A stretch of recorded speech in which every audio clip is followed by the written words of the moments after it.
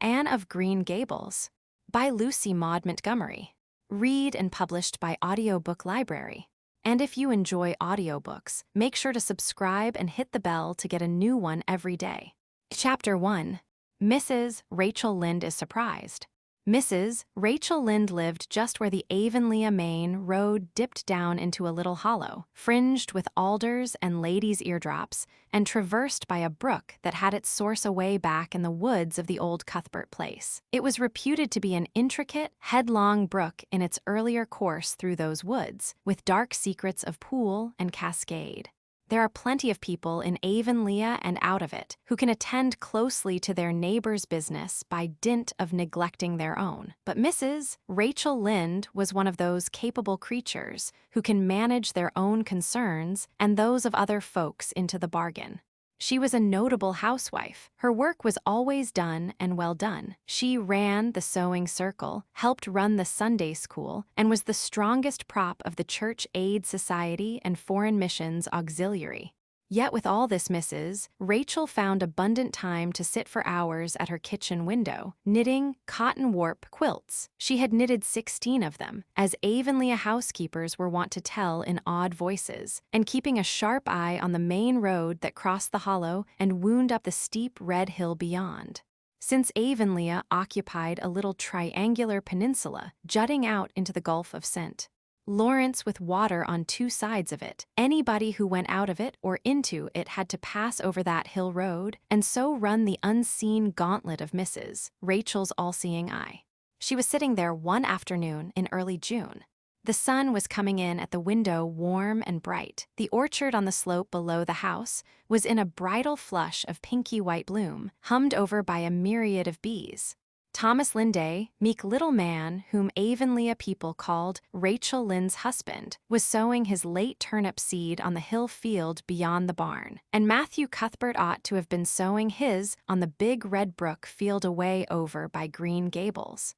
Mrs. Rachel knew that he ought because she had heard him tell Peter Morrison the evening before in William J. Blair's store over at Carmody that he meant to sow his turnip seed the next afternoon. Peter had asked him, of course, for Matthew Cuthbert had never been known to volunteer information about anything in his whole life. And yet here was Matthew Cuthbert, at 3:30 on the afternoon of a busy day, placidly driving over the hollow and up the hill. Moreover, he wore a white collar and his best suit of clothes, which was plain proof that he was going out of Avonlea, and he had the buggy and the sorrel mare, which betokened that he was going a considerable distance. Now, where was Matthew Cuthbert going, and why was he going there? Had it been any other man in Avonlea, Mrs. Rachel, deftly putting this and that together, might have given a pretty good guess as to both questions. But Matthew so rarely went from home that it must be something pressing and unusual which was taking him. He was the shyest man alive, and hated to have to go among strangers or to any place where he might have to talk. Matthew, dressed up with a white collar and driving in a buggy, was something that didn't happen often. Mrs. Rachel, ponder as she might, could make nothing of it, and her afternoon's enjoyment was spoiled. "I'll just step over to Green Gables after tea and find out from Marilla where he's gone and why," the worthy woman finally concluded. "He doesn't generally go to town this time of year, and he never visits. If he'd run out of turnip seed, he wouldn't dress up and take the buggy to go for more. He wasn't driving fast enough to be going for a doctor. Yet something must have happened since last night to start him off. I'm clean puzzled, that's what, and I won't know a minute's peace of mind or conscience until I know what has taken Matthew Cuthbert out of Avonlea today." Accordingly, after tea, Mrs. Rachel set out. She had not far to go. The big, rambling, orchard-embowered house where the Cuthberts lived was a scant quarter of a mile up the road from Lynde's Hollow. To be sure, the long lane made it a good deal further. Matthew Cuthbert's father, as shy and silent as his son after him, had got as far away as he possibly could from his fellow men without actually retreating into the woods when he founded his homestead.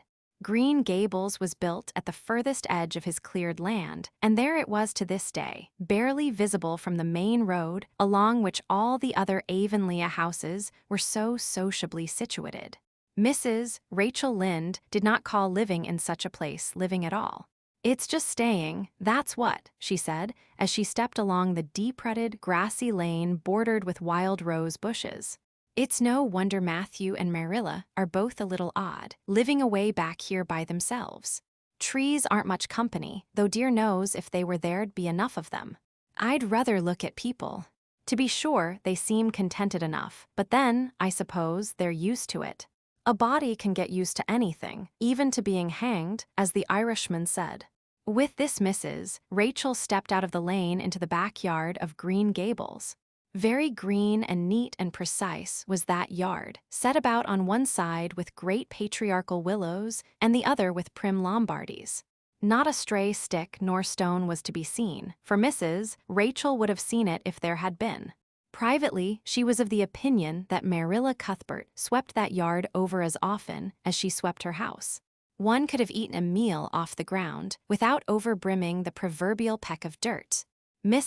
Rachel rapped smartly at the kitchen door and stepped in when bidden to do so.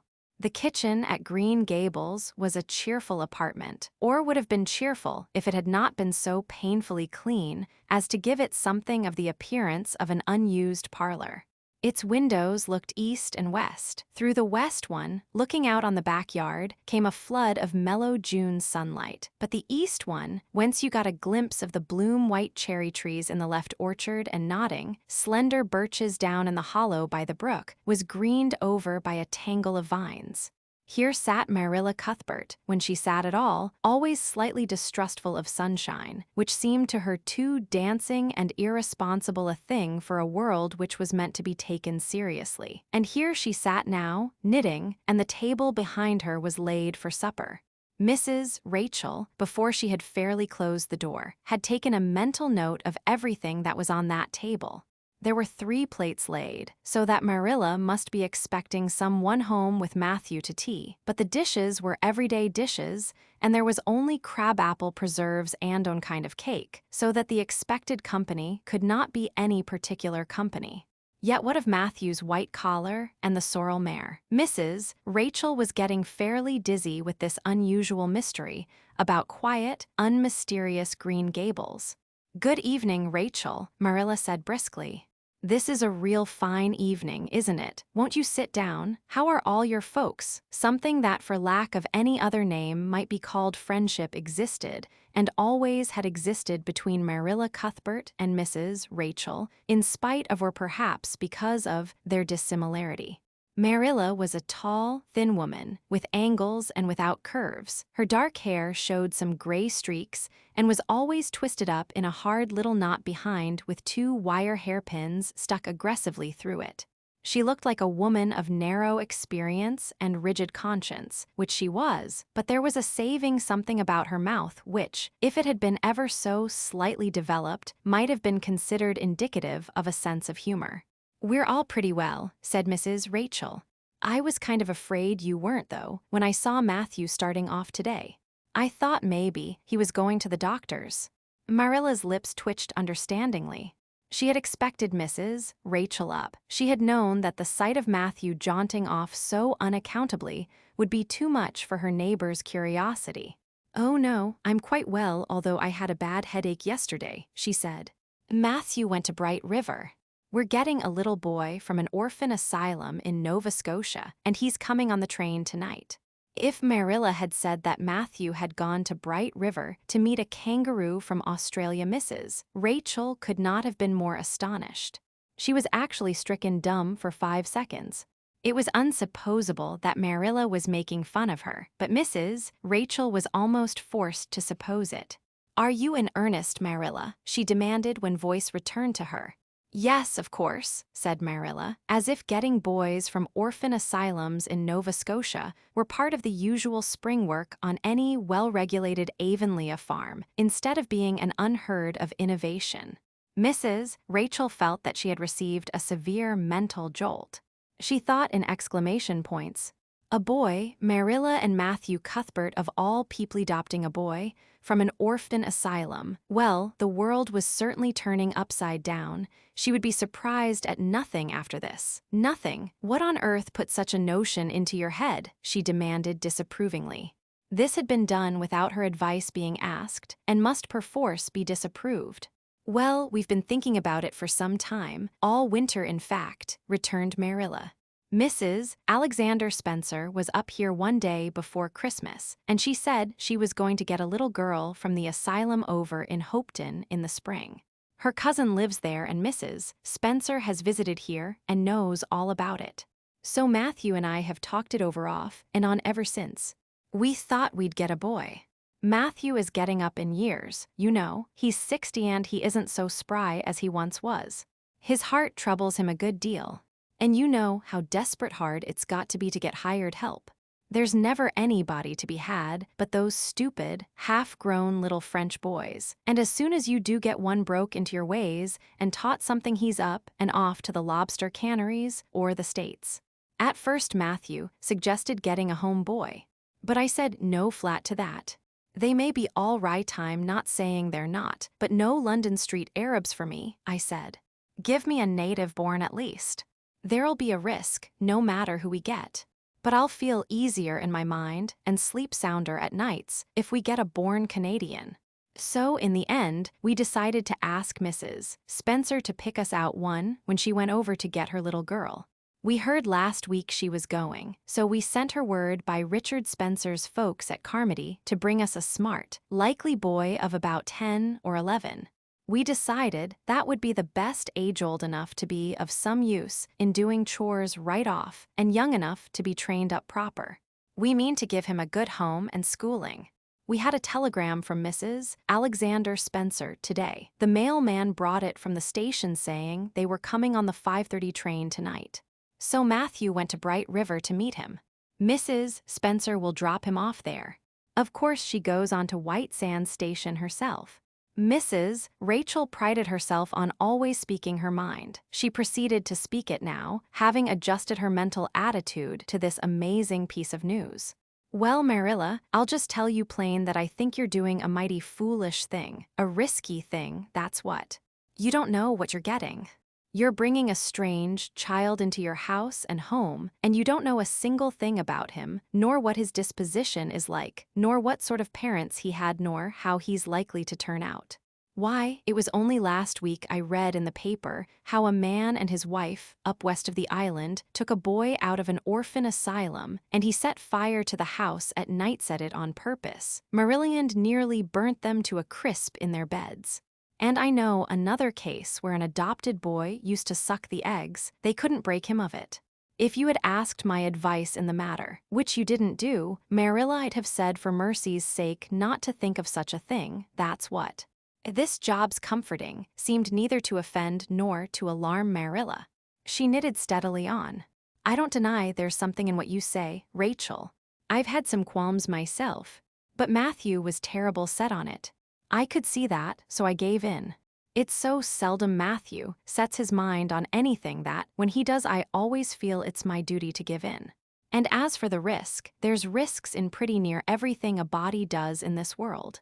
There's risks in people's having children of their own if it comes to that. They don't always turn out well. And then Nova Scotia is right close to the island. It isn't as if we were getting him from England or the States. He can't be much different from ourselves. Well, I hope it will turn out all right, said Mrs. Rachel in a tone that plainly indicated her painful doubts. Only don't say I didn't warn you if he burns Green Gables down or puts strychnine in the well. I heard of a case over in New Brunswick where an orphan asylum child did that, and the whole family died in fearful agonies. Only it was a girl in that instance. Well, we're not getting a girl, said Marilla, as if poisoning wells were a purely feminine accomplishment and not to be dreaded in the case of a boy. I'd never dream of taking a girl to bring up. I wonder at Mrs. Alexander Spencer for doing it. But there, she wouldn't shrink from adopting a whole orphan asylum if she took it into her head. Mrs. Rachel would have liked to stay until Matthew came home with his imported orphan. But reflecting that it would be a good 2 hours at least before his arrival, she concluded to go up the road to Robert Bell's and tell the news. It would certainly make a sensation second to none, and Mrs. Rachel dearly loved to make a sensation. So she took herself away, somewhat to Marilla's relief, for the latter felt her doubts and fears reviving under the influence of Mrs. Rachel's pessimism. "Well, of all things that ever were or will be," ejaculated Mrs. Rachel when she was safely out in the lane. "It does really seem as if I must be dreaming. Well, I'm sorry for that poor young one, and no mistake. Matthew and Marilla don't know anything about children, and they'll expect him to be wiser and steadier than his own grandfather, if so be's he ever had a grandfather, which is doubtful. It seems uncanny to think of a child at Green Gables somehow. There's never been one there, for Matthew and Marilla were grown up when the new house was built, if they ever were children, which is hard to believe when one looks at them. I wouldn't be in that orphan's shoes for anything. My, but I pity him, that's what."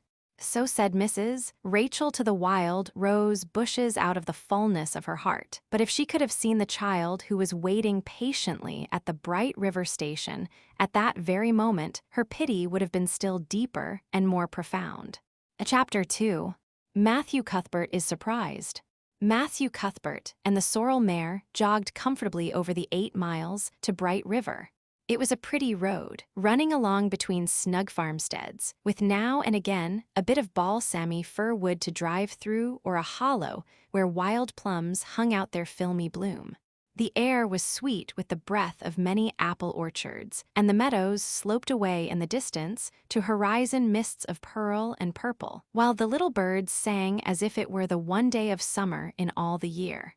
Matthew enjoyed the drive after his own fashion, except during the moments when he met women and had to nod to them, for in Prince Edward Island you are supposed to nod to all and sundry you meet on the road, whether you know them or not. Matthew dreaded all women except Marilla and Mrs. Rachel. He had an uncomfortable feeling that the mysterious creatures were secretly laughing at him. He may have been quite right in thinking so, for he was an odd-looking personage, with an ungainly figure and long iron-gray hair that touched his stooping shoulders, and a full, soft brown beard which he had worn ever since he was 20. In fact, he had looked at 20 very much as he looked at 60, lacking a little of the grayness. When he reached Bright River, there was no sign of any train. He thought he was too early, so he tied his horse in the yard of the small Bright River Hotel and went over to the station house. The long platform was almost deserted, the only living creature in sight being a girl who was sitting on a pile of shingles at the extreme end. Matthew, barely noting that it was a girl, sidled past her as quickly as possible without looking at her. Had he looked, could hardly have failed to notice the tense rigidity and expectation of her attitude and expression. She was sitting there waiting for something or somebody, and since sitting and waiting was the only thing to do just then, she sat and waited with all her might and main. Matthew encountered the station master locking up the ticket office preparatory to going home for supper, and asked him if the 5:30 train would soon be along. "The 5:30 train has been in and gone half an hour ago," answered that brisk official. "But there was a passenger dropped off for you, a little girl. She's sitting out there on the shingles. I asked her to go into the ladies' waiting room, but she informed me gravely that she preferred to stay outside. There was more scope for imagination," she said. "She's a case, I should say." "I'm not expecting a girl," said Matthew blankly. "It's a boy I've come for. He should be here. Mrs. Alexander Spencer was to bring him over from Nova Scotia for me." The station master whistled. "Guess there's some mistake," he said. "Mrs. Spencer came off the train with that girl and gave her into my charge. Said you and your sister were adopting her from an orphan asylum and that you would be along for her presently. That's all I know about it, and I haven't got any more orphans concealed hereabouts." "I don't understand," said Matthew helplessly, wishing that Marilla was at hand to cope with the situation. "Well, you'd better question the girl," said the station master carelessly. "I dare say she'll be able to explain. She's got a tongue of her own, that's certain. Maybe they were out of boys of the brand you wanted." He walked jauntily away, being hungry, and the unfortunate Matthew was left to do that which was harder for him than bearding a lion in its den, walk up to a strange girl, an orphan girl, and demand of her why she wasn't a boy. Matthew groaned in spirit as he turned about and shuffled gently down the platform towards her. She had been watching him ever since he had passed her, and she had her eyes on him now. Matthew was not looking at her and would not have seen what she was really like if he had been, but an ordinary observer would have seen this. A child of about 11, garbed in a very short, very tight, very ugly dress of yellowish-gray wincey. She wore a faded brown sailor hat, and beneath the hat, extending down her back, were 2 braids of very thick, decidedly red hair. Her face was small, white and thin, also much freckled. Her mouth was large, and so were her eyes, which looked green in some lights and moods and gray in others. So far, the ordinary observer. An extraordinary observer might have seen that the chin was very pointed and pronounced, that the big eyes were full of spirit and vivacity, that the mouth was sweet-lipped and expressive, that the forehead was broad and full. In short, our discerning extraordinary observer might have concluded that no commonplace soul inhabited the body of this stray woman-child of whom shy Matthew Cuthbert was so ludicrously afraid. Matthew, however, was spared the ordeal of speaking first, for as soon as she concluded that he was coming to her, she stood up, grasping with one thin brown hand the handle of a shabby, old-fashioned carpet-bag. The other she held out to him. "I suppose you are Mr. Matthew Cuthbert of Green Gables," she said in a peculiarly clear, sweet voice. "I'm very glad to see you. I was beginning to be afraid you weren't coming for me, and I was imagining all the things that might have happened to prevent you. I had made up my mind that if you didn't come for me, tonight, I'd go down the track to that big wild cherry tree at the bend and climb up into it to stay all night. I wouldn't be a bit afraid, and it would be lovely to sleep in a wild cherry tree all white with bloom in the moonshine, don't you think? You could imagine you were dwelling in marble halls, couldn't you? And I was quite sure you would come for me in the morning, if you didn't tonight." Matthew had taken the scrawny little hand awkwardly in his. Then and there, he decided what to do. He could not tell this child with the glowing eyes that there had been a mistake. He would take her home and let Marilla do that. She couldn't be left at Bright River anyhow, no matter what mistake had been made, so all questions and explanations might as well be deferred until he was safely back at Green Gables. "I'm sorry I was late," he said shyly. "Come along. The horse is over in the yard. Give me your bag." "Oh, I can carry it," the child responded cheerfully. "It isn't heavy. I've got all my worldly goods in it, but it isn't heavy. And if it isn't carried in just a certain way, the handle pulls out, so I'd better keep it because I know the exact knack of it. It's an extremely old carpet bag. Oh, I'm very glad you've come, even if it would have been nice to sleep in a wild cherry tree. We've got to drive a long piece, haven't we? Mrs. Spencer said it was 8 miles. I'm glad because I love driving.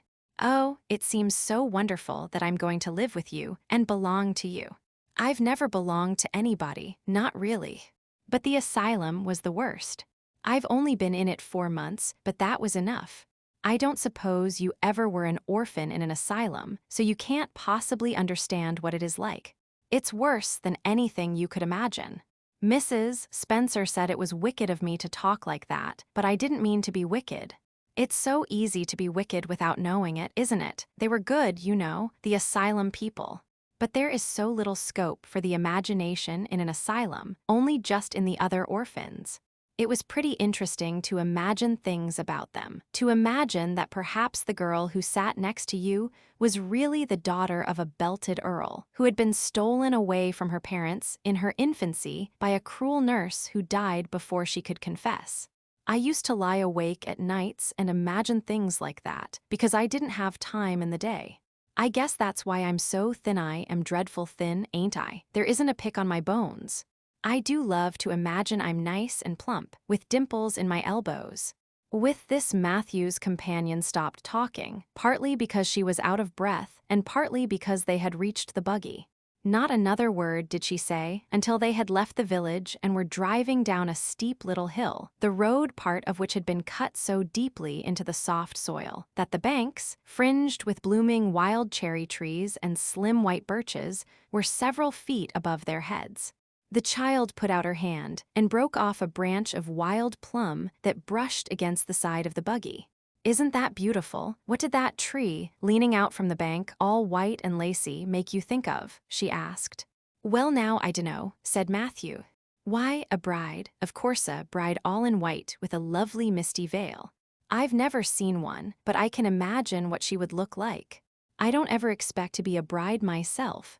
I'm so homely nobody will ever want to marry me, unless it might be a foreign missionary. I suppose a foreign missionary mightn't be very particular. But I do hope that someday I shall have a white dress. That is my highest ideal of earthly bliss. I just love pretty clothes. And I've never had a pretty dress in my life that I can remember, but of course it's all the more to look forward to, isn't it? And then I can imagine at that I'm dressed gorgeously. This morning, when I left the asylum, I felt so ashamed because I had to wear this horrid old wincey dress. All the orphans had to wear them, you know. A merchant in Hopeton, last winter, donated 300 yards of wincey to the asylum. Some people said it was because he couldn't sell it, but I'd rather believe that it was out of the kindness of his heart, wouldn't you? When we got on the train, I felt as if everybody must be looking at me and pitying me. But I just went to work and imagined that I had on the most beautiful pale blue silk dress. Because when you are imagining, you might as well imagine something worthwhile. And a big hat all flowers and nodding plumes, and a gold watch, and kid gloves and boots. I felt cheered up right away, and I enjoyed my trip to the island with all my might. I wasn't a bit sick coming over in the boat. Neither was Mrs. Spencer, although she generally is. She said she hadn't time to get sick, watching to see that I didn't fall overboard. She said she never saw the beat of me for prowling about. But if it kept her from being seasick, it's a mercy I did prowl, isn't it? And I wanted to see everything that was to be seen on that boat, because I didn't know whether I'd ever have another opportunity. Oh, there are a lot more cherry trees all in bloom. This island is the bloomiest place. I just love it already, and I'm so glad I'm going to live here. I've always heard that Prince Edward Island was the prettiest place in the world, and I used to imagine I was living here, but I never really expected I would. It's delightful when your imaginations come true, isn't it? But those red roads are so funny. When we got into the train at Charlottetown and the red roads began to flash past, I asked Mrs. Spencer what made them red, and she said she didn't know, and for pity's sake not to ask her any more questions. She said I must have asked her 1,000 already. I suppose I had too, but how you going to find out about things if you don't ask questions? And what does make the roads red? Well now, I dunno, said Matthew. Well, that is one of the things to find out sometime. Isn't it splendid to think of all the things there are to find out about? It just makes me feel glad to be alive. It's such an interesting world. It wouldn't be half so interesting if we know all about everything, would it? There'd be no scope for imagination then, would there? But am I talking too much? People are always telling me I do. Would you rather I didn't talk? If you say so, I'll stop. I can stop when I make up my mind to it, although it's difficult. Matthew, much to his own surprise, was enjoying himself. Like most quiet folks, he liked talkative people when they were willing to do the talking themselves, and did not expect him to keep up his end of it. But he had never expected to enjoy the society of a little girl. Women were bad enough in all conscience, but little girls were worse. He detested the way they had of sidling past him timidly, with sidewise glances, as if they expected him to gobble them up at a mouthful if they ventured to say a word. That was the Avonlea type of well-bred little girl. But this freckled witch was very different, and although he found it rather difficult for his slower intelligence to keep up with her brisk mental processes, he thought that he kind of liked her chatter. So he said as shyly as usual, "Oh, you can talk as much as you like. I don't mind. Oh, I'm so glad. I know you and I are going to get along together fine. It's such a relief to talk when one wants to, and not be told that children should be seen and not heard. I've had that said to me 1,000,000 times if I have once. And people laugh at me because I use big words. But if you have big ideas, you have to use big words to express them, haven't you?" "Well now, that seems reasonable," said Matthew. "Mrs. Spencer said that my tongue must be hung in the middle. But it isn't, it's firmly fastened at one end. Mrs. Spencer said your place was named Green Gables." I asked her all about it. and she said there were trees all around it. I was gladder than ever. I just love trees. And there weren't any at all about the asylum, only a few poor weeny-teeny things out in front with little whitewashed cagey things about them. They just look like orphans themselves, those trees did. It used to make me want to cry to look at them. I used to say to them, "Oh, you poor little things. If you were out in a great big woods with other trees all around you, and little mosses and junipers growing over your roots and a brook not far away and birds singing in your branches, you could grow, couldn't you? But you can't where you are. I know just exactly how you feel, little trees." I felt sorry to leave them behind this morning. You do get so attached to things like that, don't you? Is there a brook anywhere near Green Gables? I forgot to ask Mrs. Spencer that. Well now, yes, there's one right below the house. A fancy. It's always been one of my dreams to live near a brook. I never expected I would, though. Dreams don't often come true, do they? Wouldn't it be nice if they did? But just now I feel pretty nearly perfectly happy. I can't feel exactly perfectly happy because, well, what color would you call this? She twitched one of her long, glossy braids over her thin shoulder and held it up before Matthew's eyes. Matthew was not used to deciding on the tints of ladies' tresses, but in this case, there couldn't be much doubt. "It's red, ain't it?" he said. The girl let the braid drop back with a sigh that seemed to come from her very toes and to exhale forth all the sorrows of the ages. "Yes, it's red," she said resignedly. "Now you see why I can't be perfectly happy. Nobody could who has red hair. I don't mind the other things, so much the freckles and the green eyes and my skinniness. I can imagine them away. I can imagine that I have a beautiful rose-leaf complexion and lovely starry violet eyes. But I cannot imagine that red hair away.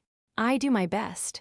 I think to myself, now my hair is a glorious black, black as the raven's wing. But all the time I know it is just plain red, and it breaks my heart. It will be my lifelong sorrow. I read of a girl once in a novel who had a lifelong sorrow, but it wasn't red hair. Her hair was pure gold, rippling back from her alabaster brow. What is an alabaster brow? I never could find out. Can you tell me? Well now, I'm afraid I can't, said Matthew, who was getting a little dizzy. He felt as he had once felt in his rash youth, when another boy had enticed him on the merry-go-round at a picnic. Well, whatever it was, it must have been something nice, because she was divinely beautiful. Have you ever imagined what it must feel like to be divinely beautiful? Well now, no, I haven't, confessed Matthew ingenuously. I have often. Which would you rather be if you had the choice divinely beautiful or dazzlingly clever or angelically good? Well now, I don't know exactly. And neither do I. I can never decide. But it doesn't make much real difference, for it isn't likely I'll ever be either. It's certain I'll never be angelically good. Mrs. Spencer says, "Oh, Mr. Cuthbert, oh, Mr. Cuthbert, oh, Mr. Cuthbert." That was not what Mrs. Spencer had said. Neither had the child tumbled out of the buggy nor had Matthew done anything astonishing. They had simply rounded a curve in the road and found themselves in the avenue. The avenue, so called by the Newbridge people, was a stretch of road 400 or 500 yards long, completely arched over with huge, wide-spreading apple trees, planted years ago by an eccentric old farmer. Overhead was one long canopy of snowy, fragrant bloom. Below the boughs, the air was full of a purple twilight, and far ahead a glimpse of painted sunset sky shone like a great rose window at the end of a cathedral aisle. Its beauty seemed to strike the child dumb. She leaned back in the buggy, her thin hands clasped before her, her face lifted rapturously to the white splendor above. Even when they had passed out and were driving down the long slope to Newbridge, she never moved or spoke. Still with rapt face, she gazed afar into the sunset west, with eyes that saw visions trooping splendidly across that glowing background. Through Newbridge, a bustling little village where dogs barked at them and small boys hooted and curious faces peered from the windows, they drove, still in silence. When 3 more miles had dropped away behind them, the child had not spoken. She could keep silence, it was evident, as energetically as she could talk. "I guess you're feeling pretty tired and hungry," Matthew ventured to say at last, accounting for her long visitation of dumbness with the only reason he could think of. But we haven't very far to go now, only another miles. She came out of her reverie with a deep sigh and looked at him with the dreamy gaze of a soul that had been wandering afar, star-led. "Oh, Mr. Cuthbert," she whispered, "that place we came through, that white place, what was it?" "Well now, you must mean the avenue," said Matthew after a few moments' profound reflection. "It is a kind of pretty place." "Pretty? Oh, pretty doesn't seem the right word to use. Nor beautiful either. They don't go far enough. Oh, it was wonderful, wonderful. It's the first thing I ever saw that couldn't be improved upon by imagination. It just satisfies me." Here she put one hand on her breast. It made a queer, funny ache, and yet it was a pleasant ache. "Did you ever have an ache like that, Mr. Cuthbert?" "Well now, I just can't recollect that I ever had. I have it lots of time, whenever I see anything royally beautiful. But they shouldn't call that lovely place the Avenue. There is no meaning in a name like that. They should call it, let me see, the White Way of Delight. Isn't that a nice, imaginative name? When I don't like the name of a place or a person, I always imagine a new one and always think of them so.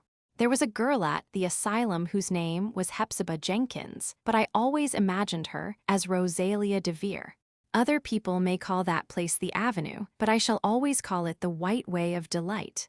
Have we really only another mile to go before we get home? I'm glad and I'm sorry. I'm sorry because this drive has been so pleasant, and I'm always sorry when pleasant things end. Something still pleasanter may come after, but you can never be sure. And it's so often the case that it isn't pleasanter. That has been my experience anyhow. But I'm glad to think of getting home. You see, I've never had a real home since I can remember. It gives me that pleasant ache again just to think of coming to a really truly home. Oh, isn't that pretty? They had driven over the crest of a hill. Below them was a pond, looking almost like a river, so long and winding was it. A bridge spanned it midway, and from there to its lower end, where an amber-hued belt of sandhills shut it in from the dark blue gulf beyond, the water was a glory of many shifting hues, the most spiritual shadings of crocus and rose and ethereal green, with other elusive tintings for which no name has ever been found. Above the bridge, the pond ran up into fringing groves of fir and maple, and lay all darkly translucent in their wavering shadows. Here and there, a wild plum leaned out from the bank, like a white-clad girl tiptoeing to her own reflection.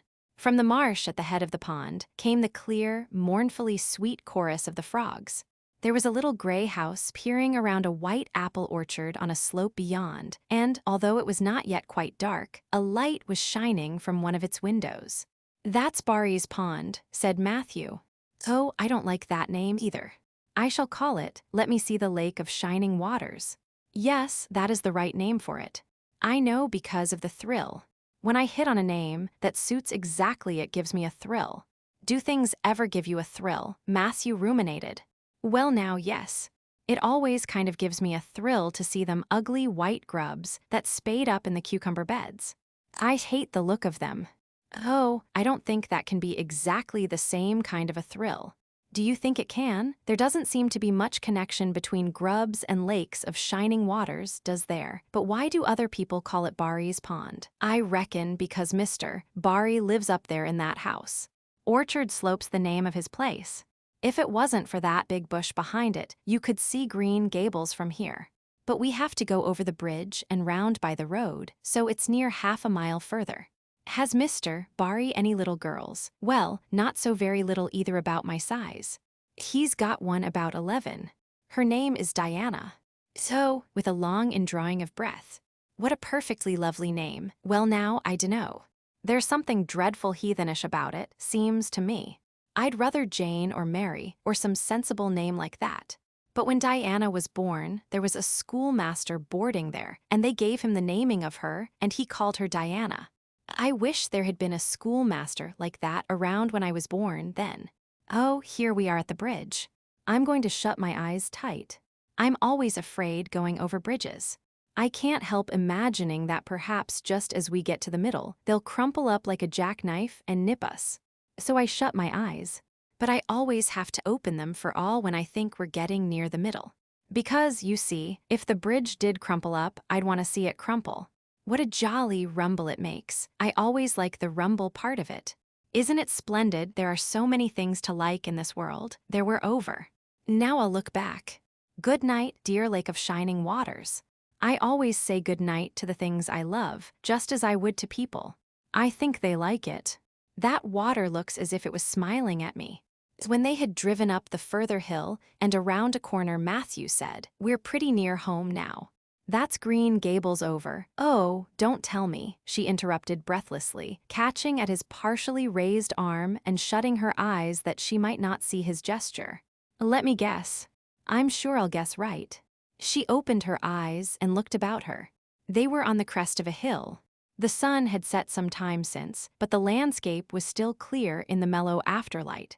To the west, a dark church spire rose up against a marigold sky. Below was a little valley, and beyond a long, gently rising slope with snug farmsteads scattered along it. From one to another the child's eyes darted, eager and wistful. At last they lingered on one away to the left, far back from the road, dimly white with blossoming trees in the twilight of the surrounding woods. Over it, in the stainless southwest sky, a great crystal-white star was shining like a lamp of guidance and promise. "That's it, isn't it?" she said, pointing. Matthew slapped the reins on the sorrel's back delightedly. "Well now, you've guessed it, but I reckon Mrs. Spencer described it so's you could tell." And no, she didn't. All she said might just as well have been about most of those other places. I hadn't any real idea what it looked like. But just as soon as I saw it, I felt it was home. Oh, it seems as if I must be in a dream. Do you know, my arm must be black and blue from the elbow up, for I've pinched myself so many times today. Every little while, a horrible sickening feeling would come over me, and I'd be so afraid it was all a dream. Then I'd pinch myself to see if it was real, until suddenly I remembered that even supposing it was only a dream, I'd better go on dreaming as long as I could, so I stopped pinching. But it is real, and we're nearly home. With a sigh of rapture, she relapsed into silence. Matthew stirred uneasily. He felt glad that it would be Marilla, and not he who would have to tell this waif of the world that the home she longed for was not to be hers after all. They drove over Lynn's Hollow, where it was already quite dark, but not so dark that Mrs. Rachel could not see them from her window vantage, and up the hill and into the long lane of Green Gables. By the time they arrived at the house, Matthew was shrinking from the approaching revelation with an energy he did not understand. It was not of Marilla or himself. He was thinking of the trouble this mistake was probably going to make for them, but of the child's disappointment. When he thought of that rapt light being quenched in her eyes, he had an uncomfortable feeling that he was going to assist at murdering something much the same feeling that came over him when he had to kill a lamb or calf or any other innocent little creature. The yard was quite dark as they turned into it, and the poplar leaves were rustling silkily all round it. "Listen to the trees talking in their sleep," she whispered, as he lifted her to the ground. What nice dreams they must have. Then, holding tightly to the carpet-bag which contained all her worldly goods, she followed him into the house. Chapter 3. Marilla Cuthbert is surprised. Marilla came briskly forward as Matthew opened the door. But when her eyes fell of the odd little figure in the stiff, ugly dress, with the long braids of red hair and the eager, luminous eyes, she stopped short in amazement. "Matthew Cuthbert, who's that?" she ejaculated. "Where is the boy?" "There wasn't any boy," said Matthew wretchedly. "There was only her." He nodded at the child, remembering that he had never even asked her name. "No boy, but there must have been a boy," insisted Marilla. "We sent word to Mrs. Spencer to bring a boy." "Well, she didn't. She brought her. I asked the station master, and I had to bring her home. She couldn't be left there, no matter where the mistake had come in." "Well, this is a pretty piece of business," ejaculated Marilla. During this dialogue, the child had remained silent, her eyes roving from one to the other, all the animation fading out of her face. Suddenly, she seemed to grasp the full meaning of what had been said. Dropping her precious carpet-bag, she sprang forward a step and clasped her hands. "You don't want me," she cried. "You don't want me because I'm not a boy. I might have expected it. Nobody ever did want me. I might have known it was all too beautiful to last. I might have known nobody really did want me. Oh, what shall I do? I'm going to burst into tears. Burst into tears she did. Sitting down on a chair by the table, flinging her arms out upon it, and burying her face in them, she proceeded to cry stormily. Marilla and Matthew looked at each other deprecatingly across the stove. Neither of them knew what to say or do. Finally, Marilla stepped lamely into the breach. Well, well, there's no need to cry so about it. Yes, there is need. The child raised her head quickly, revealing a tear-stained face and trembling lips. You would cry, too, if you were an orphan and had come to a place you thought was going to be home and found that they didn't want you because you weren't a boy. Oh, this is the most tragical thing that ever happened to me. Something like a reluctant smile, rather rusty from long disuse, mellowed Marilla's grim expression. Well, don't cry any more. We're not going to turn you out of doors tonight. You'll have to stay here until we investigate this affair. What's your name? The child hesitated for a moment. Will you please call me Cordelia? She said eagerly. Call you Cordelia? Is that your name? No, oh, it's not exactly my name, but I would love to be called Cordelia. It's such a perfectly elegant name. I don't know what on earth you mean. If Cordelia isn't your name, what is? Anne Shirley reluctantly faltered forth the owner of that name, but oh, please do call me Cordelia. It can't matter much to you what you call me if I'm only going to be here a little while, can it? And Anne is such an unromantic name. Unromantic fiddlesticks, said the unsympathetic Marilla. Anne is a real good plain sensible name. You've no need to be ashamed of it. Oh, I'm not ashamed of it, explained Anne, only I like Cordelia better. I've always imagined that my name was Cordelia, at least, I always have of late years. When I was young, I used to imagine it was Geraldine, but I like Cordelia better now. But if you call me, Anne, please call me Anne spelled with an E. What difference does it make how it's spelled? Asked Marilla with another rusty smile as she picked up the teapot. Oh, it makes such a difference. It looks so much nicer. When you hear a name pronounced, can't you always see it in your mind, just as if it was printed out? I can, and ANN looks dreadful, but ANNE looks so much more distinguished. If you'll only call me Anne spelled with an E, I shall try to reconcile myself to not being called Cordelia. Very well then, Anne spelled with an E, can you tell us how this mistake came to be made? We sent word to Mrs. Spencer to bring us a boy. Were there no boys at the asylum? Oh, yes, there was an abundance of them. But Mrs. Spencer said distinctly that you wanted a girl about 11 years old. And the matron said she thought I would do. You don't know how delighted I was. I couldn't sleep all last night for joy. Oh, she added reproachfully, turning to Matthew, why didn't you tell me at the station that you didn't want me and leave me there? If I hadn't seen the white way of delight and the lake of shining waters, it wouldn't be so hard.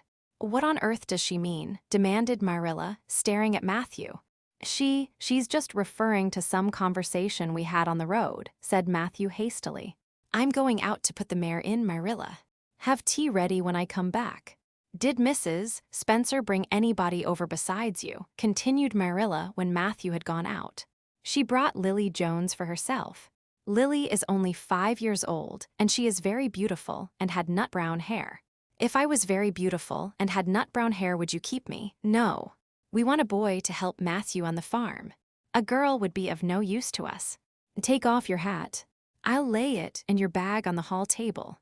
Anne took off her hat meekly. Matthew came back presently, and they sat down to supper. But Anne could not eat.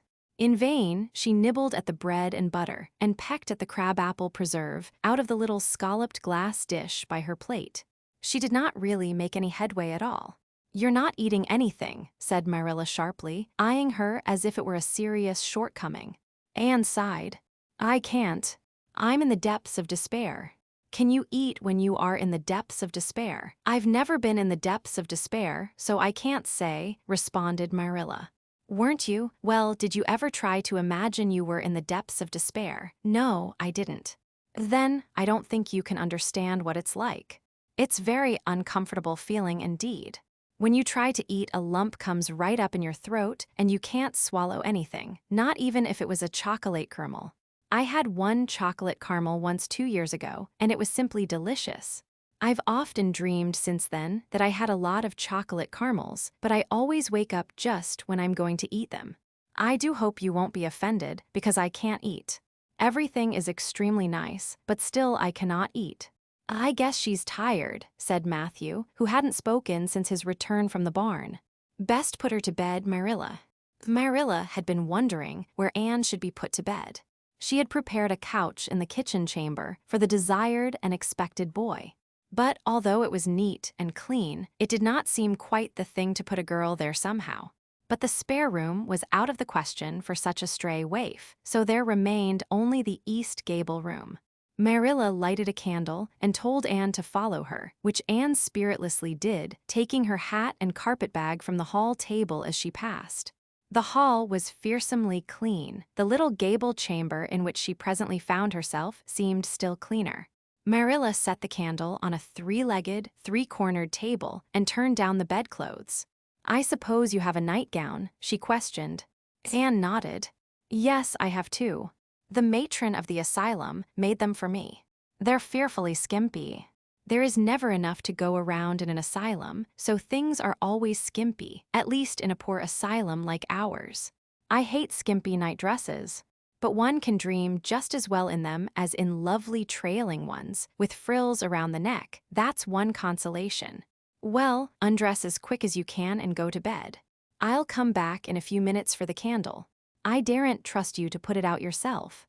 You'd likely set the place on fire. When Marilla had gone, Anne looked around her wistfully.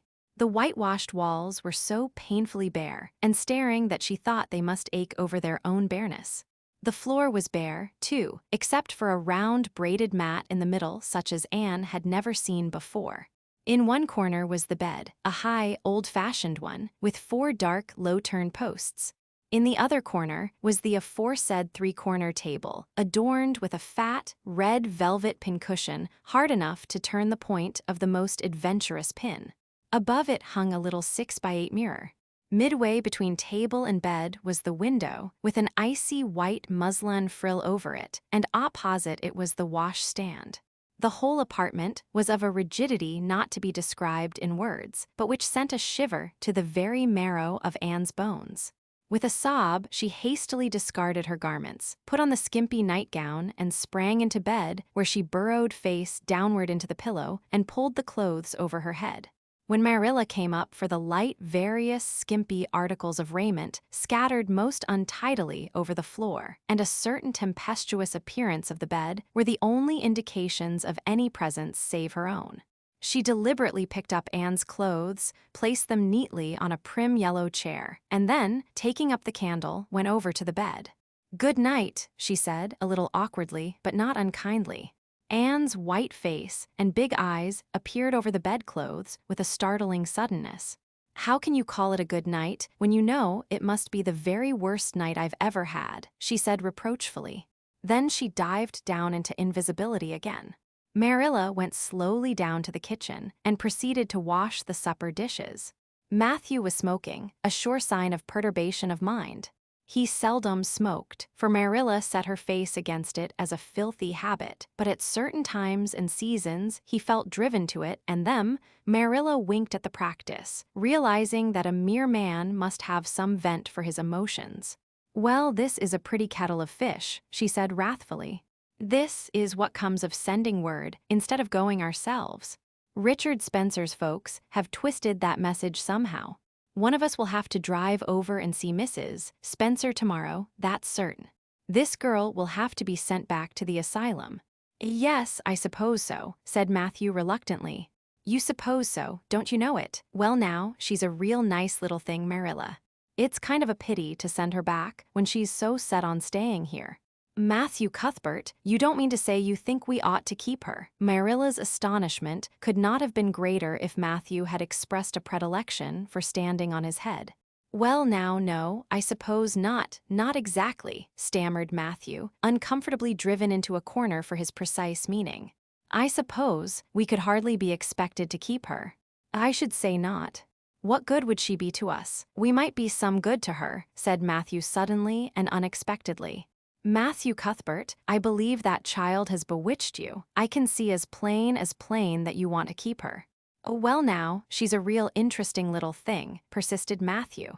"You should have heard her talk coming from the station. Oh, she can talk fast enough. I saw that at once. It's nothing in her favor either. I don't like children who have so much to say. I don't want an orphan girl, and if I did, she isn't the style I'd pick out. There's something I don't understand about her. No, she's got to be dispatched straightway back to where she came from."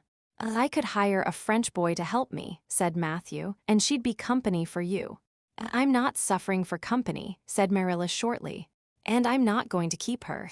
"Well now, it's just as you say, of course, Marilla," said Matthew, rising and putting his pipe away. "I'm going to bed." To bed went Matthew.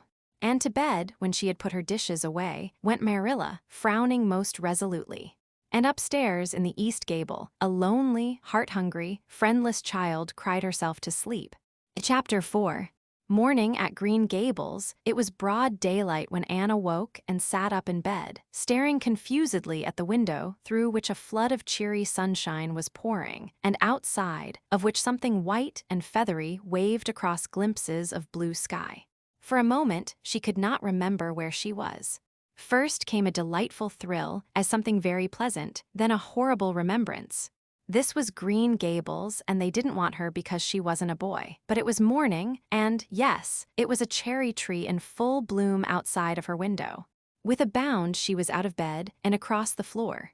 She pushed up the sash. It went up stiffly and creakily, as if it hadn't been opened for a long time, which was the case, and it stuck so tight that nothing was needed to hold it up.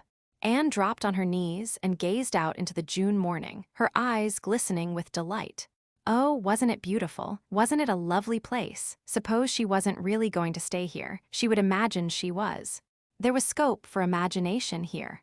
A huge cherry tree grew outside, so close that its boughs tapped against the house, and it was so thick-set with blossoms that hardly a leaf was to be seen. On both sides of the house was a big orchard, one of apple trees and one of cherry trees, also showered over with blossoms, and their grass was all sprinkled with dandelions. In the garden below were lilac trees purple with flowers, and their dizzily sweet fragrance drifted up to the window on the morning wind. Below the garden, a green field lush with clover sloped down to the hollow where the brook ran and where scores of white birches grew, upspringing airily out of an undergrowth suggestive of delightful possibilities in ferns and mosses and woodsy things generally. Beyond it was a hill, green and feathery with spruce and fir. There was a gap in it where the gray gable end of the little house she had seen from the other side of the lake of shining waters was visible. Off to the left were the big barns, and beyond them, away down over green, low-sloping fields, was a sparkling blue glimpse of sea. Anne's beauty-loving eyes lingered on it all, taking everything greedily in. She had looked on so many unlovely places in her life, poor child, but this was as lovely as anything she had ever dreamed. She knelt there, lost to everything but the loveliness around her, until she was startled by a hand on her shoulder. Marilla had come in unheard by the small dreamer. "It's time you were dressed," she said curtly. Marilla really did not know how to talk to the child, and her uncomfortable ignorance made her crisp and curt when she did not mean to be. Anne stood up and drew a long breath. "Oh, isn't it wonderful?" she said, waving her hand comprehensively at the good world outside. "It's a big tree," said Marilla, "and it blooms great, but the fruit don't amount to much, never, small and wormy." "Oh, I don't mean just the tree. Of course it's lovely. Yes, it's radiantly lovely. It blooms as if it meant it. But I meant everything, the garden and the orchard and the brook and the woods, the whole big dear world. Don't you feel as if you just loved the world on a morning like this? And I can hear the brook laughing all the way up here. Have you ever noticed what cheerful things brooks are? They're always laughing. Even in wintertime, I've heard them under the ice. I'm so glad there's a brook near Green Gables. Perhaps you think it doesn't make any difference to me when you're not going to keep me, but it does. I shall always like to remember that there is a brook at Green Gables, even if I never see it again. If there wasn't a brook, I'd be haunted by the uncomfortable feeling that there ought to be one. I'm not in the depths of despair this morning. I never can be in the morning. Isn't it a splendid thing that there are mornings? But I feel very sad. I've just been imagining that it was really me you wanted after all, and that I was to stay here forever and ever. It was a great comfort while it lasted. But the worst of imagining things is that the time comes when you have to stop, and that hurts. You'd better get dressed and come downstairs and never mind your imaginings, said Marilla as soon as she could get a word in edgewise. Breakfast is waiting. Wash your face and comb your hair. Leave the window up and turn your bedclothes back over the foot of the bed. Be as smart as you can. Anne could evidently be smart to some purpose, for she was downstairs in 10 minutes' time, with her clothes neatly on, her hair brushed and braided, her face washed, and a comfortable consciousness pervading her soul that she had fulfilled all Marilla's requirements. As a matter of fact, however, she had forgotten to turn back the bedclothes. "I'm pretty hungry this morning," she announced as she slipped into the chair Marilla placed for her. "The world doesn't seem such a howling wilderness as it did last night. I'm so glad it's a sunshiny morning. But I like rainy mornings real well, too. All sorts of mornings are interesting, don't you think? You don't know what's going to happen through the day, and there's so much scope for imagination. But I'm glad it's not rainy today, because it's easier to be cheerful and bear up under affliction on a sunshiny day. I feel that I have a good deal to bear up under. It's all very well to read about sorrows and imagine yourself living through them heroically, but it's not so nice when you really come to have them, is it? For pity's sake, hold your tongue," said Marilla. "You talk entirely too much for a little girl." Thereupon, Anne held her tongue so obediently and thoroughly that her continued silence made Marilla rather nervous, as if in the presence of something not exactly natural. Matthew also held his tongue, but this was natural, so that the meal was a very silent one. As it progressed, Anne became more and more abstracted, eating mechanically, with her big eyes fixed unswervingly and unseeingly on the sky outside the window. This made Marilla more nervous than ever. She had an uncomfortable feeling that while this odd child's body might be there at the table, her spirit was far away in some remote airy cloudland, borne aloft on the wings of imagination. Who would want such a child about the place? Yet Matthew wished to keep her, of all unaccountable things. Marilla felt that he wanted it just as much this morning as he had the night before, and that he would go on wanting it. That was Matthew's way, take a whim into his head and cling to it with the most amazing silent persistency, a persistency 10 times more potent and effectual in its very silence than if he had talked it out. When the meal was ended, Anne came out of her reverie and offered to wash the dishes. "Can you wash dishes right?" asked Marilla distrustfully. "Pretty well. I'm better at looking after children, though. I've had so much experience at that. It's such a pity you haven't any here for me to look after. I don't feel as if I wanted any more children to look after than I've got at present. You're problem enough in all conscience. What's to be done with you I don't know. Matthew is a most ridiculous man." "I think he's lovely," said Anne reproachfully.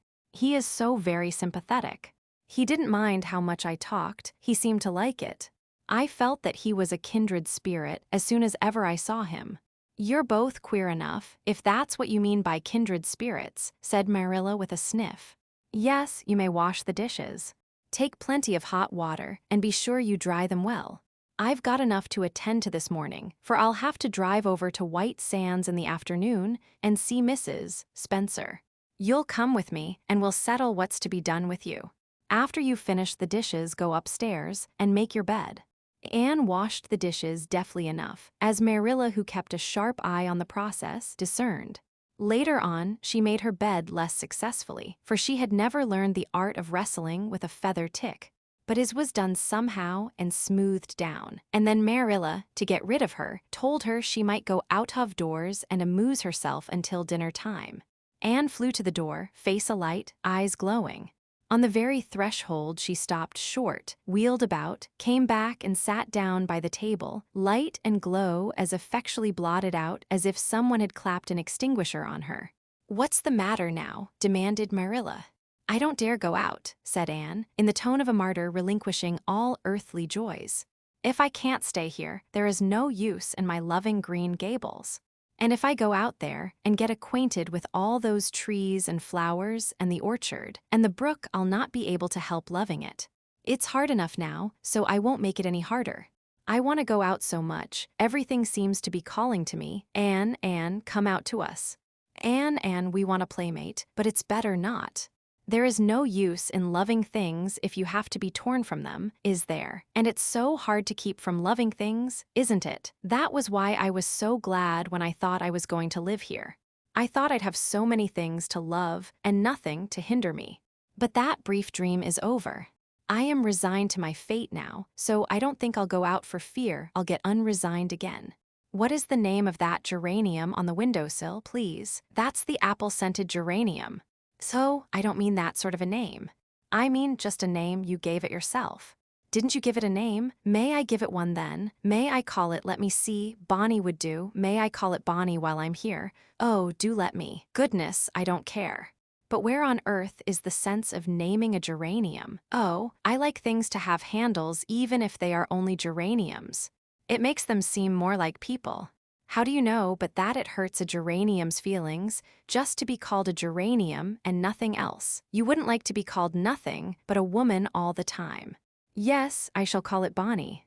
I named that cherry tree outside my bedroom window this morning. I called it Snow Queen because it was so white. Of course, it won't always be in blossom, but one can imagine that it is, can't one? I never in all my life say or heard anything to equal her, muttered Marilla, beating a retreat down to the cellar after potatoes. She is kind of interesting, as Matthew says. I can feel already that I'm wondering what on earth she'll say next. She'll be casting a spell over me, too. She's cast it over Matthew. That look he gave me when he went out said everything he said or hinted last night over again. I wish he was like other men and would talk things out. A body could answer back then and argue him into reason. But what's to be done with a man who just looks? Anne had relapsed into reverie, with her chin in her hands and her eyes on the sky, when Marilla returned from her cellar pilgrimage. There Marilla left her until the early dinner was on the table. I suppose I can have the mare and buggy this afternoon, Matthew, said Marilla. Matthew nodded and looked wistfully at Anne. Marilla intercepted the look and said grimly, I'm going to drive over to White Sands and settle this thing. I'll take Anne with me and Mrs. Spencer will probably make arrangements to send her back to Nova Scotia at once. I'll set your tea out for you, and I'll be home in time to milk the cows. Still Matthew said nothing, and Marilla had a sense of having wasted words and breath. There is nothing more aggravating than a man who won't talk back, unless it is a woman who won't. Matthew hitched the sorrel into the buggy in due time, and Marilla and Anne set off. Matthew opened the yard gate for them, and as they drove slowly through, he said, to nobody in particular as it seemed, Little Jerry Butte from the creek was here this morning, and I told him I guessed I'd hire him for the summer. Marilla made no reply, but she hit the unlucky sorrel such a vicious clip with the whip that the fat mare, unused to such treatment, whizzed indignantly down the lane at an alarming pace. Marilla looked back once as the buggy bounced along and saw that aggravating Matthew leaning over the gate, looking wistfully after them. Chapter 5. Anne's History. Do you know, said Anne confidentially, I've made up my mind to enjoy this drive. It's been my experience that you can nearly always enjoy things if you make up your mind firmly that you will. Of course, you must make it up firmly. I am not going to think about going back to the asylum while we're having our drive. I'm just going to think about the drive. Oh, look, there's one little early wild rose out. Isn't it lovely? Don't you think it must be glad to be a rose? Wouldn't it be nice if roses could talk? I'm sure they could tell us such lovely things. And isn't pink the most bewitching color in the world? I love it, but I can't wear it. Red-headed people can't wear pink, not even in imagination. Did you ever know of anybody whose hair was red when she was young, but got to be another color when she grew up? No, I don't know as I ever did, said Marilla mercilessly, and I shouldn't think it likely to happen in your case either. Anne sighed. Well, that is another hope gone. My life is a perfect graveyard of buried hopes. That's a sentence I read in a book once, and I say it over to comfort myself whenever I'm disappointed in anything. I don't see where the comforting comes in myself, said Marilla. Why? Because it sounds so nice and romantic, just as if I were a heroine in a book, you know. I am so fond of romantic things, and a graveyard full of buried hopes is about as romantic a thing as one can imagine, isn't it? I'm rather glad I have one. Are we going across the lake of shining waters today? We're not going over Barry's pond, if that's what you mean by your lake of shining waters. We're going by the shore road. A shore road sounds nice, said Anne dreamily. Is it as nice as it sounds? Just when you said shore road, I saw it in a picture in my mind as quick as that. And White Sands is a pretty name, too, but I don't like it as well as Avonlea. Avonlea is a lovely name. It just sounds like music. How far is it to White Sands? It's 5 miles, and as you're evidently bent on talking, you might as well talk to some purpose by telling me what you know about yourself. So, what I know about myself isn't really worth telling, said Anne eagerly. If you'll only let me tell you what I imagine about myself, you'll think it ever so much more interesting.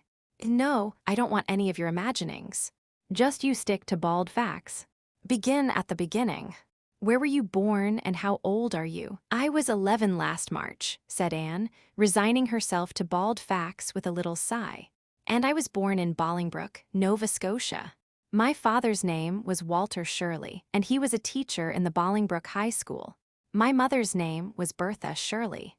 Aren't Walter and Bertha lovely names? I'm so glad my parents had nice names.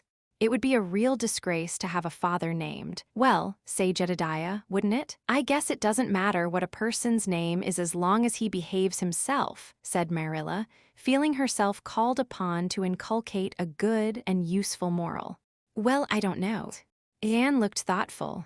I read in a book once that a rose by any other name would smell as sweet, but I've never been able to believe it.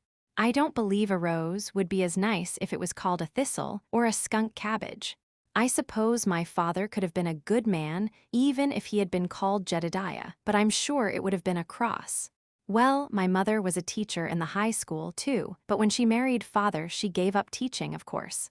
A husband was enough responsibility. Mrs. Thomas said that they were a pair of babies and as poor as church mice. They went to live in a weeny-teeny little yellow house in Bolingbroke. I've never seen that house, but I've imagined it thousands of times. I think it must have had honeysuckle over the parlor window, and lilacs in the front yard, and lilies of the valley just inside the gate. Yes, and muslin curtains in all the windows. Muslin curtains give a house such an air. I was born in that house. Mrs. Thomas said I was the homeliest baby she ever saw. I was so scrawny and tiny and nothing but eyes, but that mother thought I was perfectly beautiful. I should think a mother would be a better judge than a poor woman who came in to scrub, wouldn't you? I'm glad she was satisfied with me anyhow. I would feel so sad if I thought I was a disappointment to her, because she didn't live very long after that, you see. She died of fever when I was just 3 months old. I do wish she'd lived long enough for me to remember calling her mother. I think it would be so sweet to say, Mother, don't you? And father died 4 days afterwards from fever too. That left me an orphan and folks were at their wits' end, so Mrs. Thomas said, what to do with me. You see, nobody wanted me even then. It seems to be my fate. Father and mother had both come from places far away, and it was well known they hadn't any relatives living. Finally, Mrs. Thomas said she'd take me, though she was poor and had a drunken husband. She brought me up by hand. Do you know if there is anything in being brought up by hand that ought to make people who are brought up that way better than other people? Because whenever I was naughty, Mrs. Thomas would ask me how I could be such a bad girl when she had brought me up by hand, reproachful-like. Mr. and Mrs. Thomas moved away from Bolingbroke to Marysville, and I lived with them until I was 8 years old. I helped look after the Thomas children. There were 4 of them younger than me, and I can tell you they took a lot of looking after. Then Mr. Thomas was killed falling under a train, and his mother offered to take Mrs. Thomas and the children, but she didn't want me. Mrs. Thomas was at her wits' end, so she said, what to do with me. Then Mrs. Hammond from up the river came down and said she'd take me, seeing I was handy with children, and I went up the river to live with her in a little clearing among the stumps. It was a very lonesome place. I'm sure I could never have lived there if I hadn't had an imagination. Mr. Hammond worked a little sawmill up there, and Mrs. Hammond had 8 children. She had twins 3 times. I like babies in moderation, but twins 3 times in succession is too much. I told Mrs. Hammond so firmly when the last pair came. I used to get so dreadfully tired carrying them about. I lived up river with Mrs. Hammond over 2 years, and then Mr. Hammond died and Mrs. Hammond broke up housekeeping. She divided her children among her relatives and went to the States. I had to go to the asylum at Hopeton because nobody would take me. They didn't want me at the asylum, either. They said they were overcrowded as it was. But they had to take me, and I was there 4 months until Mrs. Spencer came. Anne finished up with another sigh, of relief this time. Evidently, she did not like talking about her experiences in a world that had not wanted her. "Did you ever go to school?" demanded Marilla, turning the sorrel mare down the shore road. "Not a great deal. I went a little the last year I stayed with Mrs. Thomas. When I went up river, we were so far from a school that I couldn't walk it in winter, and there was a vacation in summer, so I could only go in the spring and fall. But of course I went while I was at the asylum.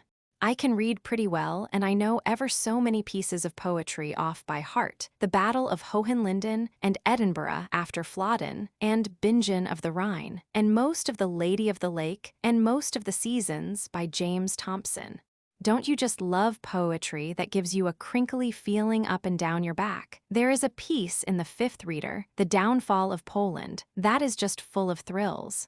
Of course, I wasn't in the Fifth Reader, I was only in the Fourth, but the big girls used to lend me theirs to read."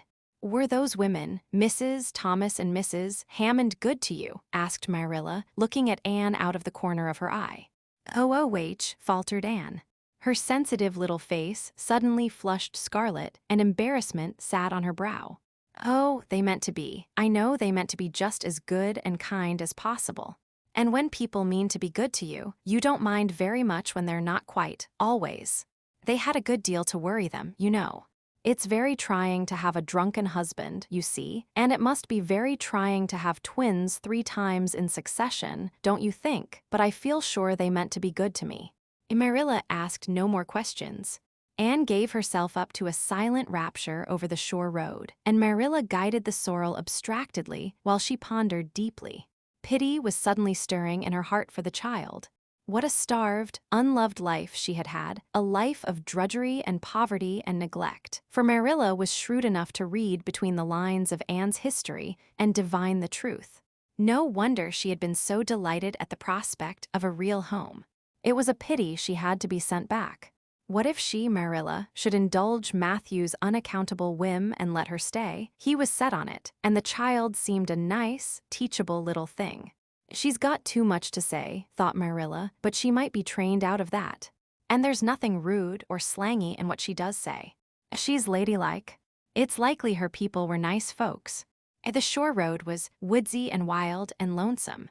On the right hand, scrub firs, their spirits quite unbroken by long years of tussle with the gulf winds, grew thickly. On the left were the steep red sandstone cliffs, so near the track in places that a mare of less steadiness than the sorrel might have tried the nerves of the people behind her. Down at the base of the cliffs were heaps of surf-worn rocks or little sandy coves inlaid with pebbles as with ocean jewels. Beyond lay the sea, shimmering and blue, and over it soared the gulls, their pinions flashing silvery in the sunlight. "Isn't the sea wonderful?" said Anne, rousing from a long, wide-eyed silence. "Once, when I lived in Marysville, Mr. Thomas hired an express wagon and took us all to spend the day at the shore 10 miles away. I enjoyed every moment of that day, even if I had to look after the children all the time.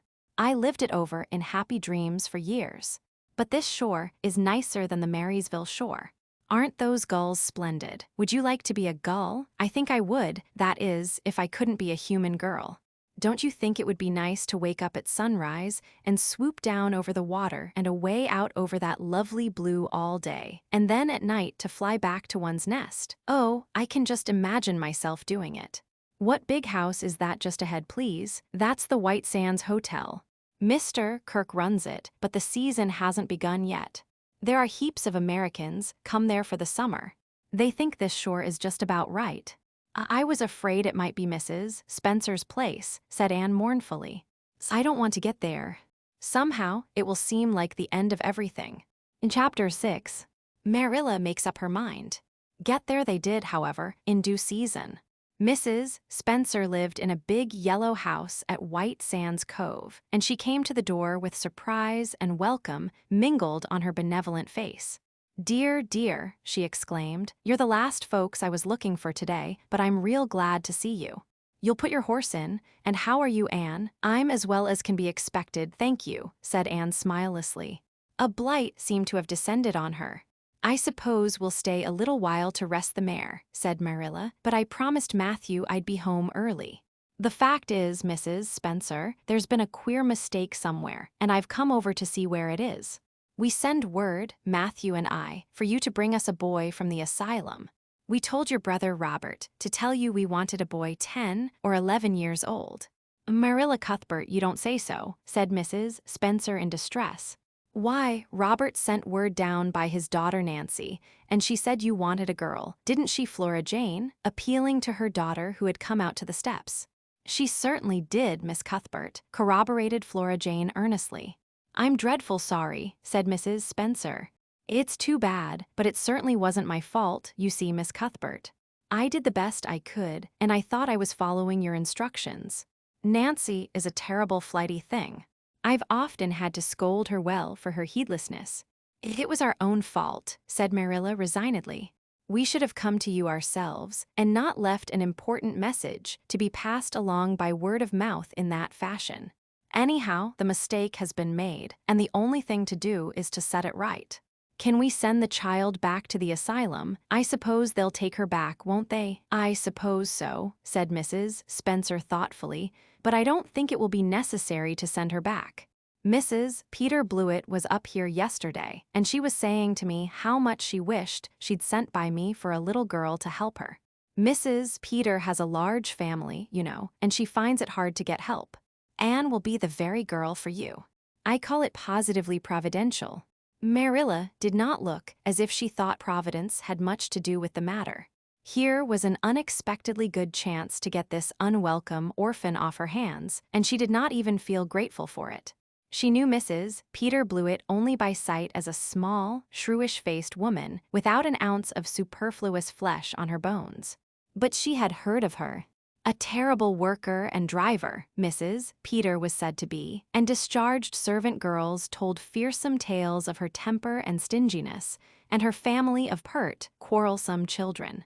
Marilla felt a qualm of conscience at the thought of handing Anne over to her tender mercies. "Well, I'll go in and we'll talk the matter over," she said. "And if there isn't Mrs. Peter coming up the lane this blessed minute," exclaimed Mrs. Spencer, bustling her guests through the hall into the parlor, where a deadly chill struck on them as if the air had been strained so long through dark green, closely drawn blinds that it had lost every particle of warmth it had ever possessed. "That is real lucky, for we can settle the matter right away. Take the armchair, Miss Cuthbert. Anne, you sit here on the ottoman and don't wiggle. Let me take your hats. Flora Jane, go out and put the kettle on. Good afternoon, Mrs. Blewett. We were just saying how fortunate it was you happened along. Let me introduce you two ladies. Mrs. Blewett, Miss Cuthbert. Please excuse me for just a moment. I forgot to tell Flora Jane to take the buns out of the oven." Mrs. Spencer whisked away after pulling up the blinds. Anne, sitting mutely on the ottoman, with her hands clasped tightly in her lap, stared at Mrs. Blewett as one fascinated. Was she to be given into the keeping of this sharp-faced, sharp-eyed woman? She felt a lump coming up in her throat, and her eyes smarted painfully. She was beginning to be afraid she couldn't keep the tears back when Mrs. Spencer returned, flushed and beaming, quite capable of taking any and every difficulty, physical, mental, or spiritual, into consideration and settling it out of hand. "It seems there's been a mistake about this little girl, Mrs. Blewett," she said. "I was under the impression that Mr. and Miss Cuthbert wanted a little girl to adopt. I was certainly told so, but it seems it was a boy they wanted. So if you're still of the same mind you were yesterday, I think she'll be just the thing for you." Mrs. Blewett darted her eyes over Anne from head to foot. "How old are you and what's your name?" she demanded. Anne Shirley, faltered the shrinking child, not daring to make any stipulations regarding the spelling thereof, and I'm 11 years old. Humph, you don't look as if there was much to you. But you're wiry. I don't know, but the wiry ones are the best after all. Well, if I take you, you'll have to be a good girl, you know, good and smart and respectful. I'll expect you to earn your keep, and no mistake about that. Yes, I suppose I might as well take her off your hands, Miss Cuthbert. The baby's awful fractious, and I'm clean worn out attending to him. If you like, I can take her right home now. Marilla looked at Anne and softened at sight of the child's pale face with its look of mute misery, the misery of a helpless little creature who finds itself once more caught in the trap from which it had escaped. Marilla felt an uncomfortable conviction that, if she denied the appeal of that look, it would haunt her to her dying day. Moreover, she did not fancy Mrs. Blewett. To hand a sensitive, high-strung child over to such a woman, no, she could not take the responsibility of doing that. Well, I don't know, she said slowly. I didn't say that Matthew and I had absolutely decided that we wouldn't keep her. In fact, I may say that Matthew is disposed to keep her. I just came over to find out how the mistake had occurred. I think I'd better take her home again and talk it over with Matthew. I feel that I oughtn't to decide on anything without consulting him. If we make up our mind not to keep her, we'll bring or send her over to you tomorrow night. If we don't, you may know that she is going to stay with us. Will that suit you, Mrs. Blewett? I suppose it'll have to, said Mrs. Blewett ungraciously. During Marilla's speech, a sunrise had been dawning on Anne's face. First the look of despair faded out, then came a faint flush of hope. Her eyes grew deep and bright as morning stars. The child was quite transfigured, and a moment later, when Mrs. Spencer and Mrs. Blewett went out in quest of a recipe the latter had come to borrow, she sprang up and flew across the room to Marilla. "Oh, Miss Cuthbert, did you really say that perhaps you would let me stay at Green Gables?" she said, in a breathless whisper, as if speaking aloud might shatter the glorious possibility. "Did you really say it, or did I only imagine that you did? I think you'd better learn to control that imagination of yours, Anne, if you can't distinguish between what is real and what isn't," said Marilla crossly. "Yes, you did hear me say just that and no more. It isn't decided yet, and perhaps we will conclude to let Mrs. Blewett take you after all. She certainly needs you much more than I do." "I'd rather go back to the asylum than go to live with her," said Anne passionately. "She looks exactly like a gimlet." Marilla smothered a smile under the conviction that Anne must be reproved for such a speech. "A little girl like you should be ashamed of talking so about a lady and a stranger," she said severely. "Go back and sit down quietly and hold your tongue and behave as a good girl should." "I'll try to do and be anything you want me, if you'll only keep me," said Anne, returning meekly to her ottoman. When they arrived back at Green Gables, that evening Matthew met them in the lane. Marilla from afar had noted him prowling along it and guessed his motive. She was prepared for the relief she read in his face when he saw that she had at least brought Anne back with her. But she said nothing, to him, relative to the affair, until they were both out in the yard behind the barn milking the cows. Then she briefly told him Anne's history and the result of the interview with Mrs. Spencer.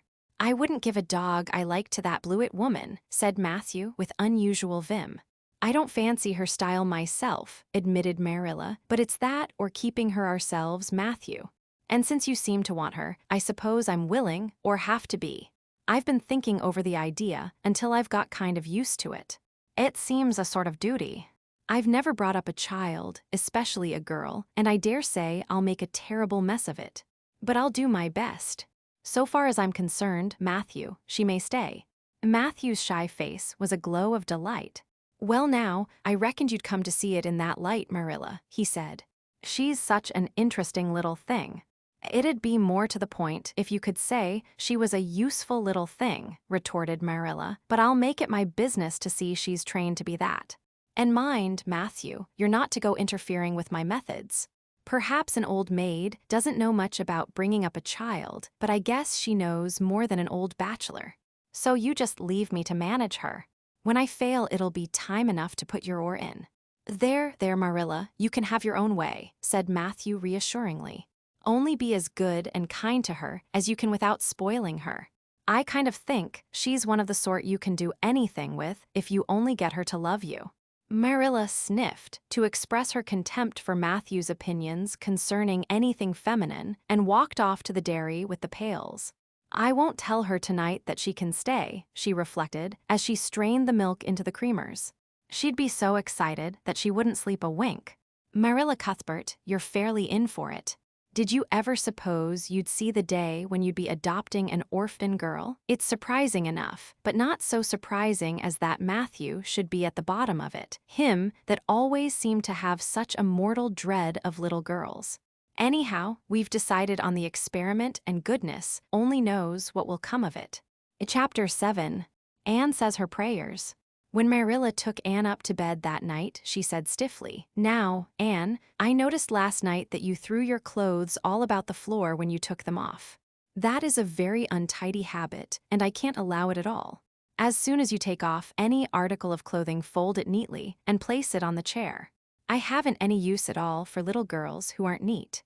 "I was so harrowed up in my mind last night that I didn't think about my clothes at all," said Anne.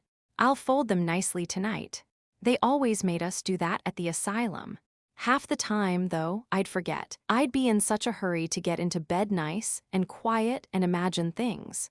"You'll have to remember a little better if you stay here," admonished Marilla. "There, that looks something like. Say your prayers now and get into bed." "I never say any prayers," announced Anne. Marilla looked horrified astonishment.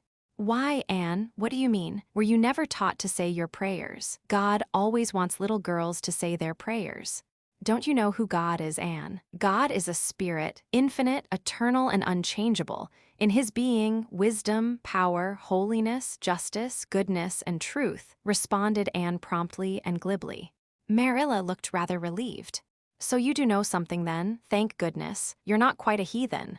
"Where did you learn that?" "Oh, at the asylum Sunday school. They made us learn the whole catechism. I liked it pretty well. There's something splendid about some of the words. Infinite, eternal, and unchangeable. Isn't that grand? It has such arrel to it, just like a big organ playing. You couldn't quite call it poetry, I suppose, but it sounds a lot like it, doesn't it?" "We're not talking about poetry, Anne. We are talking about saying your prayers. Don't you know it's a terrible, wicked thing not to say your prayers every night? I'm afraid you are a very bad little girl." "You'd find it easier to be bad than good if you had red hair," said Anne reproachfully. "People who haven't red hair don't know what trouble is. Mrs. Thomas told me that God made my hair red on purpose, and I've never cared about him since. And anyhow, I'd always be too tired at night to bother saying prayers. People who have to look after twins can't be expected to say their prayers." Now, do you honestly think they can? Marilla decided that Anne's religious training must be begun at once. Plainly, there was no time to be lost. "You must say your prayers while you are under my roof, Anne." "Why, of course, if you want me to," assented Anne cheerfully. "I'd do anything to oblige you. But you'll have to tell me what to say for this once. After I get into bed, I'll imagine out a real nice prayer to say always. I believe that it will be quite interesting, now that I come to think of it." "You must kneel down," said Marilla in embarrassment. Anne knelt at Marilla's knee and looked up gravely. "Why must people kneel down to pray? If I really wanted to pray, I'll tell you what I'd do. I'd go out into a great big field all alone or into the deep, deep woods, and I'd look up into the sky, up, up, up, into that lovely blue sky that looks as if there was no end to its blueness. And then I'd just feel a prayer." "Well, I'm ready. What am I to say?" Marilla felt more embarrassed than ever. She had intended to teach Anne the childish classic, "Now I lay me down to sleep." But she had, as I have told you, the glimmerings of a sense of humor, which is simply another name for a sense of fitness of things, and it suddenly occurred to her that that simple little prayer, sacred to white-robed childhood lisping at motherly knees, was entirely unsuited to this freckled witch of a girl who knew and cared nothing 'bout God's love, since she had never had it translated to her through the medium of human love. "You're old enough to pray for yourself, Anne," she said finally. "Just thank God for your blessings and ask him humbly for the things you want." "Well, I'll do my best," promised Anne, burying her face in Marilla's lap. Gracious Heavenly Father, that's the way the ministers say it in church, so I suppose it's all right in private prayer, isn't it? She interjected, lifting her head for a moment.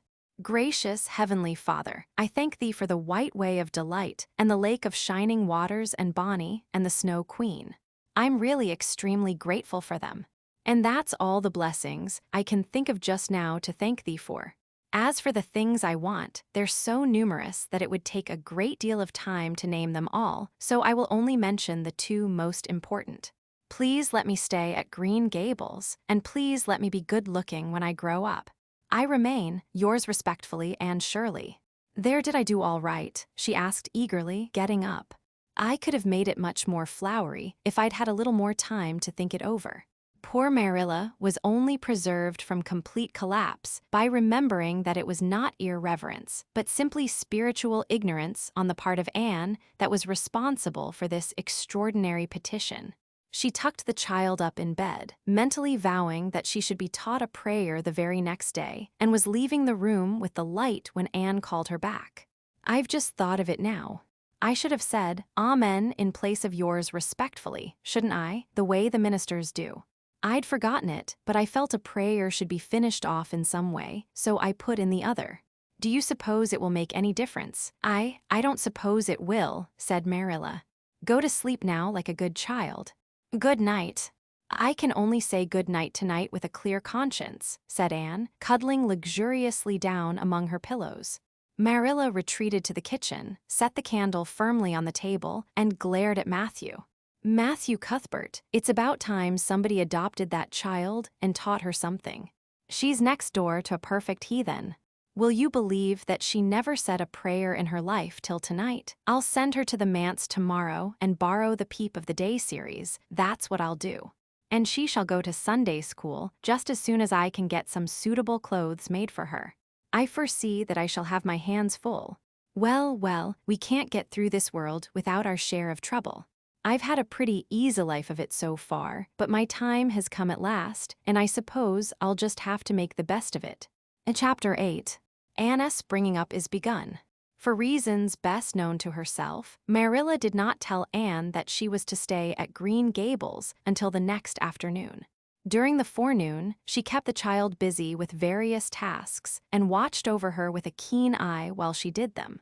By noon, she had concluded that Anne was smart and obedient, willing to work and quick to learn. Her most serious shortcoming seemed to be a tendency to fall into daydreams in the middle of a task and forget all about it until such time as she was sharply recalled to earth by a reprimand or a catastrophe. When Anne had finished washing the dinner dishes, she suddenly confronted Marilla with the air and expression of one desperately determined to learn the worst. Her thin little body trembled from head to foot, her face flushed, and her eyes dilated until they were almost black. She clasped her hands tightly and said in an imploring voice, "Oh, please, Miss Cuthbert, won't you tell me if you are going to send me away or not? I've tried to be patient all the morning, but I really feel that I cannot bear not knowing any longer. It's a dreadful feeling. Please tell me." "You haven't scalded the dishcloth in clean hot water, as I told you to do," said Marilla immovably. "Just go and do it before you ask any more questions, Anne." Anne went and attended to the dishcloth. Then she returned to Marilla and fastened imploring eyes of the latter's face. "Well," said Marilla, unable to find any excuse for deferring her explanation longer, "I suppose I might as well tell you.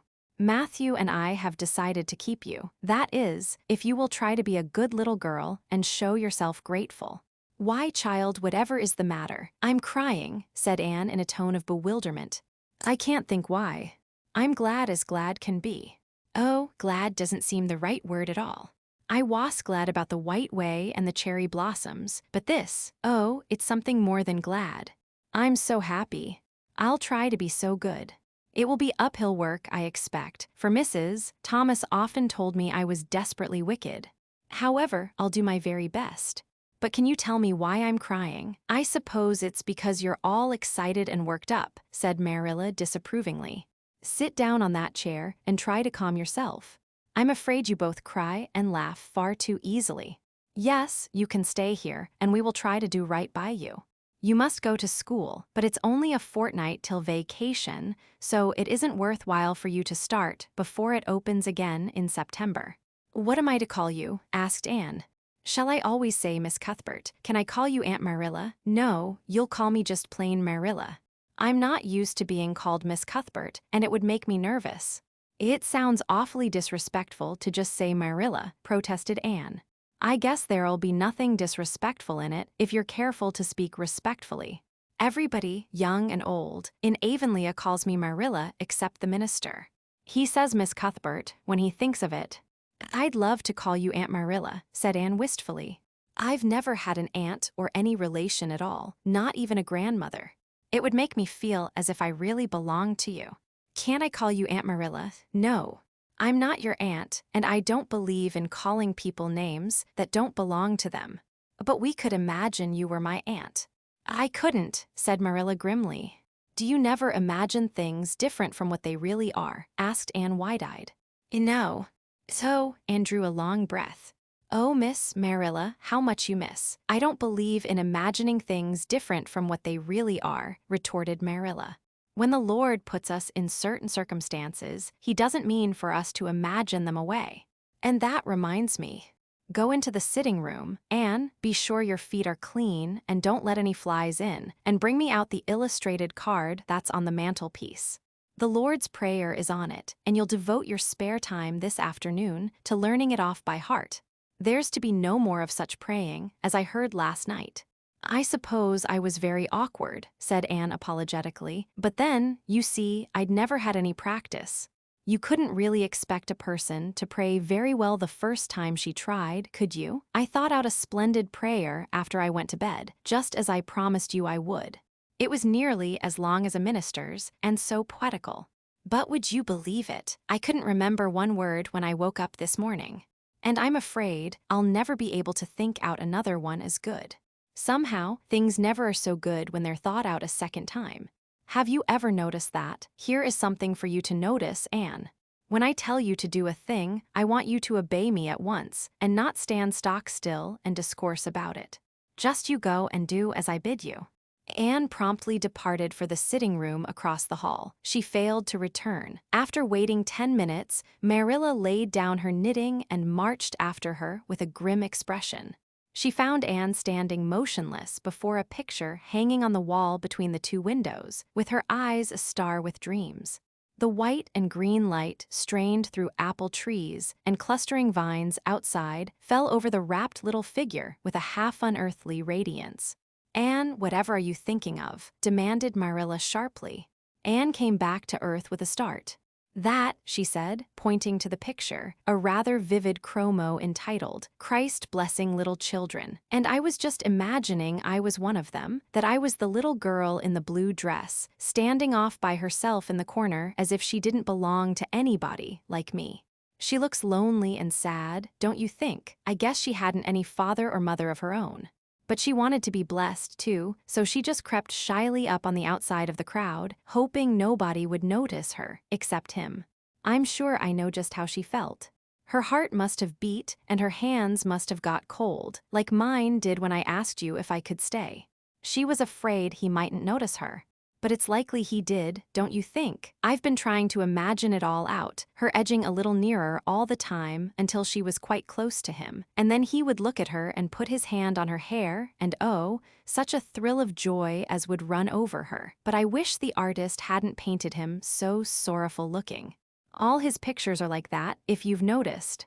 But I don't believe he could really have looked so sad, or the children would have been afraid of him.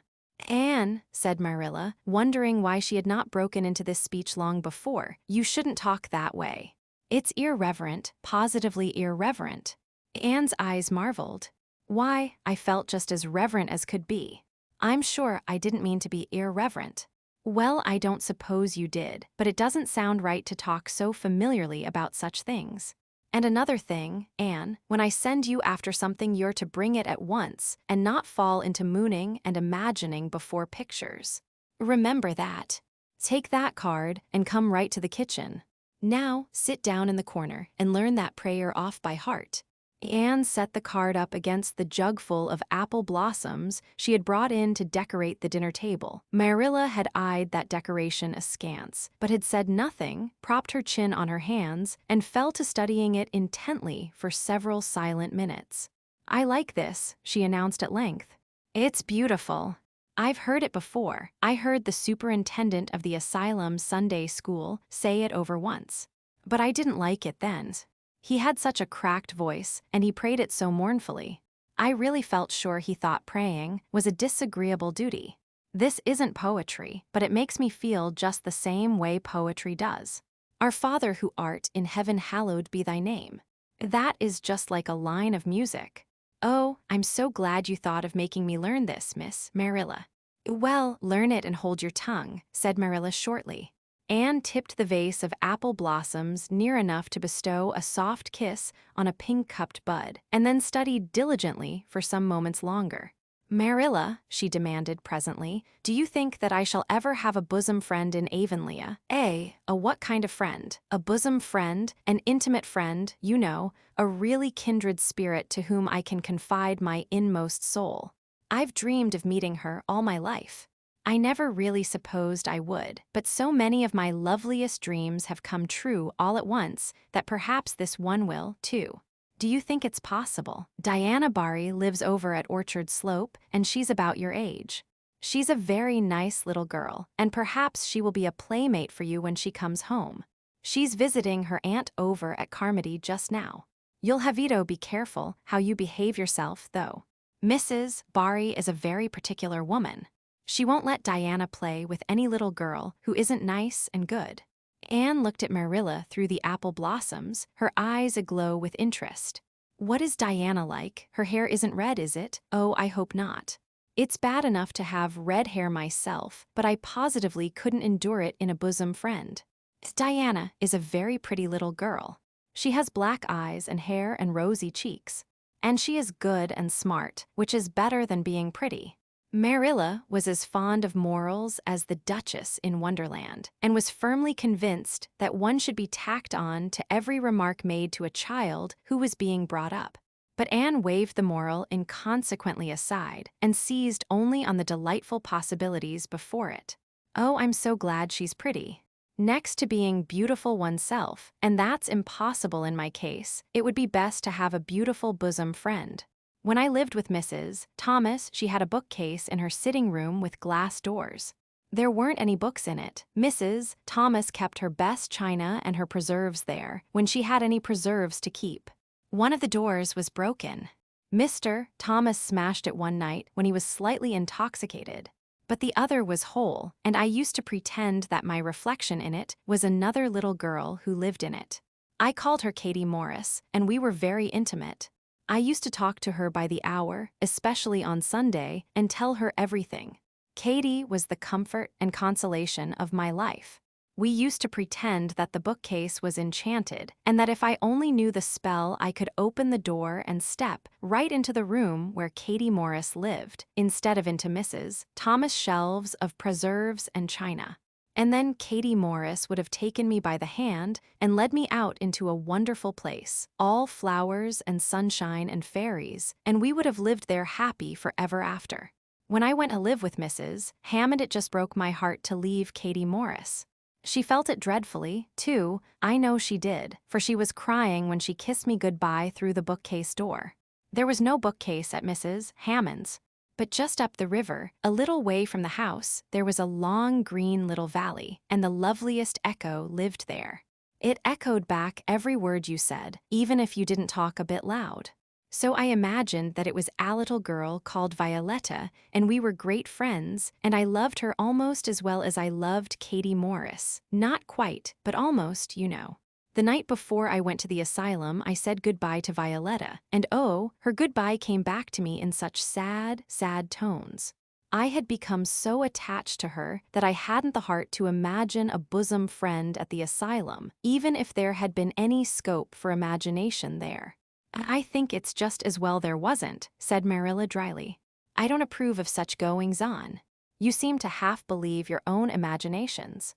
It will be well for you to have a real live friend to put such nonsense out of your head." But don't let Mrs. Barry hear you talking about your Katie Morrises and your Violettas, or she'll think you tell stories. Oh, I won't. I couldn't talk of them to everybody, their memories are too sacred for that. But I thought I'd like to have you know about them. Oh, look, here's a big bee just tumbled out of an apple blossom. Just think what a lovely place to live, in an apple blossom. Fancy going to sleep in it when the wind was rocking it. If I wasn't a human girl, I think I'd like to be a bee and live among the flowers. Yesterday you wanted to be a seagull, sniffed Marilla. I think you are very fickle-minded. I told you to learn that prayer and not talk.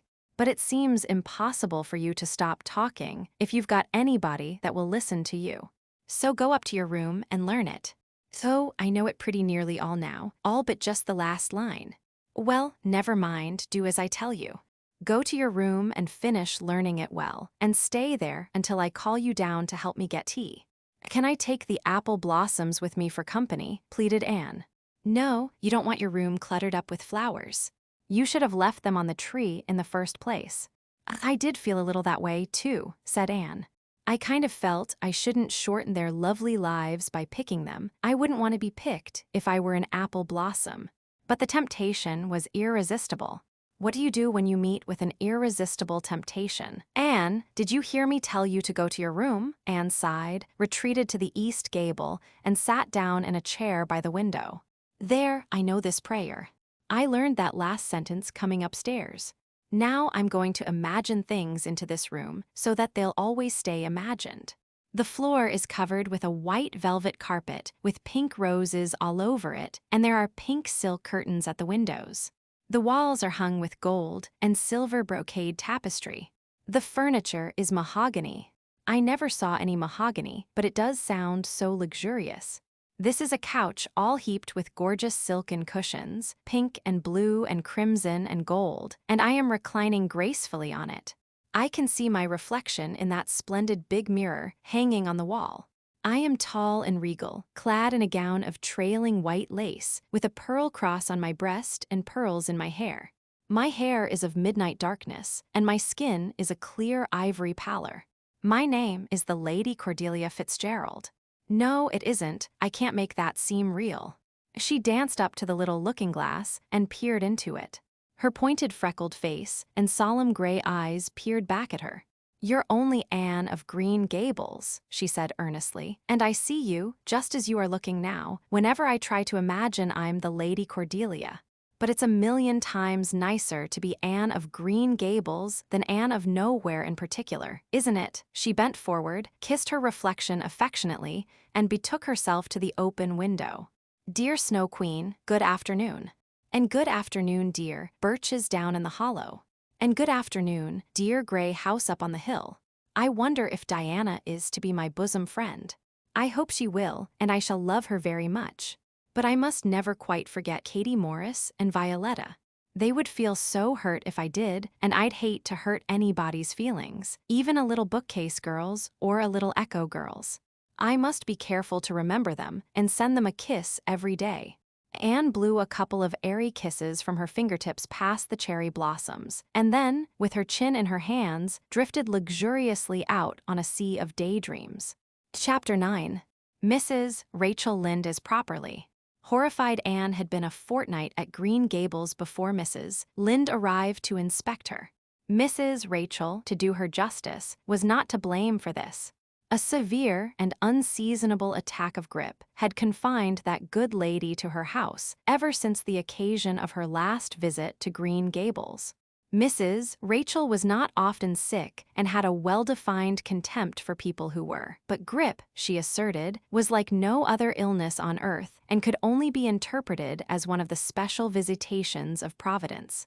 As soon as her doctor allowed her to put her foot out of doors, she hurried up to Green Gables, bursting with curiosity to see Matthew and Marilla's orphan, concerning whom all sorts of stories and suppositions had gone abroad in Avonlea. Anne had made good use of every waking moment of that fortnight. Already she was acquainted with every tree and shrub about the place. She had discovered that a lane opened out below the apple orchard and ran up through a belt of woodland, and she had explored it to its furthest end in all its delicious vagaries of brook and bridge, fir coppice and wild cherry arch, corners thick with fern, and branching byways of maple and mountain ash. She had made friends with the spring down in the hollow, that wonderful, deep, clear, icy cold spring. It was set about with smooth red sandstones and rimmed in by great palm-like clumps of water fern, and beyond it was a log bridge over the brook. That bridge led Anne's dancing feet up over a wooded hill beyond, where perpetual twilight reigned under the straight, thick-growing firs and spruces. The only flowers there were myriads of delicate June bells, those shyest and sweetest of woodland blooms, and a few pale, aerial starflowers, like the spirits of last year's blossoms. Gossamers glimmered like threads of silver among the trees, and the fir boughs and tassels seemed to utter friendly speech. All these raptured voyages of exploration were made in the odd half-hours which she was allowed for play, and Anne talked Matthew and Marilla half-deaf over her discoveries. Not that Matthew complained, to be sure. He listened to it all with a wordless smile of enjoyment on his face. Marilla permitted the chatter until she found herself becoming too interested in it, whereupon she always promptly quenched Anne by a curt command to hold her tongue. Anne was out in the orchard when Mrs. Rachel came, wandering at her own sweet will through the lush, tremulous grasses splashed with ruddy evening sunshine. So that good lady had an excellent chance to talk her illness fully over, describing every ache and pulse beat with such evident enjoyment that Marilla thought even grippe must bring its compensations. When details were exhausted, Mrs. Rachel introduced the real reason of her call. "I've been hearing some surprising things about you and Matthew." "I don't suppose you are any more surprised than I am myself," said Marilla. "I'm getting over my surprise now."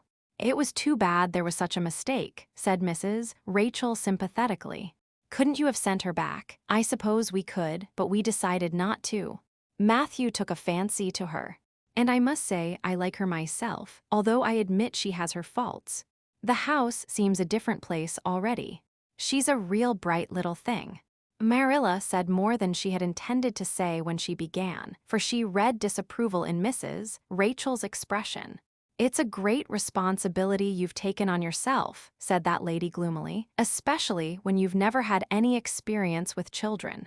You don't know much about her or her real disposition, I suppose, and there's no guessing how a child like that will turn out. But I don't want to discourage you, I'm sure, Marilla." "I'm not feeling discouraged," was Marilla's dry response. "When I make up my mind to do a thing, it stays made up. I suppose you'd like to see Anne. I'll call her in." Anne came running in presently, her face sparkling with the delight of her orchard rovings, but, abashed at finding the delight herself in the unexpected presence of a stranger, she halted confusedly inside the door.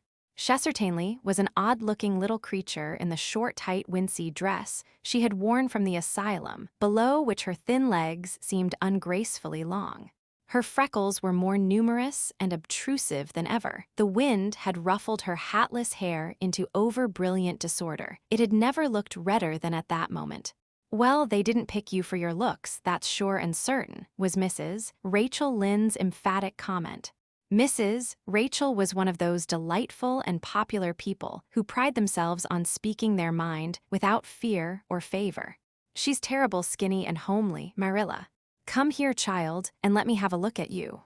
Lawful heart, did anyone ever see such freckles, and hair as red as carrots? Come here, child, I say." Anne came there, but not exactly as Mrs. Rachel expected.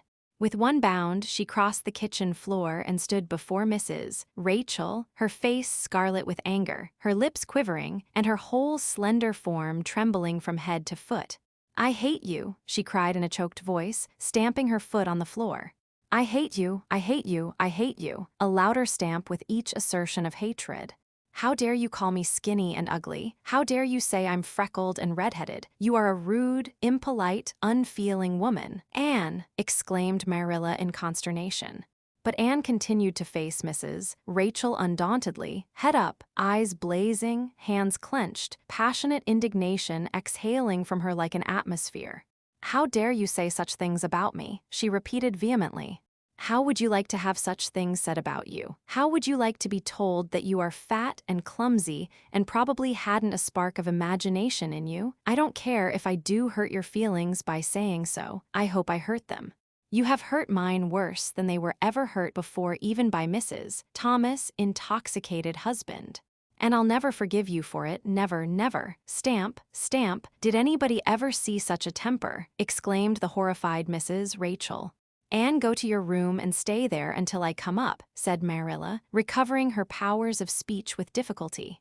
Anne, bursting into tears, rushed to the hall door, slammed it until the tins on the porch wall outside rattled in sympathy, and fled through the hall and up the stairs like a whirlwind. A subdued slam above told that the door of the east gable had been shut with equal vehemence. Well, I don't envy you your job bringing that up, Marilla, said Mrs. Rachel with unspeakable solemnity. Marilla opened her lips to say she knew not what of apology or deprecation. What she did say was a surprise to herself then and ever afterwards. You shouldn't have twitted her about her looks, Rachel. Marilla Cuthbert, you don't mean to say that you are upholding her in such a terrible display of temper as we've just seen? Demanded Mrs. Rachel indignantly. No, said Marilla slowly, I'm not trying to excuse her. She's been very naughty, and I'll have to give her a talking to about it. But we must make allowances for her. She's never been taught what is right. And you were too hard on her, Rachel. Marilla could not help tacking on that last sentence, although she was again surprised at herself for doing it. Mrs. Rachel got up with an air of offended dignity. Well, I see that I'll have to be very careful what I say after this. Marilla, since the fine feelings of orphans, brought from goodness knows where, have to be considered before anything else. Oh no, I'm not vexed. Don't worry yourself. I'm too sorry for you to leave any room for anger in my mind.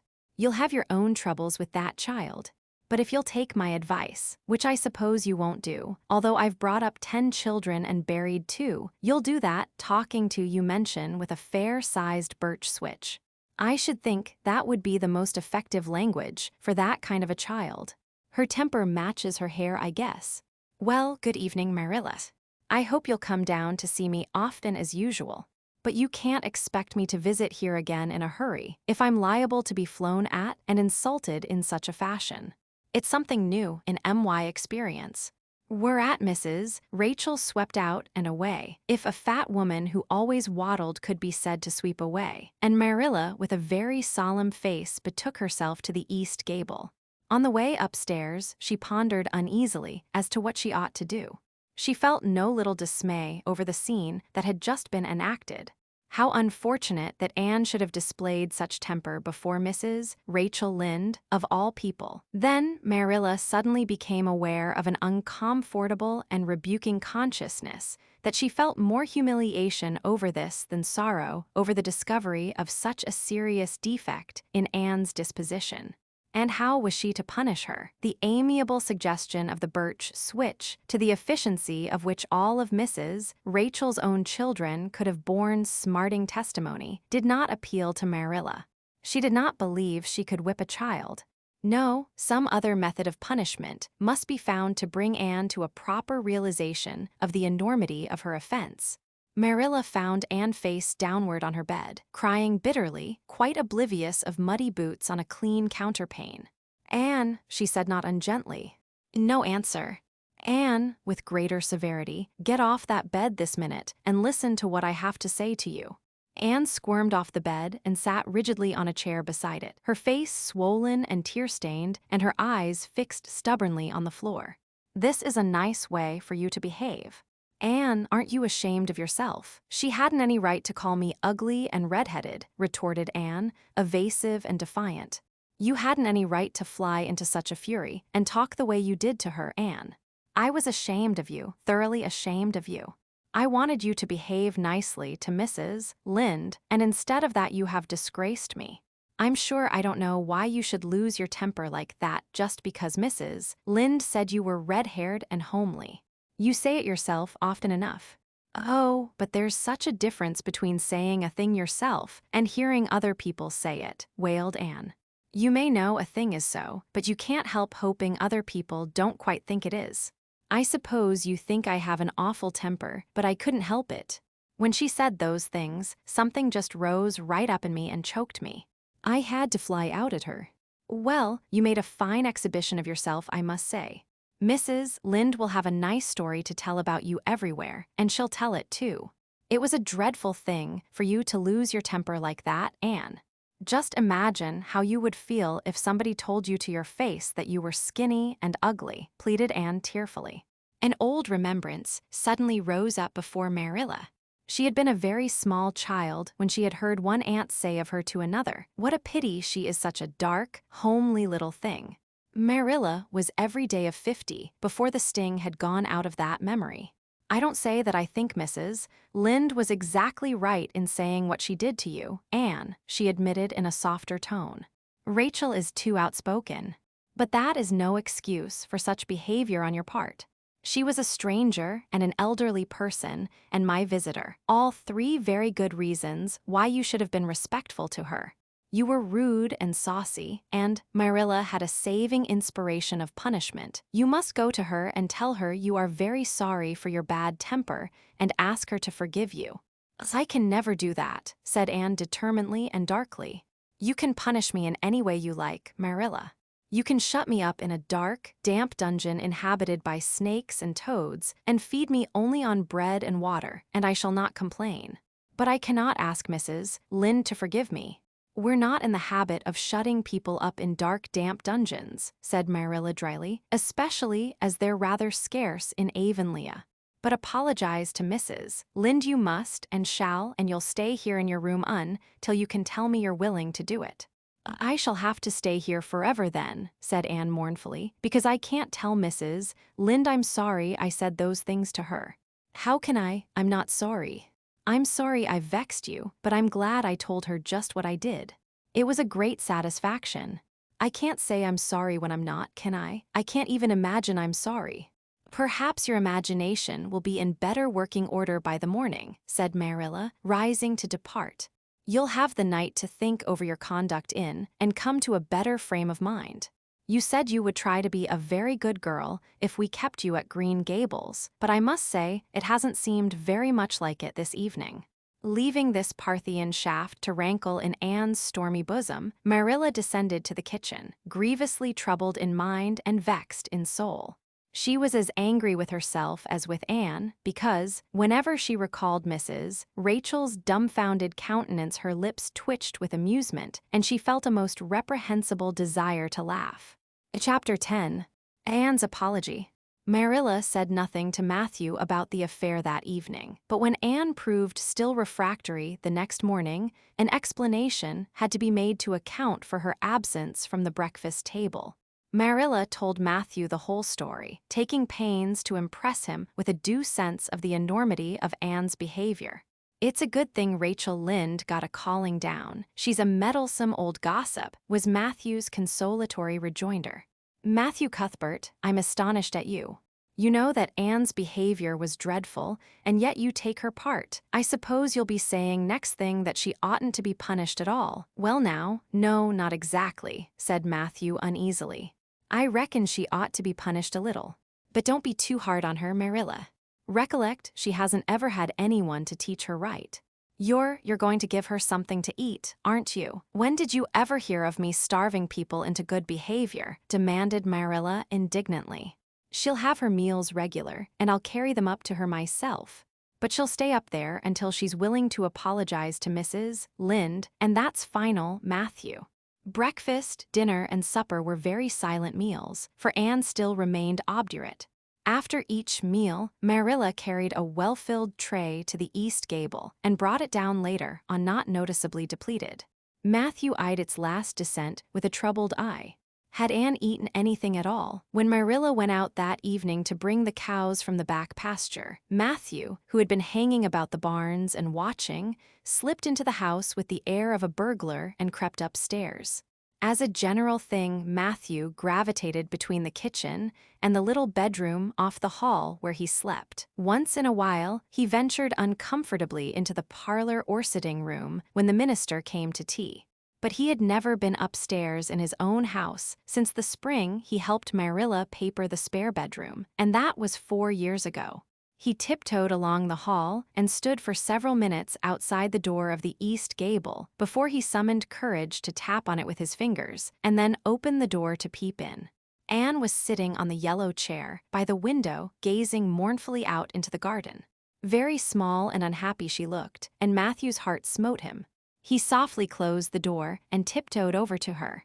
"Anne," he whispered, as if afraid of being overheard. "How are you making it, Anne?" Anne smiled wanly.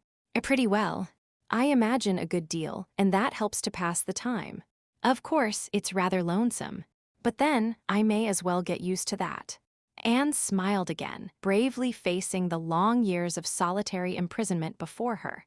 Matthew recollected that he must say what he had come to say without loss of time, lest Marilla return prematurely. "Well now, Anne, don't you think you'd better do it and have it over with?" he whispered. "It'll have to be done sooner or later, you know, for Marilla's a dreadful determined woman, dreadful determined, Anne. Do it right off, I say, and have it over."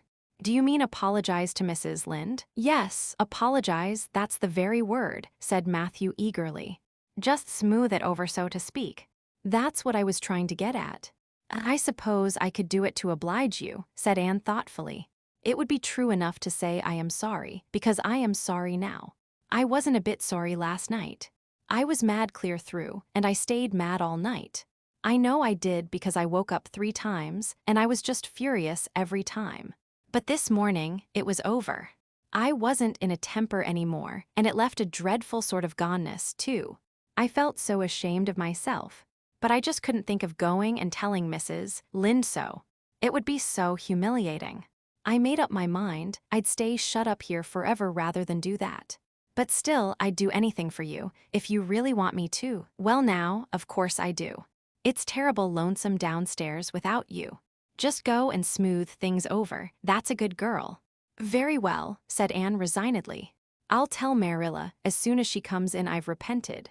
That's right, Anne. But don't tell Marilla I said anything about it.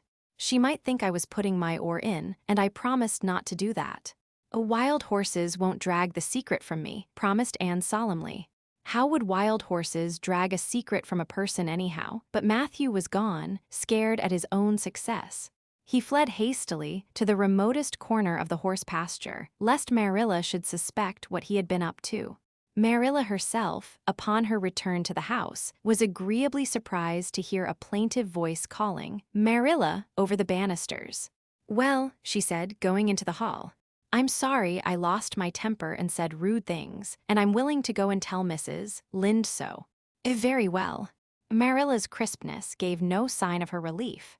She had been wondering what under the canopy she should do if Anne did not give in. "I'll take you down after milking."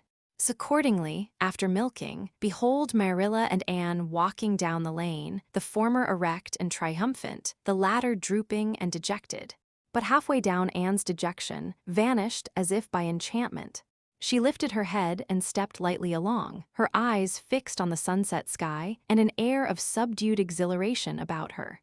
Marilla beheld the change disapprovingly. This was no meek penitent, such as it behooved her to take into the presence of the offended Mrs. Lynde. "What are you thinking of, Anne?" she asked sharply. "I'm imagining out what I must say to Mrs. Lynde," answered Anne dreamily. This was satisfactory, or should have been so. But Marilla could not rid herself of the notion that something in her scheme of punishment was going askew.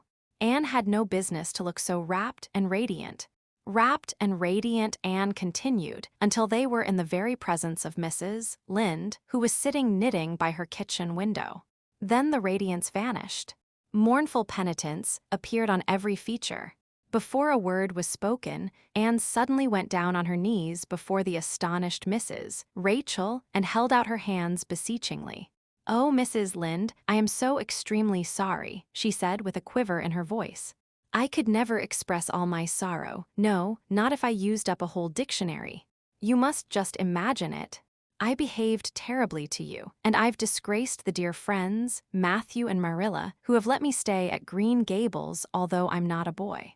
I'm a dreadfully wicked and ungrateful girl, and I deserve to be punished and cast out by respectable people forever. It was very wicked of me to fly into a temper because you told me the truth. It was the truth. Every word you said was true.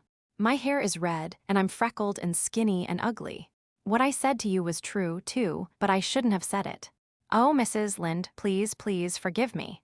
If you refuse, it will be a lifelong sorrow on a poor little orphan girl. Would you, even if she had a dreadful temper? Oh, I am sure you wouldn't.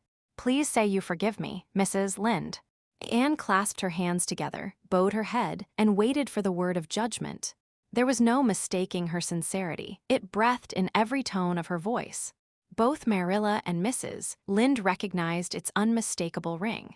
But the former understood in dismay that Anne was actually enjoying her valley of humiliation, was reveling in the thoroughness of her abasement. Where was the wholesome punishment upon which she, Marilla, had plumed herself? Anne had turned it into a species of positive pleasure.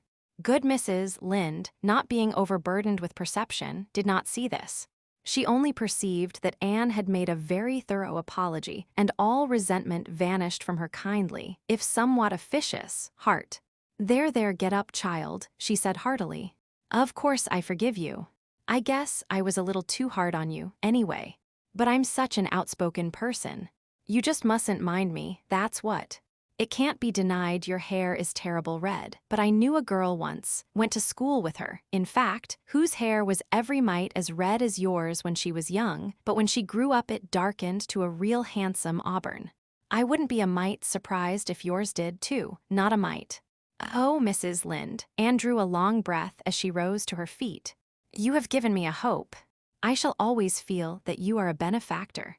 So, I could endure anything if I only thought my hair would be a handsome auburn when I grew up.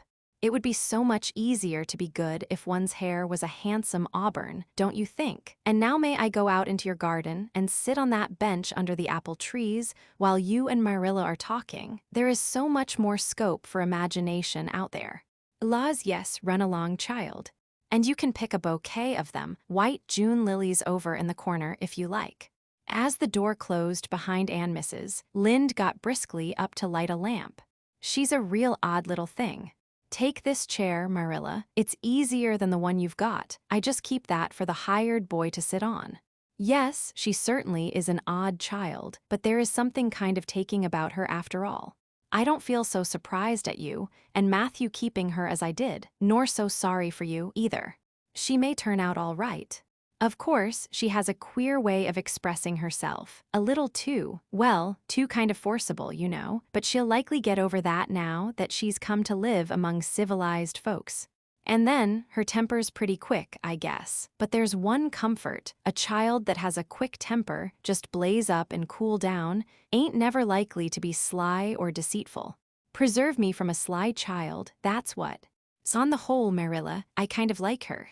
When Marilla went home, Anne came out of the fragrant twilight of the orchard with a sheaf of white narcissi in her hands. "I apologized pretty well, didn't I?" she said proudly as they went down the lane. "I thought since I had to do it, I might as well do it thoroughly." "You did it thoroughly, all right enough," was Marilla's comment. Marilla was dismayed at finding herself inclined to laugh over the recollection. She had also an uneasy feeling that she ought to scold Anne for apologizing so well, but then that was ridiculous. She compromised with her conscience by saying severely, "I hope you won't have occasion to make many more such apologies. I hope you'll try to control your temper now, Anne." "That wouldn't be so hard if people wouldn't twit me about my looks," said Anne with a sigh. "I don't get cross about other things, but I'm so tired of being twitted about my hair, and it just makes me boil right over.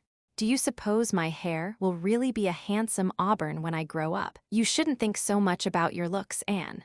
I'm afraid you are a very vain little girl." "How can I be vain when I know I'm homely?" protested Anne. "I love pretty things, and I hate to look in the glass and see something that isn't pretty. It makes me feel so sorrowful, just as I feel when I look at any ugly thing. I pity it because it isn't beautiful." "Handsome is as handsome does," quoted Marilla. "I've had that said to me before, but I have my doubts about it," remarked skeptical Anne, sniffing at her narcissi. "Oh, aren't these flowers sweet? It was lovely of Mrs. Lind to give them to me. I have no hard feelings against Mrs. Lind now. It gives you a lovely, comfortable feeling to apologize and be forgiven, doesn't it? Aren't the stars bright tonight? If you could live in a star, which one would you pick? I'd like that lovely, clear, big one away over there above that dark hill." "Anne, do hold your tongue," said Marilla, thoroughly worn out trying to follow the gyrations of Anne's thoughts. Anne said no more until they turned into their own lane. A little gypsy wind came down it to meet them, laden with the spicy perfume of young dew-wet ferns. Far up in the shadows, a cheerful light gleamed out through the trees from the kitchen at Green Gables. Anne suddenly came close to Marilla and slipped her hand into the older woman's hard palm. "It's lovely to be going home and know it's home," she said. "I love Green Gables already, and I never loved any place before. No place ever seemed like home. Oh, Marilla, I'm so happy. I could pray right now and not find it a bit hard." Something warm and pleasant welled up in Marilla's heart at touch of that thin little hand in her own, a throb of the maternity she had missed, perhaps. Its very unaccustomedness and sweetness disturbed her. She hastened to restore her sensations to their normal calm by inculcating a moral. "If you'll be a good girl, you'll always be happy, Anne. And you should never find it hard to say your prayers." "Saying one's prayers isn't exactly the same thing as praying," said Anne meditatively. "But I'm going to imagine that I'm the wind that is blowing up there in those treetops. When I get tired of the trees, I'll imagine I'm gently waving down here in the ferns, and then I'll fly over to Mrs. Lind's garden and set the flowers dancing, and then I'll go with one great swoop over the clover field, and then I'll blow over the lake of shining waters and ripple it all up into little sparkling waves.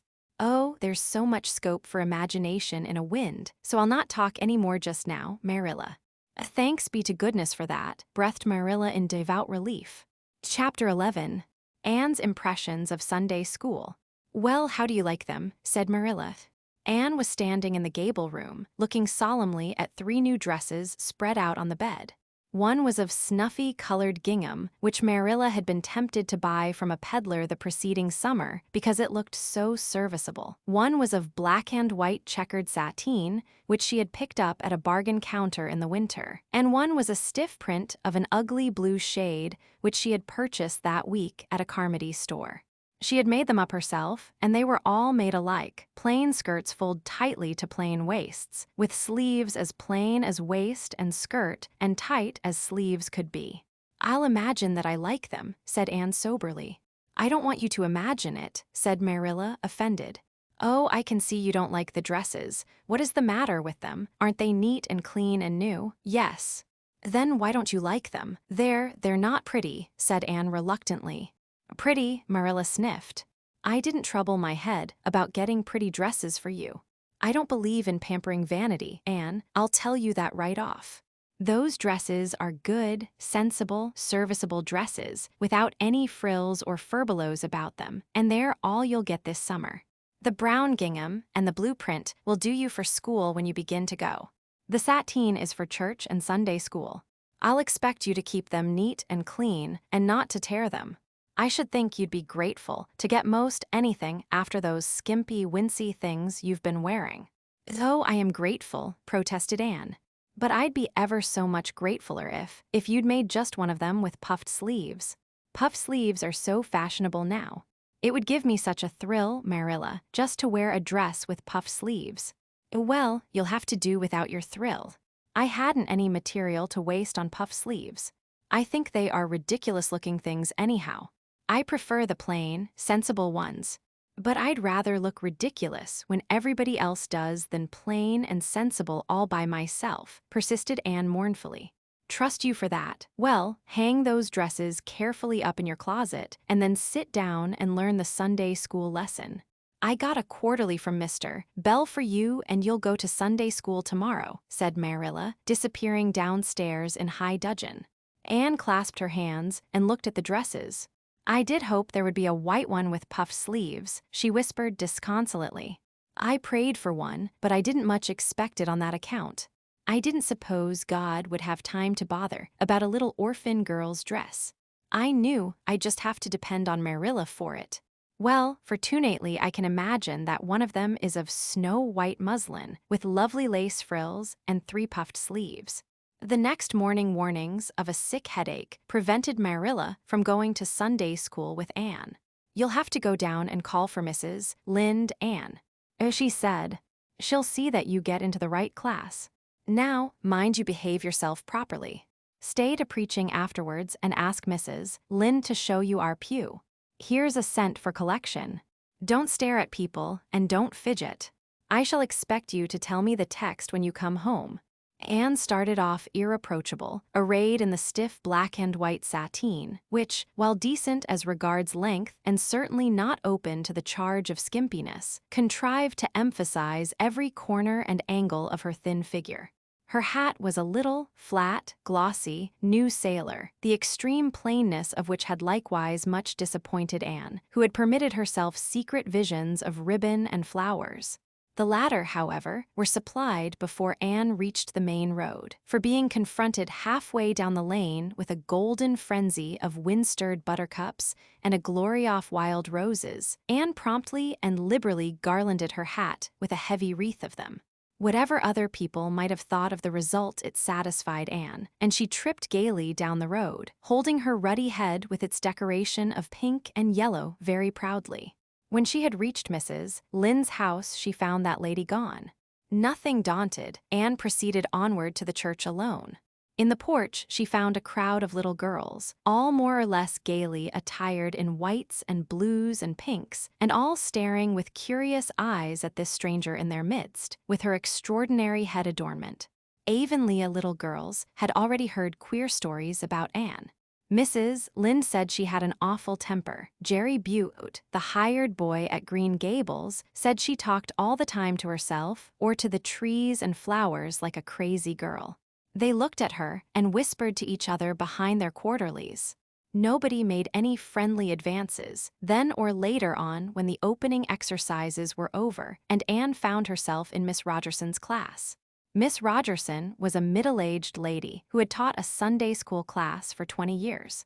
Her method of teaching was to ask the printed questions from the quarterly and look sternly over its edge at the particular little girl she thought ought to answer the question. She looked very often at Anne, and Anne, thanks to Marilla's drilling, answered promptly, but it may be questioned if she understood very much about either question or answer. She did not think she liked Miss Rogerson, and she felt very miserable. Every other little girl in the class had puffed sleeves. Anne felt that life was really not worth living without puffed sleeves. "Well, how did you like Sunday school?" Marilla wanted to know when Anne came home. Her wreath having faded, Anne had discarded it in the lane, so Marilla was spared the knowledge of that for a time. "I didn't like it a bit. It was horrid." "Anne Shirley," said Marilla rebukingly. Anne sat down on the rocker with a long sigh, kissed one of Bonny's leaves, and waved her hand to a blossoming fuchsia. "They might have been lonesome while I was away," she explained. "And now about the Sunday school. I behaved well, just as you told me. Mrs. Lind was gone, but I went right on myself. I went into the church with a lot of other little girls, and I sat in the corner of a pew by the window while the opening exercises went on. Mr. Bell made an awfully long prayer. I would have been dreadfully tired before he got through if I hadn't been sitting by that window. But it looked right out on the lake of shining waters, so I just gazed at that and imagined all sorts of splendid things." "You shouldn't have done anything of the sort. You should have listened to Mr. Bell." "But he wasn't talking to me," protested Anne. "He was talking to God, and he didn't seem to be very much interested in it, either. I think he thought God was too far off, though. There was a long row of white birches hanging over the lake, and the sunshine fell down through them, way down, deep into the water.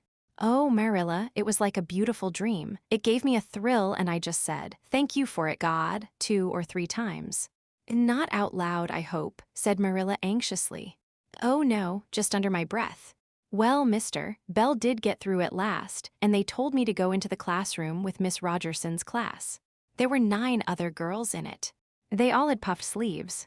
I tried to imagine mine were puffed, too, but I couldn't. Why couldn't I? It was as easy as could be to imagine they were puffed when I was alone in the East Gable, but it was awfully hard there among the others who had really, truly puffs. You shouldn't have been thinking about your sleeves in Sunday school. You should have been attending to the lesson. I hope you knew it. Oh, yes, and I answered a lot of questions. Miss Rogerson asked ever so many. I don't think it was fair for her to do all the asking. There were lots I wanted to ask her, but I didn't like to because I didn't think she was a kindred spirit. Then all the other little girls recited a paraphrase. She asked me if I knew any. I told her I didn't, but I could recite "The dog at his master's grave" if she liked. That's in the Third Royal Reader. It isn't a really, truly religious piece of poetry, but it's so sad and melancholy that it might as well be. She said it wouldn't do, and she told me to learn the 19th paraphrase for next Sunday. I read it over in church afterwards, and it's splendid. There are 2 lines in particular that just thrill me. Quick as the slaughtered squadrons fell in Midian's evil day. I don't know what squadrons means nor Midian either, but it sounds so tragical. I can hardly wait until next Sunday to recite it. I'll practice it all the week. After Sunday school, I asked Miss Rogerson, because Mrs. Lind was too far away, to show me your pew. I sat just as still as I could, and the text was Revelations, 3rd chapter, 2nd and 3rd verses. It was a very long text. If I was a minister, I'd pick the short, snappy ones. The sermon was awfully long, too. I suppose the minister had to match it to the text. I didn't think he was a bit interesting. The trouble with him seems to be that he hasn't enough imagination. I didn't listen to him very much. I just let my thoughts run, and I thought of the most surprising things.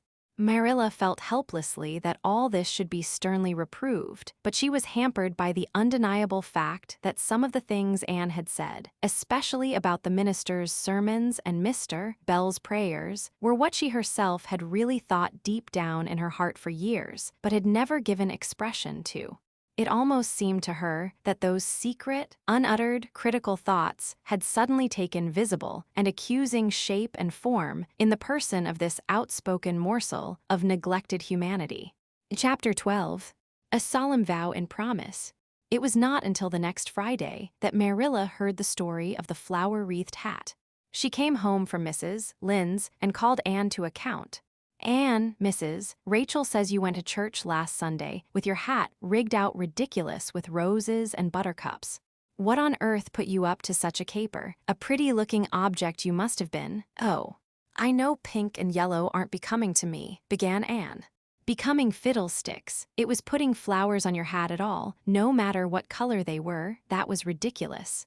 "You are the most aggravating child. I don't see why it's any more ridiculous to wear flowers on your hat than on your dress," protested Anne. "Lots of little girls there had bouquets pinned on their dresses. What's the difference?" Marilla was not to be drawn from the safe concrete into dubious paths of the abstract. "Don't answer me back like that, Anne. It was very silly of you to do such a thing. Never let me catch you at such a trick again. Mrs. Rachel says she thought she would sink through the floor when she saw you come in all rigged out like that. She couldn't get near enough to tell you to take them off till it was too late. She says people talked about it something dreadful. Of course they would think I had no better sense than to let you go decked out like that." "Oh, I'm so sorry," said Anne, tears welling into her eyes. "I never thought you'd mind. The roses and buttercups were so sweet and pretty I thought they'd look lovely on my hat. Lots of the little girls had artificial flowers on their hats. I'm afraid I'm going to be a dreadful trial to you. Maybe you'd better send me back to the asylum." "That would be terrible. I don't think I could endure it. Most likely I would go into consumption. I'm so thin as it is, you see." "But that would be better than being a trial to you." "Nonsense," said Marilla, vexed at herself for having made the child cry. "I don't want to send you back to the asylum, I'm sure. All I want is that you should behave like other little girls and not make yourself ridiculous. Don't cry any more. I've got some news for you.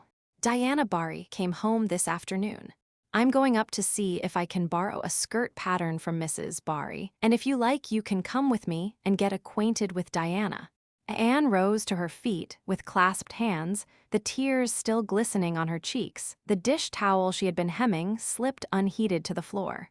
Oh, Marilla, I'm frightened. Now that it has come, I'm actually frightened. What if she shouldn't like me? It would be the most tragical disappointment of my life. Now, don't get into a fluster.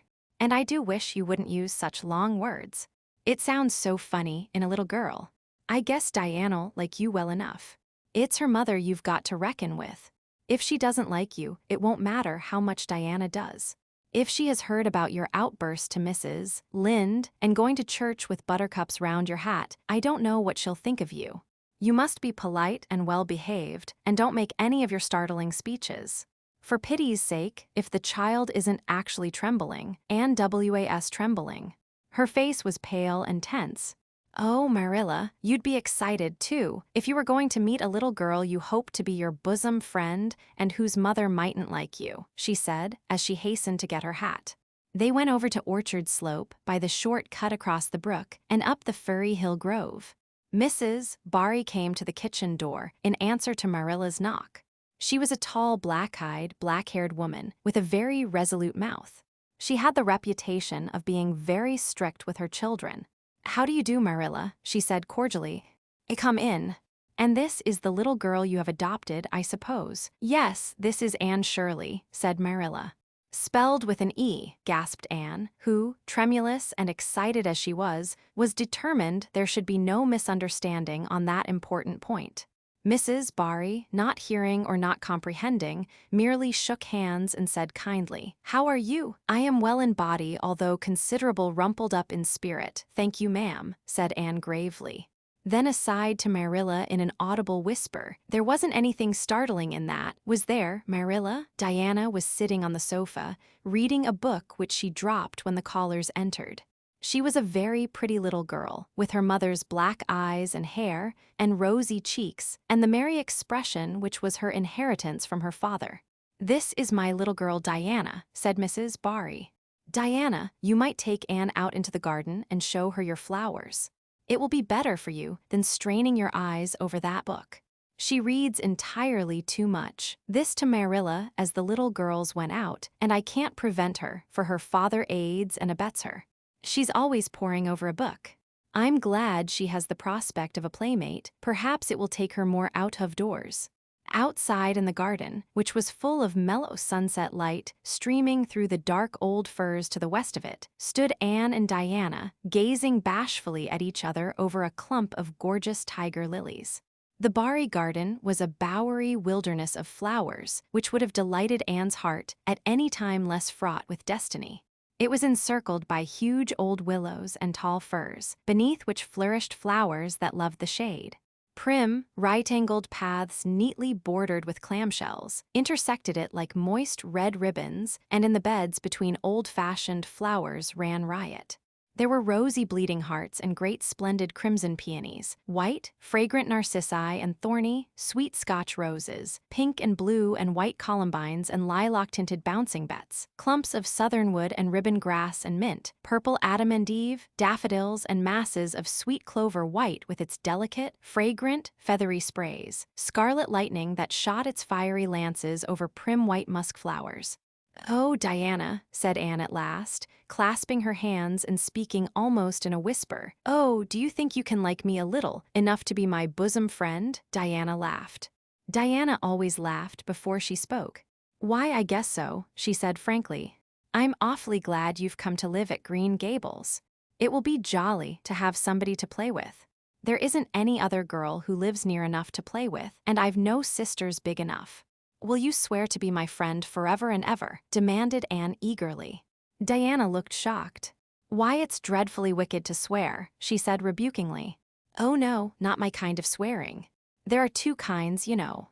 "I never heard of but one kind," said Diana doubtfully. "There really is another." "So, it isn't wicked at all. It just means vowing and promising solemnly." "Well, I don't mind doing that," agreed Diana, relieved. "How do you do it?" "We must join hands so," said Anne gravely. "It ought to be over running water. We'll just imagine this path is running water. I'll repeat the oath first. I solemnly swear to be faithful to my bosom friend, Diana Barry, as long as the sun and moon shall endure. Now you say it and put my name in." Diana repeated the oath with a laugh fore and aft. Then she said, "You're a queer girl, Anne. I heard before that you were queer, but I believe I'm going to like you real well." When Marilla and Anne went home, Diana went with them as far as the log bridge. The two little girls walked with their arms about each other. At the brook, they parted with many promises to spend the next afternoon together. "Well, did you find Diana a kindred spirit?" asked Marilla as they went up through the garden of Green Gables. "Oh, yes," sighed Anne, blissfully unconscious of any sarcasm on Marilla's part. "Oh, Marilla, I'm the happiest girl on Prince Edward Island this very moment. I assure you I'll say my prayers with a right good will tonight. Diana and I are going to build a playhouse in Mr. William Bell's birch grove tomorrow. Can I have those broken pieces of china that are out in the woodshed? Diana's birthday is in February and mine is in March. Don't you think that is a very strange coincidence? Diana is going to lend me a book to read. She says it's perfectly splendid and tremendously exciting. She's going to show me a place back in the woods where rice lilies grow. Don't you think Diana has got very soulful eyes? I wish I had soulful eyes. Diana is going to teach me to sing a song called Nellie in the Hazel Dell. She's going to give me a picture to put up in my room. It's a perfectly beautiful picture, she says, a lovely lady in a pale blue silk dress. A sewing machine agent gave it to her. I wish I had something to give Diana.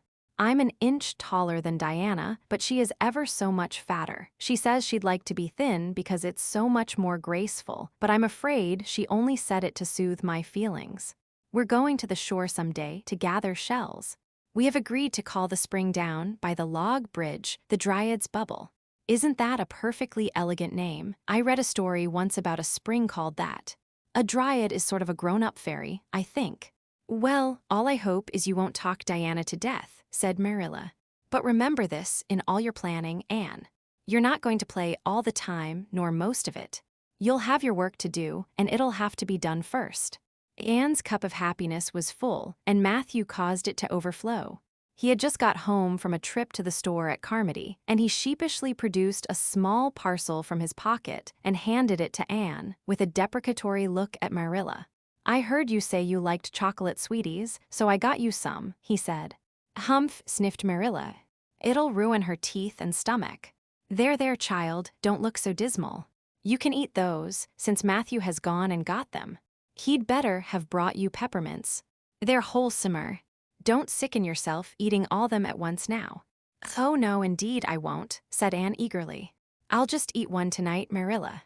And I can give Diana half of them, can't I? The other half will taste twice as sweet to me if I give some to her. It's delightful to think I have something to give her." "I will say it for the child," said Marilla when Anne had gone to her gable. "She isn't stingy." "I'm glad, for of all faults I detest stinginess in a child.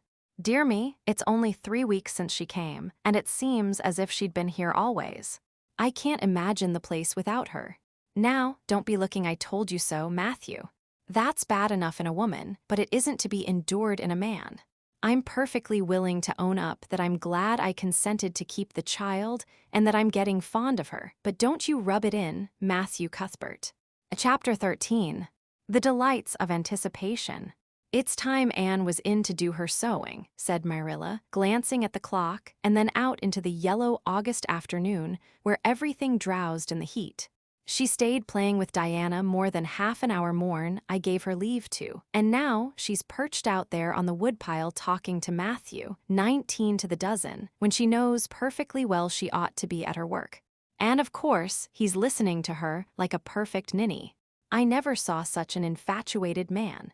The more she talks, and the odder the things she says, the more he's delighted evidently. Anne Shirley, you come right in here this minute, do you hear me?" A series of staccato taps on the west window brought Anne flying in from the yard, eyes shining, cheeks faintly flushed with pink, unbraided hair streaming behind her in a torrent of brightness. "Oh, Marilla," she exclaimed breathlessly, "there's going to be a Sunday school picnic next week in Mr. Harmon Andrews' field, right near the Lake of Shining Waters. And Mrs. Superintendent Bell and Mrs. Rachel Lynde are going to make ice cream. Think of it, Marilla, ice cream. And oh, Marilla, can I go to it? Just look at the clock, if you please, Anne.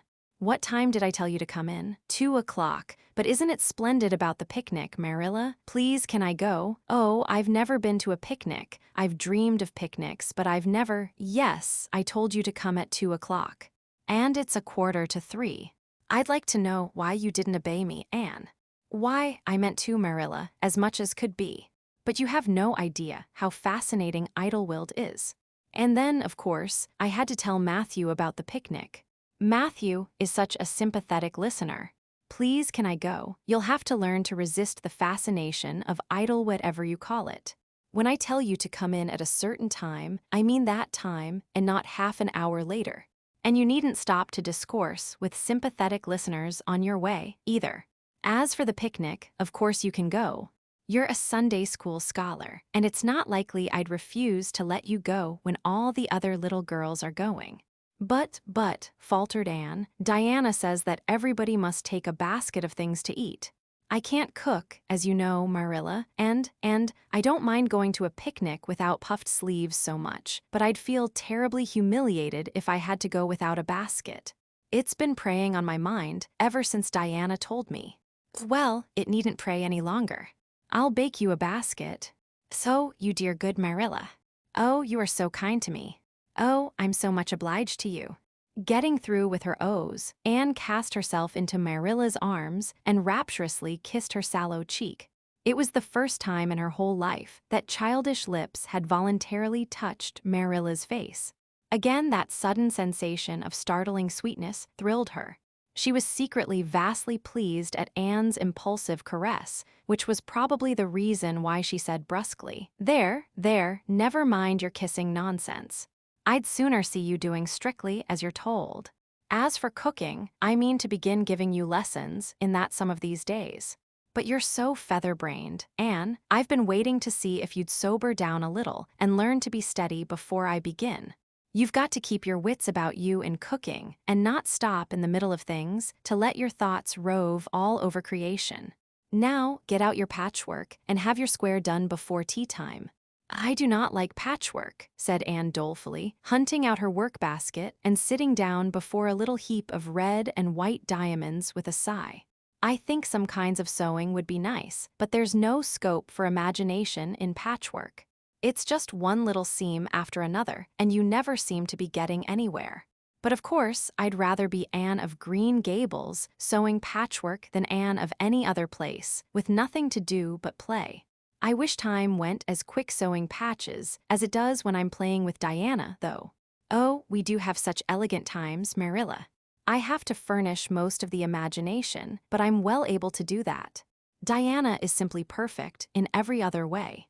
You know that little piece of land across the brook that runs up between our farm and Mr. Barry's?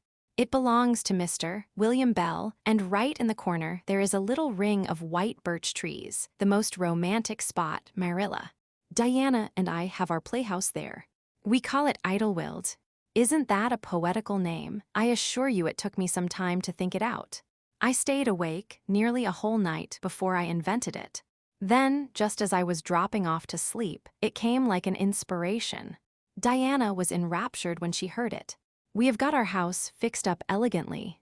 You must come and see it, Marilla, won't you? We have great big stones, all covered with moss for seats and boards from tree to tree for shelves. And we have all our dishes on them. Of course, they're all broken, but it's the easiest thing in the world to imagine that they are whole. There's a piece of a plate with a spray of red and yellow ivy on it that is especially beautiful. We keep it in the parlor, and we have the fairy glass there, too. The fairy glass is as lovely as a dream. Diana found it out in the woods behind their chicken house. It's all full of rainbows, just little young rainbows that haven't grown big yet, and Diana's mother told her it was broken off a hanging lamp they once had. But it's nice to imagine the fairies lost it one night when they had a ball, so we call it the fairy glass. Matthew is going to make us a table. Oh, we have named that little round pool over in Mr. Barry's field Willowmere. I got that name out of the book Diana lent me. That was a thrilling book, Marilla. The heroine had 5 lovers. I'd be satisfied with one, wouldn't you? She was very handsome, and she went through great tribulations. She could faint as easy as anything. I'd love to be able to faint, wouldn't you, Marilla? It's so romantic. But I'm really very healthy for all I'm so thin. I believe I'm getting fatter, though. Don't you think I am? I look at my elbows every morning when I get up to see if any dimples are coming. Diana is having a new dress made with elbow sleeves. She is going to wear it to the picnic. Oh, I do hope it will be fine next Wednesday.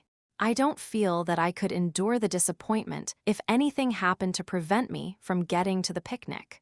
I suppose I'd live through it, but I'm certain it would be a lifelong sorrow. It wouldn't matter if I got to 100 picnics in after years. They wouldn't make up for missing this one. They're going to have boats on the lake of shining waters, and ice cream, as I told you. I have never tasted ice cream. Diana tried to explain what it was like, but I guess ice cream is one of those things that are beyond imagination. Anne, you have talked even on for 10 minutes by the clock, said Marilla. Now, just for curiosity's sake, see if you can hold your tongue for the same length of time. Anne held her tongue as desired. But for the rest of the week, she talked picnic and thought picnic and dreamed picnic. On Saturday it rained, and she worked herself up into such a frantic state, lest it should keep on raining, until and over Wednesday that Marilla made her sew an extra patchwork square by way of steadying her nerves. On Sunday, Anne confided to Marilla on the way home from church that she grew actually cold all over with excitement when the minister announced the picnic from the pulpit. Such a thrill as went up and down my back, Marilla. I don't think I'd ever really believed until then that there was honestly going to be a picnic. I couldn't help fearing I'd only imagined it. But when a minister says a thing in the pulpit, you just have to believe it. You set your heart too much on things, Anne, said Marilla with a sigh. I'm afraid there'll be a great many disappointments in store for you through life. Oh, Marilla, looking forward to things is half the pleasure of them, exclaimed Anne. You mayn't get the things themselves, but nothing can prevent you from having the fun of looking forward to them. Mrs. Lynde says, "Blessed are they who expect nothing, for they shall not be disappointed." But I think it would be worse to expect nothing than to be disappointed.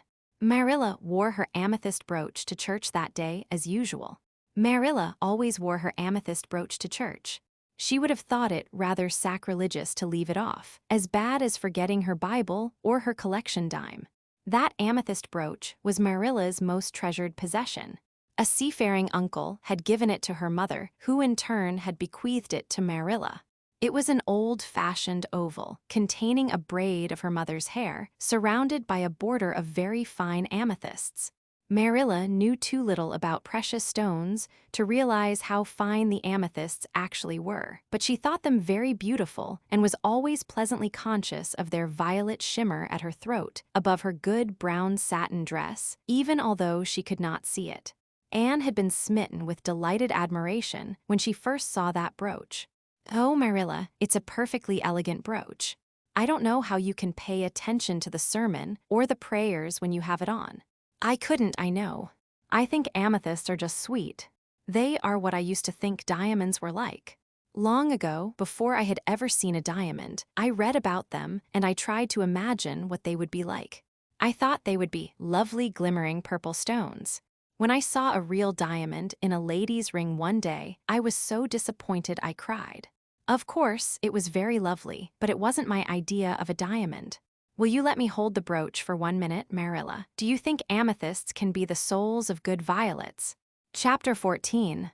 Anne's Confession. On the Monday evening, before the picnic, Marilla came down from her room with a troubled face. Anne, she said to that small personage who was shelling peas by the spotless table and singing, Nellie of the Hazel Dell, with a vigor and expression that did credit to Diana's teaching. Did you see anything of my amethyst brooch? I thought I stuck it in my pincushion when I came home from church yesterday evening, but I can't find it anywhere. I saw it this afternoon when you were away at the Aid Society, said Anne, a little slowly. I was passing your door when I saw it on the cushion, so I went in to look at it. Did you touch it? Said Marilla sternly. Why, yes, admitted Anne. I took it up and I pinned it on my breast just to see how it would look. You had no business to do anything of the sort. It's very wrong in a little girl to meddle. You shouldn't have gone into my room in the first place, and you shouldn't have touched a brooch that didn't belong to you in the second. Where did you put it? Oh, I put it back on the bureau. I hadn't it on a minute.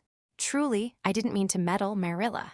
I didn't think about its being wrong to go in and try on the brooch, but I see now that it was, and I'll never do it again. That's one good thing about me. I never do the same naughty thing twice. You didn't put it back, said Marilla. That brooch isn't anywhere on the bureau.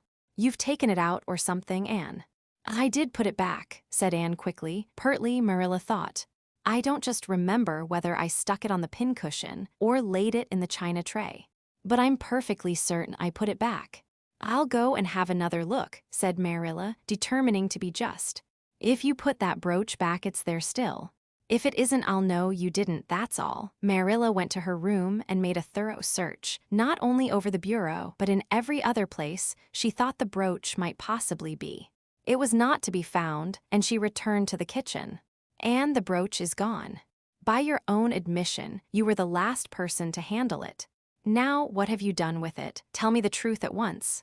Did you take it out and lose it? No, I didn't, said Anne solemnly, meeting Marilla's angry gaze squarely.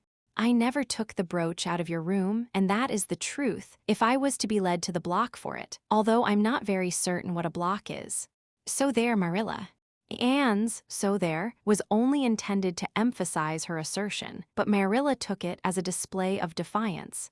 I believe you're telling me a falsehood, Anne, she said sharply. I know you are. There now, don't say anything more unless you are prepared to tell the whole truth. Go to your room and stay there until you are ready to confess. Will I take the peas with me? Said Anne meekly. No, I'll finish shelling them myself. Do as I bid you. When Anne had gone, Marilla went about her evening tasks in a very disturbed state of mind. She was worried about her valuable brooch. What if Anne had lost it, and how wicked of the child to deny having taken it when anybody could see she must have, with such an innocent face, too. I don't know what I wouldn't sooner have had happen, thought Marilla, as she nervously shelled the peas. Of course, I don't suppose she meant to steal it or anything like that. She's just taken it to play with or help along that imagination of hers.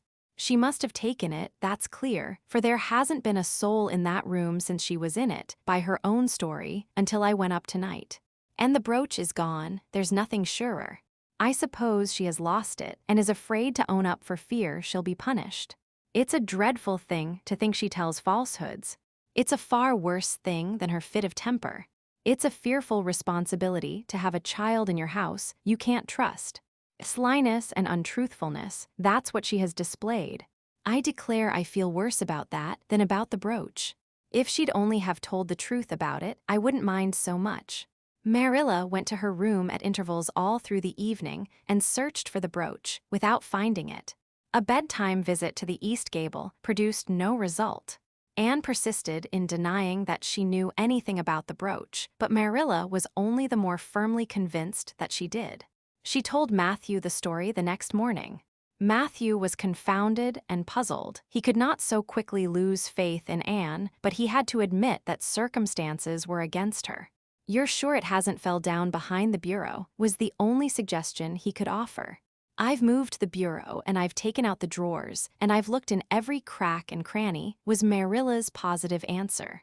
The brooch is gone and that child has taken it and lied about it. That's the plain, ugly truth, Matthew Cuthbert, and we might as well look it in the face. Well now, what are you going to do about it? Matthew asked forlornly, feeling secretly thankful that Marilla and not he had to deal with the situation. He felt no desire to put his oar in this time. She'll stay in her room until she confesses, said Marilla grimly, remembering the success of this method in the former case. Then we'll see. Perhaps we'll be able to find the brooch if she'll only tell where she took it, but in any case, she'll have to be severely punished, Matthew. Well now, you'll have to punish her, said Matthew, reaching for his hat. I've nothing to do with it, remember. You warned me off yourself. Marilla felt deserted by everyone. She could not even go to Mrs. Lynde for advice.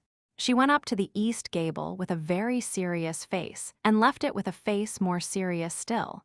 Anne steadfastly refused to confess. She persisted in asserting that she had not taken the brooch. The child had evidently been crying, and Marilla felt a pang of pity which she sternly repressed. By night she was, as she expressed it, beat out. "You'll stay in this room until you confess, Anne. You can make up your mind to that," she said firmly. "But the picnic is tomorrow, Marilla," cried Anne. "You won't keep me from going to that, will you? You'll just let me out for the afternoon, won't you? Then I'll stay here as long as you like afterwards cheerfully." "But I must go to the picnic." "You'll not go to picnics nor anywhere else until you've confessed, Anne." "Oh, Marilla," gasped Anne. But Marilla had gone out and shut the door. Wednesday morning dawned as bright and fair as if expressly made to order for the picnic. Birds sang around Green Gables. The Madonna lilies in the garden sent out whiffs of perfume that entered in on viewless winds at every door and window, and wandered through halls and rooms like spirits of benediction. The birches in the hollow waved joyful hands as if watching for Anne's usual morning greeting from the east gable. But Anne was not at her window. When Marilla took her breakfast up to her, she found the child sitting primly on her bed, pale and resolute, with tight-shut lips and gleaming eyes. "Marilla, I'm ready to confess." Marilla laid down her tray. Once again her method had succeeded, but her success was very bitter to her. "Let me hear what you have to say then, Anne." "I took the amethyst brooch," said Anne, as if repeating a lesson she had learned. "I took it just as you said. I didn't mean to take it when I went in. But it did look so beautiful, Marilla, when I pinned it on my breast that I was overcome by an irresistible temptation. I imagined how perfectly thrilling it would be to take it to Idlewild and play I was the Lady Cordelia Fitzgerald. It would be so much easier to imagine I was the Lady Cordelia if I had a real amethyst brooch on. Diana and I make necklaces of roseberries, but what are roseberries compared to amethysts? So I took the brooch. I thought I could put it back before you came home. I went all the way around by the road to lengthen out the time. When I was going over the bridge across the lake of shining waters, I took the brooch off to have another look at it. Oh, how it did shine in the sunlight. And then, when I was leaning over the bridge, it just slipped through my fingers, so, and went down, down, down, all purpley sparkling, and sank forevermore beneath the lake of shining waters. And that's the best I can do at confessing, Marilla. Marilla felt hot anger surge up into her heart again. This child had taken and lost her treasured amethyst brooch, and now sat there calmly reciting the details thereof without the least apparent compunction or repentance. "Anne, this is terrible," she said, trying to speak calmly. "You are the very wickedest girl I ever heard of." "Yes, I suppose I am," agreed Anne tranquilly. "And I know I'll have to be punished." "It'll be your duty to punish me, Marilla. Won't you please get Itover right off, because I'd like to go to the picnic with nothing on my mind." "Picnic indeed. You'll go to no picnic today, Anne Shirley. That shall be your punishment. And it isn't half severe enough either for what you've done. Not go to the picnic." Anne sprang to her feet and clutched Marilla's hand. "But you promised me I might. Oh, Marilla, I must go to the picnic. That was why I confessed. Punish me any way you like but that. Oh, Marilla, please, please, let me go to the picnic. Think of the ice cream. For anything you know, I may never have a chance to taste ice cream again." Marilla disengaged Anne's clinging hands stonily. "You needn't plead, Anne. You are not going to the picnic, and that's final." "No, not a word." Anne realized that Marilla was not to be moved. She clasped her hands together, gave a piercing shriek, and then flung herself face downward on the bed, crying and writhing in an utter abandonment of disappointment and despair. "For the land's sake," gasped Marilla, hastening from the room. "I believe the child is crazy. No child in her senses would behave as she does. If she isn't, she's utterly bad. Oh dear, I'm afraid Rachel was right from the first. But I've put my hand to the plow, and I won't look back." That was a dismal morning. Marilla worked fiercely and scrubbed the porch floor and the dairy shelves when she could find nothing else to do. Neither the shelves nor the porch needed it, but Marilla did. Then she went out and raked the yard. When dinner was ready, she went to the stairs and called Anne. A tear-stained face appeared, looking tragically over the banisters. "Come down to your dinner, Anne." "I don't want any dinner, Marilla," said Anne sobbingly. "I couldn't eat anything. My heart is broken." You'll feel remorse of conscience someday, I expect, for breaking it, Marilla, but I forgive you. Remember when the time comes that I forgive you. But please don't ask me to eat anything, especially boiled pork and greens. Boiled pork and greens are so unromantic when one is in affliction. Exasperated, Marilla returned to the kitchen and poured out her tale of woe to Matthew, who, between his sense of justice and his unlawful sympathy with Anne, was a miserable man. Well now, she shouldn't have taken the brooch, Marilla, or told stories about it, he admitted, mournfully surveying his plateful of unromantic pork and greens as if he, like Anne, thought it a food unsuited to crises of feeling. But she's such a little thing, such an interesting little thing. Don't you think it's pretty rough not to let her go to the picnic when she's so set on it? Matthew Cuthbert, I'm amazed at you. I think I've let her off entirely too easy. And she doesn't appear to realize how wicked she's been at all. That's what worries me most. If she'd really felt sorry, it wouldn't be so bad. And you don't seem to realize it, neither. You're making excuses for her all the time to yourself. I can see that. Well now, she's such a little thing, feebly reiterated Matthew. And there should be allowances made, Marilla. You know she's never had any bringing up. Well, she's having it now, retorted Marilla. The retort silenced Matthew if it did not convince him. That dinner was a very dismal meal. The only cheerful thing about it was Jerry Butte, the hired boy, and Marilla resented his cheerfulness as a personal insult. When her dishes were washed and her bread sponge set and her hens fed, Marilla remembered that she had noticed a small rent in her best black lace shawl when she had taken it off on Monday afternoon on returning from the ladies' aid. She would go and mend it.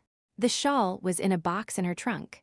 As Marilla lifted it out, the sunlight, falling through the vines that clustered thickly about the window, struck upon something caught in the shawl, something that glittered and sparkled in facets of violet light. Marilla snatched at it with a gasp. It was the amethyst brooch, hanging to a thread of the lace by its catch. "Dear life and heart," said Marilla blankly, "what does this mean? Here's my brooch safe and sound that I thought was at the bottom of Barry's pond. Whatever did that girl mean by saying she took it and lost it? I declare I believe Green Gables is bewitched. I remember now that when I took off my shawl Monday afternoon, I laid it on the bureau for a minute. I suppose the brooch got caught in it somehow." Well, Marilla betook herself to the east gable, brooch in hand. Anne had cried herself out and was sitting dejectedly by the window. "Anne Shirley," said Marilla solemnly, "I've just found my brooch hanging to my black lace shawl. Now I want to know what that rigmarole you told me this morning meant." "Why, you said you'd keep me here until I confessed," returned Anne wearily, "and so I decided to confess because I was bound to get to the picnic. I thought out a confession last night after I went to bed and made it as interesting as I could. And I said it over and over so that I wouldn't forget it. But you wouldn't let me go to the picnic after all, so all my trouble was wasted." Marilla had to laugh in spite of herself. But her conscience pricked her. "Anne, you do beat all, but I was wrong, I see that now. I shouldn't have doubted your word when I'd never known you to tell a story. Of course, it wasn't right for you to confess to a thing you hadn't done. It was very wrong to do so. But I drove you to it. So if you'll forgive me, Anne, I'll forgive you and we'll start square again. And now get yourself ready for the picnic." Anne flew up like a rocket. "Oh, Marilla, isn't it too late? No, it's only 2 o'clock. They won't be more than well gathered yet, and it'll be an hour before they have tea. Wash your face and comb your hair and put on your gingham. I'll fill a basket for you. There's plenty of stuff baked in the house. And I'll get Jerry to hitch up the sorrel and drive you down to the picnic ground."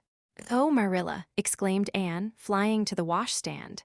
5 minutes ago, I was so miserable I was wishing I'd never been born, and now I wouldn't change places with an angel." That night, a thoroughly happy, completely tired-out Anne returned to Green Gables in a state of beatification impossible to describe. "Oh, Marilla, I've had a perfectly scrumptious time." Scrumptious is a new word I learned today. I heard Mary Alice Bell use it.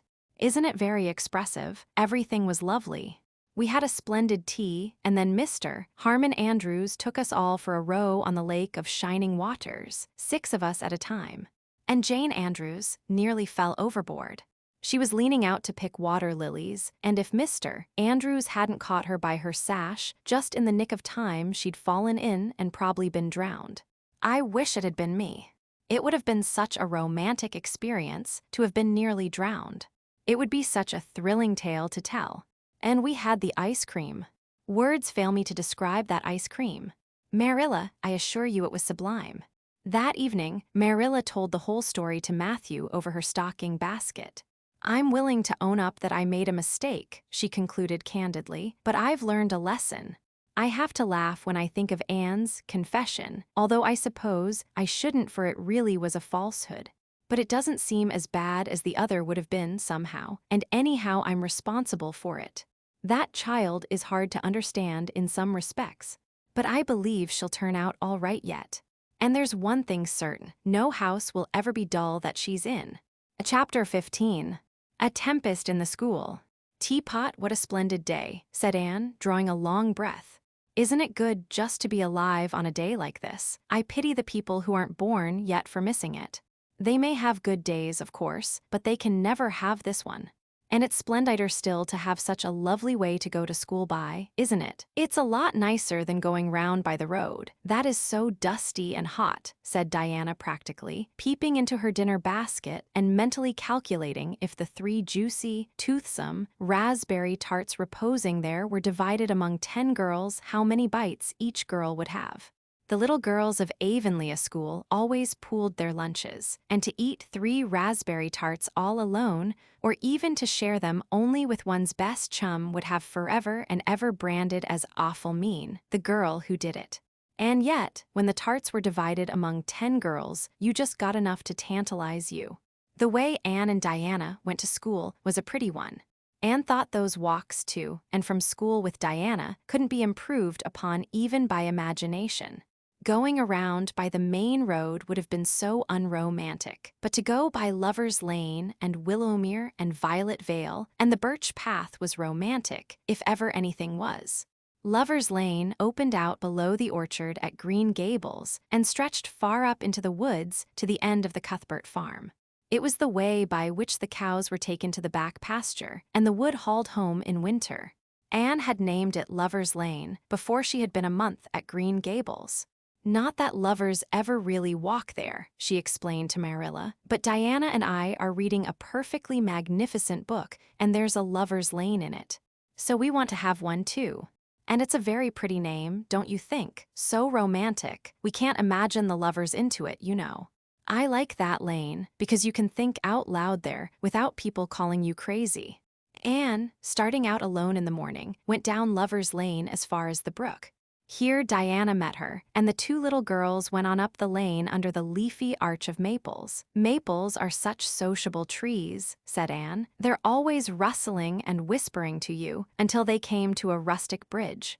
Then they left the lane and walked through Mr. Barry's back field and past Willowmere.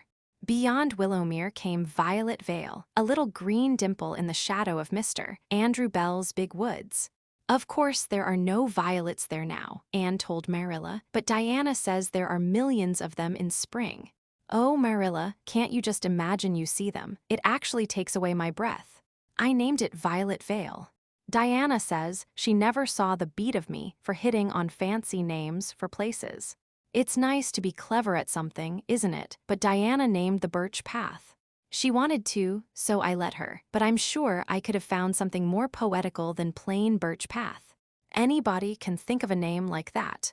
But the Birch Path is one of the prettiest places in the world, Marilla. It was. Other people besides, Anne thought so when they stumbled on it. It was a little narrow, twisting path, winding down over a long hill straight through Mr. Bell's woods, where the light came down sifted through so many emerald screens that it was as flawless as the heart of a diamond. It was fringed in all its length with slim young birches, white-stemmed and lissom-boughed. Ferns and starflowers and wild lilies of the valley and scarlet tufts of pigeonberries grew thickly along it. And always there was a delightful spiciness in the air and music of bird calls and the murmur and laugh of wood winds in the trees overhead. Now and then you might see a rabbit skipping across the road if you were quiet, which, with Anne and Diana, happened about once in a blue moon. Down in the valley, the path came out to the main road, and then it was just up the spruce hill to the school.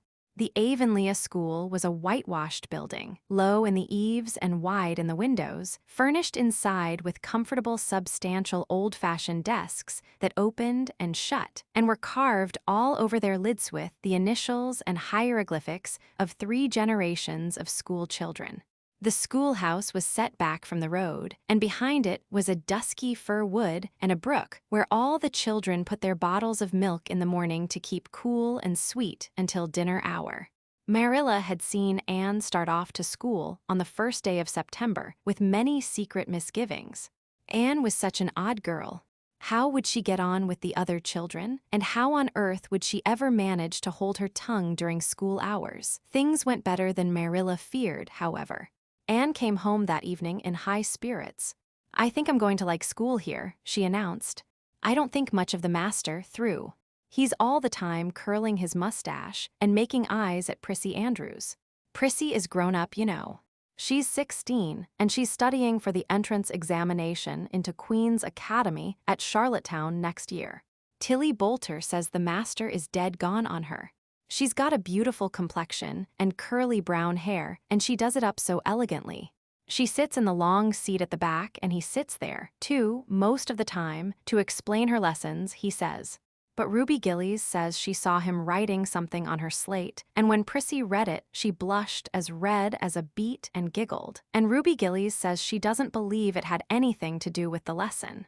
"Anne Shirley, don't let me hear you talking about your teacher in that way again," said Marilla sharply. "You don't go to school to criticize the master. I guess he can teach you something, and it's your business to learn. And I want you to understand right off that you are not to come home telling tales about him. That is something I won't encourage. I hope you were a good girl." "Indeed I was," said Anne comfortably. "It wasn't so hard as you might imagine, either. I sit with Diana. Our seat is right by the window, and we can look down to the lake of shining waters. There are a lot of nice girls in school, and we had scrumptious fun playing at dinner time. It's so nice to have a lot of little girls to play with. But of course I like Diana best, and always will. I adore Diana. I'm dreadfully far behind the others. They're all in the 5th book, and I'm only in the 4th. I feel that it's kind of a disgrace. But there's not one of them has such an imagination as I have, and I soon found that out. We had reading and geography and Canadian history and dictation today. Mr. Phillips said my spelling was disgraceful, and he held up my slate so that everybody could see it, all marked over. I felt so mortified, Marilla. He might have been politer to a stranger, I think. Ruby Gillies gave me an apple, and Sophia Sloane lent me a lovely pink card with 'May I see you home' on it. I'm to give it back to her tomorrow. And Tilly Boulter let me wear her bead ring all the afternoon. Can I have some of those pearl beads off the old pincushion in the garret to make myself a ring? And oh, Marilla, Jane Andrews told me that Minnie Macpherson told her that she heard Prissy Andrews tell Sarah Gillies that I had a very pretty nose. Marilla, that is the first compliment I have ever had in my life, and you can't imagine what a strange feeling it gave me. Marilla, have I really a pretty nose? I know you'll tell me the truth." "Your nose is well enough," said Marilla shortly. Secretly, she thought Anne's nose was a remarkable pretty one, but she had no intention of telling her so. That was 3 weeks ago, and all had gone smoothly so far. And now, this crisp September morning, Anne and Diana were tripping blithely down the birch path, 2 of the happiest little girls in Avonlea. "I guess Gilbert Blythe will be in school today," said Diana. "He's been visiting his cousins over in New Brunswick all summer, and he only came home Saturday night. He's awfully handsome, Anne. And he teases the girls something terrible. He just torments our lives out." Diana's voice indicated that she rather liked having her life tormented out than not. "Gilbert Blythe," said Anne. "Isn't his name that's written up on the porch wall with Julia bells and a big take notice over them?" "Yes," said Diana, tossing her head, "but I'm sure he doesn't like Julia Bell so very much. I've heard him say he studied the multiplication table by her freckles." "Oh, don't speak about freckles to me," implored Anne. "It isn't delicate when I've got so many." But I do think that writing take notices up on the wall about the boys and girls is the silliest ever. I should just like to see anybody dare to write my name up with a boy's. Not, of course, she hastened to add, that anybody would. Anne sighed. She didn't want her name written up, but it was a little humiliating to know that there was no danger of it. Nonsense, said Diana, whose black eyes and glossy tresses had played such havoc with the hearts of Avonlea schoolboys that her name figured on the porch walls in half a dozen take notices. It's only meant as a joke. And don't you be too sure your name won't ever be written up. Charlie Sloane is dead gone on you. He told his mother, mind you, that you were the smartest girl in school. That's better than being good-looking. No, it isn't, said Anne, feminine to the core. I'd rather be pretty than clever. And I hate Charlie Sloane. I can't bear a boy with goggle eyes. If anyone wrote my name up with his, I'd never get over it, Diana Barry. But it is nice to keep head of your class. You'll have Gilbert in your class after this, said Diana, and he's used to being head of his class, I can tell you. He's only in the 4th book, although he's nearly 14.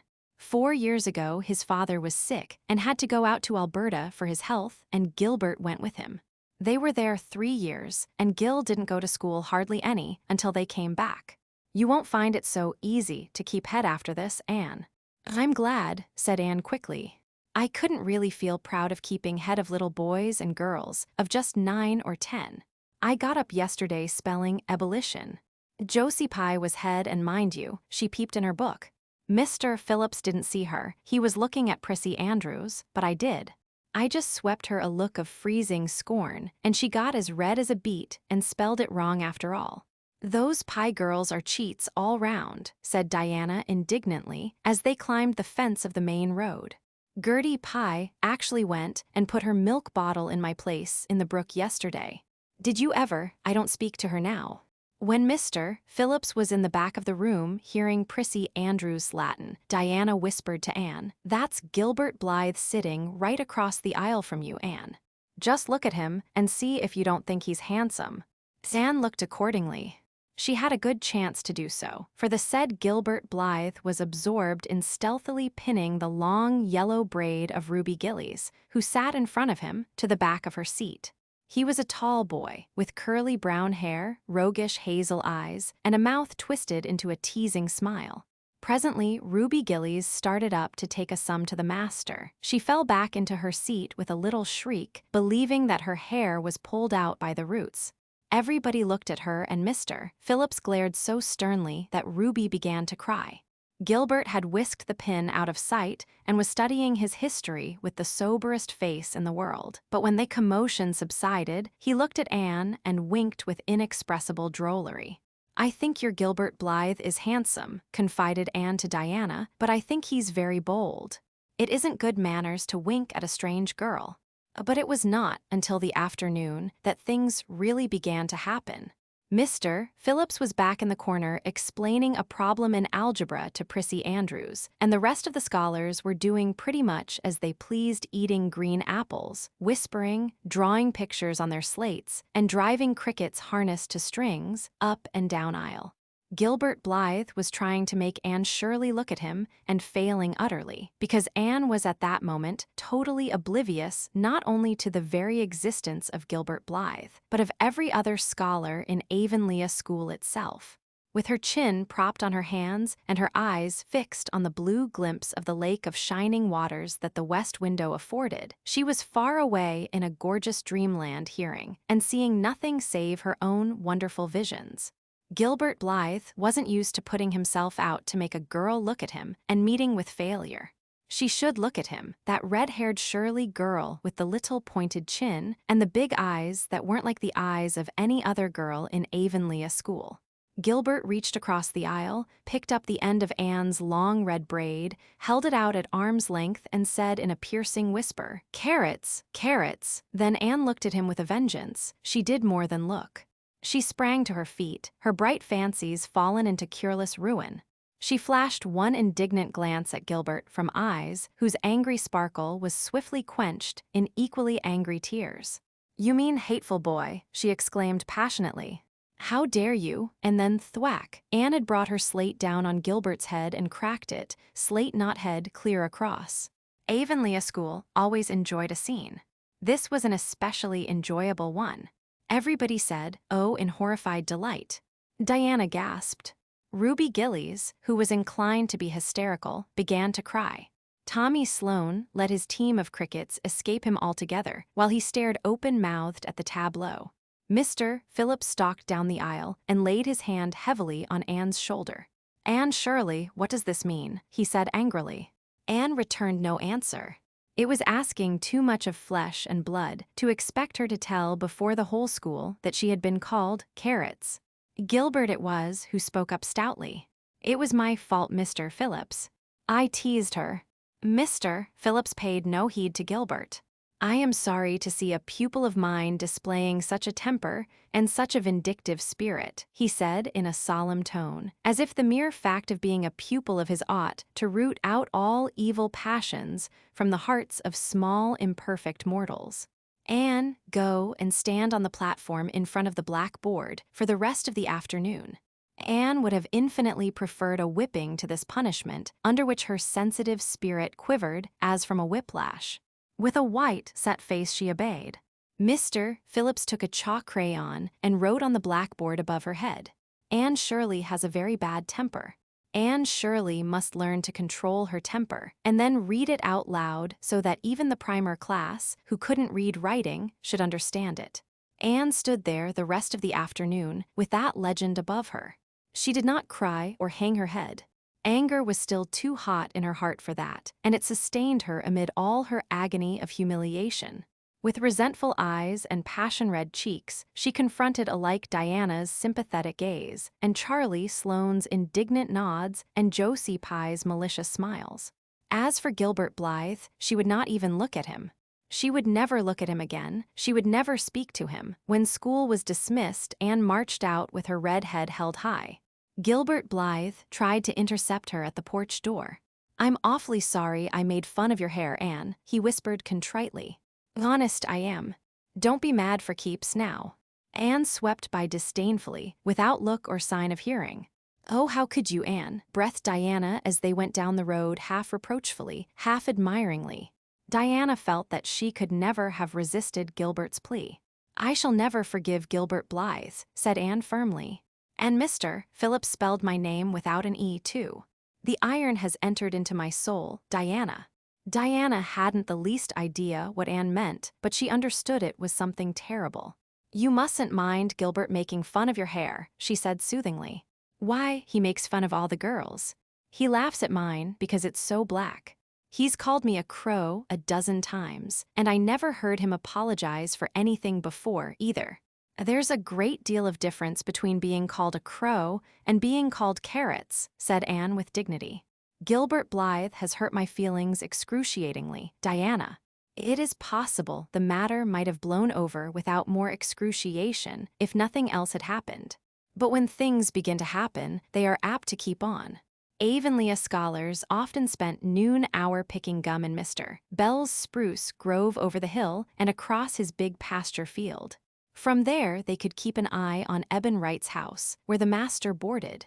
When they saw Mr. Phillips emerging therefrom, they ran for the schoolhouse, but the distance being about 3 times longer than Mr. Wright's lane, they were very apt to arrive there, breathless and gasping, some 3 minutes too late. On the following day Mr. Phillips was seized with one of his spasmodic fits of reform and announced before going home to dinner that he should expect to find all the scholars in their seats when he returned. Anyone who came in late would be punished. All the boys and some of the girls went to Mr. Bell's spruce grove as usual, fully intending to stay only long enough to pick a chew. But spruce groves are seductive and yellow nuts of gum beguiling. They picked and loitered and strayed. And as usual, the first thing that recalled them to a sense of the flight of time was Jimmy Glover shouting from the top of a patriarchal old spruce, "Master's coming." The girls who were on the ground started first and managed to reach the schoolhouse in time, but without a second to spare. The boys, who had to wriggle hastily down from the trees, were later, and Anne, who had not been picking gum at all but was wandering happily in the far end of the grove, waist-deep among the bracken, singing softly to herself, with a wreath of rice lilies on her hair as if she were some wild divinity of the shadowy places, was latest of all. Anne could run like a deer, however. Run she did with the impish result that she overtook the boys at the door and was swept into the schoolhouse among them just as Mr. Phillips was in the act of hanging up his hat. Mr. Phillips's brief reforming energy was over. He didn't want the bother of punishing a dozen pupils, but it was necessary to do something to save his word. So he looked about for a scapegoat and found it in Anne, who had dropped into her seat, gasping for breath, with a forgotten lily wreath hanging askew over one ear and giving her a particularly rakish and disheveled appearance. Anne Shirley, since you seem to be so fond of the boys' company, we shall indulge your taste for it this afternoon, he said sarcastically. Take those flowers out of your hair and sit with Gilbert Blythe. The other boys snickered. Diana, turning pale with pity, plucked the wreath from Anne's hair and squeezed her hand. Anne stared at the master, as if turned to stone. Did you hear what I said, Anne? Queried Mr. Phillips sternly. Yes, sir, said Anne slowly, but I didn't suppose you really meant it. I assure you I did, still with the sarcastic inflection which all the children, and Anne especially, hated. It flicked on the raw. Obey me at once. For a moment, Anne looked as if she meant to disobey. Then, realizing that there was no help for it, she rose haughtily, stepped across the aisle, sat down beside Gilbert Blythe, and buried her face in her arms on the desk. Ruby Gillies, who got a glimpse of it as it went down, told the others going home from school that she'd actually never seen anything like it. It was so white, with awful little red spots in it. To Anne, this was as the end of all things. It was bad enough to be singled out for punishment from among a dozen equally guilty ones. It was worse still to be sent to sit with a boy. But that boy should be Gilbert Blythe was heaping insult on injury to a degree utterly unbearable. Anne felt that she could not bear it, and it would be of no use to try. Her whole being seethed with shame and anger and humiliation. At first the other scholars looked and whispered and giggled and nudged. But as Anne never lifted her head, and as Gilbert worked fractions, as if his whole soul was absorbed in them and them only, they soon returned to their own tasks, and Anne was forgotten. When Mr. Phillips called the history class out, Anne should have gone, but Anne did not move, and Mr. Phillips, who had been writing some verses to Priscilla before he called the class, was thinking about an obstinate rhyme still and never missed her.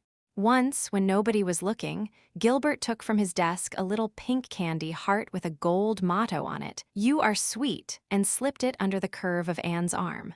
Whereupon Anne arose, took the pink heart gingerly between the tips of her fingers, dropped it on the floor, ground it to powder beneath her heel, and resumed her position without deigning to bestow a glance on Gilbert. When school went out, Anne marched to her desk, ostentatiously took out everything therein, books and writing tablet, pen and ink, testament and arithmetic, and piled them neatly on her cracked slate. What are you taking all those things home for, Anne? Diana wanted to know, as soon as they were out on the road. She had not dared to ask the question before. I am not coming back to school any more, said Anne. Diana gasped and stared at Anne to see if she meant it. Will Marilla let you stay home? She asked. She'll have to, said Anne. I'll never go to school to that man again. Oh, Anne, Diana looked as if she were ready to cry. I do think you're mean. What shall I do? Mr. Phillips will make me sit with that horrid Gertie Pye. I know he will because she is sitting alone. Do come back, Anne. I'd do almost anything in the world for you, Diana, said Anne sadly. I'd let myself be torn limb from limb if it would do you any good. But I can't do this, so please don't ask it. You harrow up my very soul. Just think of all the fun you will miss, mourned Diana. We are going to build the loveliest new house down by the brook, and we'll be playing ball next week, and you've never played ball, Anne. It's tremendously exciting. And we're going to learn a new song. Jane Andrews is practicing it up now, and Alice Andrews is going to bring a new pansy book next week, and we're all going to read it out loud, chapter about Down by the Brook. And you know you are so fond of reading out loud, Anne. Nothing moved Anne in the least. Her mind was made up. She would not go to school to Mr. Phillips again. She told Marilla so when she got home. Nonsense, said Marilla. It isn't nonsense at all, said Anne, gazing at Marilla with solemn, reproachful eyes. Don't you understand, Marilla? I've been insulted. Insulted fiddlesticks. You'll go to school tomorrow as usual. Oh, no. Anne shook her head gently. I'm not going back, Marilla. I'll learn my lessons at home, and I'll be as good as I can be and hold my tongue all the time if it's possible at all. But I will not go back to school, I assure you. Marilla saw something remarkably like unyielding stubbornness looking out of Anne's small face. She understood that she would have trouble in overcoming it, but she resolved wisely to say nothing more just then. I'll run down and see Rachel about it this evening, she thought. There's no use reasoning with Anne now. She's too worked up, and I've an idea she can be awful stubborn if she takes the notion. Far as I can make out from her story, Mr. Phillips has been carrying matters with a rather high hand. But it would never do to say so to her. I'll just talk it over with Rachel. She's sent 10 children to school, and she ought to know something about it. She'll have heard the whole story, too, by this time. Marilla found Mrs. Lynde knitting quilts as industriously and cheerfully as usual. I suppose you know what I've come about, she said, a little shamefacedly. Mrs. Rachel nodded. About Anne's fuss in school, I reckon, she said. Tilly Boulter was in on her way home from school and told me about it. I don't know what to do with her, said Marilla. She declares she won't go back to school. I never saw a child so worked up. I've been expecting trouble ever since she started to school. I knew things were going too smooth to last. She's so high-strung. What would you advise, Rachel? Well, since you've asked my advice, Marilla, said Mrs. Lynde amiably. Mrs. Lynde dearly loved to be asked for advice. I'd just humor her a little at first, that's what I'd do. It's my belief that Mr. Phillips was in the wrong. Of course, it doesn't do to say so to the children, you know. And of course, he did right to punish her yesterday for giving way to temper. But today it was different. The others who were late should have been punished as well as Anne, that's what. And I don't believe in making the girls sit with the boys for punishment. It isn't modest. Tilly Boulter was real indignant.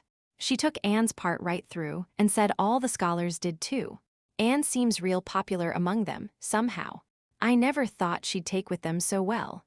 Then you really think I'd better let her stay home, said Marilla in amazement. Yes. That is, I wouldn't say school to her again until she said it herself. Depend upon it, Marilla, she'll cool off in a week or so and be ready enough to go back of her own accord, that's what. While, if you were to make her go back right off, dear knows what freak or tantrum she'd take next and make more trouble than ever. The less fuss made the better, in my opinion. She won't miss much by not going to school, as far as that goes.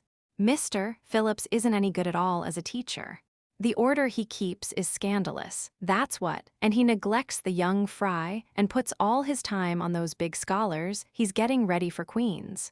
He'd never have got the school for Anoth year if his uncle hadn't been the trustee, for he just leads the other two around by the nose, that's what. I declare, I don't know what education in this island is coming to. Mrs. Rachel shook her head, as much as to say if she were only at the head of the educational system of the province things would be much better managed. Marilla took Mrs. Rachel's advice, and not another word was said to Anne about going back to school. She learned her lessons at home, did her chores, and played with Diana in the chilly purple autumn twilights. But when she met Gilbert Blythe on the road or encountered him in Sunday school, she passed him by with an icy contempt that was no whit thawed by his evident desire to appease her. Even Diana's efforts as a peacemaker were of no avail. Anne had evidently made up her mind to hate Gilbert Blythe to the end of life. As much as she hated Gilbert, however, did she love Diana with all the love of her passionate little heart, equally intense in its likes and dislikes. One evening Marilla, coming in from the orchard with a basket of apples, found Anne sitting along by the east window in the twilight, crying bitterly. "Whatever's the matter now, Anne?" she asked. "It's about Diana," sobbed Anne luxuriously. "I love Diana so, Marilla. I cannot ever live without her. But I know very well, when we grow up, that Diana will get married and go away and leave me. And oh, what shall I do? I hate her husband, I just hate him furiously. I've been imagining it all out, the wedding and everything. Diana dressed in snowy garments with a veil and looking as beautiful and regal as a queen. And me the bridesmaid, with a lovely dress too and puffed sleeves, but with a breaking heart hid beneath my smiling face. And then bidding Diana goodbye. Here Anne broke down entirely and wept with increasing bitterness. Marilla turned quickly away to hide her twitching face, but it was no use. She collapsed on the nearest chair and burst into such a hearty and unusual peal of laughter that Matthew, crossing the yard outside, halted in amazement. When had he heard Marilla laugh like that before? "Well, Anne Shirley," said Marilla as soon as she could speak, "if you must borrow trouble, for pity's sake borrow it handier home. I should think you had an imagination, sure enough." Chapter 16. Diana is invited to tea with tragic results. October was a beautiful month at Green Gables, when the birches in the hollow turned as golden as sunshine, and the maples behind the orchard were royal crimson, and the wild cherry trees along the lane put on the loveliest shades of dark red and bronzy green, while the fields sunned themselves in aftermaths. Anne reveled in the world of color about her. "Oh, Marilla," she exclaimed one Saturday morning, coming dancing in with her arms full of gorgeous boughs, "I'm so glad I live in a world where there are Octobers. It would be terrible if we just skipped from September to November, wouldn't it? Look at these maple branches. Don't they give you a thrill, several thrills? I'm going to decorate my room with them." "Messy things," said Marilla, whose aesthetic sense was not noticeably developed. "You clutter up your room entirely too much with out-of-door stuff, Anne. Bedrooms were made to sleep in. So, and dream in too, Marilla.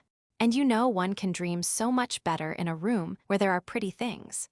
I'm going to put these boughs in the old blue jug and set them on my table. Mind you don't drop leaves all over the stairs then. I'm going on a meeting of the Aid Society at Carmody this afternoon, Anne, and I won't likely be home before dark. You'll have to get Matthew and Jerry their supper, so mind you don't forget to put the tea to draw until you sit down at the table as you did last time." "It was dreadful of me to forget," said Anne apologetically, "but that was the afternoon I was trying to think of a name for Violet Vale, and it crowded other things out. Matthew was so good. He never scolded a bit. He put that idea down himself and said we could wait a while as well as not. And I told him a lovely fairy story while we were waiting, so he didn't find the time long at all. It was a beautiful fairy story, Marilla. I forgot the end of it, so I made up an end for it myself, and Matthew said he couldn't tell where the join came in. Matthew would think it all right, Anne, if you took a notion to get up and have dinner in the middle of the night. But you keep your wits about you this time. And I don't really know if I'm doing right. It may make you more addlepated than ever, but you can ask Diana to come over and spend the afternoon with you and have tea here." "Oh, Marilla," Anne clasped her hands. "How perfectly lovely. You are able to imagine things after all, or else you'd never have understood how I've longed for that very thing. It will seem so nice and grown-uppish. No fear of my forgetting to put the tea to draw when I have company." "Oh, Marilla, can I use the rosebud spray tea set?" "No, indeed, the rosebud tea set. Well, what next? You know I never use that except for the minister or the aides. You'll put down the old brown tea set. But you can open the little yellow crock of cherry preserves. It's time it was being used anyhow. I believe it's beginning to work. And you can cut some fruit cake and have some of the cookies and snaps. I can just imagine myself sitting down at the head of the table and pouring out the tea," said Anne, shutting her eyes ecstatically. "And asking Diana if she takes sugar. I know she doesn't, but of course I'll ask her just as if I didn't know. And then pressing her to take another piece of fruit cake and another helping of preserves. Oh, Marilla, it's a wonderful sensation just to think of it. Can I take her into the spare room to lay off her hat when she comes, and then into the parlor to sit? No. The sitting room will do for you and your company. But there's a bottle half full of raspberry cordial that was left over from the church social the other night. It's on the second shelf of the sitting room closet, and you and Diana can have it if you like, and a cookie to eat with it along in the afternoon, for I dare say Matthew'll be late coming in to tea since he's hauling potatoes to the vessel." Anne flew down to the hollow, past the Dryad's bubble and up the spruce path to Orchard Slope, to ask Diana to tea. As a result, just after Marilla had driven off to Carmody, Diana came over, dressed in her second-best dress and looking exactly as it is proper to look when asked out to tea. At other times, she was wont to run into the kitchen without knocking, but now she knocked primly at the front door. And when Anne, dressed in her second best, as primly opened it, both little girls shook hands as gravely as if they had never met before.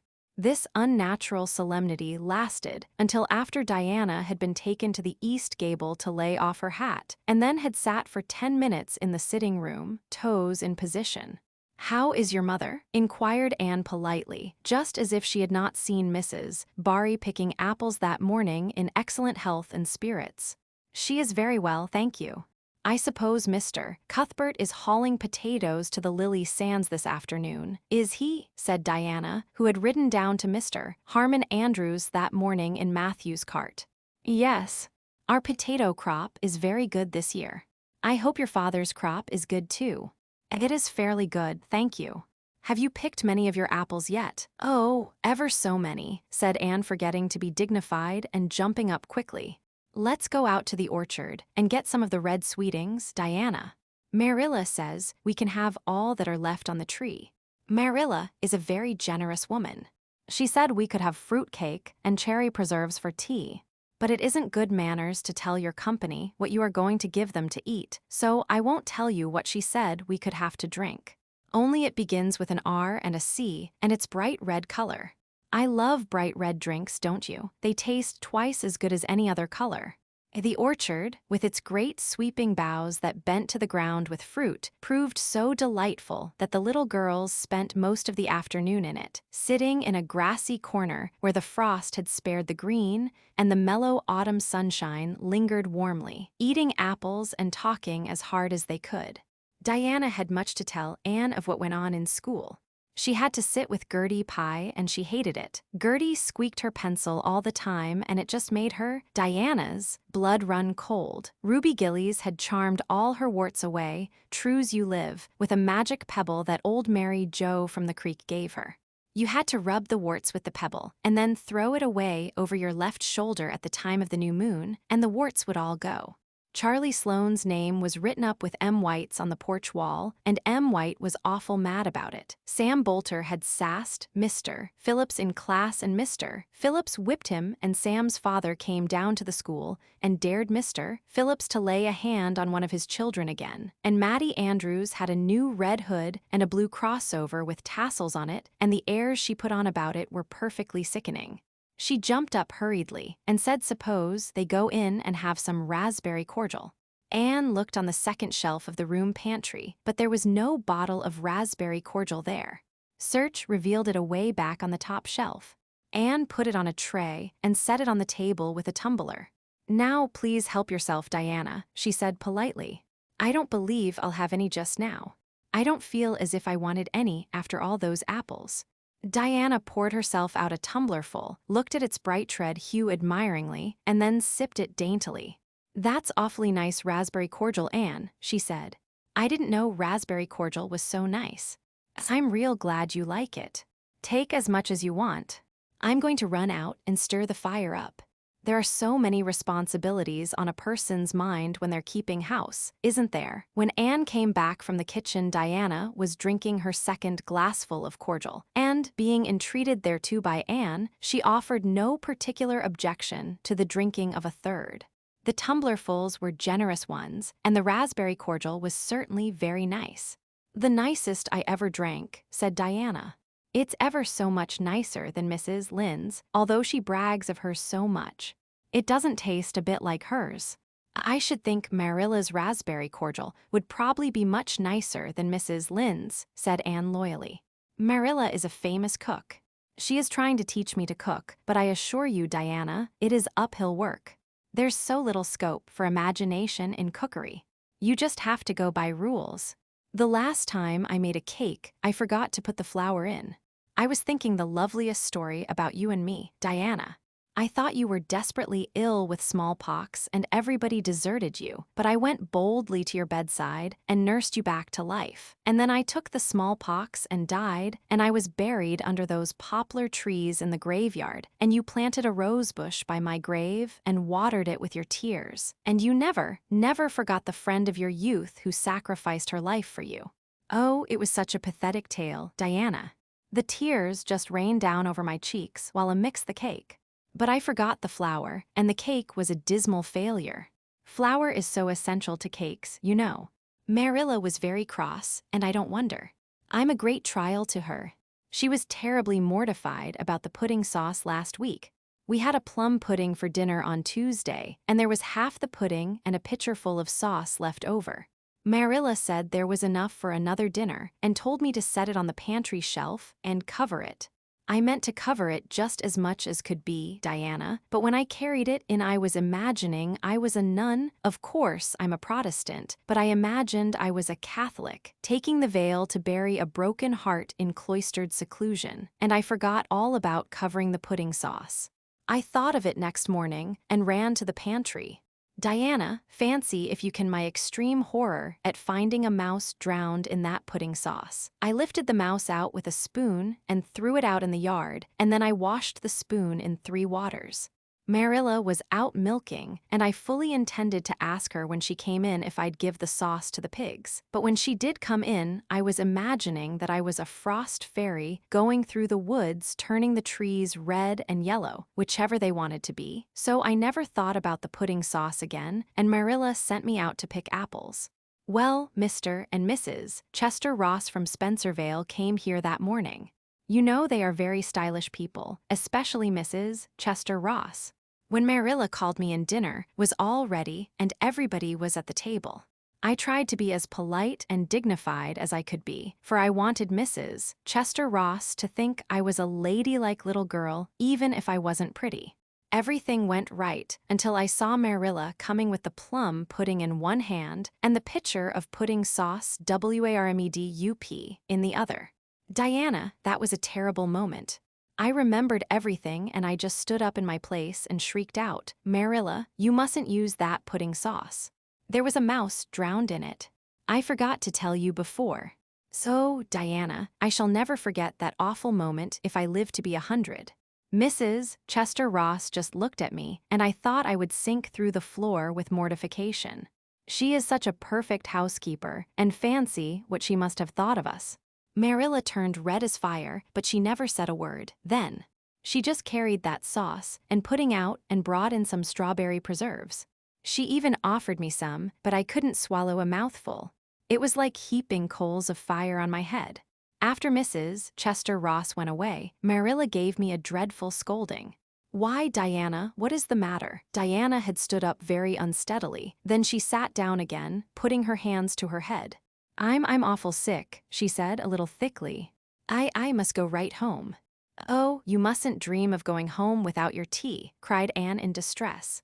"I'll get it right off. I'll go and put the tea down this very minute." "I must go home," repeated Diana, stupidly but determinedly. "Let me get you a lunch anyhow," implored Anne.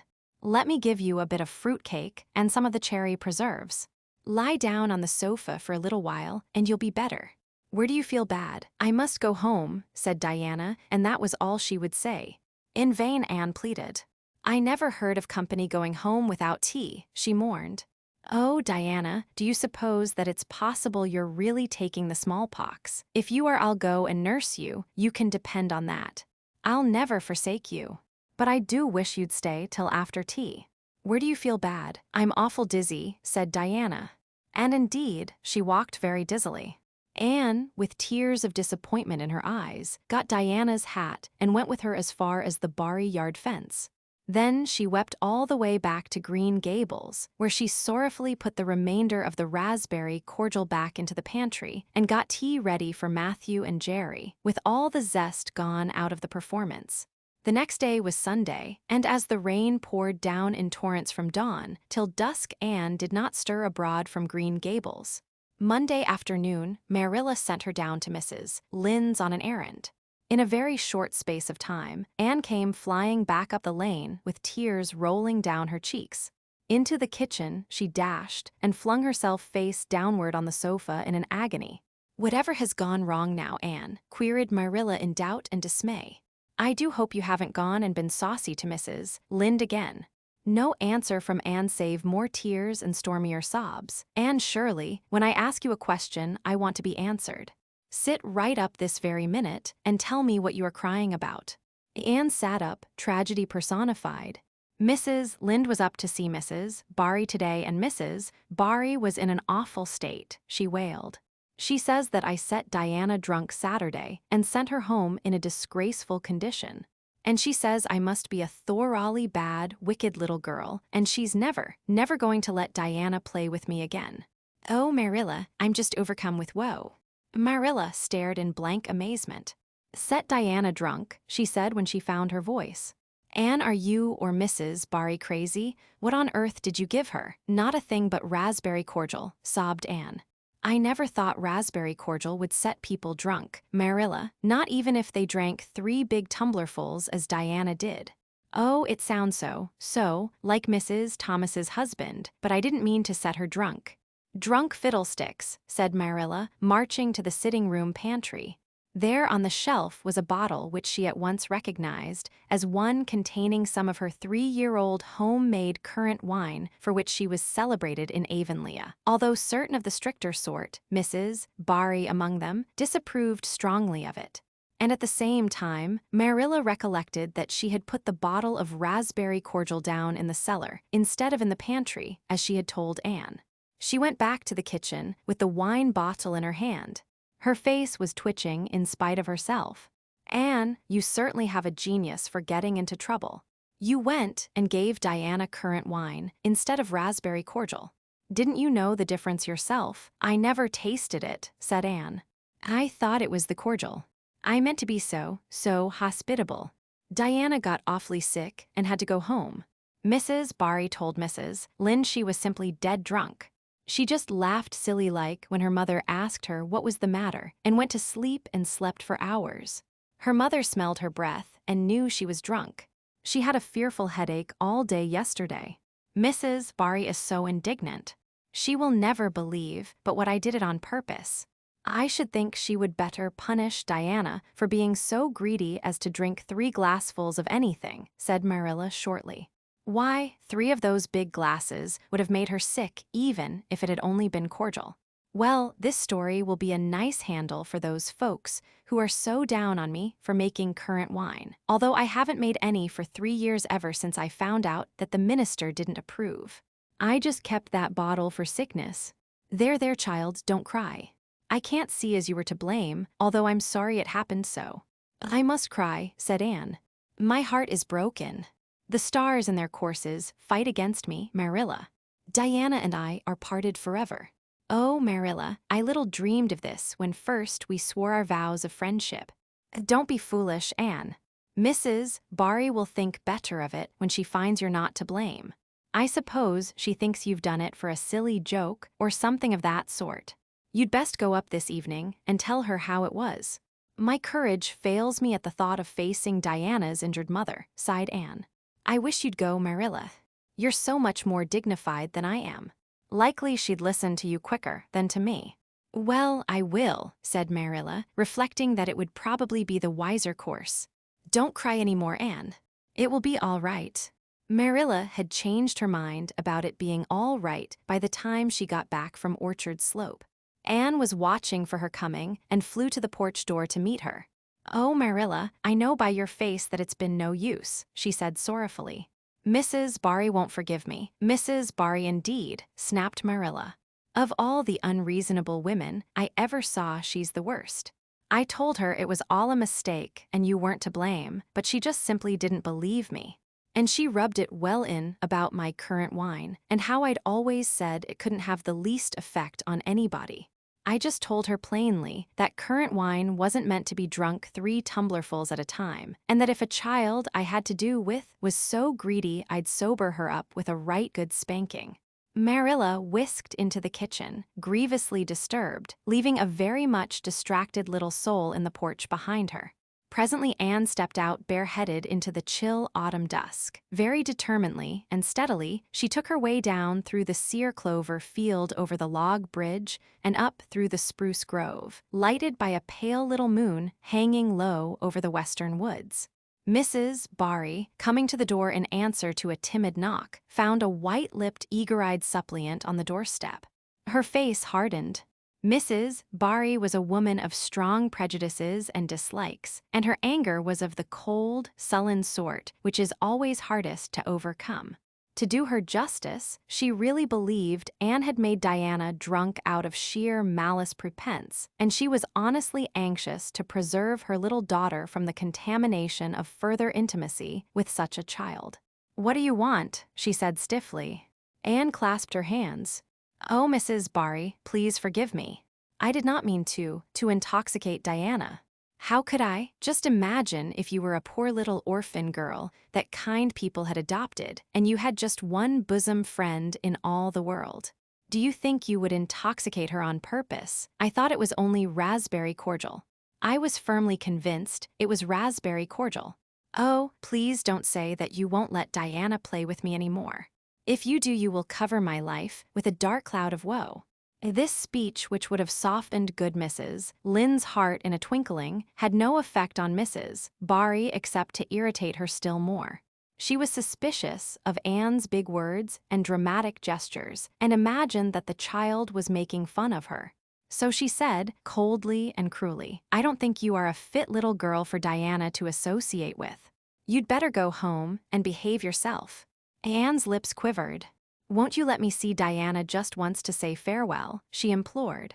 "Diana has gone over to Carmody with her father," said Mrs. Barry, going in and shutting the door. Anne went back to Green Gables calm with despair. "My last hope is gone," she told Marilla. "I went up and saw Mrs. Barry myself, and she treated me very insultingly.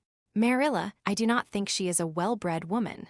There is nothing more to do except to pray, and I haven't much hope that that'll do much good because, Marilla, I do not believe that God himself can do very much with such an obstinate person as Mrs. Barry." "Anne, you shouldn't say such things," rebuked Marilla, striving to overcome that unholy tendency to laughter which she was dismayed to find growing upon her.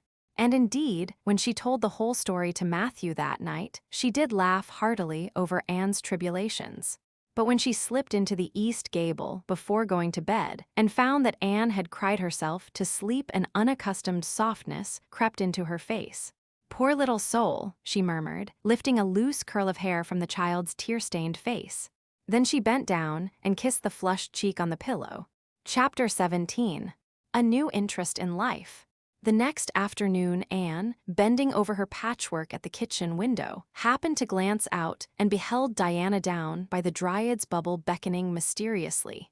In a trice, Anne was out of the house and flying down to the hollow, astonishment and hope struggling in her expressive eyes.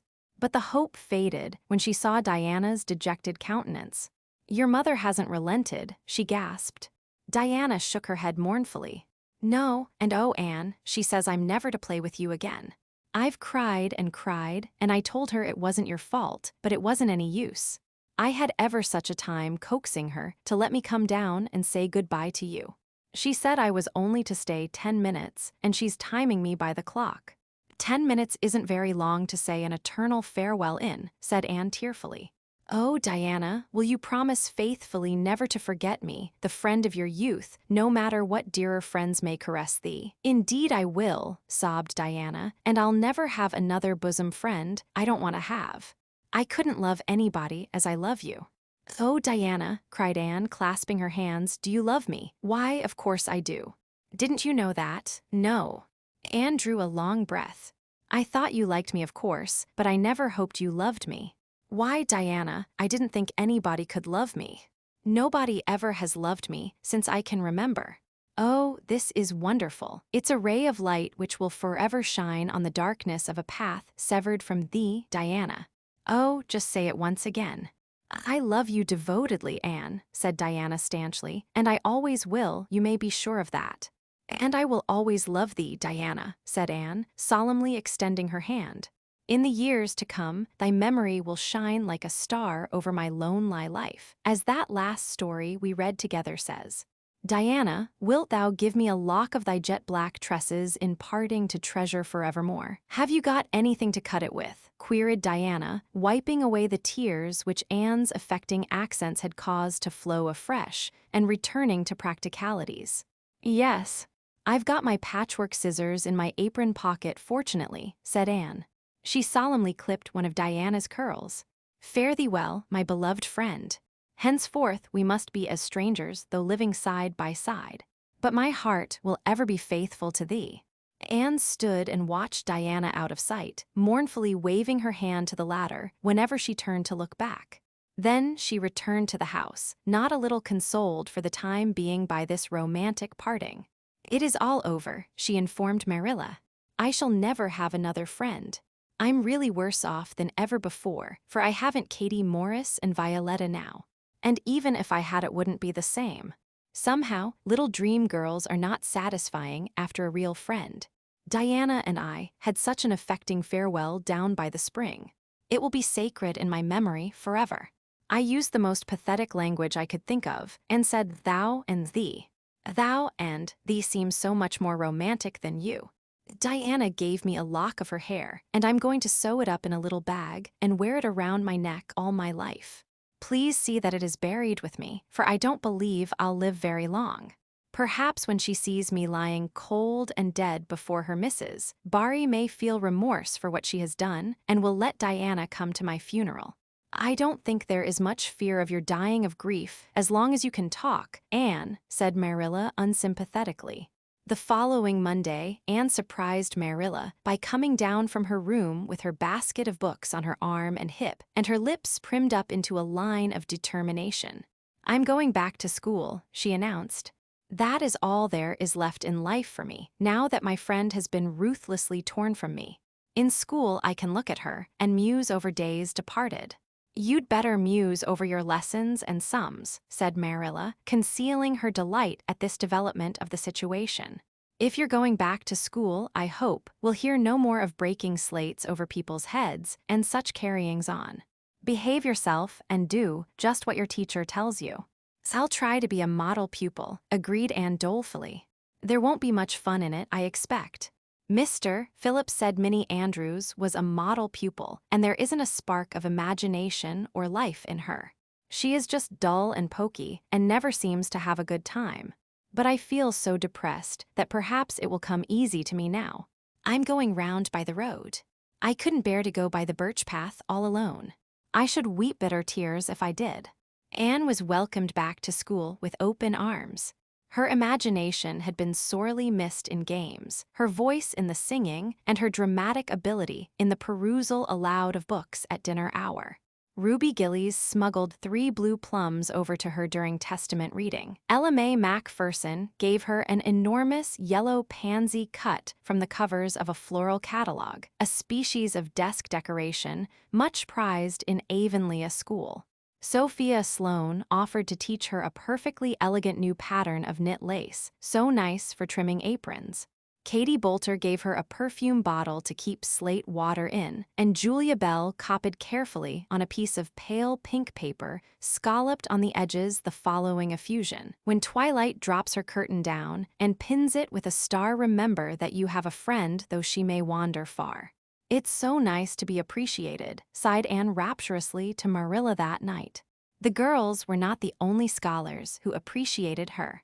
When Anne went to her seat after dinner hour, she had been told by Mr. Phillips to sit with the model Minnie Andrews. She found on her desk a big luscious strawberry apple.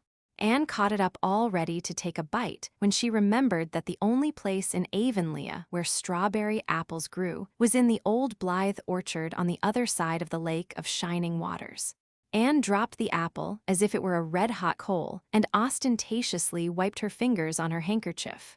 The apple lay untouched on her desk until the next morning, when little Timothy Andrews, who swept the school and kindled the fire, annexed it as one of his perquisites. Charlie Sloane's slate pencil, gorgeously bedizened with striped red and yellow paper, costing 2 cents where ordinary pencils cost only 1, which he sent up to her after dinner hour, met with a more favorable reception. Anne was graciously pleased to accept it and rewarded the donor with a smile which exalted that infatuated youth straightway into the 7th heaven of delight and caused him to make such fearful errors in his dictation that Mr. Phillips kept him in after school to rewrite it.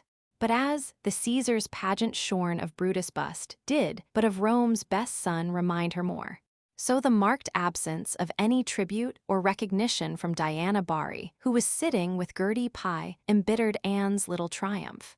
Diana might just have smiled at me once, I think, she mourned to Marilla that night. But the next morning, a note most fearfully and wonderfully twisted and folded, and a small parcel were passed across to Anne. Dear Anne, ran the former, Mother says I'm not to play with you or talk to you even in school. It isn't my fault, and don't be cross at me, because I love you as much as ever. I miss you awfully to tell all my secrets too, and I don't like Gertie Pye one bit. I made you one of the new bookmarkers, out of red tissue paper. They are awfully fashionable now, and only 3 girls in school know how to make them. When you look at it, remember your true friend Diana Barry.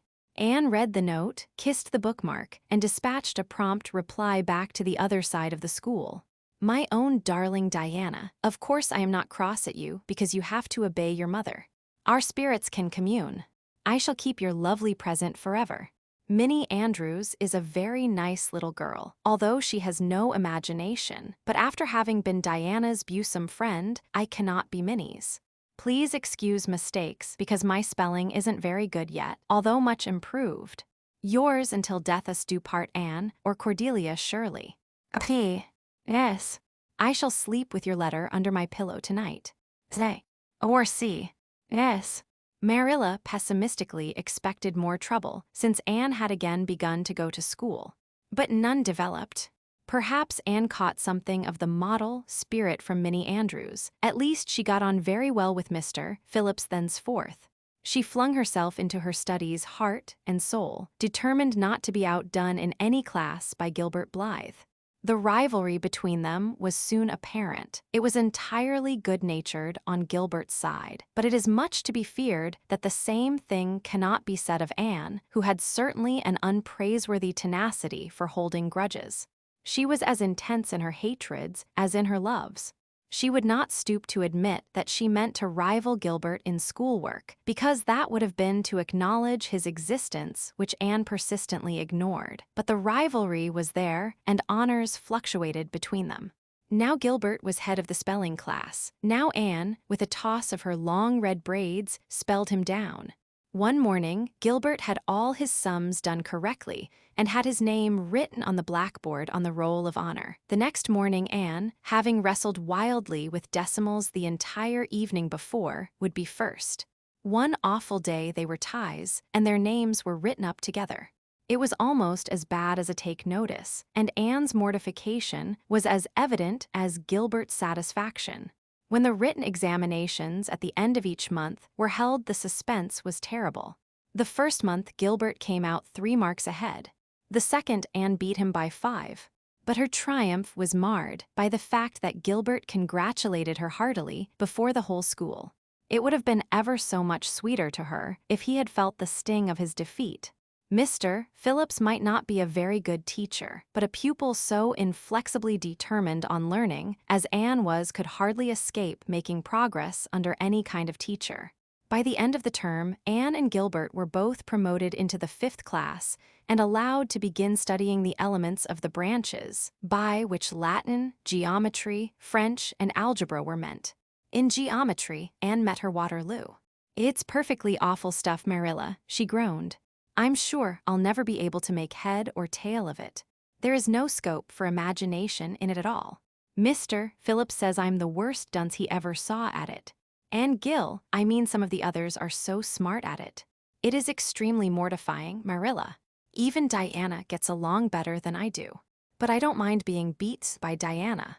Even although we meet as strangers now, I still love her with an inextinguishable love. It makes me very sad at times to think about her. But really, Marilla, one can't stay sad very long in such an interesting world, can one? Chapter 18. Anne to the rescue. All things great are wound up with all things little. At first glance, it might not seem that the decision of a certain Canadian premier to include Prince Edward Island in a political tour could have much or anything to do with the fortunes of little Anne Shirley at Green Gables. But it had. It was in January the premier came to address his loyal supporters and such of his non-supporters as chose to be present at the monster mass meeting held in Charlottetown. Most of the Avonlea people were on Premier's side of politics. Hence, on the night of the meeting, nearly all the men and a goodly proportion of the women had gone to town 30 miles away. Mrs. Rachel Lynde had gone too. Mrs. Rachel Lynde was a red-hot politician and couldn't have believed that the political rally could be carried through without her, although she was on the opposite side of politics. So she went to town and took her husband. Thomas would be useful in looking after the horse, and Marilla Cuthbert with her. Marilla had a sneaking interest in politics herself, and as she thought it might be her only chance to see a real live premiere, she promptly took it, leaving Anne and Matthew to keep house until her return the following day. Hence, while Marilla and Mrs. Rachel were enjoying themselves hugely at the mass meeting, Anne and Matthew had the cheerful kitchen at Green Gables all to themselves. A bright fire was glowing in the old-fashioned Waterloo stove, and blue-white frost crystals were shining on the window panes. Matthew nodded over a farmers advocate on the sofa, and Anne at the table studied her lessons with grim determination, despite sundry wistful glances at the clock shelf, where lay a new book that Jane Andrews had lent her that day. Jane had assured her that it was warranted to produce any number of thrills or words to that effect, and Anne's fingers tingled to reach out for it. But that would mean Gilbert Blythe's triumph on the morrow. Anne turned her back on the clock shelf and tried to imagine it wasn't there. Matthew, did you ever study geometry when you went to school? Well now, no, I didn't, said Matthew, coming out of his doze with a start. I wish you had, sighed Anne, because then you'd be able to sympathize with me. You can't sympathize properly if you've never studied it. It is casting a cloud over my whole life. I'm such a dunce at it, Matthew. Well now, I dunno, said Matthew soothingly. I guess you're all right at anything. Mr. Phillips told me last week in Blair's store at Carmody that you was the smartest scholar in school and was making rapid progress. Rapid progress was his very words. There's them as runs down Teddy Phillips and says he ain't much of a teacher, but I guess he's all right. Matthew would have thought anyone who praised Anne was all right. I'm sure I'd get on better with geometry if only he wouldn't change the letters, complained Anne. I learn the proposition off by heart, and then he draws it on the blackboard and puts different letters from what are in the book, and I get all mixed up. I don't think a teacher should take such a mean advantage, do you? We're studying agriculture now, and I've found out at last what makes the roads red. It's a great comfort. I wonder how Marilla and Mrs. Lynde are enjoying themselves. Mrs. Lynde says Canada is going to the dogs the way things are being run at Ottawa, and that it's an awful warning to the electors. She says if women were allowed to vote, we would soon see a blessed change. What way do you vote, Matthew? Conservative, said Matthew promptly. To vote conservative was part of Matthew's religion. Then I'm conservative too, said Anne decidedly. I'm glad because some of the boys in school are grits. I guess Mr. Phillips is a grit too because Prissy Andrews' father is one, and Ruby Gillies says that when a man is courting, he always has to agree with the girl's mother in religion and her father in politics. Is that true, Matthew? Well now, I dunno, said Matthew. Did you ever go courting, Matthew? Well now, no, I dunno's I ever did, said Matthew, who had certainly never thought of such a thing in his whole existence. Anne reflected with her chin in her hands. It must be rather interesting, don't you think, Matthew? Ruby Gillies says when she grows up she's going to have ever so many bows on the string and have them all crazy about her, but I think that would be too exciting. I'd rather have just one in his right mind. But Ruby Gillies knows a great deal about such matters because she has so many big sisters, and Mrs. Lynde says the Gillies girls have gone off like hot cakes. Mr. Phillips goes up to see Prissy Andrews nearly every evening. He says it is to help her with her lessons, but Miranda Sloane is studying for Queen's too, and I should think she needed help a lot more than Prissy because she's ever so much stupider, but he never goes to help her in the evenings at all. There are a great many things in this world that I can't understand very well, Matthew. Well now, I dunno as I comprehend them all myself, acknowledged Matthew. Well, I suppose I must finish up my lessons. I won't allow myself to open that new book Jane lent me until I'm through. But it's a terrible temptation, Matthew. Even when I turn my back on it, I can see it there just as plain. Jane said she cried herself sick over it. I love a book that makes me cry. But I think I'll carry that book into the sitting room and lock it in the jam closet and give you the key. And you must not give it to me, Matthew, until my lessons are done, not even if I implore you on my bended knees. It's all very well to say resist temptation, but it's ever so much easier to resist it if you can't get the key.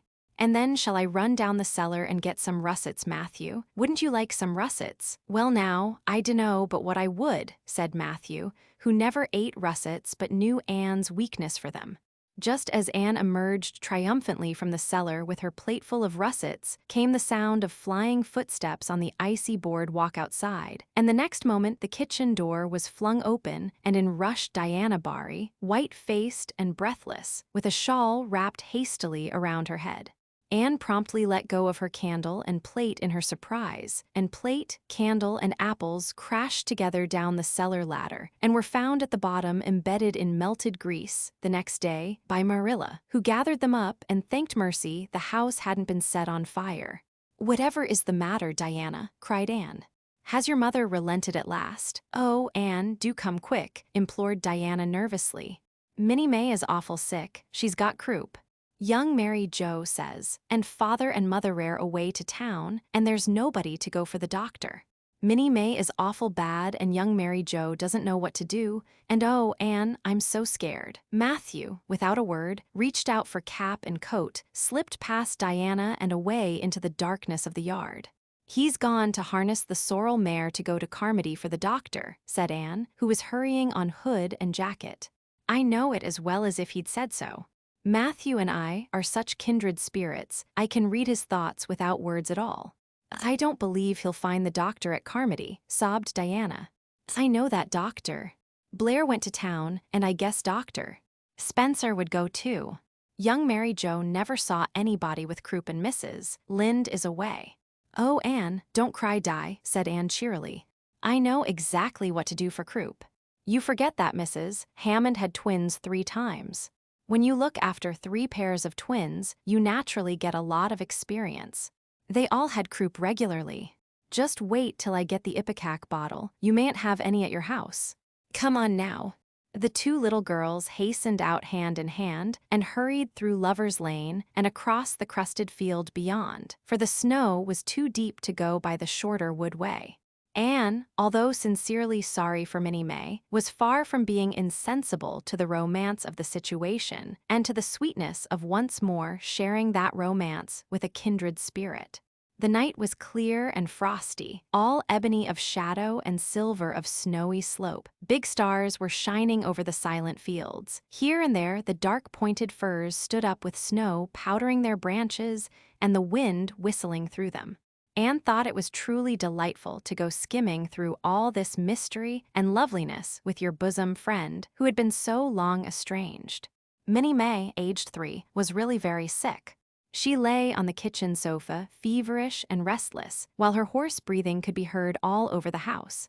Young Mary Joe, a buxom, broad-faced French girl from the creek, whom Mrs. Barry had engaged to stay with the children during her absence, was helpless and bewildered, quite incapable of thinking what to do, or doing it if she thought of it. Anne went to work with skill and promptness. "Minnie May has croup all right. She's pretty bad, but I've seen them worse.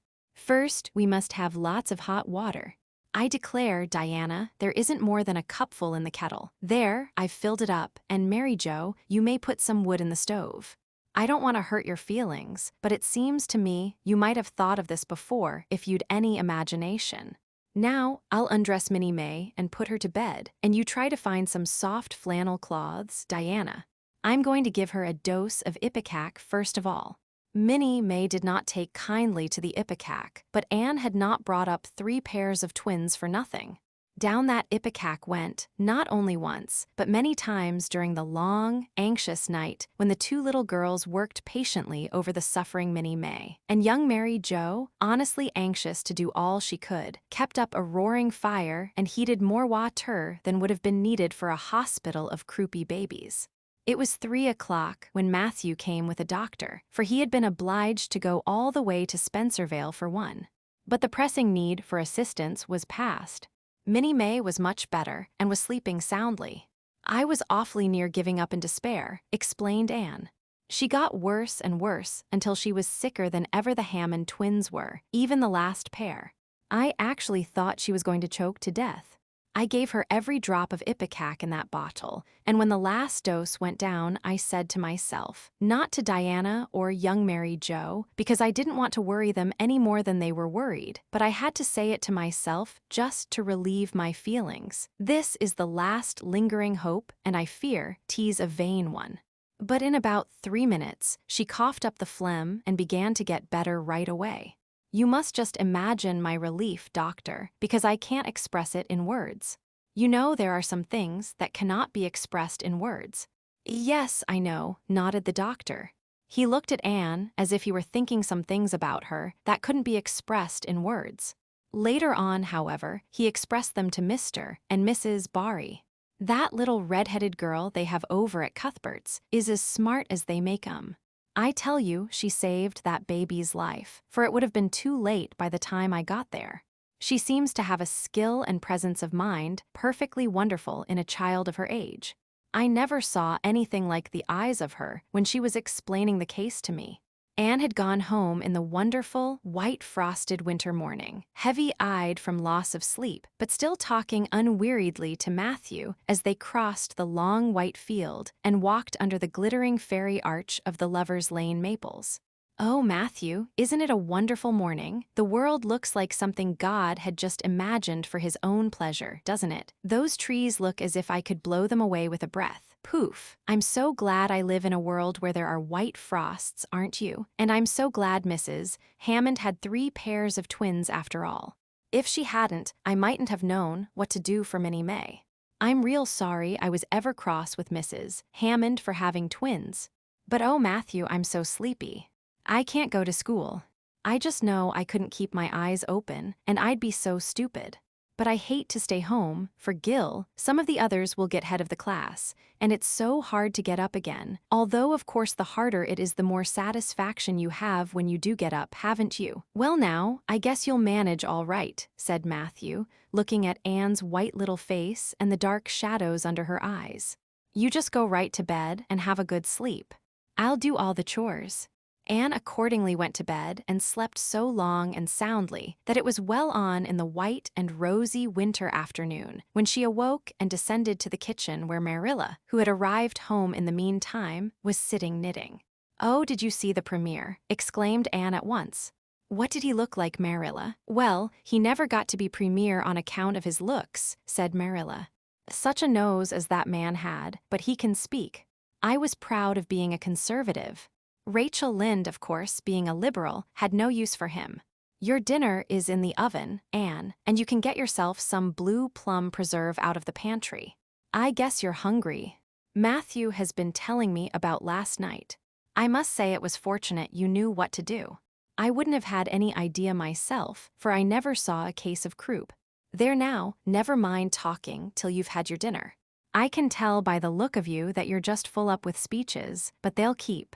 Marilla had something to tell Anne, but she did not tell it just then, for she knew if she did Anne's consequent excitement would lift her clear out of the region of such material matters as appetite or dinner. Not until Anne had finished her saucer of blue plums did Marilla say, "Mrs. Barry was here this afternoon, Anne. She wanted to see you, but I wouldn't wake you up. She says you saved Minnie May's life, and she is very sorry she acted as she did in that affair of the currant wine. She says she knows now you didn't mean to set Diana drunk, and she hopes you'll forgive her and be good friends with Diana again. You're to go over this evening, if you like, for Diana can't stir outside the door on account of a bad cold she caught last night. Now, Anne Shirley, for pity's sake, don't fly up into the air." The warning seemed not unnecessary, so uplifted and aerial was Anne's expression and attitude as she sprang to her feet, her face irradiated with the flame of her spirit. "Oh, Marilla, can I go right now, without washing my dishes? I'll wash them when I come back, but I cannot tie myself down to anything so unromantic as dishwashing at this thrilling moment." "Yes, yes, run along," said Marilla indulgently. "Anne Shirley, are you crazy? Come back this instant and put something on you. I might as well call to the wind. She's gone without a cap or wrap. Look at her, tearing through the orchard with her hair streaming. It'll be a mercy if she doesn't catch her death of cold." Anne came dancing home in the purple winter twilight across the snowy places. Afar in the southwest was the great shimmering, pearl-like sparkle of an evening star in a sky that was pale golden and ethereal rose over gleaming white spaces and dark glens of spruce. The tinkles of sleigh bells among the snowy hills came like elfin chimes through the frosty air, but their music was not sweeter than the song in Anne's heart and on her lips. "You see before you a perfectly happy person, Marilla," she announced. "I'm perfectly happy, yes, in spite of my red hair. Just at present, I have a soul above red hair." Mrs. Barry kissed me and cried, and said she was so sorry and she could never repay me. I felt fearfully embarrassed, Marilla, but I just said as politely as I could, "I have no hard feelings for you, Mrs. Barry. I assure you once for all that I did not mean to intoxicate Diana, and henceforth I shall cover the past with the mantle of oblivion." That was a pretty dignified way of speaking, wasn't it, Marilla? I felt that I was heaping coals of fire on Mrs. Barry's head. And Diana and I had a lovely afternoon. Diana showed me a new fancy crochet stitch her Aunt over at Carmody taught her. Not a soul in Avonlea knows it but us, and we pledged a solemn vow never to reveal it to anyone else. Diana gave me a beautiful card with a wreath of roses on it and a verse of poetry. "If you love me as I love you, nothing but death can part us two." And that is true, Marilla. We're going to ask Mr. Phillips to let us sit together in school again, and Gertie Pye can go with Minnie Andrews. We had an elegant tea. Mrs. Barry had the very best china set out, Marilla, just as if I was real company. I can't tell you what a thrill it gave me. Nobody ever used their very best china on my account before. And we had fruit cake and pound cake and donuts and 2 kinds of preserves, Marilla. And Mrs. Barry asked me if I took tea and said, "Pa, why don't you pass the biscuits to Anne? It must be lovely to be grown up, Marilla, when just being treated as if you were is so nice." "I don't know about that," said Marilla with a brief sigh. "Well, anyway, when I am grown up," said Anne decidedly, "I'm always going to talk to little girls as if they were 2, and I'll never laugh when they use big words. I know from sorrowful experience how that hurts one's feelings." After tea, Diana and I made taffy. The taffy wasn't very good, I suppose because neither Diana nor I had ever made any before. Diana left me to stir it while she buttered the plates, and I forgot and let it burn. And then when we set it out on the platform, to cool the cat walked over one plate, and that had to be thrown away. But the making of it was splendid fun. Then when I came home, Mrs. Barry asked me to come over as often as I could, and Diana stood at the window and threw kisses to me all the way down to Lover's Lane. I assure you, Marilla, that I feel like praying tonight, and I'm going to think out a special brand new prayer in honor of the occasion. Chapter 19. A Concert, a Catastrophe, and a Confession. Marilla, can I go over to see Diana just for a minute? Asked Anne, running breathlessly down from the East Gable one February evening. I don't see what you want to be traipsing about after dark for, said Marilla shortly. You and Diana walked home from school together and then stood down there in the snow for half an hour more, your tongues going the whole blessed time, clickety-clack. So I don't think you're very badly off to see her again. But she wants to see me, pleaded Anne. She has something very important to tell me. How do you know she has? Because she just signaled to me from her window. We have arranged a way to signal with our candles and cardboard.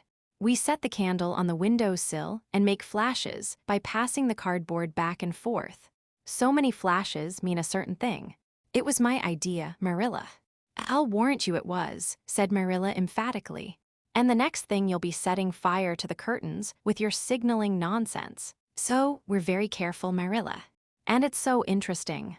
2 flashes mean, are you there? 3 mean yes and 4 no. 5 mean, come over as soon as possible because I have something important to reveal. Diana has just signaled 5 flashes, and I'm really suffering to know what it is. Well, you needn't suffer any longer, said Marilla sarcastically. You can go, but you're to be back here in just 10 minutes, remember that. Anne did remember it and was back in the stipulated time, although probably no mortal will ever know just what it cost her to confine the discussion off Diana's important communication within the limits of 10 minutes. But at least she had made good use of them. Oh, Marilla, what do you think? You know tomorrow is Diana's birthday. Well, her mother told her she could ask me to go home with her from school and stay all night with her. And her cousins are coming over from Newbridge in a big pung sleigh to go to the debating club concert at the hall tomorrow night. And they are going to take Diana and me to the concert, if you'll let me go, that is. You will, won't you, Marilla? Oh, I feel so excited. You can calm down then, because you're not going. You're better at home in your own bed, and as for that club concert, it's all nonsense, and little girls should not be allowed to go out to such places at all. I'm sure the debating club is a most respectable affair, pleaded Anne. I'm not saying it isn't. But you're not going to begin gadding about to concerts and staying out all hours of the night. Pretty doings for children. I'm surprised at Mrs. Barry's letting Diana go. But it's such a very special occasion, mourned Anne, on the verge of tears. Diana has only one birthday in a year. It isn't as if birthdays were common things, Marilla. Prissy Andrews is going to recite, "Curfew must not ring tonight." That is such a good moral piece, Marilla. I'm sure it would do me lots of good to hear it. And the choir are going to sing 4 lovely pathetic songs that are pretty near as good as hymns. And oh, Marilla, the minister is going to take part. Yes, indeed, he is. He's going to give an address. That will be just about the same thing as a sermon. Please, mayn't I go, Marilla? You heard what I said, Anne, didn't you? Take off your boots now and go to bed. It's past 8. There's just one more thing, Marilla, said Anne, with the air of producing the last shot in her locker. Mrs. Barry told Diana that we might sleep in the spare room bed. Think of the honor of your little Anne being put in the spare room bed. It's an honor you'll have to get along without. Go to bed, Anne, and don't let me hear another word out of you. When Anne, with tears rolling over her cheeks, had gone sorrowfully upstairs, Matthew, who had been apparently sound asleep on the lounge during the whole dialogue, opened his eyes and said decidedly, "Well now, Marilla, I think you ought to let Anne go." "I don't then," retorted Marilla. "Who's bringing this child up, Matthew, you or me?" "Well now, you," admitted Matthew. "Don't interfere then." "Well now, I ain't interfering." "It ain't interfering to have your own opinion. And my opinion is that you ought to let Anne go." "You'd think I ought to let Anne go to the moon if she took the notion, I've no doubt," was Marilla's amiable rejoinder. "I might have let her spend the night with Diana, if that was all. But I don't approve of this concert plan. She'd go there and catch cold like as not, and have her head filled up with nonsense and excitement. It would unsettle her for a week. I understand that child's disposition, and what's good for it better than you, Matthew." "I think you ought to let Anne go," repeated Matthew firmly. Argument was not his strong point, but holding fast to his opinion certainly was. Marilla gave a gasp of helplessness and took refuge in silence. The next morning, when Anne was washing the breakfast dishes in the pantry, Matthew paused on his way out to the barn to say to Marilla again, "I think you ought to let Anne go, Marilla." For a moment, Marilla looked things not lawful to be uttered. Then she yielded to the inevitable and said tartly, "Very well, she can go, since nothing else'll please you." Anne flew out of the pantry, dripping dishcloth in hand. "Oh, Marilla, Marilla, say those blessed words again. I guess once is enough to say them. This is Matthew's doings, and I wash my hands of it. If you catch pneumonia sleeping in a strange bed or coming out of that hot hall in the middle of the night, don't blame me, blame Matthew. Anne Shirley, you're dripping greasy water all over the floor. I never saw such a careless child." So, I know I'm a great trial to you, Marilla, said Anne repentantly. I make so many mistakes. But then just think of all the mistakes I don't make, although I might. I'll get some sand and scrub up the spots before I go to school. Oh, Marilla, my heart was just set on going to that concert. I never was to a concert in my life, and when the other girls talk about them in school, I feel so out of it. You didn't know just how I felt about it, but you see Matthew did. Matthew understands me, and it's so nice to be understood, Marilla. Anne was too excited to do herself justice as to lessons that morning in school. Gilbert Blythe spelled her down in class and left her clear out of sight in mental arithmetic. Anne's consequent humiliation was less than it might have been, however, in view of the concert and the spare room bed. She and Diana talked so constantly about it all day that with a stricter teacher than Mr. Phillip's dire disgrace must inevitably have been their portion. Anne felt that she could not have borne it if she had not been going to the concert, for nothing else was discussed that day in school. The Avonlea Debating Club, which met fortnightly all winter, had had several smaller free entertainments, but this was to be a big affair, admission 10 cents, in aid of the library. The Avonlea young people had been practicing for weeks, and all the scholars were especially interested in it by reason of older brothers and sisters who were going to take part. Everybody in school over 9 years of age expected to go, except Carrie Sloane, whose father shared Marilla's opinions about small girls going out to night concerts. Carrie Sloane cried into her grammar all the afternoon and felt that life was not worth living. For Anne, the real excitement began with the dismissal of school and increased therefrom in crescendo until it reached to a crash of positive ecstasy in the concert itself. They had a perfectly elegant tea, and then came the delicious occupation of dressing in Diana's little room upstairs. Diana did Anne's front hair in the new pompadour style, and Anne tied Diana's bows with the especial knack she possessed, and they experimented with at least half a dozen different ways of arranging their back hair. At last they were ready, cheeks scarlet and eyes glowing with excitement. True, Anne could not help a little pang when she contrasted her plain black tam and shapeless, tight-sleeved, home-made gray cloth coat with Diana's jaunty fur cap and smart little jacket. But she remembered in time that she had an imagination and could use it. Then Diana's cousins, the Murrays from Newbridge, came. They all crowded into the big pung sleigh among straw and furry robes. Anne reveled in the drive to the hall, slipping along over the satin-smooth roads with the snow crisping under the runners. There was a magnificent sunset, and the snowy hills and deep blue water of the St. Lawrence Gulf seemed to rim in the splendor like a huge bowl of pearl and sapphire, brimmed with whinnied fire. Tinkles of sleigh bells and distant laughter that seemed like the mirth of wood elves came from every quarter. "Oh, Diana," breathed Anne, squeezing Diana's mittened hand under the fur robe, "isn't it all like a beautiful dream? Do I really look the same as usual? I feel so different that it seems to me it must show in my looks." "You look awfully nice," said Diana, who, having just received a compliment from one of her cousins, felt that she ought to pass it on. "You've got the loveliest color." The program that night was a series of thrills for at least one listener in the audience, and, as Anne assured Diana, every succeeding thrill was thrillier than the last. When Prissy Andrews, attired in a new pink silk waist with a string of pearls about her smooth white throat and real carnations in her hair, rumor whispered that the master had sent all the way to town for them for her, climbed the slimy ladder, dark without one ray of light, Anne shivered in luxurious sympathy. When the choir sang, far above the gentle daisies, Anne gazed at the ceiling as if it were frescoed with angels. Only one number on the program failed to interest her. When Gilbert Blythe recited Bingen on the Rhine, Anne picked up Rhoda Murray's library book and read it until he had finished, when she sat rigidly stiff and motionless while Diana clapped her hands until they tingled. It was 11 when they got home, sated with dissipation, but with the exceeding sweet pleasure of talking it all over still to come. Everybody seemed asleep, and the house was dark and silent. Anne and Diana tiptoed into the parlor, a long, narrow room out of which the spare room opened. It was pleasantly warm and dimly lighted by the embers of a fire in the grate. "Let's undress here," said Diana. It's so nice and warm. Hasn't it been a delightful time? Sighed Anne rapturously. It must be splendid to get up and recite there.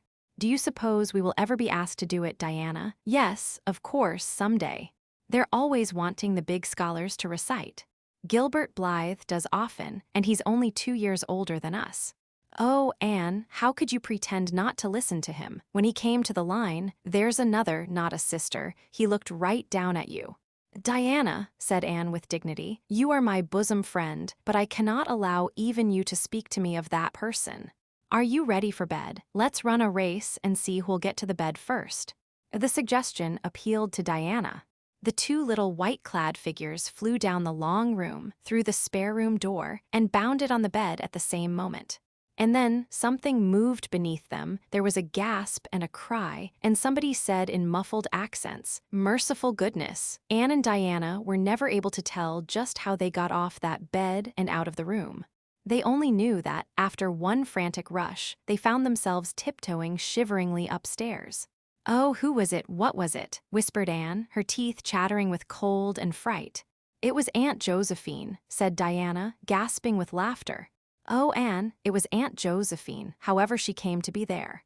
Oh, and I know she will be furious. It's dreadful, it's really dreadful, but did you ever know anything so funny, Anne? Who is your Aunt Josephine? She's Father's aunt, and she lives in Charlottetown. She's awfully old, 70 anyhow, and I don't believe she was ever a little girl. We were expecting her out for a visit, but not so soon. She's awfully prim and proper, and she'll scold dreadfully about this, I know. Well, we'll have to sleep with Minnie May, and you can't think how she kicks." Miss Josephine Barry did not appear at the early breakfast the next morning.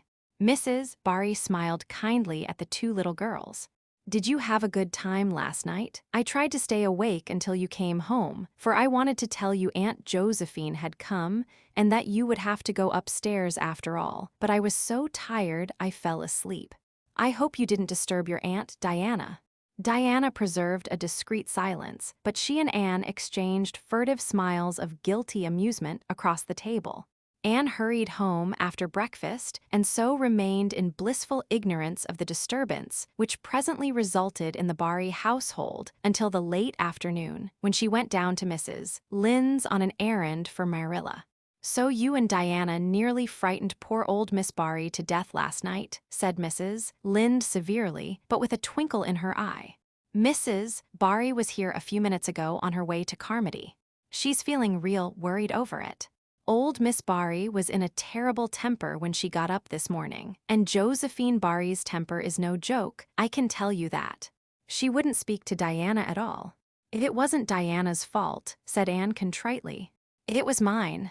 I suggested racing to see who would get into bed first." "I knew it," said Mrs. Lynde, with the exultation of a correct guesser. "I knew that idea came out of your head. Well, it's made a nice lot of trouble, that's what. Old Miss Barry came out to stay for a month, but she declares she won't stay another day and is going right back to town tomorrow, Sunday and all as it is. She'd have gone today if they could have taken her. She had promised to pay for a quarter's music lessons for Diana, but now she is determined to do nothing at all for such a tomboy. Oh, I guess they had a lively time of it there this morning. The Barrys must feel cut up. Old Miss Barry is rich, and they'd like to keep on the good side of her. Of course, Mrs. Barry didn't say just that to me, but I'm a pretty good judge of human nature, that's what." "I'm such an unlucky girl," mourned Anne. "I'm always getting into scrapes myself and getting my best friends, people I'd shed my heart's blood for, into them too. Can you tell me why it is so, Mrs. Lynde? It's because you're too heedless and impulsive, child, that's what. You never stop to think. Whatever comes into your head to say, or do you say or do it without a moment's reflection." "Oh, but that's the best of it," protested Anne. "Something just flashes into your mind, so exciting, and you must out with it. If you stop to think it over, you spoil it all. Haven't you never felt that yourself, Mrs. Lynde?" No, Mrs. Lynde had not. She shook her head sagely. "You must learn to think a little, Anne, that's what. The proverb you need to go by is, 'Look before you leap,' especially into spare-room beds." Mrs. Lynde laughed comfortably over her mild joke, but Anne remained pensive. She saw nothing to laugh at in the situation, which to her eyes appeared very serious. When she left Mrs. Lynn's, she took her way across the crusted fields to Orchard Slope. Diana met her at the kitchen door. "Your Aunt Josephine was very cross about it, wasn't she?" whispered Anne. "Yes," answered Diana, stifling a giggle with an apprehensive glance over her shoulder at the closed sitting room door. She was fairly dancing with rage, Anne. Oh, how she scolded.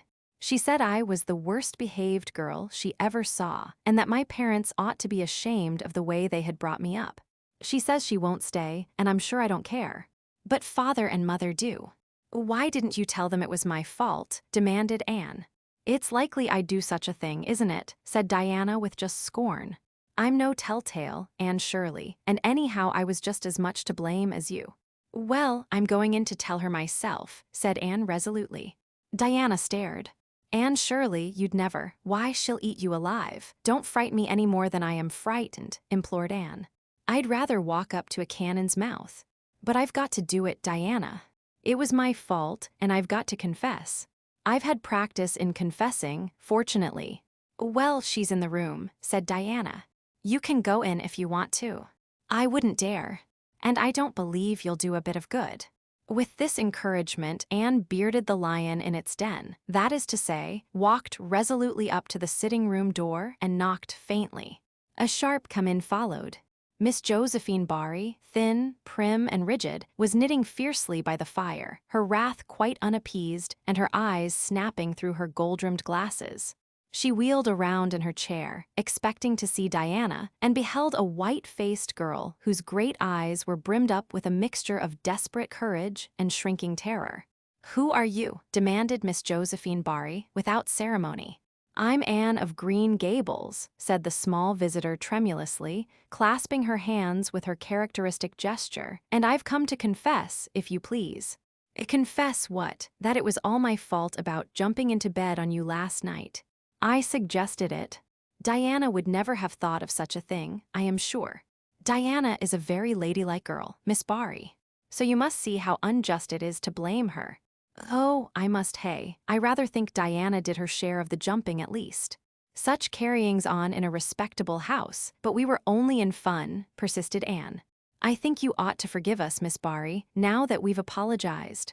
And anyhow, please forgive Diana and let her have her music lessons." "Diana's heart is set on her music lessons, Miss Barry, and I know too well what it is to set your heart on a thing and not get it. If you must be cross with anyone, be cross with me. I've been so used in my early days to having people cross at me that I can endure it much better than Diana can." Much of the snap had gone out of the old lady's eyes by this time and was replaced by a twinkle of amused interest. But she still said severely, "I don't think it is any excuse for you that you were only in fun. Little girls never indulged in that kind of fun when I was young. You don't know what it is to be awakened out of a sound sleep after a long and arduous journey by two great girls coming bounce down on you." "I don't know, but I can imagine," said Anne eagerly. "I'm sure it must have been very disturbing. But then there is our side of it too. Have you any imagination, Miss Barry? If you have, just put yourself in our place. We didn't know there was anybody in that bed, and you nearly scared us to death. It was simply awful the way we felt. And then we couldn't sleep in the spare room after being promised. I suppose you are used to sleeping in spare rooms. But just imagine what you would feel like if you were a little orphan girl who had never had such an honor." All the snap had gone by this time. Miss Barry actually laughed, a sound which caused Diana, waiting in speechless anxiety in the kitchen outside, to give a great gasp of relief. "I'm afraid my imagination is a little rusty. It's so long since I used it," she said. "I dare say your claim to sympathy is just as strong as mine. It all depends on the way we look at it. Sit down here and tell me about yourself." "I am very sorry I can't," said Anne firmly.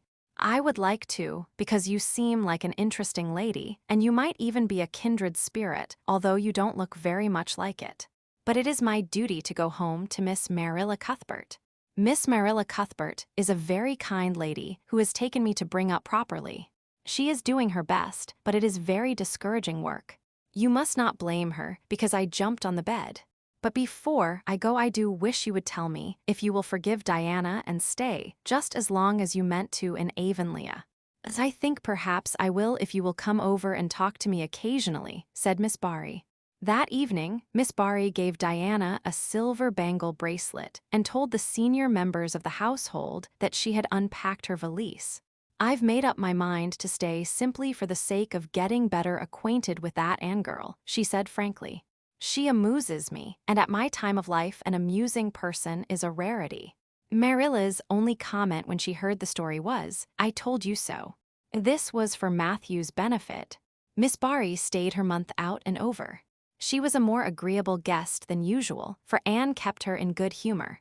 They became firm friends. When Miss Barry went away, she said, "Remember, you Anne girl, when you come to town you're to visit me, and I'll put you in my very sparest spare-room bed to sleep." Miss Barry was a kindred spirit, after all, Anne confided to Marilla. "You wouldn't think so to look at her, but she is. You don't find it right out at first, as in Matthew's case, but after a while you come to see it. Kindred spirits are not so scarce as I used to think. It's splendid to find out there are so many of them in the world." Chapter 20. A Good Imagination Gone Wrong. Spring had come once more to Green Gables, the beautiful, capricious, reluctant Canadian spring, lingering along through April and May in a succession of sweet, fresh, chilly days, with pink sunsets and miracles of resurrection and growth. The maples in Lover's Lane were red-budded, and little curly ferns pushed up around the dryad's bubble. Away up in the barrens, behind Mr. Silas Sloane's place, the mayflowers blossomed out, pink and white stars of sweetness under their brown leaves.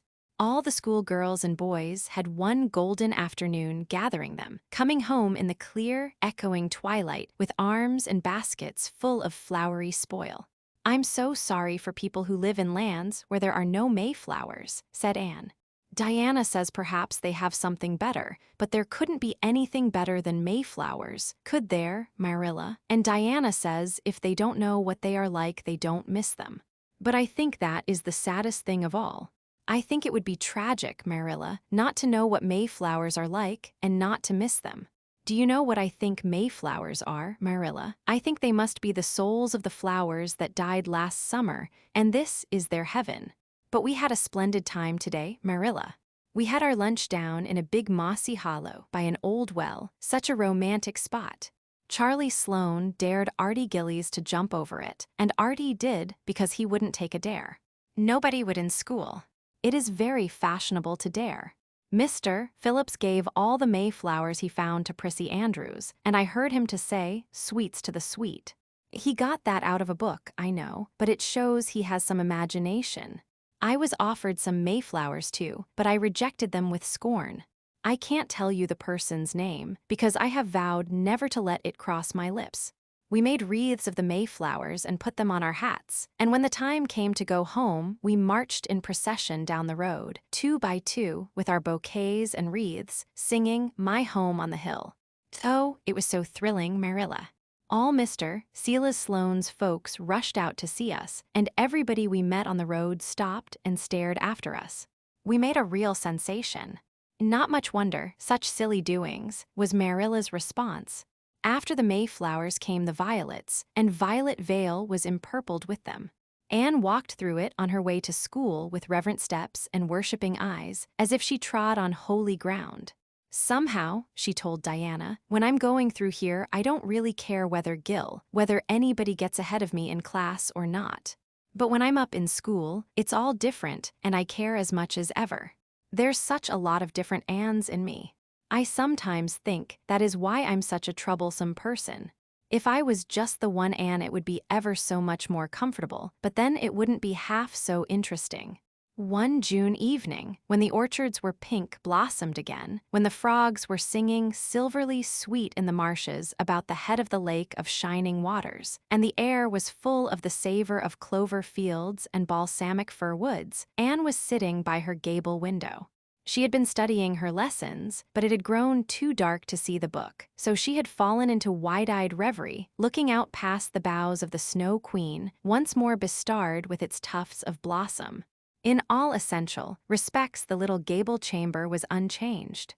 The walls were as white, the pincushion as hard, the chairs as stiffly and yellowly upright as ever. Yet the whole character of the room was altered. It was full of a new, vital, pulsing personality that seemed to pervade it and to be quite independent of schoolgirl books and dresses and ribbons, and even of the cracked blue jug full of apple blossoms on the table. It was as if all the dreams, sleeping and waking, of its vivid occupant had taken a visible, although unmaterial form, and had tapestried the bare room with splendid filmy tissues of rainbow and moonshine. Presently Marilla came briskly in with some of Anne's freshly ironed school aprons. She hung them over a chair and sat down with a short sigh. She had had one of her headaches that afternoon, and although the pain had gone, she felt weak and tuckered out, as she expressed it. Anne looked at her with eyes limpid with sympathy. "I do truly wish I could have had the headache in your place, Marilla. I would have endured it joyfully for your sake." "I guess you did your part in attending to the work and letting me rest," said Marilla. "You seem to have got on fairly well and made fewer mistakes than usual. Of course, it wasn't exactly necessary to starch Matthew's handkerchiefs, and most people, when they put a pie in the oven to warm up for dinner, take it out and eat it when it gets hot instead of leaving it to be burned to a crisp. But that doesn't seem to be your way, evidently." Headaches always left Marilla somewhat sarcastic. "Oh, I'm so sorry," said Anne penitently. "I never thought about that pie from the moment I put it in the oven till now, although I felt instinctively that there was something missing on the dinner table. I was firmly resolved, when you left me in charge this morning, not to imagine anything, but keep my thoughts on facts. I did pretty well until I put the pie in, and then an irresistible temptation came to me to imagine I was an enchanted princess, shut up in a lonely tower, with a handsome knight riding to my rescue on a coal-black steed. So that is how I came to forget the pie. I didn't know I starched the handkerchiefs. All the time I was ironing, I was trying to think of a name for a new island Diana, and I have discovered up the brook. It's the most ravishing spot, Marilla. There are 2 maple trees on it, and the brook flows right around it. At last it struck me that it would be splendid to call it Victoria Island, because we found it on the Queen's birthday. Both Diana and I are very loyal. But I'm sorry about that pie and the handkerchiefs. I wanted to be extra good today because it's an anniversary. Do you remember what happened this day last year, Marilla?" "No, I can't think of anything special." "Oh, Marilla, it was the day I came to Green Gables. I shall never forget it. It was the turning point in my life. Of course it wouldn't seem so important to you. I've been here for a year, and I've been so happy. Of course, I've had my troubles, but one can live down troubles. Are you sorry you kept me, Marilla?" "No, I can't say I'm sorry," said Marilla, who sometimes wondered how she could have lived before Anne came to Green Gables. "No, not exactly sorry. If you've finished your lessons, Anne, I want you to run over and ask Mrs. Barry if she'll lend me Diana's apron pattern." "Oh, it's too dark," cried Anne. "Too dark? Why, it's only twilight. And goodness knows, you've gone over often enough after dark." "I'll go over early in the morning," said Anne eagerly. "I'll get up at sunrise and go over, Marilla." "What has got into your head now, Anne Shirley? I want that pattern to cut out your new apron this evening. Go at once and be smart, too." "I'll have to go around by the road then," said Anne, taking up her hat reluctantly. "Go by the road and waste half an hour? I'd like to catch you." "I can't go through the haunted wood, Marilla," cried Anne desperately. Marilla stared. "The haunted wood? Are you crazy? What under the canopy is the haunted wood?" "The spruce wood over the brook," said Anne in a whisper. "Fiddlesticks, there is no such thing as a haunted wood anywhere. Who has been telling you such stuff?" "Nobody," confessed Anne. "Diana and I just imagined the wood was haunted. All the places around here are so commonplace. We just got this up for our own amusement. We began it in April. A haunted wood is so very romantic, Marilla. We chose the spruce grove because it's so gloomy. Oh, we have imagined the most harrowing things. There's a white lady walks along the brook just about this time of the night and wrings her hands and utters wailing cries. She appears when there is to be a death in the family. And the ghost of a little murdered child haunts the corner up by Idlewild. It creeps up behind you and lays its cold fingers on your hand, so. Oh, Marilla, it gives me a shudder to think of it. And there's a headless man stalks up and down the path, and skeletons glower at you between the boughs. Oh, Marilla, I wouldn't go through the haunted wood after dark now for anything. I'd be sure that white things would reach out from behind the trees and grab me. Did ever anyone hear the like? Ejaculated Marilla, who had listened in dumb amazement. Anne Shirley, do you mean to tell me you believe all that wicked nonsense of your own imagination? Not believe exactly, faltered Anne. At least, I don't believe it in daylight. But after dark, Marilla, it's different. That is when ghosts walk. There are no such things as ghosts, Anne. So, but there are, Marilla, cried Anne eagerly. I know people who have seen them. And they are respectable people. Charlie Sloane says that his grandmother saw his grandfather driving home the cows one night after he'd been buried for a year. You know, Charlie Sloane's grandmother wouldn't tell a story for anything. She's a very religious woman. And Mrs. Thomas's father was pursued home one night by a lamb of fire with its head cut off hanging by a strip of skin. He said he knew it was the spirit of his brother and that it was a warning he would die within 9 days. He didn't, but he died 2 years after, so you see it was really true. And Ruby Gillies says, Anne Shirley, interrupted Marilla firmly, I never want to hear you talking in this fashion again. I've had my doubts about that imagination of yours right along, and if this is going to be the outcome of it, I won't countenance any such doings. You'll go right over to Barry's, and you'll go through that spruce grove, just for a lesson and a warning to you. And never let me hear a word out of your head about haunted woods again. Anne might plead and cry as she liked, and did, for her terror was very real. Her imagination had run away with her, and she held the spruce grove in mortal dread after nightfall. But Marilla was inexorable. She marched the shrinking ghost's ear down to the spring, and ordered her to proceed straight away over the bridge and into the dusky retreats of wailing ladies and headless specters beyond. Oh, Marilla, how can you be so cruel? Sobbed Anne. What would you feel like if a white thing did snatch me up and carry me off? I'll risk it, said Marilla unfeelingly. You know I always mean what I say. I'll cure you of imagining ghosts into places. March now. Anne marched. That is, she stumbled over the bridge and went shuddering up the horrible dim path beyond. Anne never forgot that walk. Bitterly did she repent the license she had given to her imagination. The goblins of her fancy lurked in every shadow about her, reaching out their cold, fleshless hands to grasp the terrified small girl who had called them into being. A white strip of birch bark blowing up from the hollow over the brown floor of the grove made her heart stand still. The long-drawn wail of 2 old boughs rubbing against each other brought out the perspiration in beads on her forehead. The swoop of bats in the darkness over her was as the wings of unearthly creatures. When she reached Mr. William Bell's field, she fled across it as if pursued by an army of white things, and arrived at the Barry kitchen door so out of breath that she could hardly gasp out her request for the apron pattern. Diana was away, so that she had no excuse to linger. The dreadful return journey had to be faced. Anne went back over it with shut eyes, preferring to take the risk of dashing her brains out among the boughs to that of seeing a white thing. When she finally stumbled over the log bridge, she drew one long, shivering breath of relief. Well, so nothing caught you, said Marilla unsympathetically.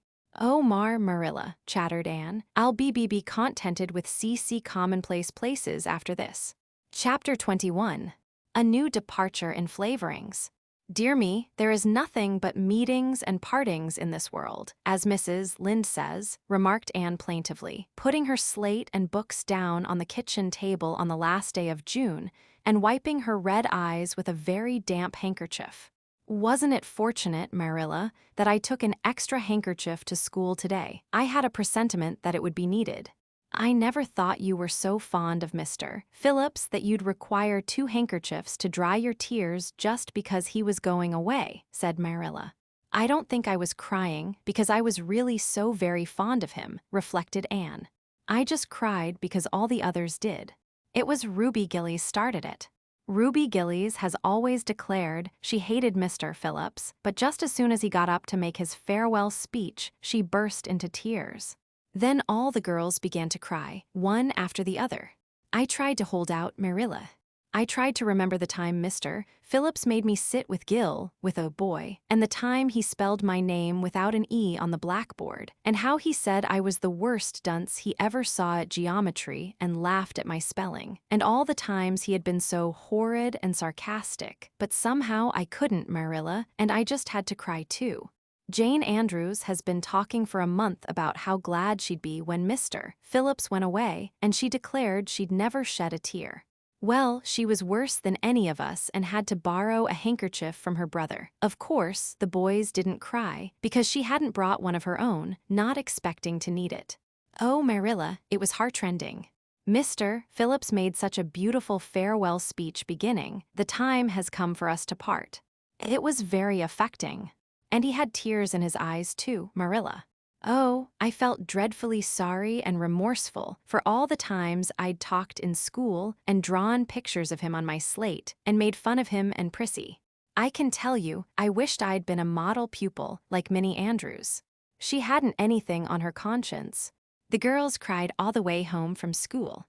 Carrie Sloane kept saying every few minutes, "The time has come for us to part," and that would start us off again whenever we were in any danger of cheering up. I do feel dreadfully sad, Marilla. But one can't feel quite in the depths of despair with 2 months' vacation before them, can they, Marilla? And besides, we met the new minister and his wife coming from the station. For all I was feeling so bad about Mr. Phillips going away, I couldn't help taking a little interest in a new minister, could I? His wife is very pretty. Not exactly regally lovely, of course. It wouldn't do, I suppose, for a minister to have a regally lovely wife, because it might set a bad example. Mrs. Lynde says the minister's wife over at Newbridge sets a very bad example because she dresses so fashionably. Our new minister's wife was dressed in blue muslin with lovely puffed sleeves and a hat trimmed with roses. Jane Andrews said she thought puffed sleeves were too worldly for a minister's wife, but I didn't make any such uncharitable remark, Marilla, because I know what it is to long for puffed sleeves. Besides, she's only been a minister's wife for a little while, so one should make allowances, shouldn't they? They are going to board with Mrs. Lynde until the manse is ready. If Marilla, in going down to Mrs. Lynde's that evening, was actuated by any motive save her avowed one of returning the quilting frames she had borrowed the preceding winter, it was an amiable weakness shared by most of the Avonlea people. Many a thing Mrs. Lynde had lent, sometimes never expecting to see it again, came home that night in charge of the borrowers thereof. A new minister, and moreover a minister with a wife, was a lawful object of curiosity in a quiet little country settlement where sensations were few and far between. Old Mr. Bentley, the minister whom Anne had found lacking in imagination, had been pastor of Avonlea for 18 years. He was a widower when he came, and a widower he remained, despite the fact that gossip regularly married him to this, that, or the other one, every year of his sojourn. In the preceding February, he had resigned his charge and departed amid the regrets of his people, most of whom had the affection born of long intercourse for their good old minister, in spite of his shortcomings as an orator. Since then, the Avonlea church had enjoyed a variety of religious dissipation in listening to the many and various candidates and supplies who came Sunday after Sunday to preach on trial. These stood or fell by the judgment of the fathers and mothers in Israel, but a certain small, red-haired girl who sat meekly in the corner of the old Cuthbert pew also had her opinions about them and discussed the same in full with Matthew, Marilla always declining from principle to criticize ministers in any shape or form. "I don't think Mr. Smith would have done, Matthew," was Anne's final summing up. Mrs. Lynde says his delivery was so poor, but I think his worst fault was just like Mr. Bentley's, he had no imagination. And Mr. Terry had too much. He let it run away with him just as I did mine in the matter of the haunted wood. Besides, Mrs. Lynde says his theology wasn't sound. Mr. Gresham was a very good man and a very religious man, but he told too many funny stories and made the people laugh in church. He was undignified, and you must have some dignity about a minister, mustn't you, Matthew? Mrs. Lynde is a very farseeing woman, isn't she, Matthew? I'm very glad they've called Mr. Allen. I liked him because his sermon was interesting, and he prayed as if he meant it, and not just as if he did it because he was in the habit of it. Mrs. Lind says he isn't perfect, but she says she supposes we couldn't expect a perfect minister for $750 a year, and anyhow his theology is sound because she questioned him thoroughly on all the points of doctrine. And she knows his wife's people and they are most respectable, and the women are all good housekeepers. Mrs. Lind says that sound doctrine in the man and good housekeeping in the woman make an ideal combination for a minister's family. The new minister and his wife were a young, pleasant-faced couple, still on their honeymoon and full of all good and beautiful enthusiasms for their chosen life work. Avonlea opened its heart to them from the start. Old and young liked the frank, cheerful young man with his high ideals, and the bright, gentle little lady who assumed the mistressship of the manse. With Mrs. Allen, Anne fell promptly and wholeheartedly in love. She had discovered another kindred spirit. "Mrs. Allen is perfectly lovely," she announced one Sunday afternoon. "She's taken our class, and she's a splendid teacher." She said right away she didn't think it was fair for the teacher to ask all the questions, and you know, Marilla, that is exactly what I've always thought. She said we could ask her any question we liked, and I asked ever so many. "I'm good at asking questions, Marilla." "I believe you," was Marilla's emphatic comment. Nobody else asked any except Ruby Gillies, and she asked if there was to be a Sunday school picnic this summer. I didn't think that was a very proper question to ask because it hadn't any connection with the lesson. The lesson was about Daniel in the lion's den, but Mrs. Allen just smiled and said she thought there would be. Mrs. Allen has a lovely smile. She has such exquisite dimples in her cheeks. I wish I had dimples in my cheeks, Marilla. I'm not half so skinny as I was when I came here, but I have no dimples yet. If I had, perhaps, I could influence people for good. Mrs. Allen said we ought always to try to influence other people for good. She talked so nice about everything. I never knew before that religion was such a cheerful thing. I always thought it was kind of melancholy, but Mrs. Allen's isn't, and I'd like to be a Christian if I could be one like her. I wouldn't want to be one like Mr. Superintendent Bell.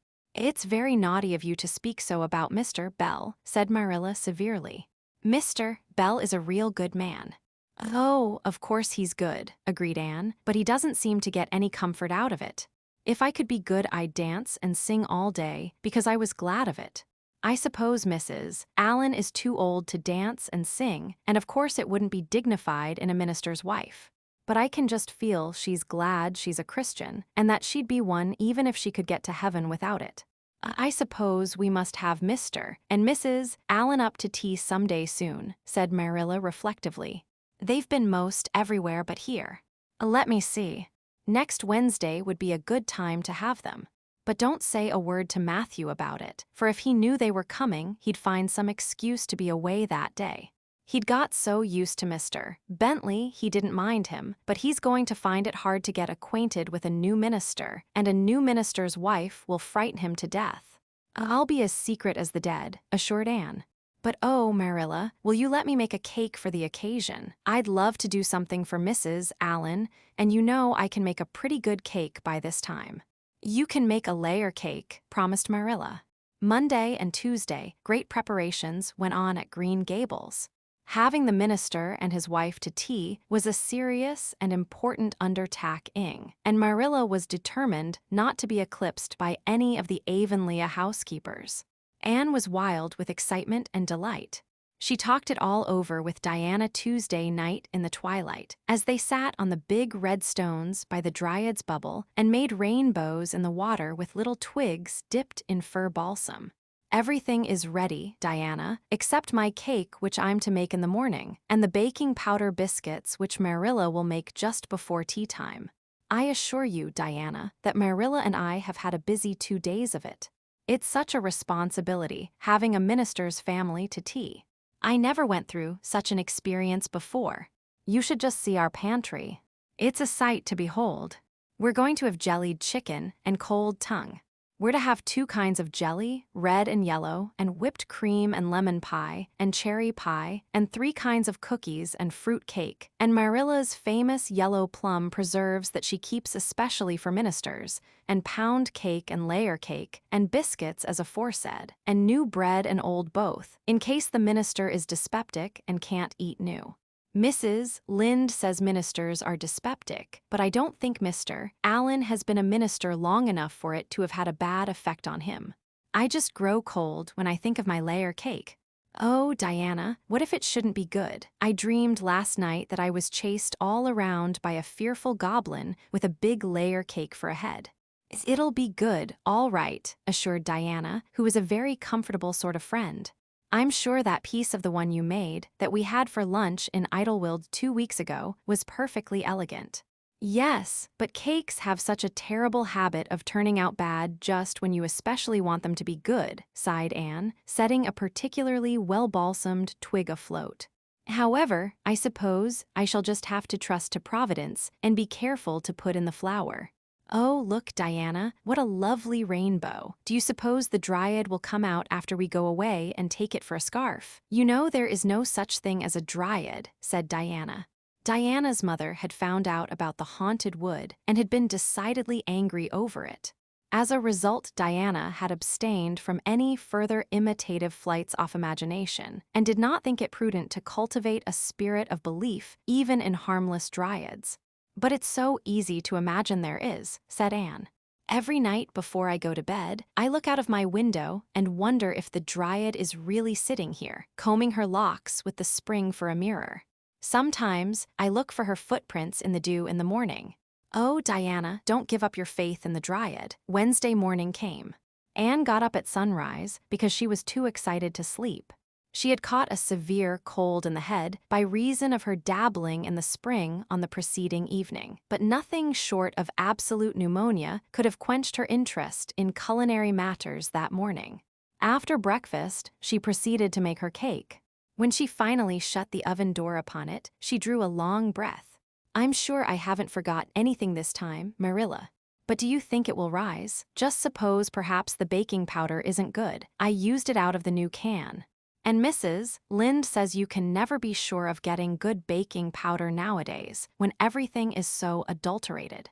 Mrs. Lind says the government ought to take the matter up, but she says we'll never see the day when a Tory government will do it. Marilla, what if that cake doesn't rise? We'll have plenty without it, was Marilla's unimpassioned way of looking at the subject. The cake did rise, however, and came out of the oven as light and feathery as golden foam. Anne, flushed with delight, clapped it together with layers of ruby jelly and, in imagination, saw Mrs. Allen eating it and possibly asking for another piece. You'll be using the best tea set, of course, Marilla, she said. Can I fix the table with ferns and wild roses? I think that's all nonsense, sniffed Marilla. In my opinion, it's the eatables that matter and not flummery decorations. Mrs. Barry had her table decorated, said Anne, who was not entirely guiltless of the wisdom of the serpent, and the minister paid her an elegant compliment. He said it was a feast for the eye as well as the palate. Well, do as you like, said Marilla, who was quite determined not to be surpassed by Mrs. Barry or anybody else. Only mind you leave enough room for the dishes and the food. Anne laid herself out to decorate in a manner, and after a fashion that should leave Mrs. Barry's nowhere. Having abundance of roses and ferns and a very artistic taste of her own, she made that tea table such a thing of beauty that when the minister and his wife sat down to it, they exclaimed in chorus over its loveliness. It's Anne's doings, said Marilla, grimly just, and Anne felt that Mrs. Allen's approving smile was almost too much happiness for this world. Matthew was there, having been inveigled into the party only goodness, and Anne knew how. He had been in such a state of shyness and nervousness that Marilla had given him up in despair, but Anne took him in hand so successfully that he now sat at the table in his best clothes and white collar and talked to the minister not uninterestingly. He never said a word to Mrs. Allen, but that perhaps was not to be expected. All went merry as a marriage bell until Anne's layer cake was passed. Mrs. Allen, having already been helped to a bewildering variety, declined it. But Marilla, seeing the disappointment on Anne's face, said smilingly, "Oh, you must take a piece of this, Mrs. Allen.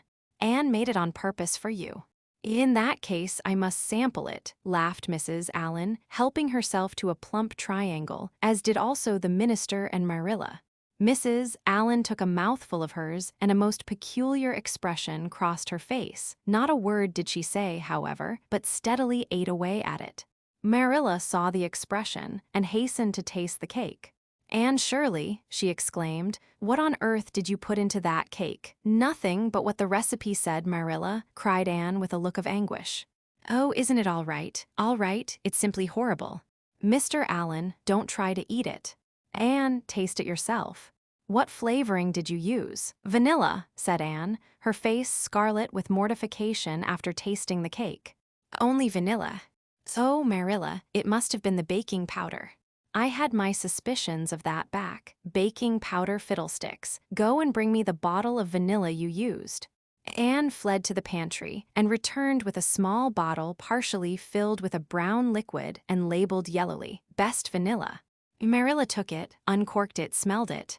"Mercy on us, Anne, you flavored that cake with anodyne liniment."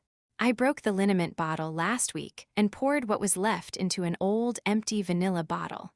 I suppose it's partly my fault. I should have warned you, but for pity's sake, why couldn't you have smelled it?" Anne dissolved into tears under this double disgrace. "I couldn't, I had such a cold." And with this, she fairly fled to the gable chamber, where she cast herself on the bed and wept as one who refuses to be comforted. Presently a light step sounded on the stairs, and somebody entered the room. "Oh, Marilla," sobbed Anne without looking up, "I'm disgraced forever. I shall never be able to live this down. It will get out. Things always do get out in Avonlea. Diana will ask me how my cake turned out, and I shall have to tell her the truth. I shall always be pointed at as the girl who flavored a cake with anodyne liniment. Gil, the boys in school will never get over laughing at it. Oh, Marilla, if you have a spark of Christian pity, don't tell me that I must go down and wash the dishes after this. I'll wash them when the minister and his wife are gone, but I cannot ever look Mrs. Allen in the face again. Perhaps she'll think I tried to poison her. Mrs. Lynde says she knows an orphan girl who tried to poison her benefactor. But the liniment isn't poisonous. It's meant to be taken internally, although not in cakes. Won't you tell Mrs. Allen so, Marilla? Suppose you jump up and tell her so yourself," said a merry voice. Anne flew up to find Mrs. Allen standing by her bed, surveying her with laughing eyes. "My dear little girl, you mustn't cry like this," she said, genuinely disturbed by Anne's tragic face. "Why, it's all just a funny mistake that anybody might make." "Oh, no, it takes me to make such a mistake," said Anne forlornly. "And I wanted to have that cake so nice for you, Mrs. Allen." "Yes, I know, dear. And I assure you, I appreciate your kindness and thoughtfulness just as much as if it had turned out all right. Now you mustn't cry any more, but come down with me and show me your flower garden. Miss Cuthbert tells me you have a little plot all your own. I want to see it, for I'm very much interested in flowers." Anne permitted herself to be led down and comforted, reflecting that it was really providential that Mrs. Allen was a kindred spirit. Nothing more was said about the liniment cake, and when the guests went away, Anne found that she had enjoyed the evening more than could have been expected, considering that terrible incident. Nevertheless, she sighed deeply. "Marilla, isn't it nice to think that tomorrow is a new day with no mistakes in it yet? I'll warrant you'll make plenty in it," said Marilla. "I never saw your beat for making mistakes, Anne." "Yes, and well I know it," admitted Anne mournfully.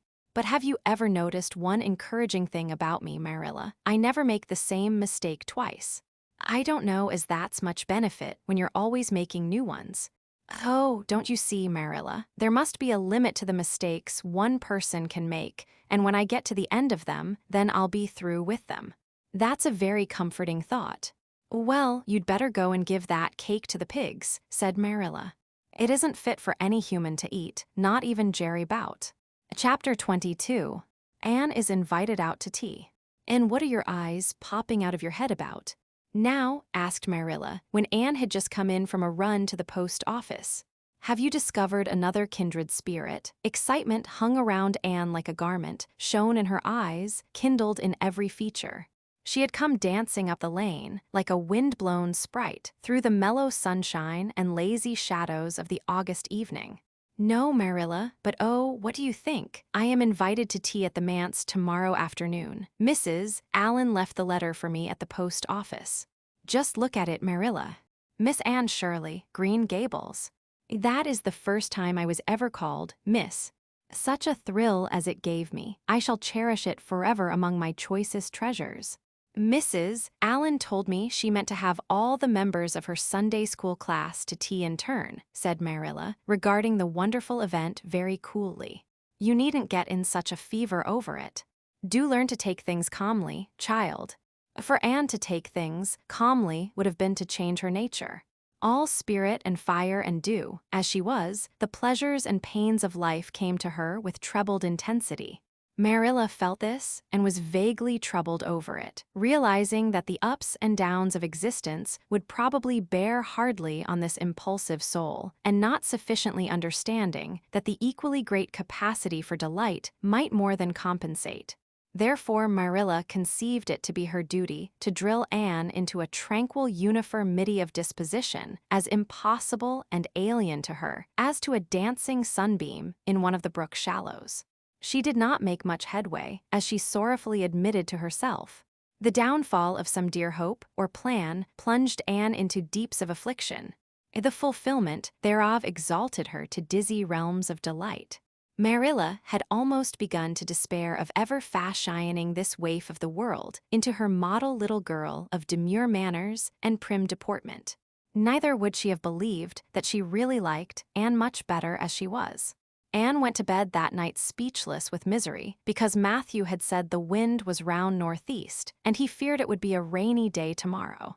The rustle of the poplar leaves about the house worried her. It sounded so like pattering raindrops, and the full, faraway roar of the Gulf, to which she listened delightedly at other times, loving its strange, sonorous, haunting rhythm, now seemed like a prophecy of storm and disaster to a small maiden who particularly wanted a fine day.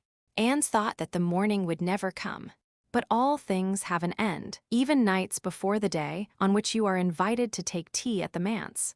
The morning, in spite of Matthew's predictions, was fine and Anne's spirits soared to their highest. "Oh, Marilla, there is something in me today that makes me just love everybody I see," she exclaimed as she washed the breakfast dishes.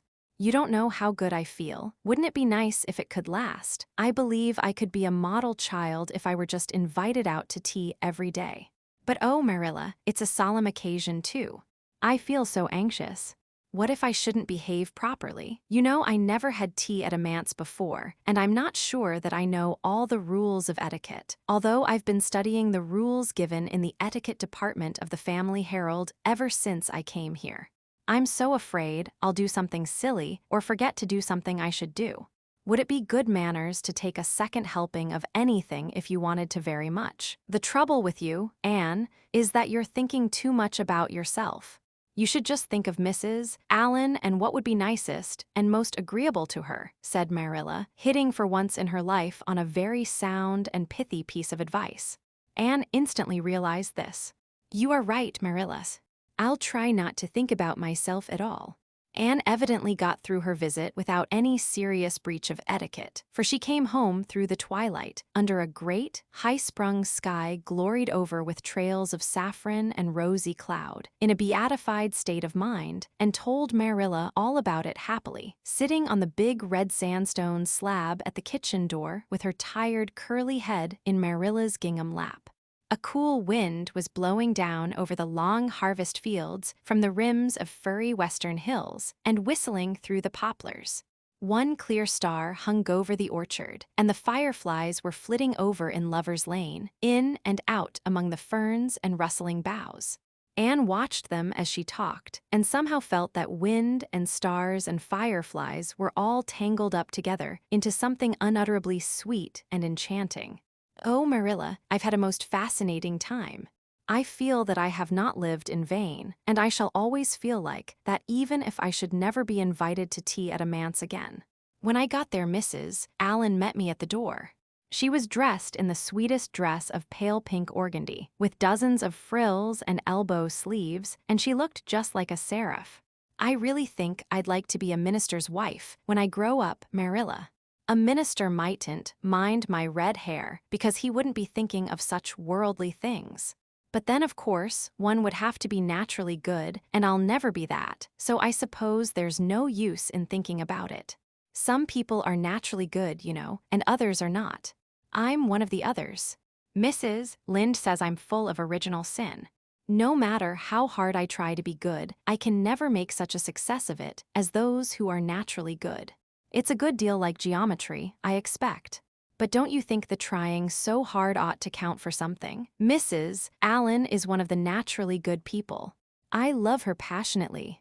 There are some people, like Matthew and Mrs. Allen, that you can love right off without any trouble. And there are others, like Mrs. Lynde, that you have to try very hard to love. You ought to love them because they know so much and are such active workers in the church, but you have to keep reminding yourself of it all the time or else you forget. There was another little girl at the manse to tea from the White Sands Sunday School. Her name was Laurette Bradley, and she was a very nice little girl. Not exactly a kindred spirit, but still very nice. We had an elegant tea, and I think I kept all the rules of etiquette pretty well. After tea, Mrs. Allen played and sang, and she got Laurette and me to sing too. Mrs. Allen says I have a good voice, and she says I must sing in the Sunday school choir after this. You can't think how I was thrilled at the mere thought. I've longed so to sing in the Sunday school choir, as Diana does, but I feared it was an honor I could never aspire to. Loretta had to go home early because there is a big concert in the White Sands Hotel tonight, and her sister is to recite at it. Loretta says that the Americans at the hotel give a concert every fortnight in aid of the Charlottetown Hospital, and they ask lots of the White Sands people to recite. Laurette said she expected to be asked herself someday. I just gazed at her in awe. After she had gone, Mrs. Allen and I had a heart-to-heart talk. I told her everything about Mrs. Thomas and the twins and Katie Morris and Violetta and coming to Green Gables and my troubles over geometry. And would you believe it, Marilla? Mrs. Allen told me she was a dunce at geometry too. You don't know how that encouraged me. Mrs. Lynde came to the manse just before I left, and what do you think, Marilla? The trustees have hired a new teacher, and it's a lady. Her name is Miss Muriel Stacy. Isn't that a romantic name? Mrs. Lynde says they've never had a female teacher in Avonlea before, and she thinks it is a dangerous innovation. But I think it will be splendid to have a lady teacher, and I really don't see how I'm going to live through the 2 weeks before school begins. I'm so impatient to see her. Chapter 23. Anne comes to grief in an affair of honor. Anne had to live through more than 2 weeks, as it happened. Almost a month having elapsed since the liniment cake episode, it was high time for her to get into fresh trouble of some sort, little mistakes, such as absent-mindedly emptying a pan of skim milk into a basket of yarn balls in the pantry instead of into the pig's bucket, and walking clean over the edge of the log bridge into the brook while wrapped in imaginative reverie, not really being worth counting. A week after the tea at the manse, Diana Barry gave a party. Small and select, Anne assured Marilla. Just the girls in our class. They had a very good time, and nothing untoward happened until after tea, when they found themselves in the Barry garden, a little tired of all their games and ripe for any enticing form of mischief which might present itself. This presently took the form of daring. Daring was the fashionable amusement among the Avonlea small fry just then. It had begun among the boys, but soon spread to the girls, and all the silly things that were done in Avonlea that summer because the doers thereof were dared to do them would fill a book by themselves.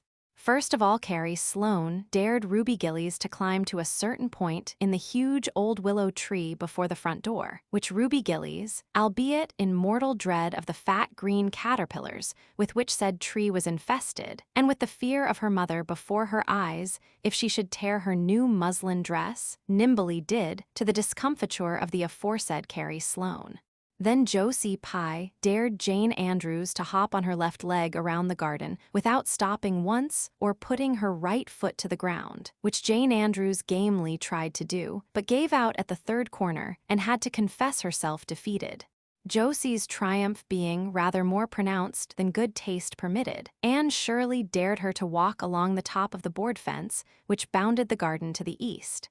Now, to walk board fences requires more skill and steadiness of head and heel than one might suppose who has never tried it. But Josie Pye, if deficient in some qualities that make for popularity, had at least a natural and inborn gift, duly cultivated, for walking board fences. Josie walked the barry fence with an airy unconcern, which seemed to imply that a little thing like that wasn't worth a dare. Reluctant admiration greeted her exploit, for most of the other girls could appreciate it, having suffered many things themselves in their efforts to walk fences. Josie descended from her perch, flushed with victory, and darted a defiant glance at Anne. Anne tossed her red braids. "I don't think it's such a very wonderful thing to walk a little, low, board fence," she said. "I knew a girl in Marysville who could walk the ridgepole of a roof." "I don't believe it," said Josie flatly. "I don't believe anybody could walk a ridgepole." "You couldn't anyhow." "Couldn't I?" cried Anne rashly. "Then I dare you to do it," said Josie defiantly. "I dare you to climb up there and walk the ridgepole of Mr. Barry's kitchen roof." Anne turned pale, but there was clearly only one thing to be done. She walked toward the house, where a ladder was leaning against the kitchen roof. All the fifth-class girls said, "Oh," partly in excitement, partly in dismay. "Don't you do it, Anne," entreated Diana. "You'll fall off and be killed." "Never mind Josie Pye. It isn't fair to dare anybody to do anything so dangerous." "I must do it. My honor is at stake," said Anne solemnly. "I shall walk that ridgepole, Diana, or perish in the attempt. If I am killed, you are to have my pearl bead ring." Anne climbed the ladder amid breathless silence, gained the ridgepole, balanced herself uprightly on that precarious footing, and started to walk along it, dizzily conscious that she was uncomfortably high up in the world, and that walking ridgepoles was not a thing in which your imagination helped you out much. Nevertheless, she managed to take several steps before the catastrophe came. Then she swayed, lost her balance, stumbled, staggered, and fell, sliding down over the sun-baked roof and crashing off it through the tangle of Virginia creeper beneath, all before the dismayed circle below could give a simultaneous, terrified shriek. If Anne had tumbled off the roof on the side up which she had ascended, Diana would probably have fallen heir to the pearl bead ring then and there. Fortunately, she fell on the other side, where the roof extended down over the porch so nearly to the ground that a fall therefrom was a much less serious thing. Nevertheless, when Diana and the other girls had rushed frantically around the house, except Ruby Gillies, who remained as if rooted to the ground and went into hysterics, they found Anne lying all white and limp among the wreck and ruin of the Virginia creeper. "Anne, are you killed?" shrieked Diana, throwing herself on her knees beside her friend. "Oh, Anne, dear Anne, speak just one word to me and tell me if you're killed." To the immense relief of all the girls, and especially of Josie Pye, who, in spite of lack of imagination, had been seized with horrible visions of a future, branded as the girl who was the cause of Anne Shirley's early and tragic death, Anne sat dizzily up and answered uncertainly, "No, Diana, I am not killed, but I think I am rendered unconscious." "Where?" sobbed Carrie Sloane. "Oh, where, Anne?" Before Anne could answer Mrs. Barry appeared on the scene. At sight of her, Anne tried to scramble to her feet, but sank back again with a sharp little cry of pain. "What's the matter? Where have you hurt yourself?" demanded Mrs. Barry. "My ankle," gasped Anne. "Oh, Diana, please find your father and ask him to take me home. I know I can never walk there. And I'm sure I couldn't hop so far on one foot when Jane couldn't even hop around the garden." Marilla was out in the orchard picking a panful of summer apples when she saw Mr. Barry coming over the log bridge and up the slope, with Mrs. Barry beside him and a whole procession of little girls trailing after him. In his arms he carried Anne, whose head lay limply against his shoulder. At that moment, Marilla had a revelation. In the sudden stab of fear that pierced her very heart, she realized what Anne had come to mean to her. She would have admitted that she liked Anne, nay, that she was very fond of Anne. But now she knew, as she hurried wildly down the slope, that Anne was dearer to her than anything else on earth. "Mr. Barry, what has happened to her?" she gasped, more white and shaken than the self-contained, sensible Marilla had been for many years. Anne herself answered, lifting her head. "Don't be very frightened, Marilla. I was walking the ridgepole and I fell off. I expect I have sprained my ankle. But Marilla, I might have broken my neck. Let us look on the bright side of things. I might have known you'd go and do something of the sort when I let you go to that party," said Marilla, sharp and shrewish in her very relief. "Bring her in here, Mr. Barry, and lay her on the sofa." Mercy me, the child has gone and fainted. It was quite true. Overcome by the pain of her injury, Anne had one more of her wishes granted to her. She had fainted dead away. Matthew, hastily summoned from the harvest field, was straightway dispatched for the doctor, who in due time came to discover that the injury was more serious than they had supposed. Anne's ankle was broken. That night, when Marilla went up to the east gable, where a white-faced girl was lying, a plaintive voice greeted her from the bed. "Aren't you very sorry for me, Marilla? It was your own fault," said Marilla, twitching down the blind and lighting a lamp. "And that is just why you should be sorry for me," said Anne, "because the thought that it is all my own fault is what makes it so hard. If I could blame it on anybody, I would feel so much better. But what would you have done, Marilla, if you had been dared to walk a ridgepole? I'd have stayed on good firm ground and let them dare away." "Such absurdity," said Marilla. Anne sighed. "But you have such strength of mind, Marilla." "I haven't. I just felt that I couldn't bear Josie Pye's scorn. She would have crowed over me all my life. And I think I have been punished so much that you needn't be very cross with me, Marilla. It's not a bit nice to faint, after all. And the doctor hurt me dreadfully when he was setting my ankle. I won't be able to go around for 6 or 7 weeks, and I'll miss the new lady teacher. She won't be new anymore by the time I'm able to go to school. And Gil, everybody will get ahead of me in class. Oh, I am an afflicted mortal. But I'll try to bear it all bravely, if only you won't be cross with me, Marilla." There, I'm not cross," said Marilla. "You're an unlucky child, there's no doubt about that, but as you say, you'll have the suffering of it. Here now, try and eat some supper." "Isn't it fortunate I've got such an imagination?" said Anne. "It will help me through splendidly, I expect. What do people who haven't any imagination do when they break their bones, do you suppose, Marilla?" Anne had good reason to bless her imagination many a time, and oft during the tedious 7 weeks that followed. But she was not solely dependent on it. She had many visitors, and not a day passed without one or more of the schoolgirls dropping in to bring her flowers and books, and tell her all the happenings in the juvenile world of Avonlea. "Everybody has been so good and kind, Marilla," sighed Anne happily, on the day when she could first limp across the floor. "It isn't very pleasant to be laid up, but there is a bright side to it, Marilla. You find out how many friends you have. Why, even Superintendent Bell came to see me, and he's really a very fine man. Not a kindred spirit, of course, but still I like him, and I'm awfully sorry I ever criticized his prayers. I believe now he really does mean them, only he has got into the habit of saying them as if he didn't.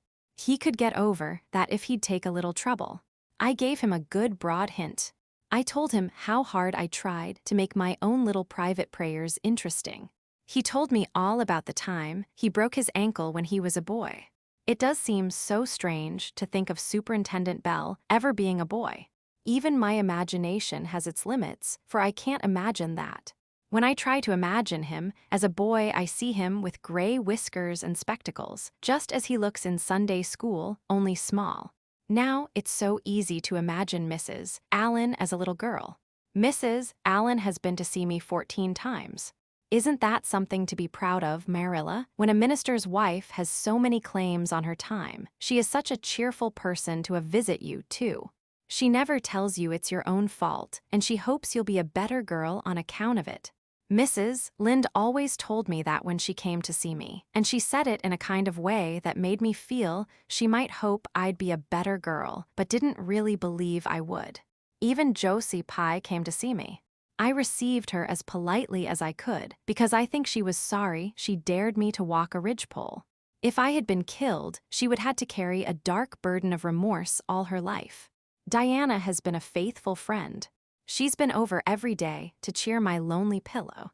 But oh, I shall be so glad when I can go to school, for I've heard such exciting things about the new teacher. The girls all think she is perfectly sweet. Diana says she has the loveliest fair curly hair and such fascinating eyes. She dresses beautifully, and her sleeve puffs are bigger than anybody else's in Avonlea. Every other Friday afternoon, she has recitations, and everybody has to say a piece or take part in a dialogue. Oh, it's just glorious to think of it. Josie Pye says she hates it, but that is just because Josie has so little imagination. Diana and Ruby Gillies and Jane Andrews are preparing a dialogue called A Morning Visit for next Friday. And the Friday afternoons, they don't have recitations. Miss Stacy takes them all to the woods for a field day, and they study ferns and flowers and birds. And they have physical culture exercises every morning and evening. Mrs. Lind says she never heard of such goings-on, and it all comes of having a lady teacher. But I think it must be splendid, and I believe I shall find that Miss Stacy is a kindred spirit. There's one thing plain to be seen, Anne, said Marilla, and that is that your fall off the barry roof hasn't injured your tongue at all. Chapter 24. Miss Stacy and her pupils get up a concert. It was October again when Anne was ready to go back to school, a glorious October, all red and gold, with mellow mornings when the valleys were filled with delicate mists, as if the spirit of autumn had poured them in for the sun to drain, amethyst, pearl, silver, rose, and smoke blue. The dews were so heavy that the fields glistened like cloth of silver, and there were such heaps of rustling leaves in the hollows of many-stemmed woods to run crisply through. The birch path was a canopy of yellow, and the ferns were sere and brown all along it. There was a tang in the very air that inspired the hearts of small maidens tripping, unlike snails, swiftly and willingly to school, and it was jolly to be back again at the little brown desk beside Diana, with Ruby Gillies nodding across the aisle and Carrie Sloane sending up notes and Julia Bell passing a chew of gum down from the back seat. Anne drew a long breath of happiness as she sharpened her pencil and arranged her picture cards in her desk. Life was certainly very interesting. In the new teacher, she found another true and helpful friend. Miss Stacy was a bright, sympathetic young woman with the happy gift of winning and holding the affections of her pupils and bringing out the best that was in them mentally and morally. Anne expanded like a flower under this wholesome influence and carried home to the admiring Matthew and the critical Marilla glowing accounts of schoolwork and aims. I love Miss Stacy with my whole heart, Marilla. She is so ladylike, and she has such a sweet voice. When she pronounces my name, I feel instinctively that she's spelling it with an E. We had recitations this afternoon. I just wish you could have been there to hear me recite Mary, Queen of Scots. I just put my whole soul into it. Ruby Gillies told me coming home that the way I said the line, "Now for my father's arm," she said, "my woman's heart farewell," just made her blood run cold. Well now, you might recite it for me some of these days, out in the barn, suggested Matthew. Of course I will, said Anne meditatively, but I won't be able to do it so well, I know. It won't be so exciting as it is when you have a whole schoolful before you hanging breathlessly on your words. I know I won't be able to make your blood run cold. Mrs. Lind says it made her blood run cold to see the boys climbing to the very tops of those big trees on Bell's Hill after crow's nests last Friday, said Marilla. I wonder at Miss Stacy for encouraging it. But we wanted a crow's nest for nature study, explained Anne. That was on our field afternoon. Field afternoons are splendid, Marilla. And Miss Stacy explains everything so beautifully. We have to write compositions on our field afternoons, and I write the best ones. It's very vain of you to say so then. You'd better let your teacher say it. But she did say it, Marilla. And indeed, I'm not vain about it. How can I be when I'm such a dunce at geometry, although I'm really beginning to see through it a little too. Miss Stacy makes it so clear. Still, I'll never be good at it, and I assure you it is a humbling reflection. But I love writing compositions. Mostly Miss Stacy lets us choose our own subjects, but next week we are to write a composition on some remarkable person. It's hard to choose among so many remarkable people who have lived. Mustn't it be splendid to be remarkable and have compositions written about you after you're dead? Oh, I would dearly love to be remarkable. I think when I grow up I'll be a trained nurse and go with the Red Crosses to the field of battle as a messenger of mercy. That is, if I don't go out as a foreign missionary. That would be very romantic, but one would have to be very good to be a missionary, and that would be a stumbling block. We have physical culture exercises every day, too. They make you graceful and promote digestion. Promote fiddlesticks, said Marilla, who honestly thought it was all nonsense. But all the field afternoons and recitation Fridays and physical culture contortions paled before a project which Miss Stacy brought forward in November. This was that the scholars of Avonlea School should get up a concert and hold it in the hall on Christmas night for the laudable purpose of helping to pay for a schoolhouse flag. The pupils one and all taking graciously to this plan, the preparations for a program were begun at once. And of all the excited performers-elect none was so excited as Anne Shirley, who threw herself into the undertaking heart and soul, hampered as she was by Marilla's disapproval. Marilla thought it all rank foolishness. It's just filling your heads up with nonsense and taking time that ought to be put on your lessons, she grumbled. I don't approve of children's getting up concerts and racing about to practices. It makes them vain and forward and fond of gadding. But think of the worthy object, pleaded Anne. A flag will cultivate a spirit of patriotism, Marilla. Fudge, there's precious little patriotism in the thoughts of any of you. All you want is a good time. Well, when you can combine patriotism and fun, isn't it all right? Of course it's real nice to be getting up a concert. We're going to have 6 choruses, and Diana is to sing a solo. I'm in 2 dialogues, the Society for the Suppression of Gossip and the Fairy Queen. The boys are going to have a dialogue too. And I'm to have 2 recitations, Marilla. I just tremble when I think of it, but it's a nice, thrilly kind of tremble. And we're to have a tableau at the last, Faith, Hope, and Charity. Diana and Ruby and I are to be in it, all draped in white with flowing hair. I'm to be Hope with my hands clasped, so, and my eyes uplifted. I'm going to practice my recitations in the garret. Don't be alarmed if you hear me groaning.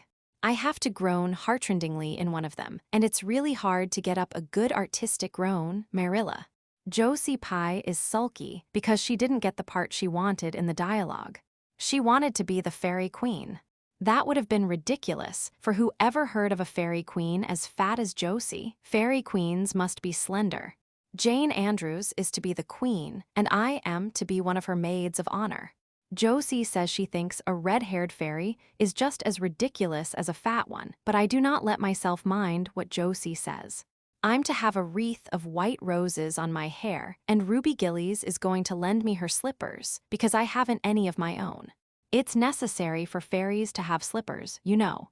You couldn't imagine a fairy wearing boots, could you? Especially with copper toes. We are going to decorate the hall with creeping spruce and fir mottos with pink tissue paper roses in them.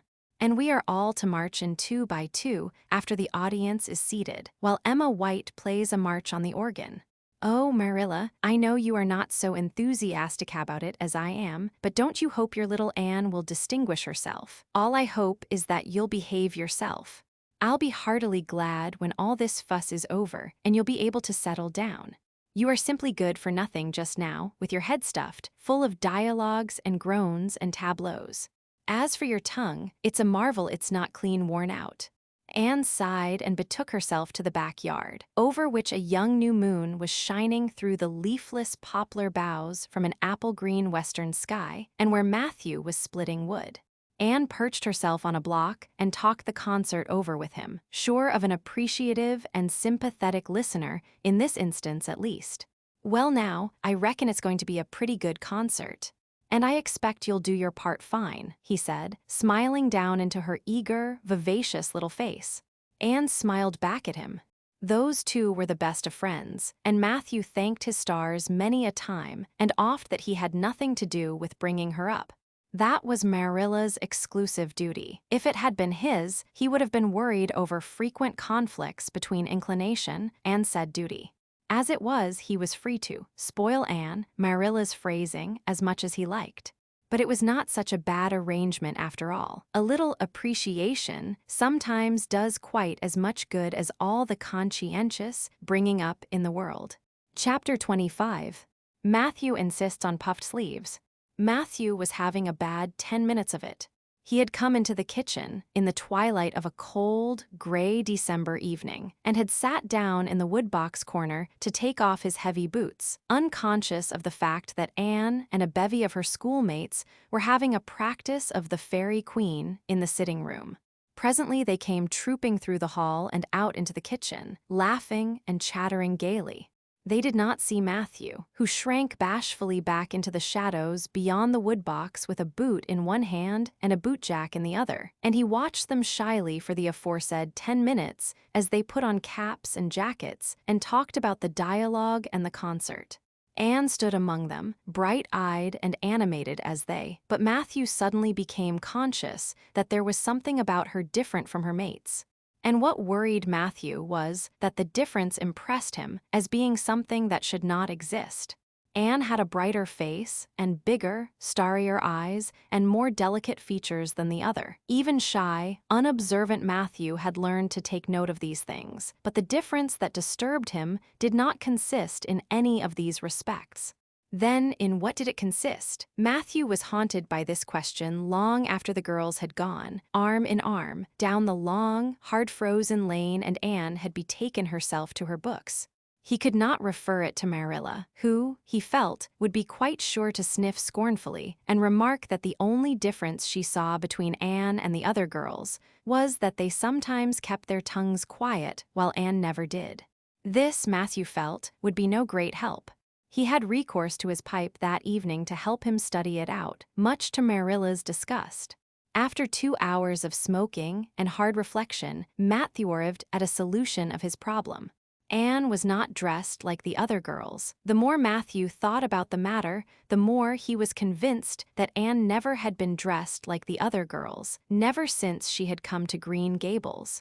Marilla kept her clothed in plain, dark dresses, all made after the same unvarying pattern. If Matthew knew there was such a thing as fashion in dress, it was as much as he did. But he was quite sure that Anne's sleeves did not look at all like the sleeves the other girls wore. He recalled the cluster of little girls he had seen around her that evening, all gay in waists of red and blue and pink and white, and he wondered why Marilla always kept her so plainly and soberly gowned. Of course, it must be all right. Marilla knew best, and Marilla was bringing her up. Probably some wise, inscrutable motive was to be served thereby. But surely it would do no harm to let the child have one pretty dress, something like Diana Barry always wore. Matthew decided that he would give her one. That surely could not be objected to as an unwarranted putting in of his oar. Christmas was only a fortnight off. A nice new dress would be the very thing for a present. Matthew, with a sigh of satisfaction, put away his pipe and went to bed, while Marilla opened all the doors and aired the house. The very next evening Matthew betook himself to Carmody to buy the dress, determined to get the worst over and have done with it. It would be, he felt assured, no trifling ordeal. There were some things Matthew could buy and prove himself no mean bargainer, but he knew he would be at the mercy of shopkeepers when it came to buying a girl's dress. After much cogitation, Matthew resolved to go to Samuel Lawson's store instead of William Blair's. To be sure, the Cuthberts always had gone to William Blair's. It was almost as much a matter of conscience with them as to attend the Presbyterian church and vote conservative. But William Blair's 2 daughters frequently waited on customers there, and Matthew held them in absolute dread. He could contrive to deal with them when he knew exactly what he wanted and could point it out. But in such a matter as this, requiring explanation and consultation, Matthew felt that he must be sure of a man behind the counter. So he would go to Lawson's, where Samuel or his son would wait on him. Alas, Matthew did not know that Samuel, in the recent expansion of his business, had set up a lady clerk also. She was a niece of his wife's, and a very dashing young person indeed, with a huge, drooping pompadour, big, rolling brown eyes, and a most extensive and bewildering smile. She was dressed with exceeding smartness and wore several bangle bracelets that glittered and rattled and tinkled with every movement of her hands. Matthew was covered with confusion at finding her there at all, and those bangles completely wrecked his wits at one fell swoop. "What can I do for you this evening, Mr. Cuthbert?" Miss Lucilla Harris inquired, briskly and ingratiatingly, tapping the counter with both hands. "Have you any well now, say any garden rakes?" stammered Matthew. Miss Harris looked somewhat surprised, as well she might, to hear a man inquiring for garden rakes in the middle of December. "I believe we have one or two left over," she said, "but they're upstairs in the lumber room. I'll go and see." During her absence, Matthew collected his scattered senses for another effort. When Miss Harris returned with the rake and cheerfully inquired, "Anything else tonight, Mr. Cuthbert?" Matthew took his courage in both hands and replied, "Well now, since you suggest it, I might as well buy some hayseed." Miss Harris had heard Matthew Cuthbert called odd. She now concluded that he was entirely crazy. "We only keep hayseed in the spring," she explained loftily. "We've none on hand just now." "Oh, certainly, just as you say," stammered unhappy Matthew, seizing the rake and making for the door.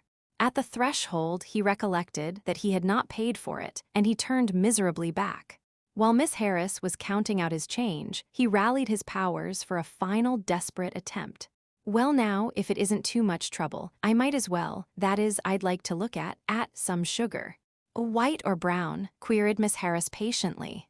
"Oh, well now, brown," said Matthew feebly.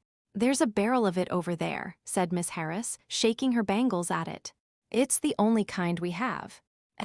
"I'll take 20 pounds of it," said Matthew, with beads of perspiration standing on his forehead. Matthew had driven halfway home before he was his own man again. It had been a gruesome experience, but it served him right, he thought, for committing the heresy of going to a strange store. When he reached home, he hid the rake in the tool house, but the sugar he carried in to Marilla. "Brown sugar," exclaimed Marilla. "Whatever possessed you to get so much? You know I never use it except for the hired man's porridge or black fruit cake. Jerry's gone, and I've made my cake long ago. It's not good sugar, either, it's coarse and dark. William Blair doesn't usually keep sugar like that." I thought it might come in handy sometime," said Matthew, making good his escape. When Matthew came to think the matter over, he decided that a woman was required to cope with the situation. Marilla was out of the question. Matthew felt sure she would throw cold water on his project at once. Remained only Mrs. Lynde, for of no other woman in Avonlea would Matthew have dared to ask advice. To Mrs. Lynde he went accordingly, and that good lady promptly took the matter out of the harassed man's hands. "Pick out a dress for you to give Anne, to be sure I will. I'm going to Carmody tomorrow, and I'll attend to it. Have you something particular in mind? No? Well, I'll just go by my own judgment then. I believe a nice rich brown would just suit Anne, and William Blair has some new Gloria and that's real pretty. Perhaps you'd like me to make it up for her, too, seeing that if Marilla was to make it, Anne would probably get wind of it before the time and spoil the surprise. Well, I'll do it. No, it isn't a mite of trouble. I like sewing. I'll make it to fit my niece, Jenny Gillies, for she and Anne are as like as two peas as far as figure goes." "Well now, I'm much obliged," said Matthew, and I dunno, but I think they make the sleeves different nowadays to what they used to be. If it wouldn't be asking too much I'd like them made in the new way." "Puffs, of course. You needn't worry a speck more about it, Matthew. I'll make it up in the very latest fashion," said Mrs. Lynde. To herself, she added when Matthew had gone, "It'll be a real satisfaction to see that poor child wearing something decent for once.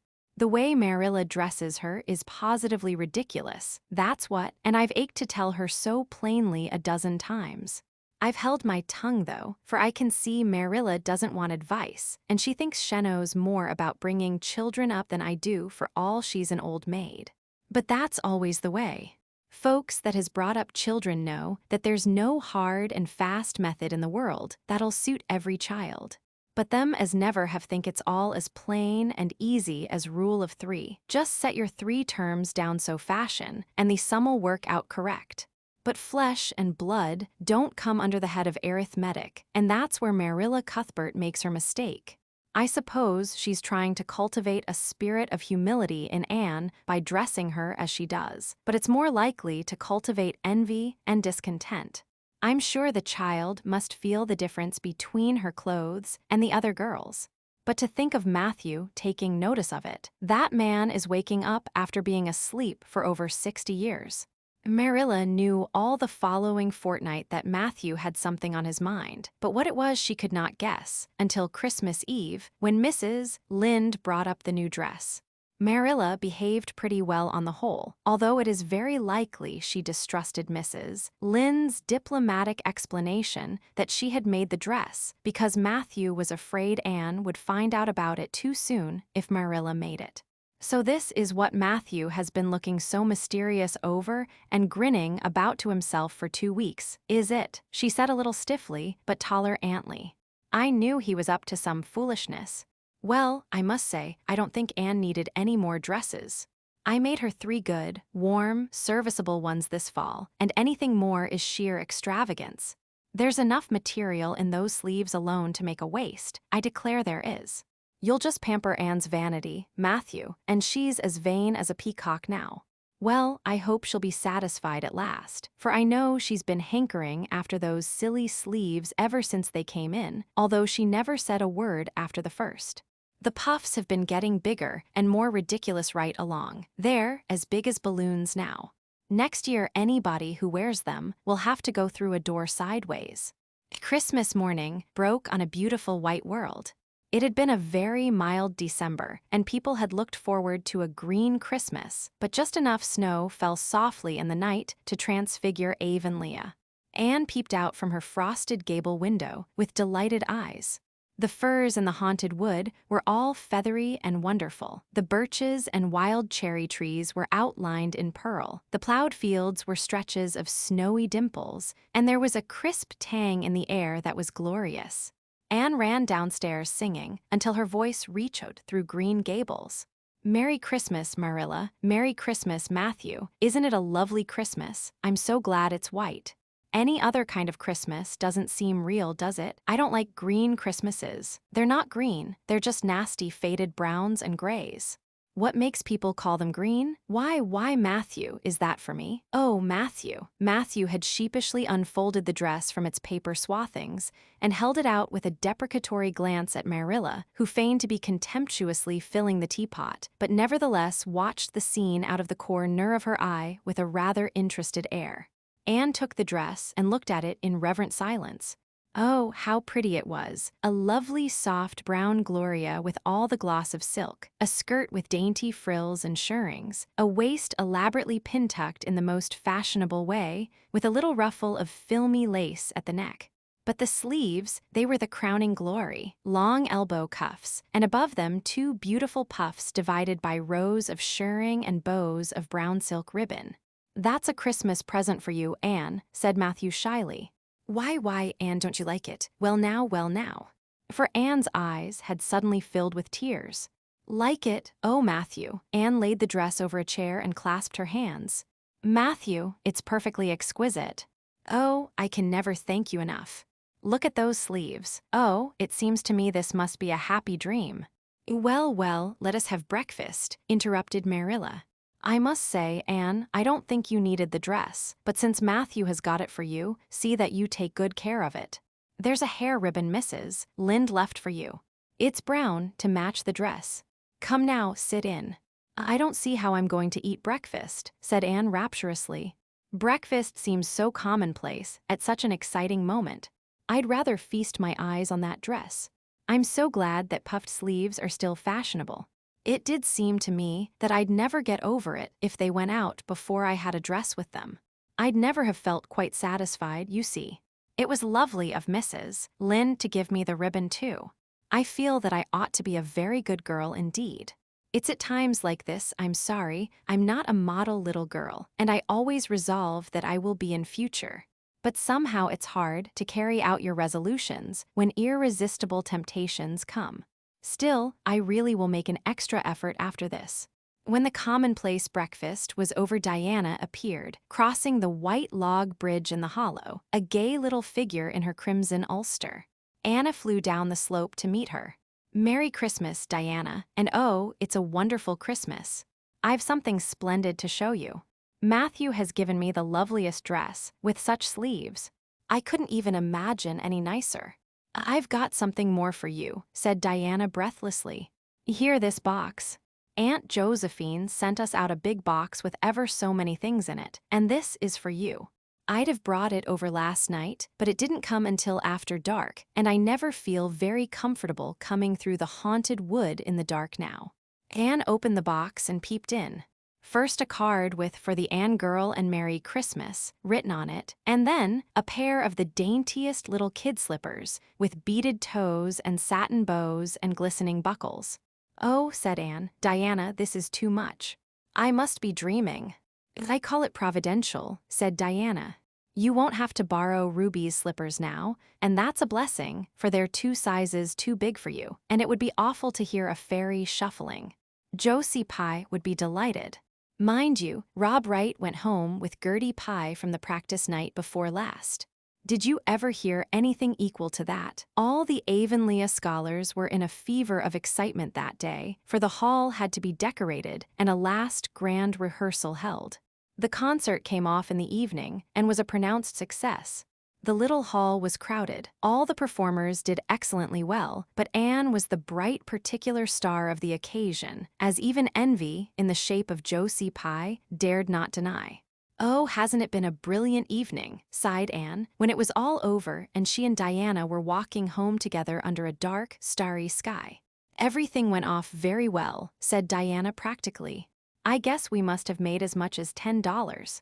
Mind you, Mr. Allen is going to send an account of it to the Charlottetown papers." "Oh, Diana, will we really see our names in print? It makes me thrill to think of it." "Your solo was perfectly elegant, Diana. I felt prouder than you did when it was encored. I just said to myself, it is my dear bosom friend who is so honored." "Well, your recitations just brought down the house, Anne. That sad one was simply splendid." "Oh, I was so nervous, Diana.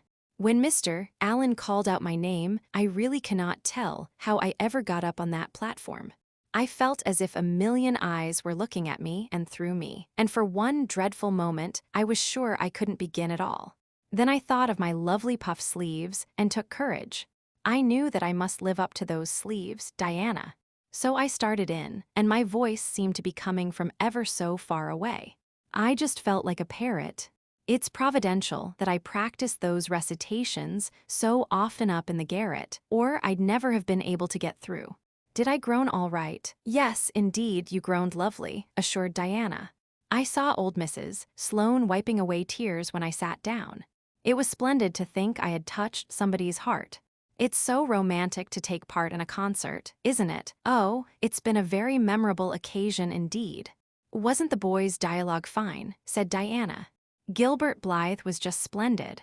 Anne, I do think it's awful mean the way you treat Gil. Wait till I tell you. When you ran off the platform after the fairy dialogue, one of your roses fell out of your hair. I saw Gil pick it up and put it in his breast pocket. There now. You're so romantic that I'm sure you ought to be pleased at that." "It's nothing to me what that person does," said Anne loftily. "I simply never waste a thought on him, Diana." That night, Marilla and Matthew, who had been out to a concert for the first time in 20 years, sat for a while by the kitchen fire after Anne had gone to bed. "Well now, I guess our Anne did as well as any of them," said Matthew proudly. "Yes, she did," admitted Marilla. "She's a bright child, Matthew. And she looked real nice, too. I've been kind of opposed to this concert scheme, but I suppose there's no real harm in it after all. Anyhow, I was proud of Anne tonight, although I'm not going to tell her so."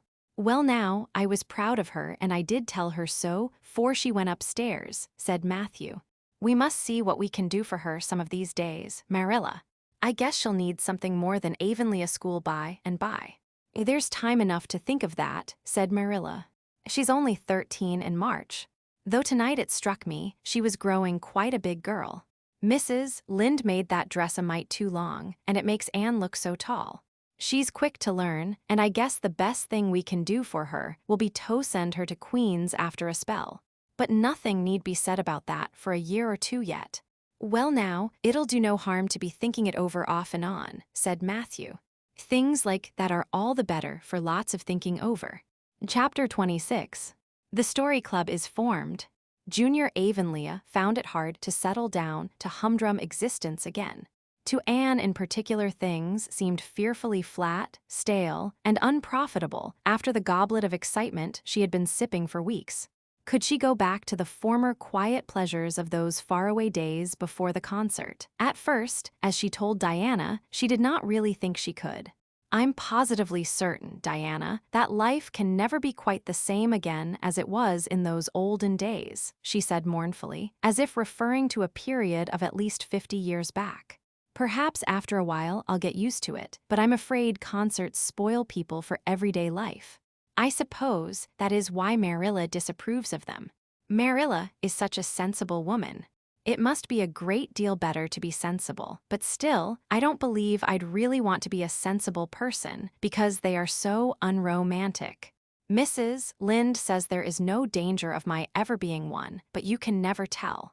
I feel just now that I may grow up to be sensible yet, but perhaps that is only because I'm tired. I simply couldn't sleep last night for ever so long. I just lay awake and imagined the concert over and over again. That's one splendid thing about such affairs. It's so lovely to look back to them. Eventually, however, Avonlea School slipped back into its old groove and took up its old interests. To be sure, the concert left traces.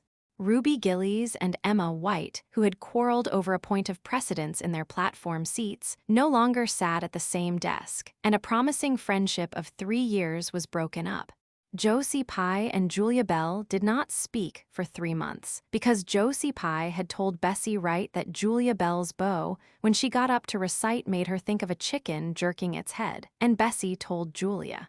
None of the Sloanes would have any dealings with the Bells, because the Bells had declared that the Sloanes had too much to do in the program, and the Sloanes had retorted that the Bells were not capable of doing the little they had to do properly. Finally, Charlie Sloane fought Moody Spurgeon Macpherson because Moody Spurgeon had said that Anne Shirley put on airs about her recitations, and Moody Spurgeon was licked. Consequently, Moody Spurgeon's sister, Ella May, would not speak to Anne Shirley all the rest of the winter. With the exception of these trifling frictions, work in Miss Stacy's little kingdom went on with regularity and smoothness. The winter weeks slipped by. It was an unusually mild winter, with so little snow that Anne and Diana could go to school nearly every day by way of the birch path. On Anne's birthday, they were tripping lightly down it, keeping eyes and ears alert amid all their chatter, for Miss Stacy had told them that they must soon write a composition on A Winter's Walk in the Woods, and it behooved them to be observant.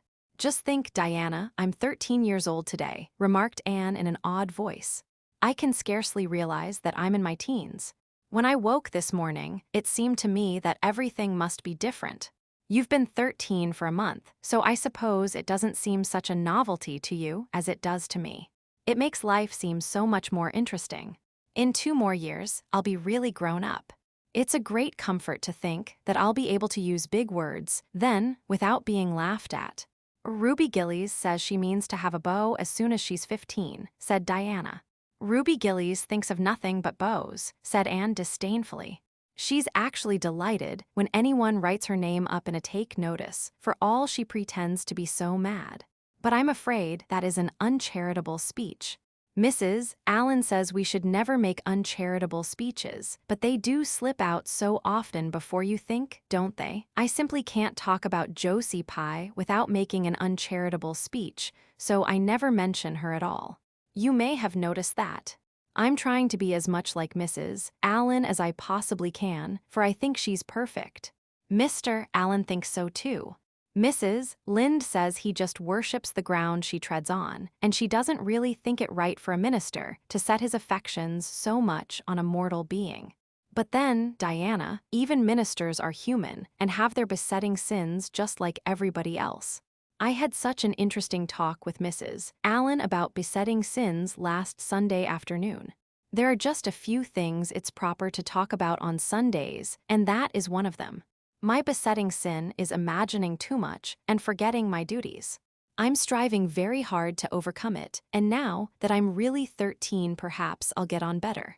In 4 more years, we'll be able to put our hair up, said Diana.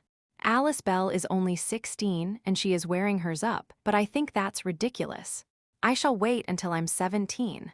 If I had Alice Bell's crooked nose, said Anne decidedly, I wouldn't, but there. I won't say what I was going to because it was extremely uncharitable. Besides, I was comparing it with my own nose, and that's vanity. I'm afraid I think too much about my nose ever since I heard that compliment about it long ago. It really is a great comfort to me. Oh, Diana, look, there's a rabbit.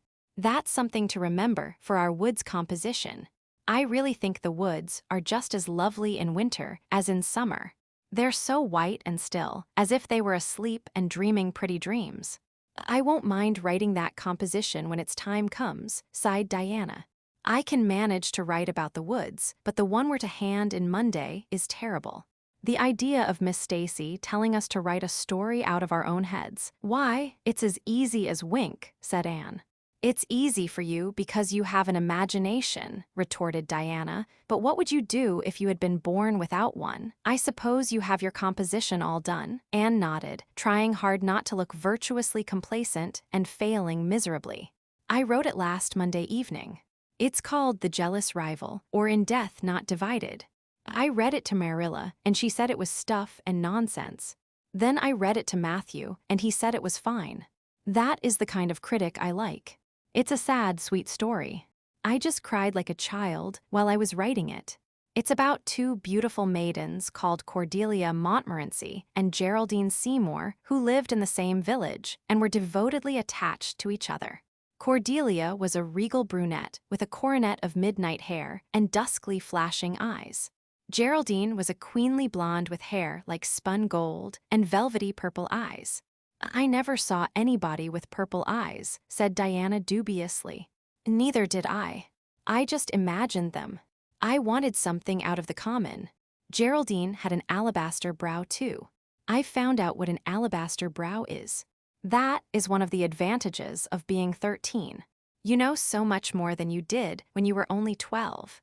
Well, what became of Cordelia and Geraldine? Asked Diana, who was beginning to feel rather interested in their fate. They grew in beauty side by side until they were 16. Then Bertram de Vere came to their native village and fell in love with the fair Geraldine. He saved her life when her horse ran away with her in a carriage, and she fainted in his arms, and he carried her home 3 miles because, you understand, the carriage was all smashed up. I found it rather hard to imagine the proposal because I had no experience to go by. I asked Ruby Gillies if she knew anything about how men proposed because I thought she'd likely be an authority on the subject, having so many sisters married. Ruby told me she was hid in the hall pantry when Malcolm Andres proposed to her sister Susan. She said Malcolm told Susan that his dad had given him the farm in his own name and then said, "What do you say, darling pet, if we get hitched this fall?" And Susan said, "Yes, no, I don't know, let me see," and there they were, engaged as quick as that. But I didn't think that sort of a proposal was a very romantic one, so in the end, I had to imagine it out as well as I could. I made it very flowery and poetical, and Bertram went on his knees, although Ruby Gillies says it isn't done nowadays. Geraldine accepted him in a speech a page long. I can tell you, I took a lot of trouble with that speech. I rewrote it 5 times, and I look upon it as my masterpiece. Bertram gave her a diamond ring and a ruby necklace, and told her they would go to Europe for a wedding tour, for he was immensely wealthy. But then, alas, shadows began to darken over their path. Cordelia was secretly in love with Bertram herself, and when Geraldine told her about the engagement, she was simply furious, especially when she saw the necklace and the diamond ring. All her affection for Geraldine turned to bitter hate, and she vowed that she should never marry Bertram. But she pretended to be Geraldine's friend the same as ever. One evening, they were standing on the bridge over a rushing, turbulent stream, and Cordelia, thinking they were alone, pushed Geraldine over the brink with a wild, mocking, "Ha, ha, ha." But Bertram saw it all, and he at once plunged into the current, exclaiming, "I will save thee, my peerless Geraldine." But alas, he had forgotten he couldn't swim, and they were both drowned, clasped in each other's arms. Their bodies were washed ashore soon afterwards. They were buried in the one grave, and their funeral was most imposing, Diana. It's so much more romantic to end a story up with a funeral than a wedding. As for Cordelia, she went insane with remorse and was shut up in a lunatic asylum. I thought that was a poetical retribution for her crime. How perfectly lovely, sighed Diana, who belonged to Matthew's school of critics. I don't see how you can make up such thrilling things out of your own head, Anne. I wish my imagination was as good as yours. That would be if you'd only cultivate it, said Anne cheeringly. I've just thought of a plan, Diana. Let you and me have a story club all our own and write stories for practice. I'll help you along until you can do them by yourself. You ought to cultivate your imagination, you know. Miss Stacy says so. Only we must take the right way. I told her about the haunted wood, but she said we went the wrong way about it in that. This was how the story club came into existence. It was limited to Diana and Anne at first, but soon it was extended to include Jane Andrews and Ruby Gillies and one or two others who felt that their imaginations needed cultivating. No boys were allowed in it, although Ruby Gillies opined that their admission would make it more exciting, and each member had to produce one story a week. It's extremely interesting, Anne told Marilla. Each girl has to read her story out loud, and then we talk it over. We are going to keep them all sacredly and have them to read to our descendants. We each write under a nom de plume. Mine is Rosamond Montmorency. All the girls do pretty well. Ruby Gillies is rather sentimental. She puts too much lovemaking into her stories, and you know too much is worse than too little. Jane never puts any because she says it makes her feel so silly when she had to read it out loud. Jane's stories are extremely sensible. Then Diana puts too many murders into hers. She says most of the time she doesn't know what to do with the people, so she kills them off to get rid of them.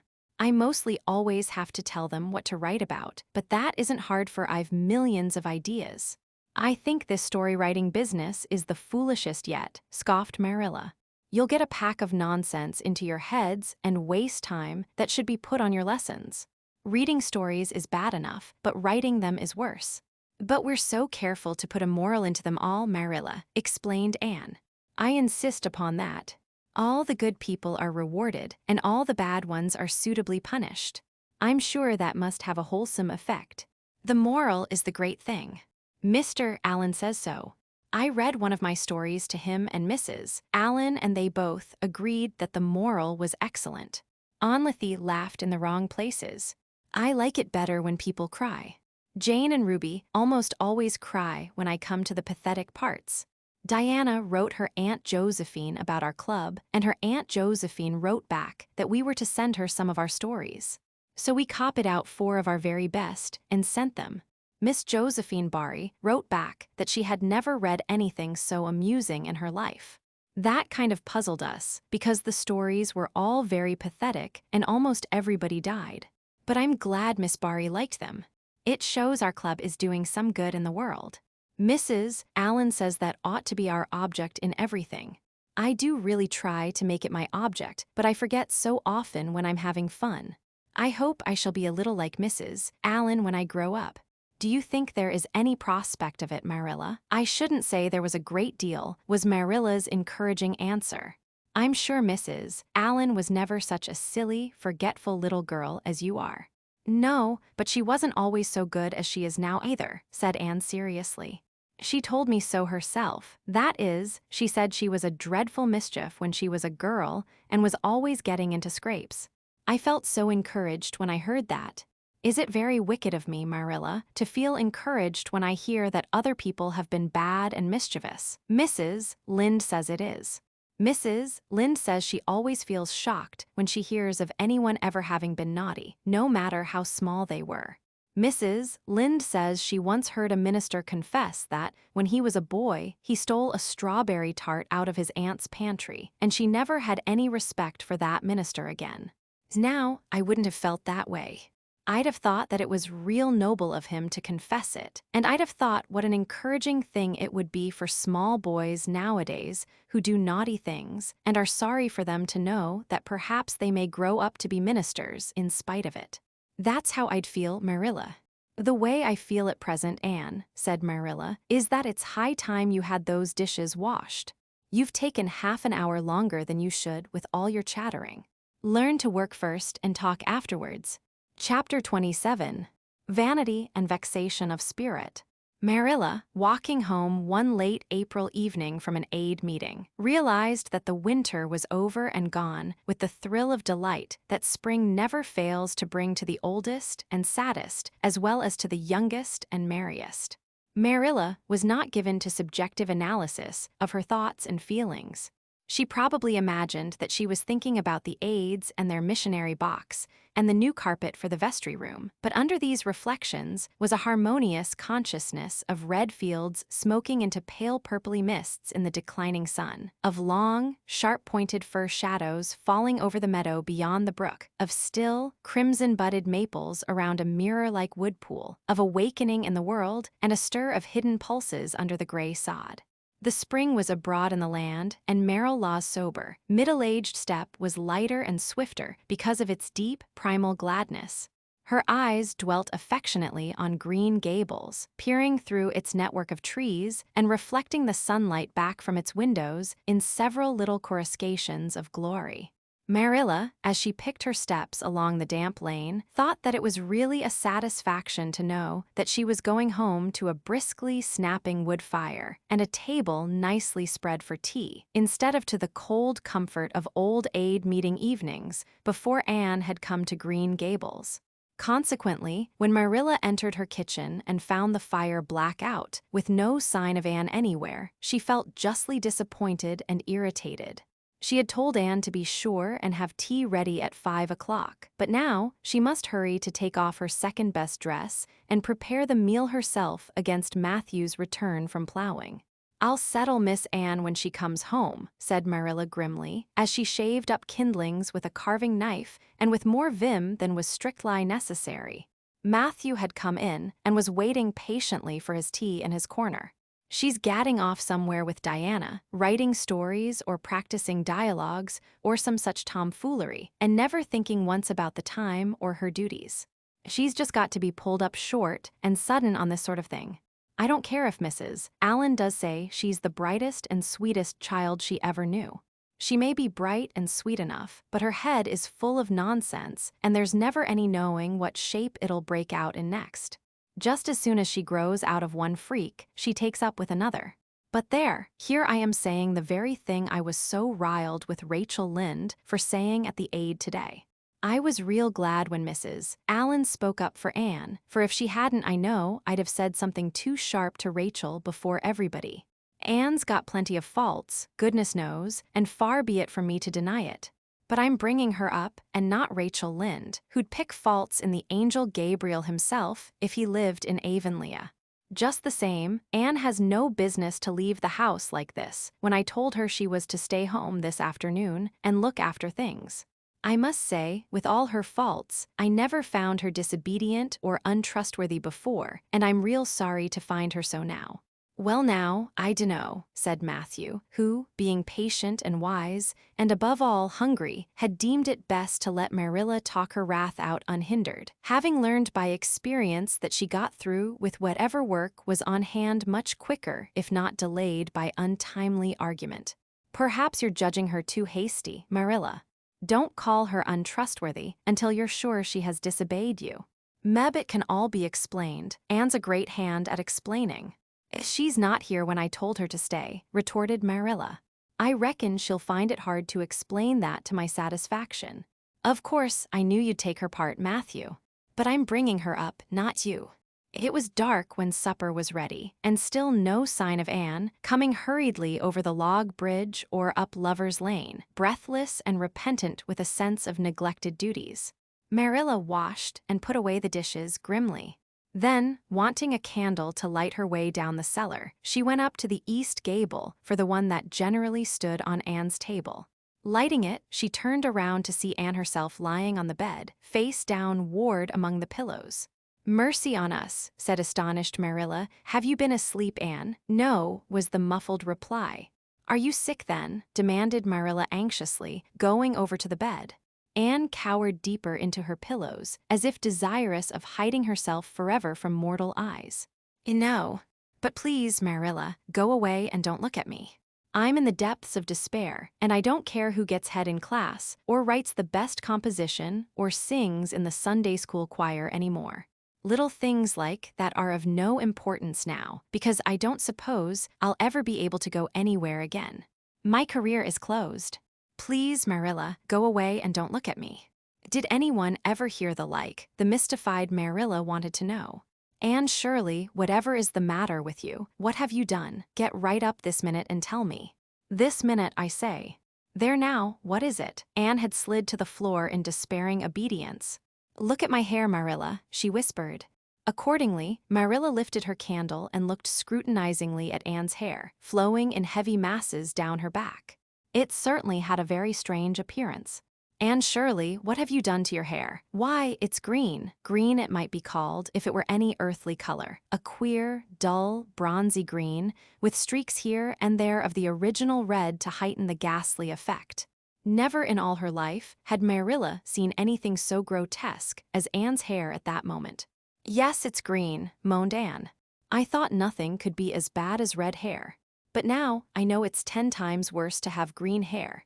Oh, Marilla, you little know how utterly wretched I am." "I little know how you got into this fix, but I mean to find out," said Marilla. "Come right down to the kitchen, it's too cold up here, and tell me just what you've done. I've been expecting something queer for some time. You haven't got into any scrape for over 2 months, and I was sure another one was due. Now then, what did you do to your hair?" "I dyed it." Dyed your hair? Anne Shirley, didn't you know it was a wicked thing to do?" "Yes, I knew it was a little wicked," admitted Anne. "But I thought it was worth while to be a little wicked to get rid of red hair. I counted the cost, Marilla. Besides, I meant to be extra good in other ways to make up for it." "Well," said Marilla sarcastically, "if I'd decided it was worthwhile to dye my hair, I'd have dyed it a decent color at least. I wouldn't have dyed it green." "But I didn't mean to dye it green, Marilla," protested Anne dejectedly. "If I was wicked, I meant to be wicked to some purpose. He said it would turn my hair a beautiful raven black. He positively assured me that it would." "How could I doubt his word, Marilla? I know what it feels like to have your word doubted. And Mrs. Allen says we should never suspect anyone of not telling us the truth unless we have proof that they're not. I have proof now. Green hair is proof enough for anybody. But I hadn't then, and I believed every word he said implicitly." "Who said? Who are you talking about?" "The peddler that was here this afternoon. I bought the dye from him." "Anne Shirley, how often have I told you never to let one of those Italians in the house? I don't believe in encouraging them to come around at all." "Oh, I didn't let him in the house. I remembered what you told me, and I went out, carefully shut the door, and looked at his things on the step. Besides, he wasn't an Italian, he was a German Jew. He had a big box full of very interesting things, and he told me he was working hard to make enough money to bring his wife and children out from Germany. He spoke so feelingly about them that it touched my heart. I wanted to buy something from him to help him in such a worthy object. Then all at once, I saw the bottle of hair dye. The peddler said it was warranted to dye any hair a beautiful raven black and wouldn't wash off. In a trice, I saw myself with beautiful raven black hair, and the temptation was irresistible. But the price of the bottle was 75 cents, and I had only 50 cents left out of my chicken money. I think the peddler had a very kind heart, for he said that, seeing it was me, he'd sell it for 50 cents, and that was just giving it away. So I bought it, and as soon as he had gone, I came up here and applied it with an old hairbrush, as the directions said. I used up the whole bottle, and oh, Marilla, when I saw the dreadful color it turned my hair, I repented of being wicked, I can tell you. And I've been repenting ever since." "Well, I hope you'll repent to good purpose," said Marilla severely, "and that you've got your eyes opened to where your vanity has led you, Anne." Goodness knows what's to be done. I suppose the first thing is to give your hair a good washing and see if that will do any good. Accordingly, Anne washed her hair, scrubbing it vigorously with soap and water, but for all the difference it made, she might as well have been scouring its original red. The peddler had certainly spoken the truth when he declared that the dye wouldn't wash off. However, his veracity might be impeached in other respects. "Oh, Marilla, what shall I do?" questioned Anne in tears. "I can never live this down. People have pretty well forgotten my other mistakes, the liniment cake and setting Diana drunk and flying into a temper with Mrs. Lynde. But they'll never forget this. They will think I am not respectable. Oh, Marilla, what a tangled web we weave when first we practice to deceive. That is poetry, but it is true. And oh, how Josie Pye will laugh. Marilla, I cannot face Josie Pye. I am the unhappiest girl in Prince Edward Island." Anne's unhappiness continued for a week. During that time, she went nowhere and shampooed her hair every day. Diana alone of outsiders knew the fatal secret, but she promised solemnly never to tell, and it may be stated here and now that she kept her word. At the end of the week, Marilla said decidedly, "It's no use, Anne. That is fast dye, if ever there was any. Your hair must be cut off. There is no other way. You can't go out with it looking like that." Anne's lips quivered, but she realized the bitter truth of Marilla's remarks. With a dismal sigh, she went for the scissors. "Please cut it off at once, Marilla, and have it over. Oh, I feel that my heart is broken. This is such an unromantic affliction. The girls in books lose their hair in fevers or sell it to get money for some good deed, and I'm sure I wouldn't mind losing my hair in some such fashion half so much.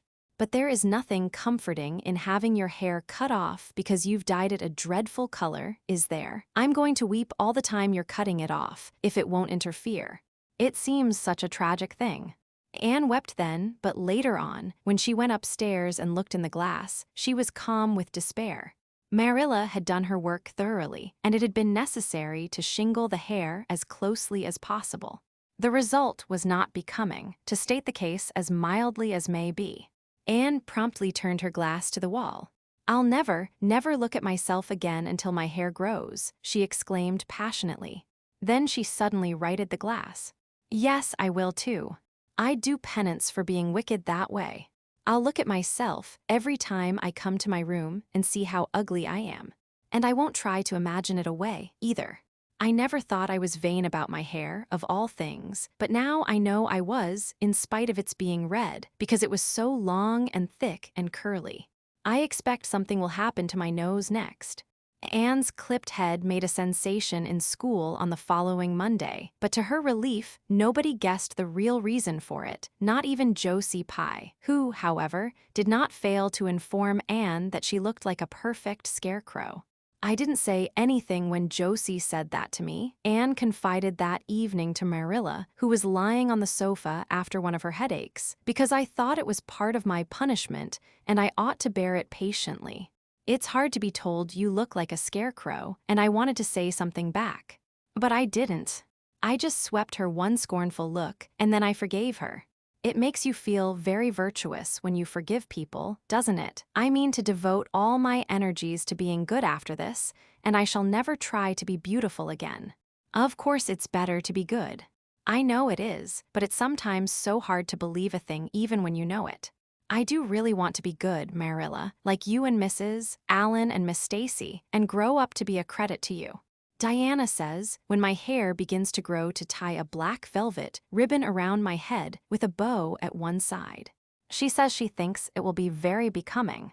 I will call it a snood. That sounds so romantic. But am I talking too much, Marilla? Does it hurt your head? My head is better now. It was terrible bad this afternoon, though. These headaches of mine are getting worse and worse. I'll have to see a doctor about them. As for your chatter, I don't know that I mind it. I've got so used to it." Which was Marilla's way of saying that she liked to hear it. Chapter 28. An Unfortunate Lily Maid. "Of course you must be Elaine, Anne," said Diana.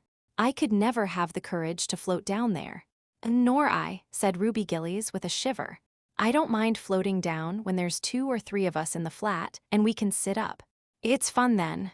But to lie down and pretend I was dead, I just couldn't. I'd die really of fright. Of course it would be romantic, conceded Jane Andrews, but I know I couldn't keep still.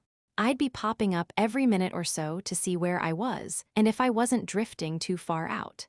And you know, Anne, that would spoil the effect. But it's so ridiculous to have a red-headed Elaine, mourned Anne. I'm not afraid to float down, and I'd love to be Elaine. But it's ridiculous just the same. Ruby ought to be Elaine because she is so fair and has such lovely long golden hair. Elaine had all her bright hair streaming down, you know. And Elaine was the lily maid. Now, a red-haired person cannot be a lily maid. Your complexion is just as fair as Ruby's, said Diana earnestly, and your hair is ever so much darker than it used to be before you cut it. Oh, do you really think so? Exclaimed Anne, flushing sensitively with delight. I've sometimes thought it was myself, but I never dared to ask anyone for fear she would tell me it wasn't. Do you think it could be called auburn now, Diana? Yes, and I think it is real pretty, said Diana, looking admiringly at the short, silky curls that clustered over Anne's head and were held in place by a very jaunty black velvet ribbon and bow. They were standing on the bank of the pond, below Orchard Slope, where a little headland fringed with birches ran out from the bank. At its tip was a small wooden platform built out into the water for the convenience of fishermen and duck hunters. Ruby and Jane were spending the midsummer afternoon with Diana, and Anne had come over to play with them. Anne and Diana had spent most of their playtime that summer on and about the pond. Idlewild was a thing of the past, Mr. Bell having ruthlessly cut down the little circle of trees in his back pasture in the spring. Anne had sat among the stumps and wept, not without an eye to the romance of it, but she was speedily consoled, for, after all, as she and Diana said, big girls of 13, going on 14, were too old for such childish amusements as playhouses, and there were more fascinating sports to be found about the pond. It was splendid to fish for trout over the bridge, and the two girls learned to row themselves about in the little flat-bottomed dory mister Barry kept for duck shooting. It was Anne's idea that they dramatize Elaine. They had studied Tennyson's poem in school the preceding winter, the superintendent of education having prescribed it in the English course for the Prince Edward Island schools. They had analyzed and parsed it and torn it to pieces in general until it was a wonder there was any meaning at all left in it for them. But at least the fair Lily Maid and Lancelot and Guinevere and King Arthur had become very real people to them, and Anne was devoured by secret regret that she had not been born in Camelot. Those days, she said, were so much more romantic than the present. Anne's plan was hailed with enthusiasm. The girls had discovered that if the flat were pushed off from the landing place, it would drift down with the current under the bridge and finally strand itself on another headland lower down, which ran out at a curve in the pond. They had often gone down like this, and nothing could be more convenient for playing Elaine. Well, I'll be Elaine, said Anne, yielding reluctantly, for, although she would have been delighted to play the principal character, yet her artistic sense demanded fitness for it, and this, she felt, her limitations made impossible. Ruby, you must be King Arthur and Jane will be Guinevere, and Diana must be Lancelot. But first you must be the brothers and the father. We can't have the old dumb servitor, because there isn't room for two in the flat when one is lying down. We must pall the barge all its length in blackest samite. That old black shawl of your mother's will be just the thing, Diana. The black shawl having been procured, Anne spread it over the flat and then lay down on the bottom, with closed eyes and hands folded over her breast. Oh, she does look really dead, whispered Ruby Gillies nervously, watching the still, white little face under the flickering shadows of the birches. It makes me feel frightened, girls. Do you suppose it's really right to act like this? Mrs. Lynde says that all play acting is abominably wicked. Ruby, you shouldn't talk about Mrs. Lynde, said Anne severely. It spoils the effect because this is hundreds of years before Mrs. Lynde was born. Jane, you arrange this. It's silly for Elaine to be talking when she's dead. Jane rose to the occasion. Cloth of gold for coverlet there was none, but an old piano scarf of yellow Japanese crepe was an excellent substitute. A white lily was not obtainable just then, but the effect of a tall blue iris placed in one of Anne's folded hands was all that could be desired. "Now she's all ready," said Jane. "We must kiss her quiet brows, and Diana, you say, 'Sister, farewell forever,' and Ruby, you say, 'Farewell, sweet sister,' both of you as sorrowfully as you possibly can. Anne, for goodness sake, smile a little." You know Elaine lay as though she smiled. "That's better. Now push the flat off." The flat was accordingly pushed off, scraping roughly over an old embedded stake in the process. Diana and Jane and Ruby only waited long enough to see it caught in the current and headed for the bridge before scampering up through the woods, across the road, and down to the lower headland where, as Lancelot and Guinevere and the king, they were to be in readiness to receive the Lily Maid. For a few minutes Anne, drifting slowly down, enjoyed the romance of her situation to the full. Then something happened not at all romantic. The flat began to leak. In a very few moments, it was necessary for Elaine to scramble to her feet, pick up her cloth of gold coverlet and pall of blackest samite, and gaze blankly at a big crack in the bottom of her barge, through which the water was literally pouring. That sharp stake at the landing had torn off the strip of batting nailed on the flat. Anne did not know this, but it did not take her long to realize that she was in a dangerous plight. At this rate, the flat would fill and sink long before it could drift to the lower headland. Where were the oars? Left behind at the landing. Anne gave one gasping little scream which nobody ever heard. She was white to the lips, but she did not lose her self-possession. There was one chance, just one. "I was horribly frightened," she told Mrs. Allen the next day, "and it seemed like years while the flat was drifting down to the bridge and the water rising in it every moment. I prayed, Mrs. Allen, most earnestly, but I didn't shut my eyes to pray, for I knew the only way God could save me was to let the flat float close enough to one of the bridge piles for me to climb up on it. You know the piles are just old tree trunks, and there are lots of knots and old branch stubs on them. It was proper to pray, but I had to do my part by watching out, and right well I knew it. I just said, 'Dear God, please take the flat clothes to a pile, and I'll do the rest,' over and over again. Under such circumstances, you don't think much about making a flowery prayer. But mine was answered, for the flat bumped right into a pile for a minute, and I flung the scarf and the shawl over my shoulder and scrambled up on a big providential stub. And there I was, Mrs. Allen, clinging to that slippery old pile with no way of getting up or down. It was a very unromantic position, but I didn't think about that at the time. You don't think much about romance when you have just escaped from a watery grave. I said a grateful prayer at once, and then I gave all my attention to holding on tight, for I knew I should probably have to depend on human aid to get back to dry land. The flat drifted under the bridge and then promptly sank in midstream. Ruby, Jane, and Diana, already awaiting it on the lower headland, saw it disappear before their very eyes and had not a doubt but that Anne had gone down with it. For a moment they stood still, white as sheets, frozen with horror at the tragedy. Then, shrieking at the tops of their voices, they started on a frantic run up through the woods, never pausing as they crossed the main road to glance the way of the bridge. Anne, clinging desperately to her precarious foothold, saw their flying forms and heard their shrieks.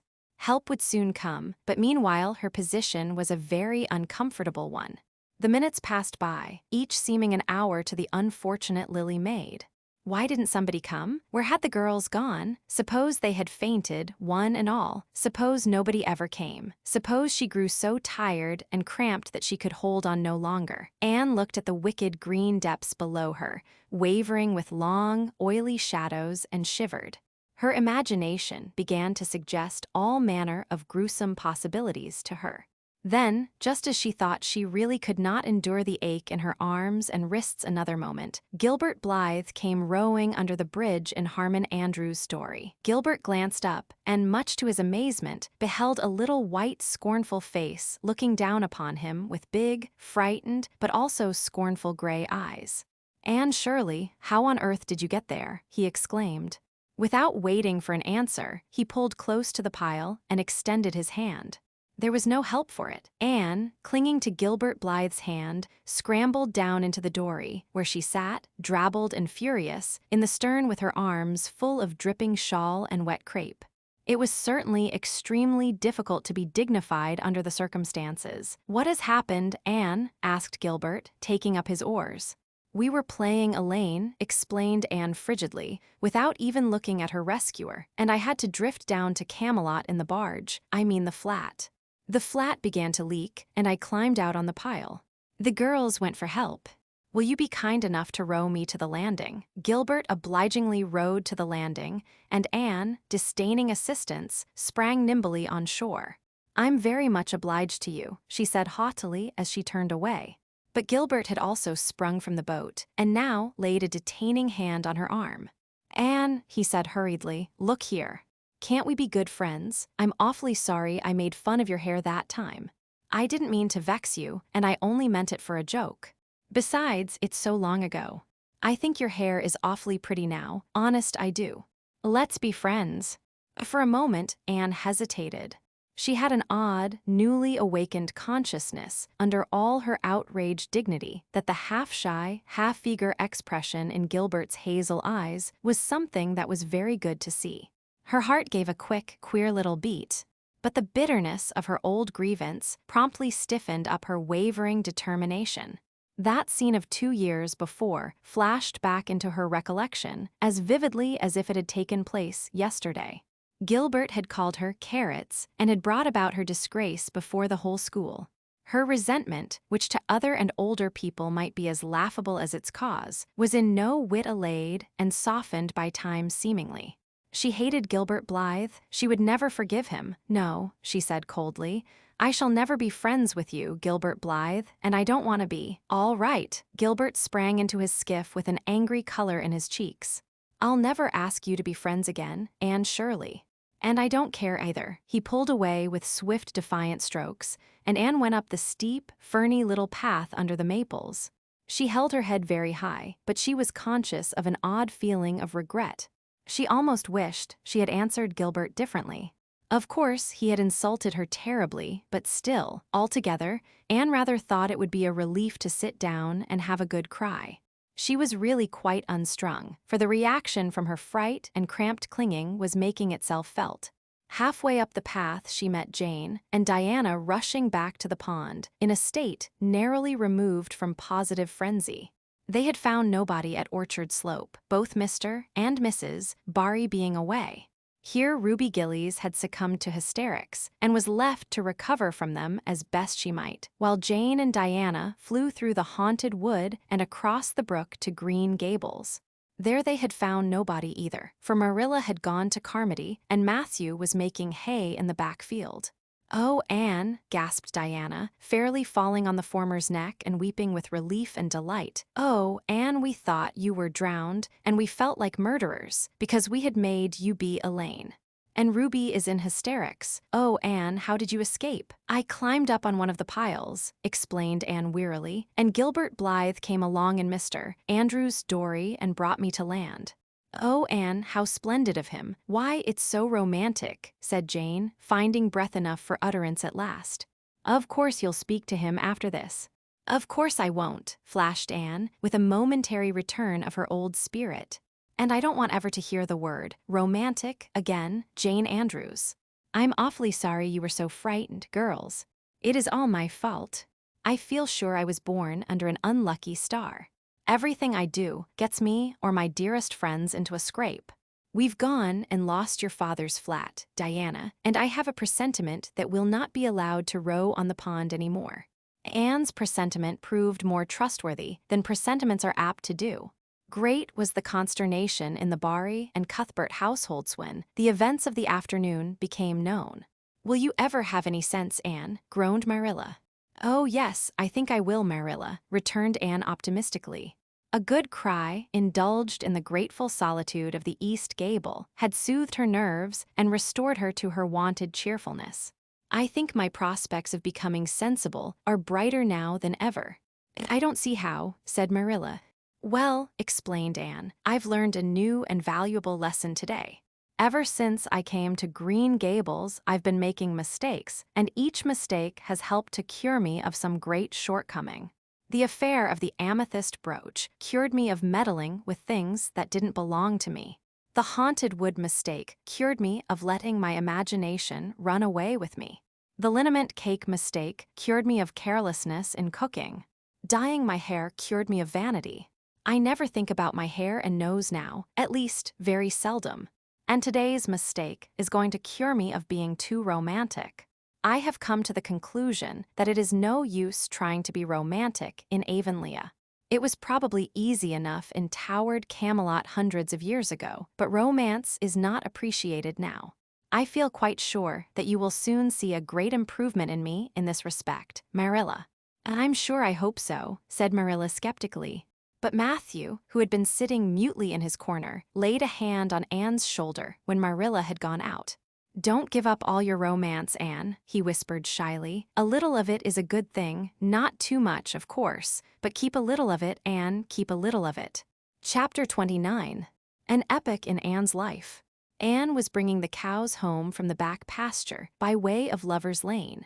It was a September evening, and all the gaps and clearings in the woods were brimmed up with ruby sunset light. Here and there, the lane was splashed with it, but for the most part, it was already quite shadowy beneath the maples, and the spaces under the firs were filled with a clear violet dusk like airy wine. The winds were out in their tops, and there is no sweeter music on earth than that which the wind makes in the fir trees at evening. The cows swung placidly down the lane, and Anne followed them dreamily, repeating aloud the battle canto from Marmion, which had also been part of their English course the preceding winter, and which Miss Stacy had made them learn off by heart, and exulting in its rushing lines and the clash of spears in its imagery.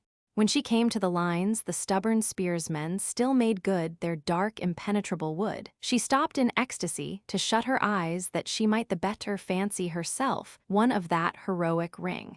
When she opened them again, it was to behold Diana coming through the gate that led into the barley field, and looking so important that Anne instantly divined there was news to be told.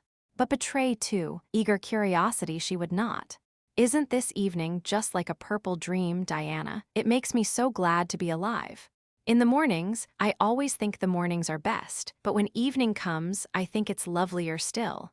It's a very fine evening, said Diana, but oh, I have such news, Anne. Guess. You can have 3 guesses. Charlotte Gillies is going to be married in the church after all, and Mrs. Allen wants us to decorate it, cried Anne. No. Charlotte's beau won't agree to that, because nobody ever has been married in the church yet, and he thinks it would seem too much like a funeral. It's too mean, because it would be such fun. Guess again. Jane's mother is going to let her have a birthday party. Diana shook her head, her black eyes dancing with merriment. I can't think what it can be, said Anne in despair, unless it's that Moody Spurgeon Macpherson saw you home from prayer meeting last night. Did he? I should think not, exclaimed Diana indignantly. I wouldn't be likely to boast of it if he did, the horrid creature. I knew you couldn't guess it. Mother had a letter from Aunt Josephine today, and Aunt Josephine wants you and me to go to town next Tuesday and stop with her for the exhibition. There, oh, Diana, whispered Anne, finding it necessary to lean up against a maple tree for support. Do you really mean it? But I'm afraid Marilla won't let me go. She will say that she can't encourage gadding about. That was what she said last week when Jane invited me to go with them in their double-seated buggy to the American concert at the White Sands Hotel. I want Ed to go, but Marilla said I'd be better at home learning my lessons, and so would Jane. I was bitterly disappointed, Diana. I felt so heartbroken that I wouldn't say my prayers when I went to bed. But I repented of that and got up in the middle of the night and said them. I'll tell you, said Diana. We'll get Mother to ask Marilla. She'll be more likely to let you go then, and if she does, we'll have the time of our lives, Anne. I've never been to an exhibition, and it's so aggravating to hear the other girls talking about their trips. Jane and Ruby have been twice, and they're going this year again. I'm not going to think about it at all until I know whether I can go or not, said Anne resolutely. If I did and then was disappointed, it would be more than I could bear. But in case I do go, I'm very glad my new coat will be ready by that time. Marilla didn't think I needed a new coat. She said my old one would do very well for another winter, and that I ought to be satisfied with having a new dress. The dress is very pretty, Diana, navy blue and made so fashionably. Marilla always makes my dresses fashionably now because she says she doesn't intend to have Matthew going to Mrs. Lynde to make them. I'm so glad. It is ever so much easier to be good if your clothes are fashionable. At least, it is easier for me. I suppose it doesn't make such a difference to naturally good people. But Matthew said I must have a new coat, so Marilla bought a lovely piece of blue broadcloth, and it's being made by a real dressmaker over at Carmody. It's to be done Saturday night, and I'm trying not to imagine myself walking up the church aisle on Sunday in my new suit and cap, because I'm afraid it isn't right to imagine such things. But it just slips into my mind, in spite of me. My cap is so pretty. Matthew bought it for me the day we were over at Carmody. It is one of those little blue velvet ones that are all the rage, with gold cord and tassels. Your new hat is elegant, Diana, and so becoming. When I saw you come into church last Sunday, my heart swelled with pride to think you were my dearest friend. Do you suppose it's wrong for us to think so much about our clothes? Marilla says it is very sinful. But it is such an interesting subject, isn't it? Marilla agreed to let Anne go to town, and it was arranged that Mr. Barry should take the girls in on the following Tuesday. As Charlottetown was 30 miles away and Mr. Barry wished to go and return the same day, it was necessary to make a very early start. But Anne counted it all joy and was up before sunrise on Tuesday morning. A glance from her window assured her that the day would be fine, for the eastern sky behind the firs of the haunted wood was all silvery and cloudless. Through the gap in the trees, a light was shining in the western gable of Orchard Slope, a token that Diana was also up. Anne was dressed by the time Matthew had the fire on and had the breakfast ready when Marilla came down, but for her own part was much too excited to eat. After breakfast, the jaunty new cap and jacket were donned, and Anne hastened over the brook and up through the firs to Orchard Slope. Mr. Barry and Diana were waiting for her, and they were soon on the road.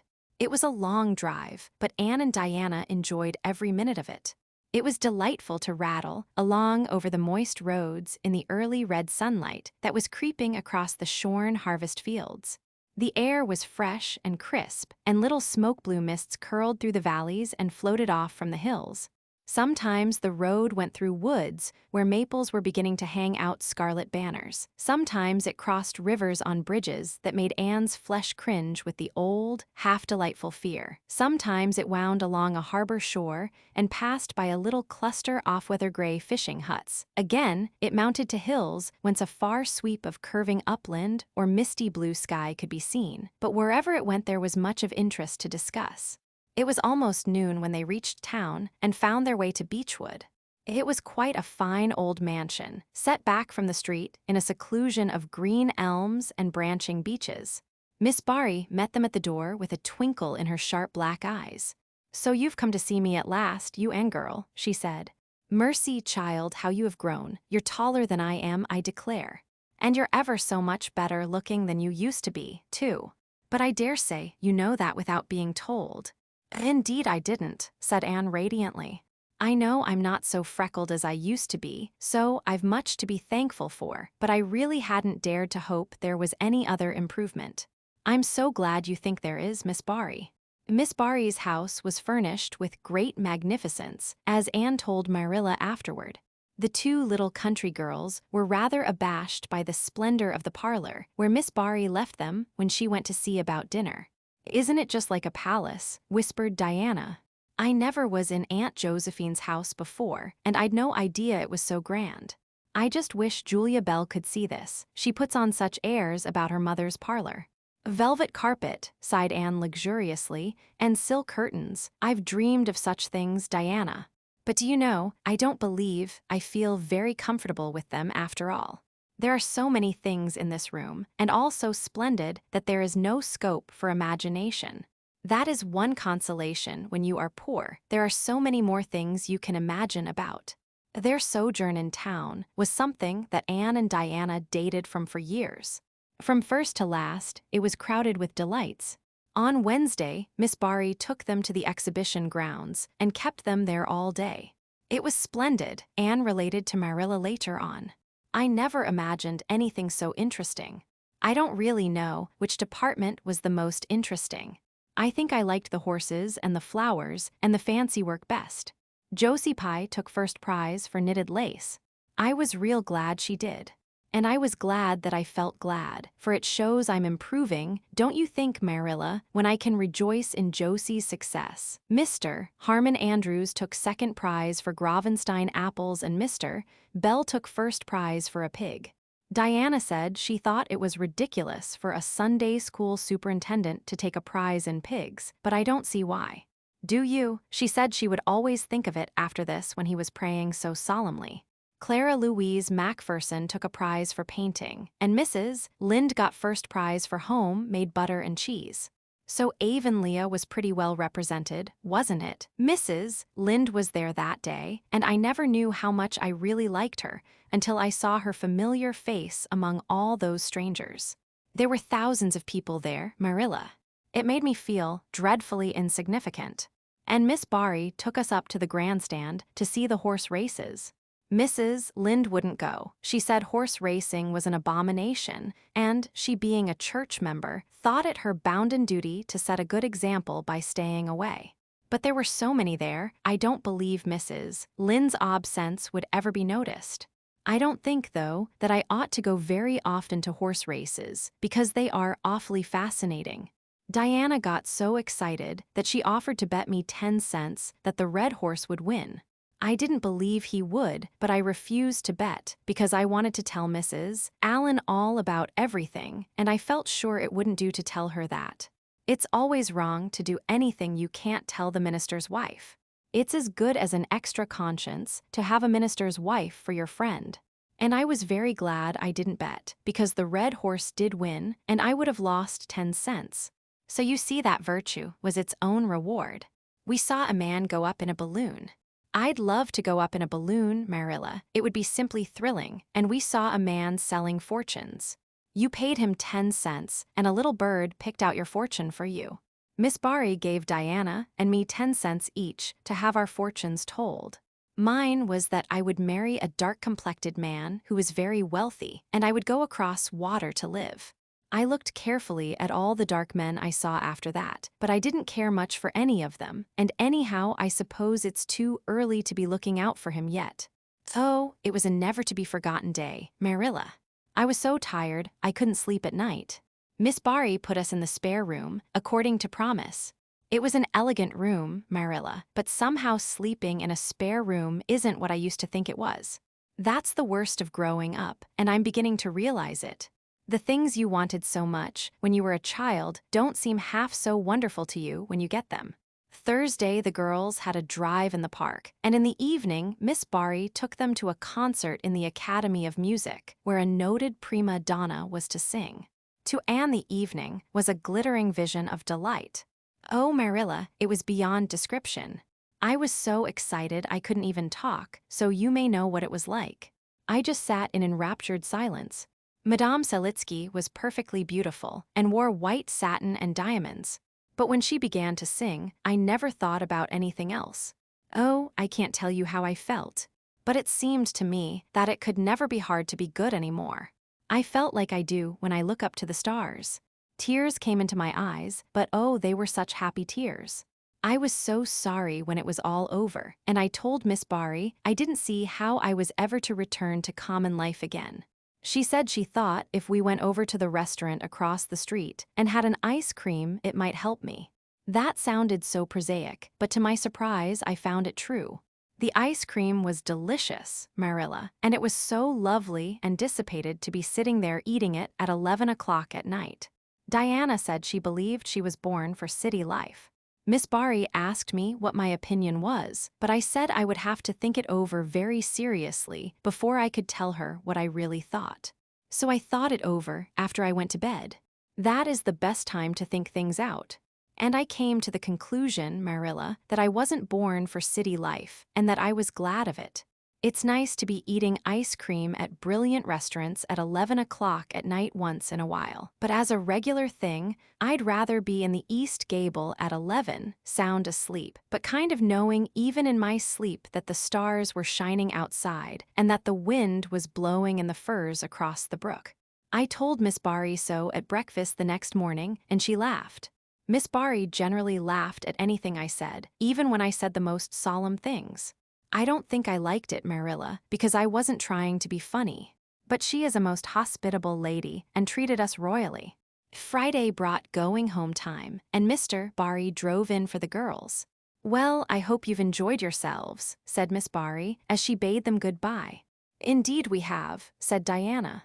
"And you, Anne girl?" "I've enjoyed every minute of the time," said Anne, throwing her arms impulsively about the old woman's neck and kissing her wrinkled cheek. Diana would never have dared to do such a thing and felt rather aghast at Anne's freedom. But Miss Barry was pleased, and she stood on her veranda and watched the buggy out of sight. Then she went back into her big house with a sigh. It seemed very lonely, lacking those fresh young lives.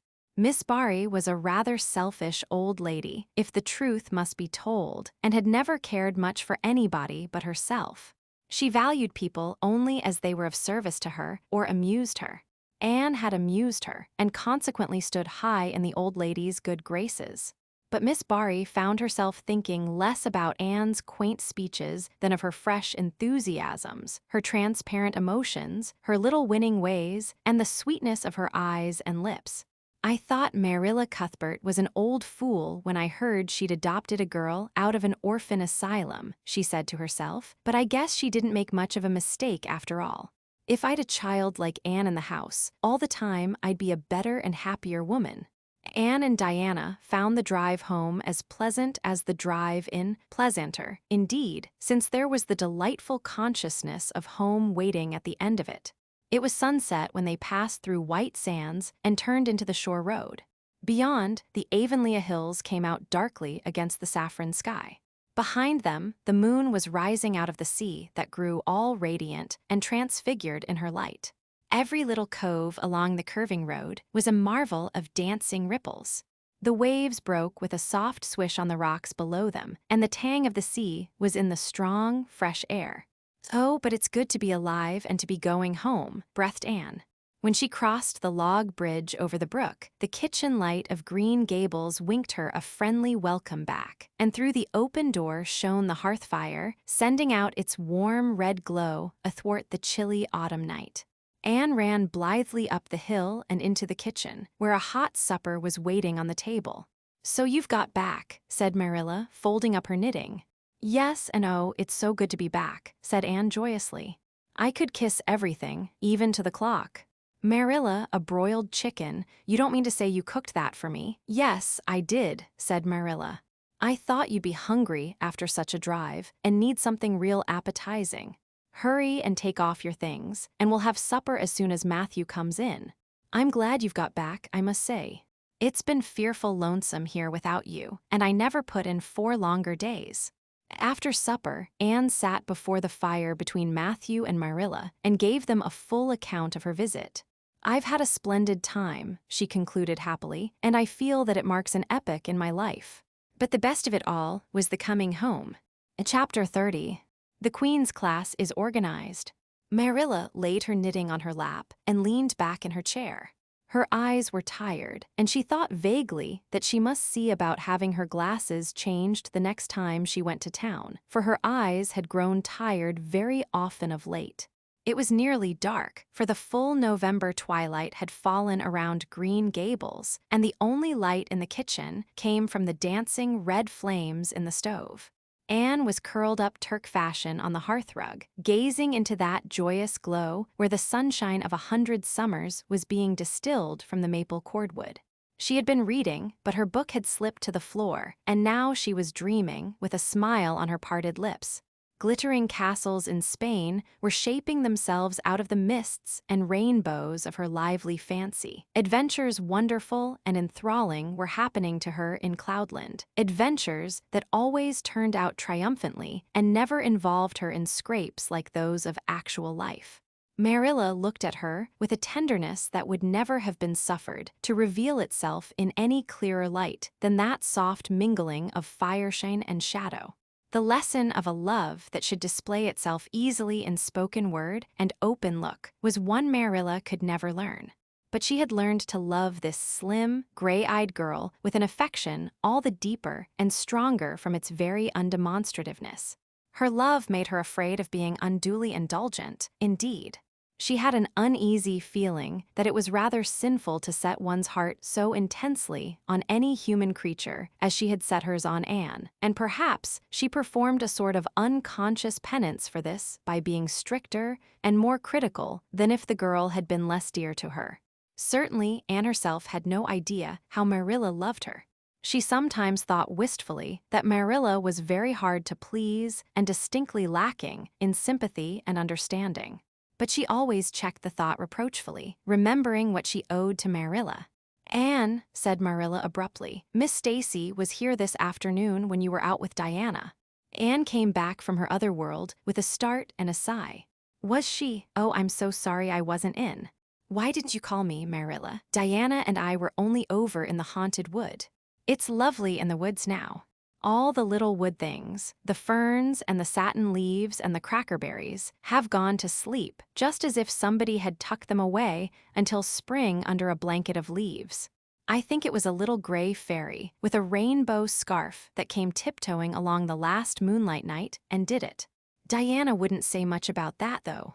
Diana has never forgotten the scolding her mother gave her about imagining ghosts into the haunt Ed Wood. It had a very bad effect on Diana's imagination. It blighted it. Mrs. Lynde says Myrtle Bell is a blighted being. I asked Ruby Gillies why Myrtle was blighted, and Ruby said she guessed it was because her young man had gone back on her. Ruby Gillies thinks of nothing but young men, and the older she gets, the worse she is. Young men are all very well in their place, but it doesn't do to drag them into everything, does it? Diana and I are thinking seriously of promising each other that we will never marry, but be nice old maids and live together forever. Diana hasn't quite made up her mind, though, because she thinks perhaps it would be nobler to marry some wild, dashing, wicked young man and reform him. Diana and I talk a great deal about serious subjects now, you know. We feel that we are so much older than we used to be that it isn't becoming to talk of childish matters. It's such a solemn thing to be almost 14, Marilla. Miss Stacy took all us girls who are in our teens down to the brook last Wednesday and talked to us about it. She said we couldn't be too careful what habits we formed and what ideals we acquired in our teens, because by the time we were 20 our characters would be developed and the foundation laid for our whole future life. And she said if the foundation was shaky, we could never build anything really worthwhile on it. Diana and I talked the matter over coming home from school. We felt extremely solemn, Marilla, and we decided that we would try to be very careful indeed and form respectable habits and learn all we could and be as sensible as possible, so that by the time we were 20 our characters would be properly developed. It's perfectly appalling to think of being 20, Marilla. It sounds so fearfully old and grown up. But why was Miss Stacy here this afternoon? That is what I want to tell you, Anne, if you'll ever give me a chance to get a word in edgewise. She was talking about you. It's about me. Anne looked rather scared. Then she flushed and exclaimed, "Oh, I know what she was saying. I meant to tell you, Marilla. Honestly, I did, but I forgot. Miss Stacy caught me reading Ben-Hur in school yesterday afternoon when I should have been studying my Canadian history. Jane Andrews lent it to me. I was reading it at dinner hour, and I had just got to the chariot race when school went in. I was simply wild to know how it turned out, although I felt sure Ben-Hur must win because it wouldn't be poetical justice if he didn't. So I spread the history open on my desk lid and then tucked Ben-Hur between the desk and my knee. I just looked as if I were studying Canadian history, you know, while all the while I was reveling in Ben-Hur. I was so interested in it that I never noticed Miss Stacy coming down the aisle until all at once I just looked up, and there she was looking down at me, so reproachful-like. I can't tell you how ashamed I felt, Marilla, especially when I heard Josie Pye giggling. Miss Stacy took Ben-Hur away, but she never said a word then. She kept me in at recess and talked to me. She said I had done very wrong in two respects. First, I was wasting the time I ought to have put on my studies, and secondly, I was deceiving my teacher in trying to make it appear I was reading a history when it was a storybook instead. I had never realized until that moment, Marilla, that what I was doing was deceitful. I was shocked. I cried bitterly and asked Miss Stacy to forgive me, and I'd never do such a thing again. And I offered to do penance by never so much as looking at Ben-Hur for a whole week, not even to see how the chariot race turned out. But Miss Stacy said she wouldn't require that, and she forgave me freely. So I think it wasn't very kind of her to come up here to you about it after all. Miss Stacy never mentioned such a thing to me, Anne, and it's only your guilty conscience that's the matter with you. You have no business to be taking storybooks to school. You read too many novels anyhow. When I was a girl, I wasn't so much as allowed to look at a novel. Oh, how can you call Ben-Hur a novel when it's really such a religious book? Protested Anne. Of course it's a little too exciting to be proper reading for Sunday, and I only read it on weekdays. And I never read any book now unless either Miss Stacy or Mrs. Allen thinks it is a proper book for a girl 13 and 3/4 to read. Miss Stacy made me promise that. She found me reading a book one day called The Lurid Mystery of the Haunted Hall. It was one Ruby Gillies had lent me, and oh, Marilla, it was so fascinating and creepy. It just curdled the blood in my veins. But Miss Stacy said it was a very silly, unwholesome book, and she asked me not to read any more of it or any like it. I didn't mind promising not to read any more like it, but it was agonizing to give back that book without knowing how it turned out. But my love for Miss Stacy stood the test, and I did. It's really wonderful, Marilla, what you can do when you're truly anxious to please a certain person. Well, I guess I'll light the lamp and get to work, said Marilla. I see plainly that you don't want to hear what Miss Stacy had to say. You're more interested in the sound of your own tongue than in anything else. So, indeed, Marilla, I do want to hear it, cried Anne contritely. I won't say another word, not one. I know I talk too much, but I am really trying to overcome it, and although I say far too much, yet if you only knew how many things I want to say and don't, you'd give me some credit for it. Please tell me, Marilla. Well, Miss Stacy wants to organize a class among her advanced students who mean to study for the entrance examination into Queen's. She intends to give them extra lessons for an hour after school, and she came to ask Matthew and me if we would like to have you join it. What do you think about it yourself, Anne? Would you like to go to Queen's and pass for a teacher? Oh, Marilla. Anne straightened to her knees and clasped her hands. It's been the dream of my life, that is, for the last 6 months, ever since Ruby and Jane began to talk of studying for the entrance. But I didn't say anything about it, because I supposed it would be perfectly useless. I'd love to be a teacher. But won't it be dreadfully expensive? Mr. Andrews says it cost him $150 to put Prissy through, and Prissy wasn't a dunce in geometry. I guess you needn't worry about that part of it. When Matthew and I took you to bring up, we resolved we would do the best we could for you and give you a good education. I believe in a girl being fitted to earn her own living, whether she ever has to or not. You'll always have a home at Green Gables as long as Matthew and I are here, but nobody knows what is going to happen in this uncertain world, and it's just as well to be prepared. So you can join the Queen's class if you like, Anne. So, Marilla, thank you. Anne flung her arms about Marilla's waist and looked up earnestly into her face. I'm extremely grateful to you and Matthew, and I'll study as hard as I can and do my very best to be a credit to you. I warn you not to expect much in geometry, but I think I can hold my own in anything else if I work hard. I dare say you'll get along well enough. Miss Stacy says you are bright and diligent. Not for worlds would Marilla have told Anne just what Miss Stacy had said about her. That would have been to pamper vanity. You needn't rush to any extreme of killing yourself over your books. There is no hurry. You won't be ready to try the entrance for a year and a half yet. But it's well to begin in time and be thoroughly grounded, Miss Stacy says. I shall take more interest than ever in my studies now, said Anne blissfully, because I have a purpose in life. Mr. Allen says everybody should have a purpose in life and pursue it faithfully. Only he says we must first make sure that it is a worthy purpose. I would call it a worthy purpose to want to be a teacher like Miss Stacy, wouldn't you, Marilla? I think it's a very noble profession. The Queen's class was organized in due time. Gilbert Blythe, Anne Shirley, Ruby Gillies, Jane Andrews, Josie Pye, Charlie Sloane, and Moody Spurgeon Macpherson joined it. Diana Barry did not, as her parents did not intend to send her to Queen's. This seemed nothing short of a calamity to Anne. Never, since the night on which Minnie May had had the croup, had she and Diana been separated in anything. On the evening when the Queen's class first remained in school for the extra lessons, and Anne saw Diana go slowly out with the others, to walk home alone through the birch path and violet vale, it was all the former could do to keep her seat and refrain from rushing impulsively after her chum. A lump came into her throat, and she hastily retired behind the pages of her uplifted Latin grammar to hide the tears in her eyes. Not for worlds would Anne have had Gilbert Blythe or Josie Pye see those tears. But oh, Marilla, I really felt that I had tasted the bitterness of death, as Mr. Allen said in his sermon last Sunday, when I saw Diana go out alone, she said mournfully that night. I thought how splendid it would have been if Diana had only been going to study for the entrance, too.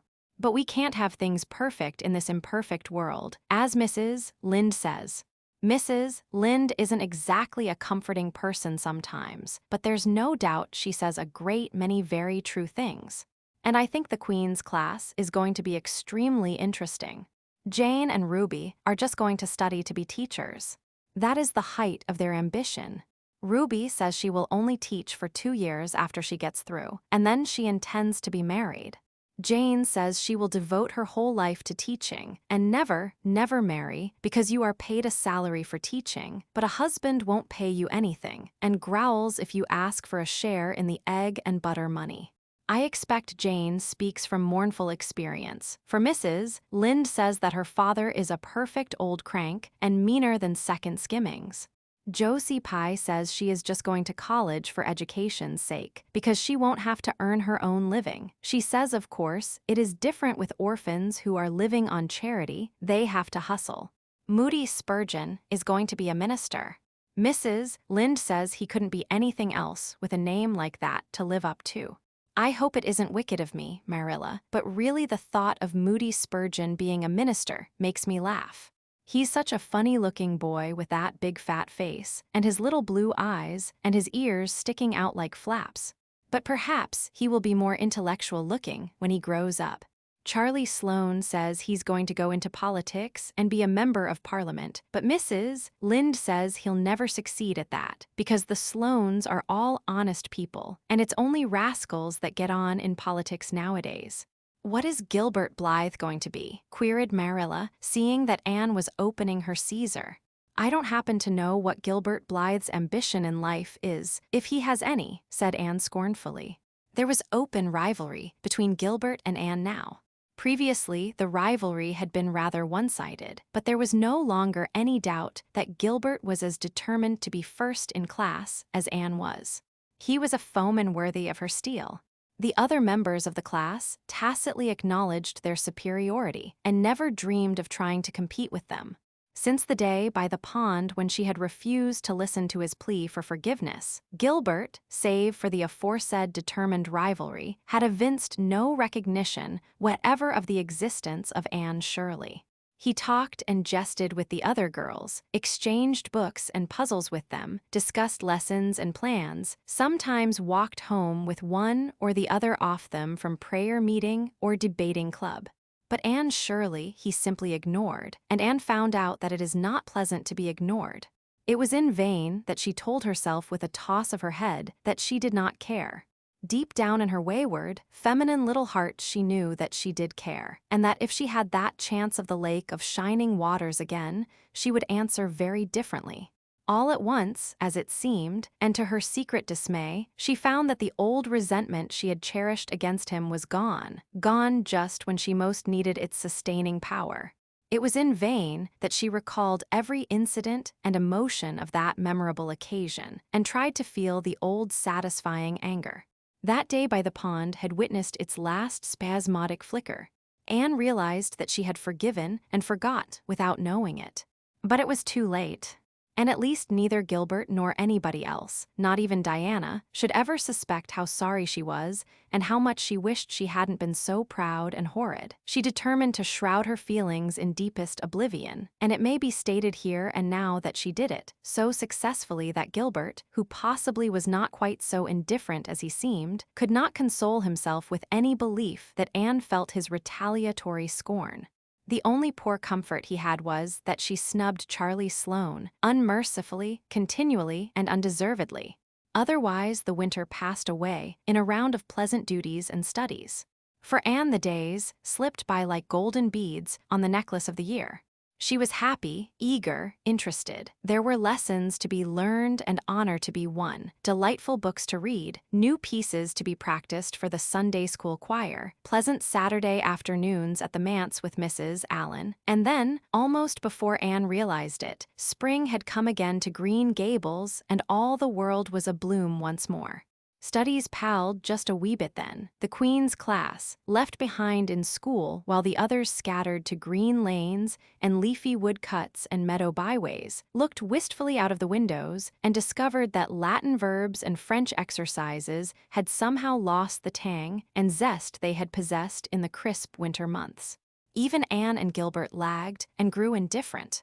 Teacher and taught were alike glad when the term was ended, and the glad vacation days stretched rosily before them. "But you've done good work this past year," Miss Stacy told them on the last evening, "and you deserve a good, jolly vacation. Have the best time you can in the out-of-door world, and lay in a good stock of health and vitality and ambition to carry you through next year. It will be the tug of war, you know, the last year before the entrance." "Are you going to be back next year, Miss Stacy?" asked Josie Pye. Josie Pye never scrupled to ask questions. In this instance, the rest of the class felt grateful to her. None of them would have dared to ask it of Miss Stacy, but all wanted to, for there had been alarming rumors running at large through the school for some time that Miss Stacy was not coming back the next year, that she had been offered a position in the grade school of her own home district and meant to accept. The Queen's class listened in breathless suspense for her answer. "Yes, I think I will," said Miss Stacy.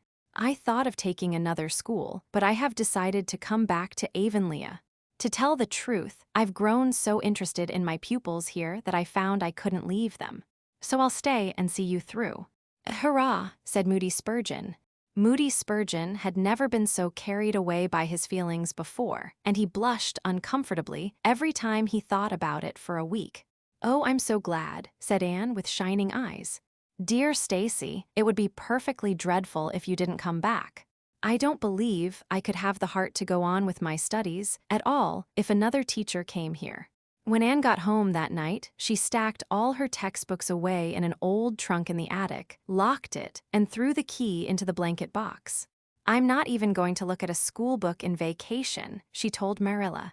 "I've studied as hard all the term as I possibly could, and I've pored over that geometry until I know every proposition in the first book off by heart, even when the letters are changed. I just feel tired of everything sensible, and I'm going to let my imagination run riot for the summer." "Oh, you needn't be alarmed, Marilla. I'll only let it run riot within reasonable limits. But I want to have a real good jolly time this summer, for maybe it's the last summer I'll be a little girl. Mrs. Lynde says that if I keep stretching out next year as I've done this, I'll have to put on longer skirts. She says I'm all running to legs and eyes. And when I put on longer skirts, I shall feel that I have to live up to them and be very dignified. It won't even do to believe in fairies then, I'm afraid, so I'm going to believe in them with all my whole heart this summer. I think we're going to have a very gay vacation. Ruby Gillies is going to have a birthday party soon, and there's the Sunday school picnic and the missionary concert next month. And Mr. Barry says that some evening he'll take Diana and me over to the White Sands Hotel and have dinner there. They have dinner there in the evening, you know. Jane Andrews was over once last summer, and she says it was a dazzling sight to see the electric lights and the flowers and all the lady guests in such beautiful dresses. Jane says it was her first glimpse into high life, and she'll never forget it to her dying day. Mrs. Lind came up the next afternoon to find out why Marilla had not been at the aid meeting on Thursday. When Marilla was not at aid meeting, people knew there was something wrong at Green Gables. Matthew had a bad spell with his heart Thursday, Marilla explained, and I didn't feel like leaving him. Oh, yes, he's all right again now, but he takes them spells oftener than he used to, and I'm anxious about him. The doctor says he must be careful to avoid excitement. That's easy enough, for Matthew doesn't go about looking for excitement by any means and never did. But he's not to do any very heavy work either, and you might as well tell Matthew not to breathe as not to work. Come and lay off your things, Rachel. You'll stay to tea. Well, seeing you're so pressing, perhaps I might as well stay, said Mrs. Rachel, who had not the slightest intention of doing anything else. Mrs. Rachel and Marilla sat comfortably in the parlor, while Anne got the tea and made hot biscuits that were light and white enough to defy even Mrs. Rachel's criticism. I must say Anne has turned out a real smart girl, admitted Mrs. Rachel, as Marilla accompanied her to the end of the lane at sunset. She must be a great help to you. She is, said Marilla, and she's real steady and reliable now. I used to be afraid she'd never get over her feather-brained ways, but she has, and I wouldn't be afraid to trust her in anything now. I never would have thought she'd have turned out so well that first day I was here 3 years ago, said Mrs. Rachel. Lawful heart, shall I ever forget that tantrum of hers? When I went home that night I says to Thomas, says I, mark my words, Thomas, Marilla Cuthbert'll live to rue the step she's took. But I was mistaken, and I'm real glad of it. I ain't one of those kind of people, Marilla, as can never be brought to own up that they've made a mistake. No, that never was my way, thank goodness. I did make a mistake in judging Anne, but it weren't no wonder, for an odder, unexpecteder witch of a child there never was in this world, that's what. There was no ciphering her out by the rules that worked with other children. It's nothing short of wonderful how she's improved these 3 years, but especially in looks. She's a real pretty girl got to be, though I can't say I'm overly partial to that pale, big-eyed style myself. I like more snap and color, like Diana Barry has or Ruby Gillies. Ruby Gillies's looks are real showy. But somehow, I don't know how it is, but when Anne and them are together, though she ain't half as handsome, she makes them look kind of common and overdone. Something like them white June lilies she calls narcissus alongside of the big, red peonies, that's what. Chapter 31. Where the brook and river meet. Anne had her good summer and enjoyed it wholeheartedly. She and Diana fairly lived outdoors, reveling in all the delights that Lover's Lane and the Dryad's Bubble and Willowmere and Victoria Island afforded. Marilla offered no objections to Anne's gypsyings. The Spencervale doctor, who had come the night Minnie May, had the croup met Anne at the house of a patient one afternoon early in vacation, looked her over sharply, screwed up his mouth, shook his head, and sent a message to Marilla Cuthbert by another person. It was, keep that red-headed girl of yours in the open air all summer, and don't let her read books until she gets more spring into her step. This message frightened Marilla wholesomely. She read Anne's death warrant by consumption in it, unless it was scrupulously obeyed. As a result, Anne had the golden summer of her life as far as freedom and frolic went.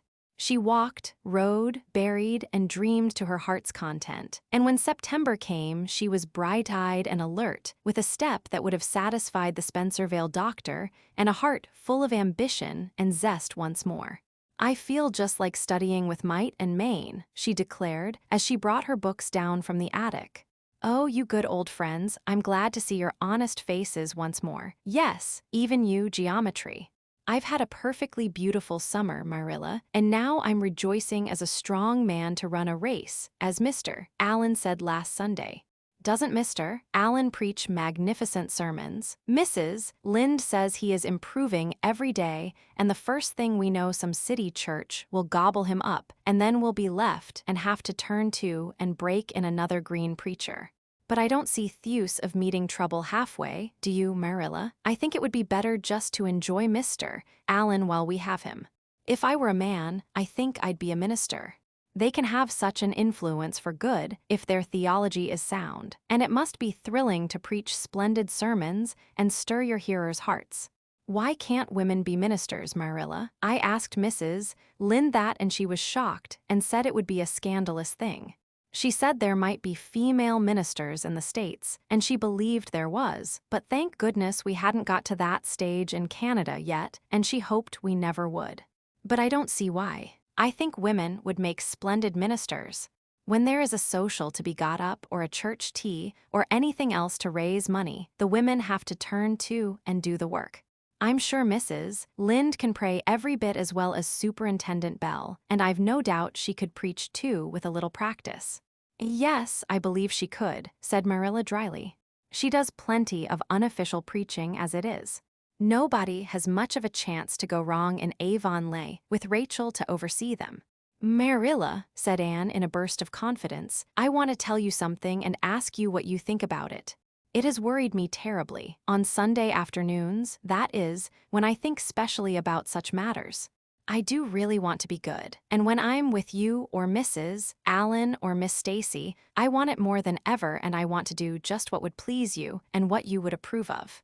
But mostly when I'm with Mrs. Lynde I feel desperately wicked, and as if I wanted to go and do the very thing she tells me I oughtn't to do. I feel irresistibly tempted to do it. Now, what do you think is the reason I feel like that? Do you think it's because I'm really bad and unregenerate?" Marilla looked dubious for a moment. Then she laughed. "If you are, I guess I am too, Anne, for Rachel often has that very effect on me. I sometimes think she'd have more of an influence for good, as you say yourself, if she didn't keep nagging people to do right. There should have been a special commandment against nagging. But there, I shouldn't talk so. Rachel is a good Christian woman, and she means well. There isn't a kinder soul in Avonlea, and she never shirks her share of work." "I'm very glad you feel the same," said Anne decidedly. "It's so encouraging. I shan't worry so much over that after this. But I dare say there'll be other things to worry me. They keep coming up new all the time, things to perplex you, you know. You settle one question, and there's another right after. There are so many things to be thought over and decided when you're beginning to grow up. It keeps me busy all the time thinking them over and deciding what is right. It's a serious thing to grow up, isn't it, Marilla? But when I have such good friends as you and Matthew and Mrs. Allen and Miss Stacy, I ought to grow up successfully, and I'm sure it will be my own fault if I don't. I feel it's a great responsibility because I have only the one chance. If I don't grow up right, I can't go back and begin over again. I've grown 2 inches this summer, Marilla. Mr. Gillies measured me at Ruby's party. I'm so glad you made my new dresses longer. That dark green one is so pretty, and it was sweet of you to put on the flounce. Of course, I know it wasn't really necessary, but flounces are so stylish this fall, and Josie Pye has flounces on all her dresses. I know I'll be able to study better because of mine. I shall have such a comfortable feeling deep down in my mind about that flounce." "It's worth something to have that," admitted Marilla. Miss Stacy came back to Avonlea School and found all her pupils eager for work once more. Especially did the Queen's class gird up their loins for the fray, for at the end of the coming year, dimly shadowing their pathway already, loomed up that fateful thing known as the entrance, at the thought of which one and all felt their hearts sink into their very shoes. Suppose they did not pass. That thought was doomed to haunt Anne through the waking hours of that winter, Sunday afternoons inclusive, to the almost entire exclusion of moral and theological problems. When Anne had bad dreams, she found herself staring miserably at pass lists of the entrance exams, where Gilbert Blythe's name was blazoned at the top, and in which hers did not appear at all. But it was a jolly, busy, happy, swift-flying winter. Schoolwork was as interesting, class rivalry as absorbing, as of yore. New worlds of thought, feeling, and ambition, fresh, fascinating fields of unexplored knowledge seemed to be opening out before Anne's eager eyes. Hills peeped o'er hill, and Alps on Alps arose. Much of all this was due to Miss Stacy's tactful, careful, broad-minded guidance. She led her class to think and explore and discover for themselves, and encouraged straying from the old beaten paths to a degree that quite shocked Mrs. Lynde and the school trustees, who viewed all innovations on established methods rather dubiously. Apart from her studies, Anne expanded socially, for Marilla, mindful of the Spencervale doctor's dictum, no longer vetoed occasional outings. The debating club flourished and gave several concerts. There were one or two parties almost verging on grown-up affairs. There were sleigh drives and skating frolics galore. Between times, Anne grew, shooting up so rapidly that Marilla was astonished one day, when they were standing side by side, to find the girl was taller than herself. "Why, Anne, how you've grown," she said, almost unbelievingly. A sigh followed on the words. Marilla felt a queer regret over Anne's inches.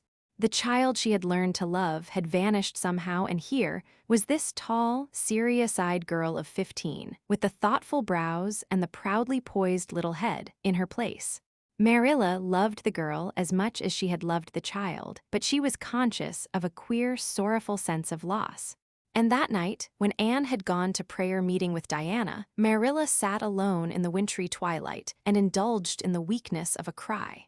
Matthew, coming in with a lantern, caught her at it and gazed at her in such consternation that Marilla had to laugh through her tears. "I was thinking about Anne," she explained.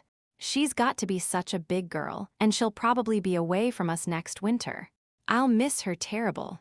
"She'll be able to come home often," comforted Matthew, to whom Anne was as yet and always would be the little, eager girl he had brought home from Bright River on that June evening 4 years before. "The branch railroad will be built to Carmody by that time." "It won't be the same thing as having her here all the time," sighed Marilla gloomily, determined to enjoy her luxury of grief uncomforted. But there, men can't understand these things. There were other changes in Anne no less real than the physical change. For one thing, she became much quieter. Perhaps she thought all the more and dreamed as much as ever, but she certainly talked less. Marilla noticed and commented on this also.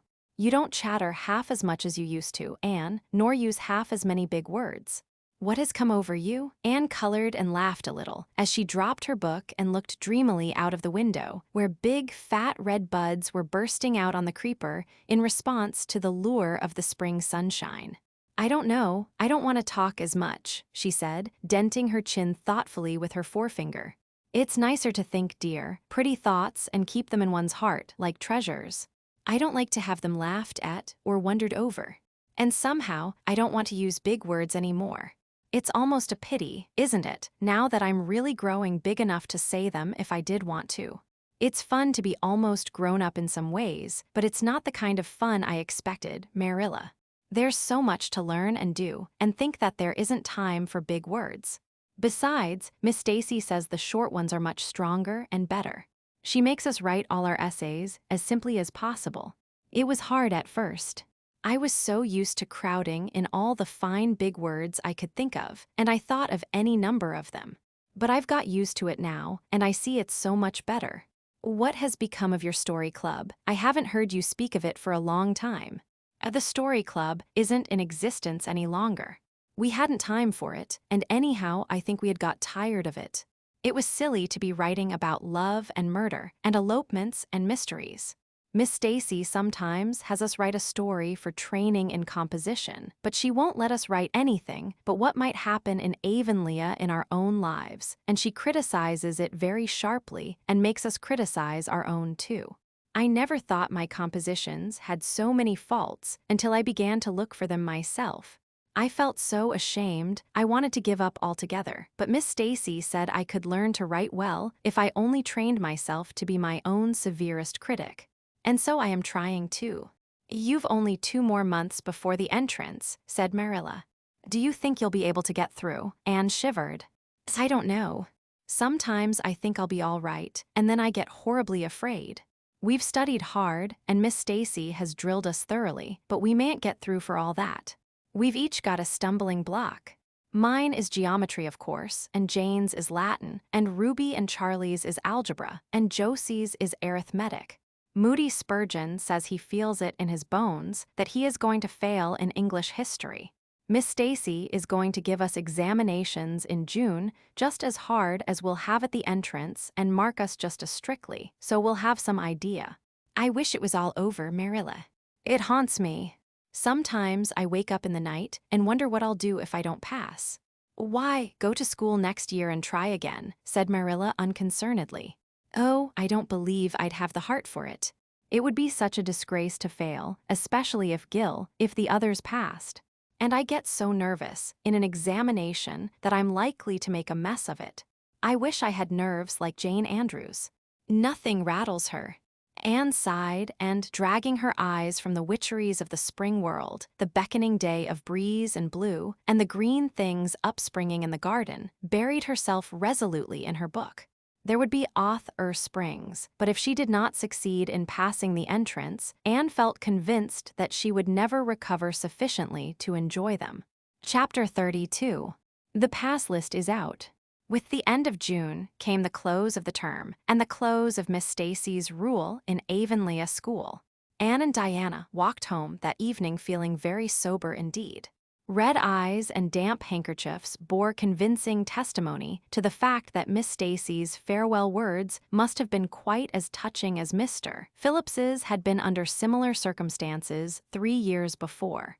Diana looked back at the schoolhouse from the foot of the spruce hill and sighed deeply. It does seem as if it was the end of everything, doesn't it? She said dismally. You oughtn't to feel half as badly as I do, said Anne, hunting vainly for a dry spot on her handkerchief.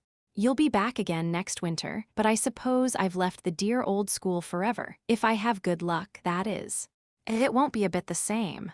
Miss Stacy won't be there, nor you nor Jane nor Ruby probably. I shall have to sit all alone, for I couldn't bear to have another deskmate after you. Oh, we have had jolly times, haven't we, Anne? It's dreadful to think they're all over. 2 big tears rolled down by Diana's nose. If you would stop crying I could, said Anne imploringly. Just as soon as I put away my hanky, I see you brimming up, and that starts me off again. As Mrs. Lynde says, if you can't be as cheerful as you can. After all, I dare say I'll be back next year. This is one of the times I know I'm not going to pass. They're getting alarmingly frequent. Why, you came out splendidly in the exams Miss Stacy gave. Yes, but those exams didn't make me nervous.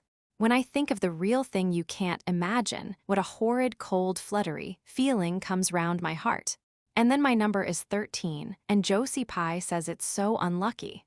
I'm not superstitious, and I know it can make no difference. But still, I wish it wasn't 13. I do wish I was going in with you, said Diana. Wouldn't we have a perfectly elegant time, but I suppose you'll have to cram in the evenings. No, Miss Stacy has made us promise not to open a book at all. She says it would only tire and confuse us, and we are to go out walking and not think about the exams at all and go to bed early. It's good advice, but I expect it will be hard to follow. Good advice is apt to be, I think. Prissy Andrews told me that she sat up half the night every night of her entrance week and crammed for dear life, and I had determined to sit up least as long as she did. It was so kind of your Aunt Josephine to ask me to stay at Beechwood while I'm in town. You'll write to me while you're in, won't you? I'll write Tuesday night and tell you how the first day goes, promised Anne. I'll be haunting the post office Wednesday, vowed Diana. Anne went to town the following Monday, and on Wednesday Diana haunted the post office, as agreed, and got her letter. Dearest Diana, wrote Anne, here it is Tuesday night, and I'm writing this in the library at Beechwood. Last night I was horribly lonesome all alone in my room, and wished so much you were with me. I couldn't cram, because I'd promised Miss Stacy not to, but it was as hard to keep from opening my history as it used to be to keep from reading a story before my lessons were learned. This morning Miss Stacy came for me, and we went to the academy, calling for Jane and Ruby and Josie on our way. Ruby asked me to feel her hands, and they were as cold as ice. Josie said I looked as if I hadn't slept a wink, and she didn't believe I was strong enough to stand the grind of the teacher's course, even if I did get through. There are times and seasons, even yet, when I don't feel that I've made any great headway in learning to like Josie Pye. When we reached the academy, there were scores of students there from all over the island. The first person we saw was Moody Spurgeon sitting on the steps and muttering away to himself. Jane asked him what on earth he was doing, and he said he was repeating the multiplication table over and over to steady his nerves, and for pity's sake not to interrupt him, because if he stopped for a moment, he got frightened and forgot everything he ever knew. But the multiplication table kept all his facts firmly in their proper place. When we were assigned to our rooms, Miss Stacy had to leave us. Jane and I sat together, and Jane was so composed that I envied her. No need of the multiplication table for good, steady, sensible Jane. I wondered if I looked as I felt, and if they could hear my heart thumping clear across the room. Then a man came in and began distributing the English examination sheets. My hands grew cold then, and my head fairly whirled around as I picked it up.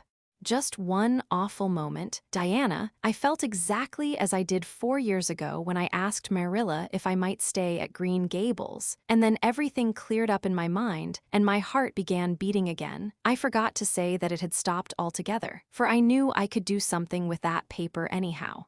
At noon, we went home for dinner, and then back again for history in the afternoon. The history was a pretty hard paper, and I got dreadfully mixed up in the dates. Still, I think I did fairly well today. But oh, Diana, tomorrow the geometry exam comes off, and when I think of it, it takes every bit of determination I possess to keep from opening my Euclid. If I thought the multiplication table would help me any, I would recite it from now till tomorrow morning. I went down to see the other girls this evening. On my way, I met Moody Spurgeon wandering distractedly around. He said he knew he had failed in history, and he was born to be a disappointment to his parents, and he was going home on the morning train, and it would be easier to be a carpenter than a minister, anyhow. I cheered him up and persuaded him to stay to the end, because it would be unfair to Miss Stacy if he didn't. Sometimes I have wished I was born a boy, but when I see Moody Spurgeon, I'm always glad I'm a girl and not his sister. Ruby was in hysterics when I reached their boarding house. She had just discovered a fearful mistake she had made in her English paper. When she recovered, we went uptown and had an ice cream. How we wished you had been with us. Oh, Diana, if only the geometry examination were over. But there, as Mrs. Lynde would say, the sun will go on rising and setting whether I fail in geometry or not. That is true, but not especially comforting. I think I'd rather it didn't go on if I failed. Yours devotedly, Anne. The geometry examination and all the others were over in due time, and Anne arrived home on Friday evening, rather tired, but with an air of chastened triumph about her. Diana was over at Green Gables when she arrived, and they met as if they had been parted for years. You old darling, it's perfectly splendid to see you back again. It seems like an age since you went to town, and oh, Anne, how did you get along? Pretty well, I think, in everything but the geometry. I don't know whether I passed in it or not, and I have a creepy, crawly presentiment that I didn't. Oh, how good it is to be back. Green Gables is the dearest, loveliest spot in the world. How did the others do? The girls say they know they didn't pass, but I think they did pretty well. Josie says the geometry was so easy a child of 10 could do it. Moody Spurgeon still thinks he failed in history, and Charlie says he failed in algebra. But we don't really know anything about it, and won't until the pass list is out. That won't be for a fortnight. Fancy living a fortnight in such suspense. I wish I could go to sleep and never wake up until it is over. Diana knew it would be useless to ask how Gilbert Blythe had fared, so she merely said, "Oh, you'll pass all right. Don't worry." "I'd rather not pass at all than not come out pretty well up on the list," flashed Anne, by which she meant, and Diana knew she meant, that success would be incomplete and bitter if she did not come out ahead of Gilbert Blythe. With this end in view, Anne had strained every nerve during the examinations. So had Gilbert. They had met and passed each other on the street a dozen times without any sign of recognition, and every time Anne had held her head a little higher and wished a little more earnestly that she had made friends with Gilbert when he asked her, and vowed a little more determinedly to surpass him in the examination. She knew that all Avonlea Jr. was wondering which would come out first. She even knew that Jimmy Glover and Ned Wright had a bet on the question, and that Josie Pye had said there was no doubt in the world that Gilbert would be first, and she felt that her humiliation would be unbearable if she failed. But she had another and nobler motive for wishing to do well. She wanted to pass high for the sake of Matthew and Marilla, especially Matthew. Matthew had declared to her his conviction that she would beat the whole island. That, Anne felt, was something it would be foolish to hope for even in the wildest dreams. But she did hope fervently that she would be among the first 10 at least, so that she might see Matthew's kindly brown eyes gleam with pride in her achievement. That, she felt, would be a sweet reward indeed for all her hard work and patient grubbing among unimaginative equations and conjugations. At the end of the fortnight, Anne took to haunting the post office also, in the distracted company of Jane, Ruby, and Josie, opening the Charlottetown dailies with shaking hands and cold, sink-away feelings as bad as any experienced during the entrance week. Charlie and Gilbert were not above doing this too, but moody Spurgeon stayed resolutely away. "I haven't got the grit to go there and look at a paper in cold blood," he told Anne. "I'm just going to wait until somebody comes and tells me suddenly whether I've passed or not." When 3 weeks had gone by, without the pass list appearing, Anne began to feel that she really couldn't stand the strain much longer. Her appetite failed, and her interest in Avonlea doings languished. Mrs. Lynde wanted to know what else you could expect with a Tory superintendent of education at the head of affairs, and Matthew, noting Anne's paleness and indifference and the lagging steps that bore her home from the post office every afternoon, began seriously to wonder if he hadn't better vote grit at the next election. But one evening the news came. Anne was sitting at her open window, for the time forgetful of the woes of examinations and the cares of the world, as she drank in the beauty of the summer dusk, sweet-scented with flower breaths from the garden below and sibilant and rustling from the stir of poplars. The eastern sky above the firs was flushed faintly pink from the reflection of the west, and Anne was wondering dreamily if the spirit of color looked like that, when she saw Diana come flying down through the firs, over the log bridge, and up the slope with a fluttering newspaper in her hand. Anne sprang to her feet, knowing at once what that paper contained. The pass list was out. Her head whirled and her heart beat until it hurt her. She could not move a step. It seemed an hour to her before Diana came rushing along the hall and burst into the room without even knocking, so great was her excitement. "Anne, you've passed," she cried. "Passed the very first, you and Gilbert both your ties, but your name is first." "Oh, I'm so proud." Diana flung the paper on the table and herself on Anne's bed, utterly breathless and incapable of further speech. Anne lighted the lamp, oversetting the match safe and using up half a dozen matches before her shaking hands could accomplish the task. Then she snatched up the paper. Yes, she had passed. There was her name at the very top of a list of 200. That moment was worth living for. "You did just splendidly, Anne," puffed Diana, recovering sufficiently to sit up and speak, for Anne, starry-eyed and rapt, had not uttered a word. "Father brought the paper home from Bright River not 10 minutes ago. It came out on the afternoon train, you know, and won't be here till tomorrow by mail. And when I saw the pass list, I just rushed over like a wild thing. You've all passed, every one of you, Moody Spurgeon and all, although he's conditioned in history. Jane and Ruby did pretty well, they're halfway up, and so did Charlie. Josie just scraped through with 3 marks to spare, but you'll see she'll put on as many airs as if she'd led. Won't Miss Stacy be delighted? Oh, Anne, what does it feel like to see your name at the head of a pass list like that? If it were me, I know I'd go crazy with joy. I am pretty near crazy as it is, but you're as calm and cool as a spring evening." "I'm just dazzled inside," said Anne. "I want to say 100 things, and I can't find words to say them in. I never dreamed of this. Yes, I did too, just once. I let myself think once, what if I should come out first? Quakingly, you know, for it seemed so vain and presumptuous to think I could lead the island. Excuse me a minute, Diana. I must run right out to the field to tell Matthew. Then we'll go up the road and tell the good news to the others." They hurried to the hayfield below the barn where Matthew was coiling hay, and, as luck would have it, Mrs. Lynde was talking to Marilla at the lane fence. "Oh, Matthew," exclaimed Anne, "I've passed and I'm first or one of the first. I'm not vain, but I'm thankful." "Well now, I always said it," said Matthew, gazing at the pass list delightedly. "I knew you could beat them all easy."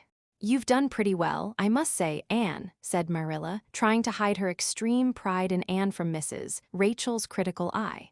But that good soul said heartily, "I just guess she has done well, and far be it from me to be backward in saying it. You're a credit to your friends, Anne, that's what, and we're all proud of you."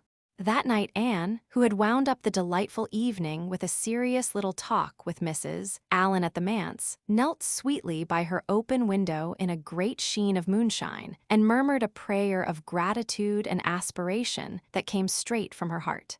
There was in it thankfulness for the past and reverent petition for the future, and when she slept on her white pillow, her dreams were as fair and bright and beautiful as maidenhood might desire. Chapter 33. The Hotel Concert.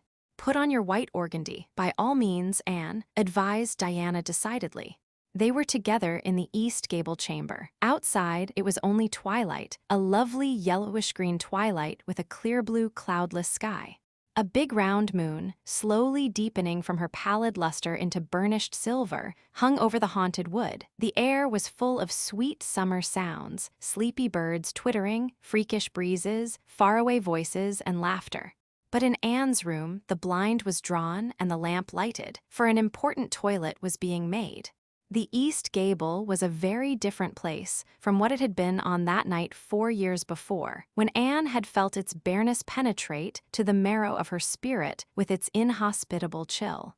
Changes had crept in, Marilla conniving at them resignedly, until it was as sweet and dainty a nest as a young girl could desire. The velvet carpet with the pink roses and the pink silk curtains of Anne's early visions had certainly never materialized, but her dreams had kept pace with her growth, and it is not probable she lamented them. The floor was covered with a pretty matting, and the curtains that softened the high window and fluttered in the vagrant breezes were of pale green art muslin. The walls, hung not with gold and silver brocade tapestry, but with a dainty apple blossom paper, were adorned with a few good pictures given Anne by Mrs. Allen. Miss Stacy's photograph occupied the place of honor, and Anne made a sentimental point of keeping fresh flowers on the bracket under it. Tonight a spike of white lilies faintly perfumed the room like the dream of a fragrance. There was no mahogany furniture, but there was a white painted bookcase filled with books, a cushioned wicker rocker, a toilet table befrilled with white muslin, a quaint, gilt-framed mirror with chubby pink cupids and purple grapes painted over its arched top. That used to hang in the spare room, and a low white bed. Anne was dressing for a concert at the White Sands Hotel. The guests had got it up in aid of the Charlottetown Hospital and had hunted out all the available amateur talent in the surrounding districts to help it along. Bertha Sampson and Pearl Clay of the White Sands Baptist Choir had been asked to sing a duet. Milton Clark of Newbridge was to give a violin solo. Winnie Adela Blair of Carmody was to sing a Scotch ballad, and Laura Spencer of Spencervale and Anne Shirley of Avonlea were to recite. As Anne would have said at one time, it was an epoch in her life, and she was deliciously athril with the excitement of it. Matthew was in the seventh heaven of gratified pride over the honor conferred on his Anne, and Marilla was not far behind, although she would have died rather than admit it, and said she didn't think it was very proper for a lot of young folks to be gadding over to the hotel without any responsible person with them. Anne and Diana were to drive over with Jane Andrews and her brother Billy in their double-seated buggy, and several other Avonlea girls and boys were going too. There was a party of visitors expected out from town, and after the concert, a supper was to be given to the performers. "Do you really think the organdy will be best?" queried Anne anxiously. "I don't think it's as pretty as my blue-flowered muslin, and it certainly isn't so fashionable." "But it suits you ever so much better," said Diana. "It's so soft and frilly and clinging. The muslin is stiff and makes you look too dressed up, but the organdy seems as if it grew on you." Anne sighed and yielded. Diana was beginning to have a reputation for notable taste in dressing, and her advice on such subjects was much sought after. She was looking very pretty herself on this particular night in a dress of the lovely wildrose pink, from which Anne was forever debarred. But she was not to take any part in the concert, so her appearance was of minor importance. All her pains were bestowed upon Anne, who, she vowed, must, for the credit of Avonlea, be dressed and combed and adorned to the queen's taste. Pull out that frill a little more so. Here, let me tie your sash. Now for your slippers. I'm going to braid your hair in 2 thick braids and tie them halfway up with big white bows. No, don't pull out a single curl over your forehead, just have the soft part.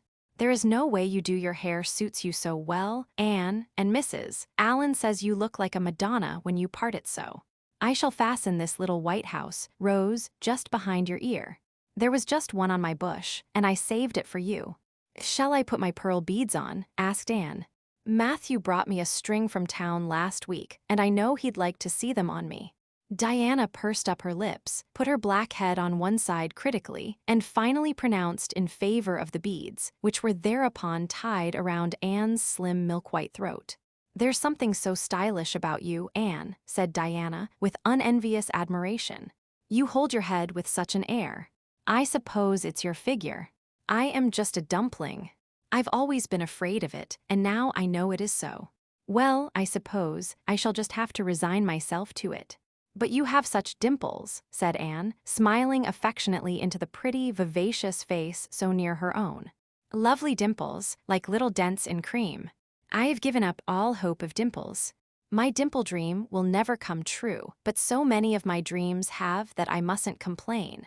Am I all ready now? All ready, assured Diana, as Marilla appeared in the doorway, a gaunt figure with grayer hair than of yore and no fewer angles, but with a much softer face. Come right in and look at our elocutionist, Marilla. Doesn't she look lovely? Marilla emitted a sound between a sniff and a grunt. She looks neat and proper. I like that way of fixing her hair. But I expect she'll ruin that dress driving over there in the dust and do with it, and it looks most too thin for these damp nights. Organdy's the most unserviceable stuff in the world anyhow, and I told Matthew so when he got it.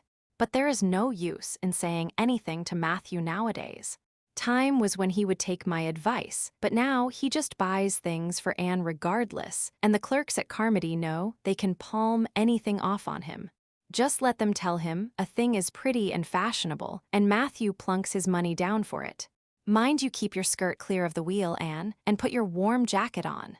Then Marilla stalked downstairs, thinking proudly how sweet Anne looked, with that one moonbeam from the forehead to the crown, and regretting that she could not go to the concert herself to hear her girl recite. I wonder if it is too damp for my dress, said Anne anxiously. Not a bit of it, said Diana, pulling up the window blind. It's a perfect night, and there won't be any dew. Look at the moonlight. I'm so glad my window looks east into the sun rising, said Anne, going over to Diana. It's so splendid to see the morning coming up over those long hills and glowing through those sharp fir tops. It's new every morning, and I feel as if I washed my very soul in that bath of earliest sunshine. Oh, Diana, I love this little room so dearly. I don't know how I'll get along without it when I go to town next month. Don't speak of your going away tonight, begged Diana. I don't want to think of it. It makes me so miserable, and I do want to have a good time this evening. What are you going to recite, Anne? And are you nervous? Not a bit. I've recited so often in public, I don't mind at all now. I've decided to give The Maiden's Vow. It's so pathetic. Laura Spencer is going to give a comic recitation, but I'd rather make people cry than laugh. What will you recite if they encore you? They won't dream of encoring me, scoffed Anne, who was not without her own secret hopes that they would, and already visioned herself telling Matthew all about it at the next morning's breakfast table. There are Billy and Jane now. I hear the wheels. Come on. Billy Andrews insisted that Anne should ride on the front seat with him, so she unwillingly climbed up. She would have much preferred to sit back with the girls, where she could have laughed and chattered to her heart's content. There was not much of either laughter or chatter in Billy. He was a big, fat, stolid youth of 20, with a round, expressionless face and a painful lack of conversational gifts. But he admired Anne immensely and was puffed up with pride over the prospect of driving to White Sands with that slim, upright figure beside him. Anne, by dint of talking over her shoulder to the girls, and occasionally passing a sop of civility to Billy, who grinned and chuckled and never could think of any reply until it was too late, contrived to enjoy the drive in spite of all. It was a night for enjoyment. The road was full of buggies, all bound for the hotel, and laughter, silver clear, echoed and reechoed along it. When they reached the hotel, it was a blaze of light from top to bottom. They were met by the ladies of the concert committee, one of whom took Anne off to the performers' dressing room, which was filled with the members of a Charlottetown symphony club, among whom Anne felt suddenly shy and frightened and countrified. Her dress, which in the East Gable had seemed so dainty and pretty, now seemed simple and plain, too simple and plain, she thought, among all the silks and laces that glistened and rustled around her. What were her pearl beads compared to the diamonds of the big, handsome lady near her? And how poor her one wee white rose must look beside all the hothouse flowers the others wore. Anne laid her hat and jacket away and shrank miserably into a corner. She wished herself back in the White Room at Green Gables. It was still worse on the platform of the big concert hall of the hotel, where she presently found herself. The electric lights dazzled her eyes, the perfume and hum bewildered her. She wished she were sitting down in the audience with Diana and Jane, who seemed to be having a splendid time away at the back. She was wedged in between a stout lady in pink silk and a tall, scornful-looking girl in a white lace dress. The stout lady occasionally turned her head squarely around and surveyed Anne through her eyeglasses, until Anne, acutely sensitive of being so scrutinized, felt that she must scream aloud. And the white lace girl kept talking audibly to her next neighbor about the country bumpkins and rustic belles in the audience, Lan giddily anticipating such fun from the displays of local talent on the program. Anne believed that she would hate that white lace girl to the end of life. Unfortunately for Anne, a professional elocutionist was staying at the hotel and had consented to recite. She was a lithe, dark-eyed woman in a one-dareful gown of shimmering gray stuff like woven moonbeams, with gems on her neck and in her dark hair. She had a marvelously flexible voice and wonderful power of expression. The audience went wild over her selection. Anne, forgetting all about herself and her troubles for the time, listened with rapt and shining eyes. But when the recitation ended, she suddenly put her hands over her face. She could never get up and recite after that, never. Had she ever thought she could recite? Oh, if she were only back at Green Gables. At this unpropitious moment her name was called. Somehow Anne, who did not notice the rather guilty little start of surprise the white lace girl gave, and would not have understood the subtle compliment implied therein if she had, got on her feet and moved dizzily out to the front. She was so pale that Diana and Jane, down in the audience, clasped each other's hands in nervous sympathy. Anne was the victim of an overwhelming attack of stage fright. Often as she had recited in public, she had never before faced such an audience as this, and the sight of it paralyzed her energies completely. Everything was so strange, so brilliant, so bewildering, the rows of ladies in evening dress, the critical faces, the whole atmosphere of wealth and culture about her. Very different this from the plain benches at the debating club, filled with the homely, sympathetic faces of friends and neighbors. These people, she thought, would be merciless critics. Perhaps, like the white lace girl, they anticipated amusement from her rustic efforts. She felt hopelessly, helplessly ashamed and miserable. Her knees trembled, her heart fluttered, a horrible faintness came over her, not a word could she utter, and the next moment she would have fled from the platform despite the humiliation which, she felt, must ever after be her portion if she did so. But suddenly, as her dilated, frightened eyes gazed out over the audience, she saw Gilbert Blythe away at the back of the room, bending forward with a smile on his face, a smile which seemed to Anne at once triumphant and taunting. In reality, it was nothing of the kind. Gilbert was merely smiling with appreciation of the whole affair in general and of the effect produced by Anne's slender white form and spiritual face against a background of palms in particular. Josie Pye, whom he had driven over, sat beside him, and her face certainly was both triumphant and taunting. But Anne did not see Josie, and would not have cared if she had. She drew a long breath and flung her head up proudly, courage and determination tingling over her like an electric shock. She would not fail before Gilbert Blythe. He should never be able to laugh at her. Never, never. Her fright and nervousness vanished, and she began her recitation, her clear, sweet voice reaching to the farthest corner of the room without a tremor or a break. Self-possession was fully restored to her, and in the reaction from that horrible moment of powerlessness, she recited as she had never done before. When she finished, there were bursts of honest applause. Anne, stepping back to her seat, blushing with shyness and delight, found her hand vigorously clasped and shaken by the stout lady in pink silk. "My dear, you did splendidly," she puffed. "I've been crying like a baby. Actually, I have. They're encoring you, they're bound to have you back." "Oh, I can't go," said Anne confusedly. "But yet, I must, or Matthew will be disappointed. He said they would encore me." "Then don't disappoint Matthew," said the pink lady, laughing. Smiling, blushing, limpid-eyed, Anne tripped back and gave a quaint, funny little selection that captivated her audience still further. The rest of the evening was quite a little triumph for her. When the concert was over, the stout pink lady, who was the wife of an American millionaire, took her under her wing and introduced her to everybody, and everybody was very nice to her. The professional elocutionist, Mrs. Evans, came and chatted with her, telling her that she had a charming voice and interpreted her selections beautifully. Even the white lace girl paid her a languid little compliment.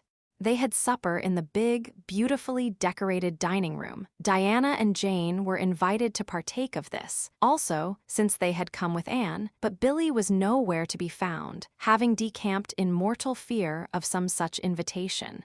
He was in waiting for them, with the team, however, when it was all over, and the three girls came merrily out into the calm, white moonshine radiance. Anne breathed deeply and looked into the clear sky beyond the dark boughs of the firs.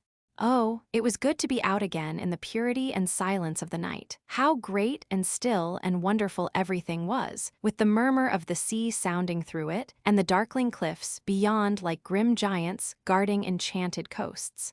"Hasn't it been a perfectly splendid time?" sighed Jane as they drove away. "I just wish I was a rich American and could spend my summer at a hotel and wear jewels and low-necked dresses and have ice cream and chicken salad every blessed day. I'm sure it would be ever so much more fun than teaching school. Anne, your recitation was simply great, although I thought at first you were never going to begin. I think it was better than Mrs. Evans's." "Oh no, don't say things like that, Jane," said Anne quickly, "because it sounds silly. It couldn't be better than Mrs. Evans's, you know, for she is a professional, and I'm only a schoolgirl with a little knack of reciting. I'm quite satisfied if the people just liked mine pretty well." "I've a compliment for you, Anne," said Diana. "At least I think it must be a compliment, because of the tone he said it in. Part of it was anyhow. There was an American sitting behind Jane and me, such a romantic-looking man, with coal-black hair and eyes. Josie Pye says he is a distinguished artist, and that her mother's cousin in Boston is married to a man that used to go to school with him. Well, we heard him say, didn't we, Jane? 'Who is that girl on the platform with the splendid Titian hair? She has a face I should like to paint.'" "There now, Anne. But what does Titian hair mean? Being interpreted it means plain red, I guess," laughed Anne. "Titian was a very famous artist who liked to paint red-haired women. Did you see all the diamonds those ladies wore?" sighed Jane. "They were simply dazzling. Wouldn't you just love to be rich, girls?" "We are rich," said Anne staunchly. "Why, we have 16 years to our credit and we're happy as queens, and we've all got imaginations, more or less. Look at that sea, girls, all silver and shadow and vision of things not seen. We couldn't enjoy its loveliness any more if we had millions of dollars and ropes of diamonds. You wouldn't change into any of those women if you could. Would you want to be that white lace girl and wear a sour look all your life, as if you'd been born turning up your nose at the world? Or the pink lady, kind and nice as she is, so stout and short that you'd really no figure at all? Or even Mrs. Evans, with that sad, sad look in her eyes? She must have been dreadfully unhappy sometime to have such a look." "You know you wouldn't, Jane Andrews." "I don't know exactly," said Jane, unconvinced. "I think diamonds would comfort a person for a good deal. Well, I don't want to be anyone but myself, even if I go uncomforted by diamonds all my life, declared Anne. I'm quite content to be Anne of Green Gables, with my string of pearl beads. I know Matthew gave me as much love with them as ever went with Madame, the Pink Lady's jewels. Chapter 34. A Queen's Girl. The next 3 weeks were busy ones at Green Gables, for Anne was getting ready to go to Queen's, and there was much sewing to be done, and many things to be talked over and arranged. Anne's outfit was ample and pretty, for Matthew saw to that, and Marilla for once made no objections whatever to anything he purchased or suggested. More, one evening, she went up to the east gable with her arms full of a delicate pale green material.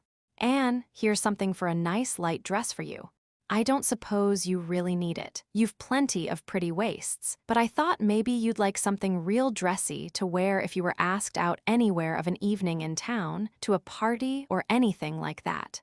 I hear that Jane and Ruby and Josie have got evening dresses, as they call them, and I don't mean you shall be behind them. I got Mrs. Allen to help me pick it in town last week, and we'll get Emily Gillies to make it for you. Emily has got taste, and her fits aren't to be equaled. Oh, Marilla, it's just lovely, said Anne. Thank you so much. I don't believe you ought to be so kind to me. It's making it harder every day for me to go away. The green dress was made up with as many tucks and frills and shirrings as Emily's taste permitted. Anne put it on one evening for Matthew's and Marilla's benefit, and recited the maiden's vow for them in the kitchen.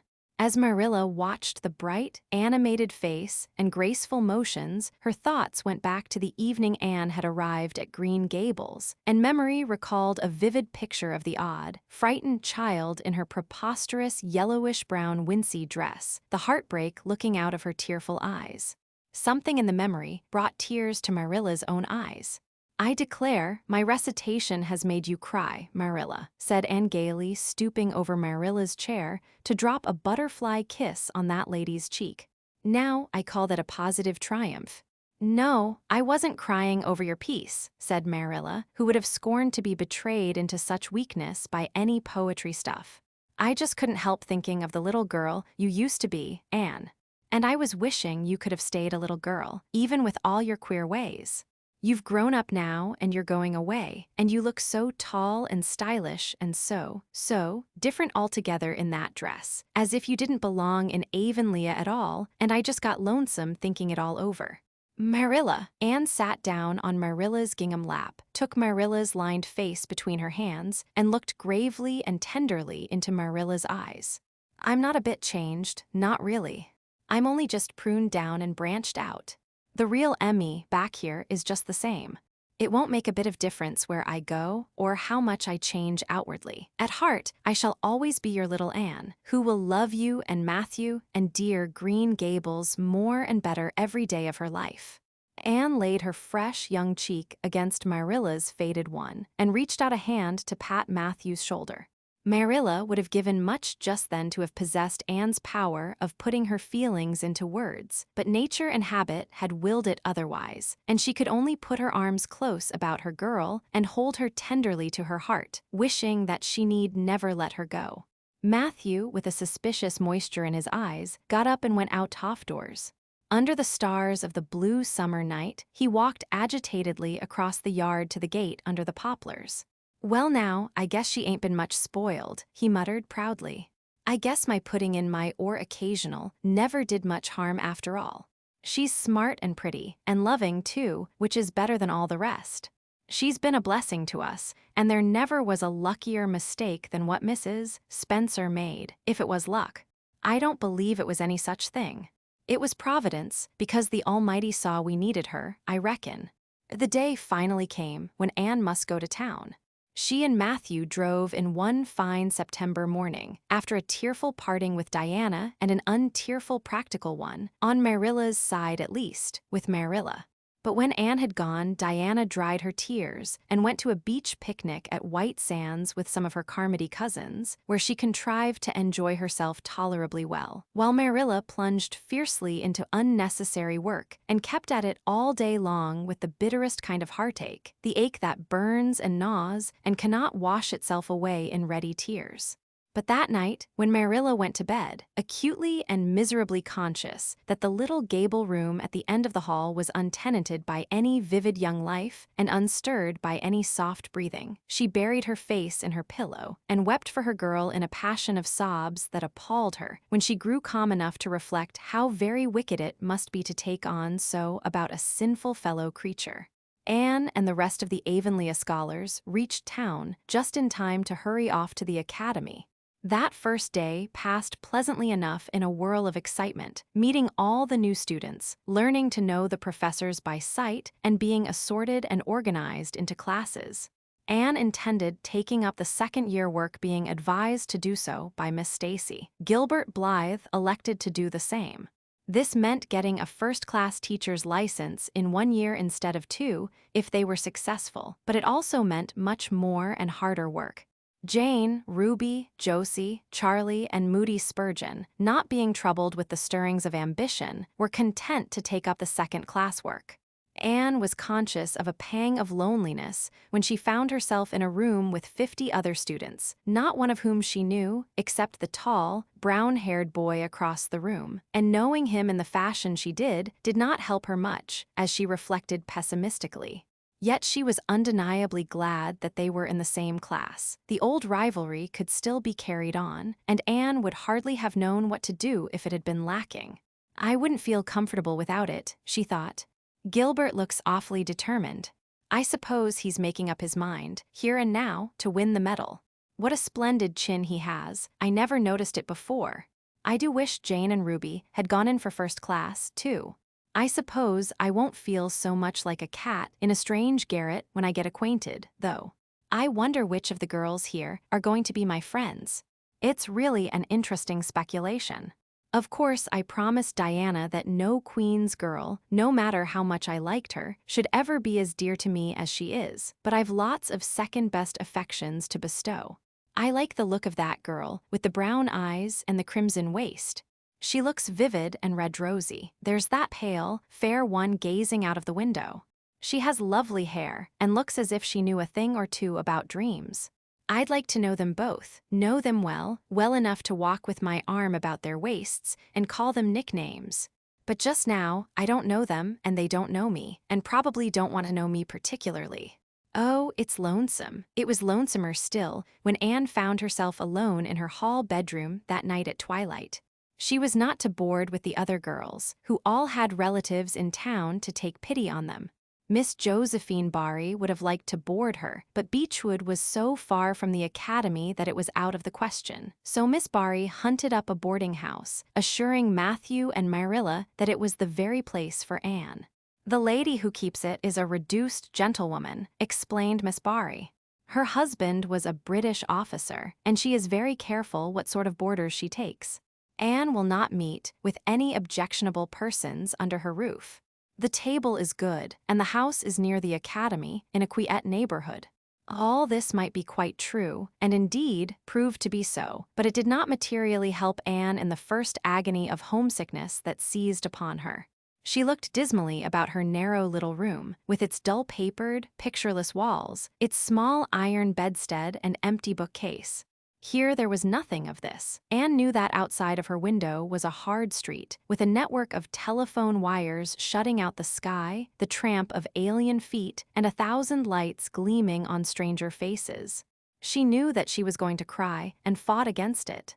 I won't cry. It's silly and weak. There's the third tear splashing down by my nose. There are more coming. I must think of something funny to stop them. But there's nothing funny except what is connected with Avonlea, and that only makes things worse. 4, 5, I'm going home next Friday, but that seems 100 years away. Oh, Matthew is nearly home by now, and Marilla is at the gate, looking down the lane for him. 6, 7, 8, oh, there's no use in counting them. They're coming in a flood presently. I can't cheer up. I don't want to cheer up. It's nicer to be miserable. The flood of tears would have come, no doubt, had not Josie Pye appeared at that moment. In the joy of seeing a familiar face, Anne forgot that there had never been much love lost between her and Josie. As a part of Avonlea life, even a Pye was welcome. I'm so glad you came up, Anne said sincerely. You've been crying, remarked Josie, with aggravating pity. I suppose you're homesick. Some people have so little self-control in that respect. I've no intention of being homesick, I can tell you. Town's too jolly after that poky old Avonlea. I wonder how I ever existed there so long. You shouldn't cry, Anne. It isn't becoming, for your nose and eyes get red, and then you seem all red. I'd a perfectly scrumptious time in the academy today. Our French professor is simply a duck. His mustache would give you curwalopes of the heart. Have you anything eatable around, Anne? I'm literally starving. Ah, I guess likely Marilla'd load you up with cake. That's why I called round. Otherwise, I'd have gone to the park to hear the band play with Frank Stockley. He boards same place as I do, and he's a sport. He noticed you in class today and asked me who the red-headed girl was. I told him you were an orphan that the Cuthberts had adopted, and nobody knew very much about what you'd been before that. Anne was wondering if, after all, solitude and tears were not more satisfactory than Josie Pye's companionship when Jane and Ruby appeared, each with an inch of Queen's color ribbon, purple and scarlet, pinned proudly to her coat. As Josie was not speaking to Jane, just then she had to subside into comparative harmlessness. "Well," said Jane with a sigh, "I feel as if I'd lived many moons since the morning. I ought to be home studying my Virgil. That horrid old professor gave us 20 lines to start in on tomorrow. But I simply couldn't settle down to study tonight. Anne, methinks I see the traces of tears. If you've been crying, do own up. It will restore my self-respect, for I was shedding tears freely before Ruby came along. I don't mind being a goose so much if somebody else is goosey, too. Cake, you'll give me a teeny piece, won't you? Thank you. It has the real Avonlea flavor." Ruby, perceiving the Queen's calendar lying on the table, wanted to know if Anne meant to try for the gold medal. Anne blushed and admitted she was thinking of it. "Oh, that reminds me," said Josie. "Queen's is to get one of the Avery scholarships after all. The word came today. Frank Stockley told me his uncle is one of the Board of Governors, you know. It will be announced in the academy tomorrow.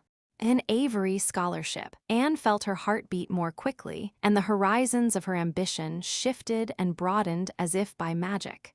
Before Josie had told the news, Anne's highest pinnacle of aspiration had been a teacher's provincial license, first class at the end of the year, and perhaps the medal. But now in one moment, Anne saw herself winning the Avery scholarship, taking an arts course at Redmond College, and graduating in a gown and mortar board before the echo of Josie's words had died away.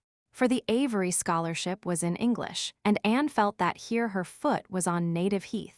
A wealthy manufacturer of New Brunswick had died and left part of his fortune to endow a large number of scholarships to be distributed among the various high schools and academies of the maritime provinces, according to their respective standings. There had been much doubt whether one would be allotted to Queen's, but the matter was settled at last, and at the end of the year, the graduate who made the highest mark in English and English literature would win the scholarship, $250 a year for 4 years at Redmond College.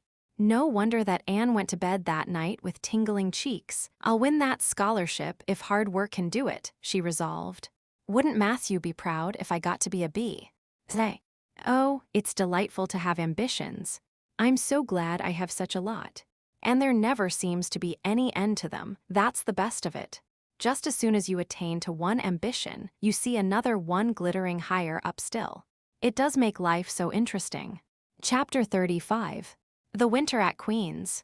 Anne's homesickness wore off, greatly helped in the wearing by her weekend visits home. As long as the open weather lasted, the Avonlea students went out to Carmody on the New Branch Railway every Friday night. Diana and several other Avonlea young folks were generally on hand to meet them, and they all walked over to Avonlea in a merry party. Anne thought those Friday evening gypsyings over the autumnal hills in the crisp golden air, with the home lights of Avonlea twinkling beyond, were the best and dearest hours in the whole week. Gilbert Blythe nearly always walked with Ruby Gillies and carried her satchel for her. Ruby was a very handsome young lady, now thinking herself quite as grown up as she really was. She wore her skirts as long as her mother would let her and did her hair up in town, though she had to take it down when she went home. She had large, bright blue eyes, a brilliant complexion, and a plump, showy figure.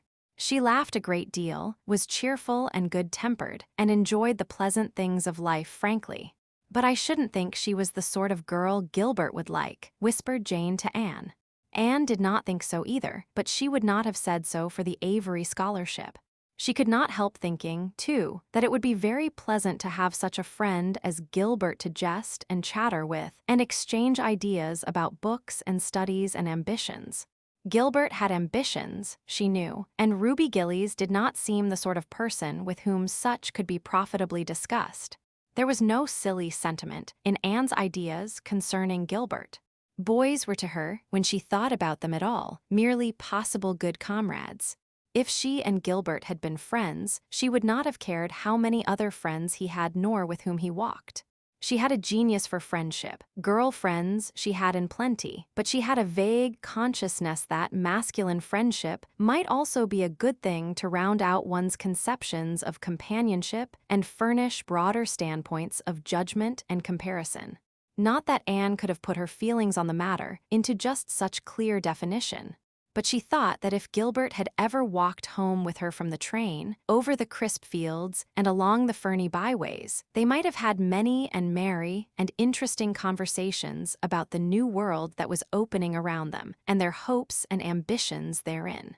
Gilbert was a clever young fellow, with his own thoughts about things and a determination to get the best out of life and put the best into it.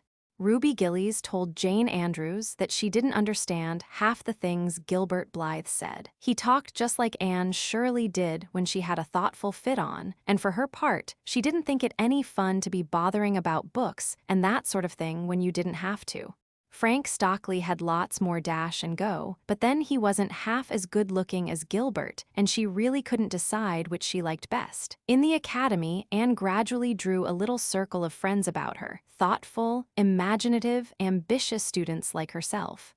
With the rose-red girl, Stella Maynard, and the dream girl, Priscilla Grant, she soon became intimate, finding the latter pale, spiritual-looking maiden to be full to the brim of mischief and pranks and fun, while the vivid, black-eyed Stella had a heartful of wistful dreams and fancies, as aerial and rainbow-like as Anne's own. After the Christmas holidays, the Avonlea students gave up going home on Fridays and settled down to hard work. By this time, all the Queen's scholars had gravitated into their own places in the ranks, and the various classes had assumed distinct and settled shadings of individuality. Certain facts had become generally accepted. It was admitted that the medal contestants had practically narrowed down to 3: Gilbert Blythe, Anne Shirley, and Lewis Wilson. The Avery scholarship was more doubtful, any one of a certain 6 being a possible winner. The bronze medal for mathematics was considered as good as won by a fat, funny little up-country boy with a bumpy forehead and a patched coat. Ruby Gillies was the handsomest girl of the year at the academy. In the second-year classes, Stella Maynard carried off the palm for beauty, with small but critical minority in favor of Anne Shirley. Ethel Marr was admitted by all competent judges to have the most stylish modes of hairdressing, and Jane Andrews, plain, plodding, conscientious Jane, carried off the honors in the domestic science course. Even Josie Pye attained a certain preeminence as the sharpest-tongued young lady in attendance at Queen's. So it may be fairly stated that Miss Stacy's old pupils held their own in the wider arena of the academical course. Anne worked hard and steadily. Her rivalry with Gilbert was as intense as it had ever been in Avonlea school, although it was not known in the class at large, but somehow the bitterness had gone out of it. Anne no longer wished to win for the sake of defeating Gilbert, rather for the proud consciousness of a well-won victory over a worthy foeman. It would be worthwhile to win, but she no longer thought life would be insupportable if she did not. In spite of lessons, the students found opportunities for pleasant times. Anne spent many of her spare hours at Beechwood and generally ate her Sunday dinners there and went to church with Miss Barry. The latter was, as she admitted, growing old, but her black eyes were not dim nor the vigor of her tongue in the least abated. But she never sharpened the latter on Anne, who continued to be a prime favorite with the critical old lady. "That Anne girl improves all the time," she said. I get tired of other girls. There is such a provoking and eternal sameness about them. Anne has as many shades as a rainbow, and every shade is the prettiest while it lasts. I don't know that she is as amusing as she was when she was a child, but she makes me love her, and I like people who make me love them. It saves me so much trouble in making myself love them. Then, almost before anybody realized it, spring had come. Out in Avonlea, the mayflowers were peeping pinkly out on the sere barrens where snow wreaths lingered, and the mist of green was on the woods and in the valleys. But in Charlottetown, harassed Queen's students thought and talked only of examinations. "It doesn't seem possible that the term is nearly over," said Anne.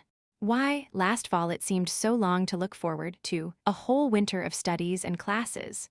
And here we are, with the exams looming up next week.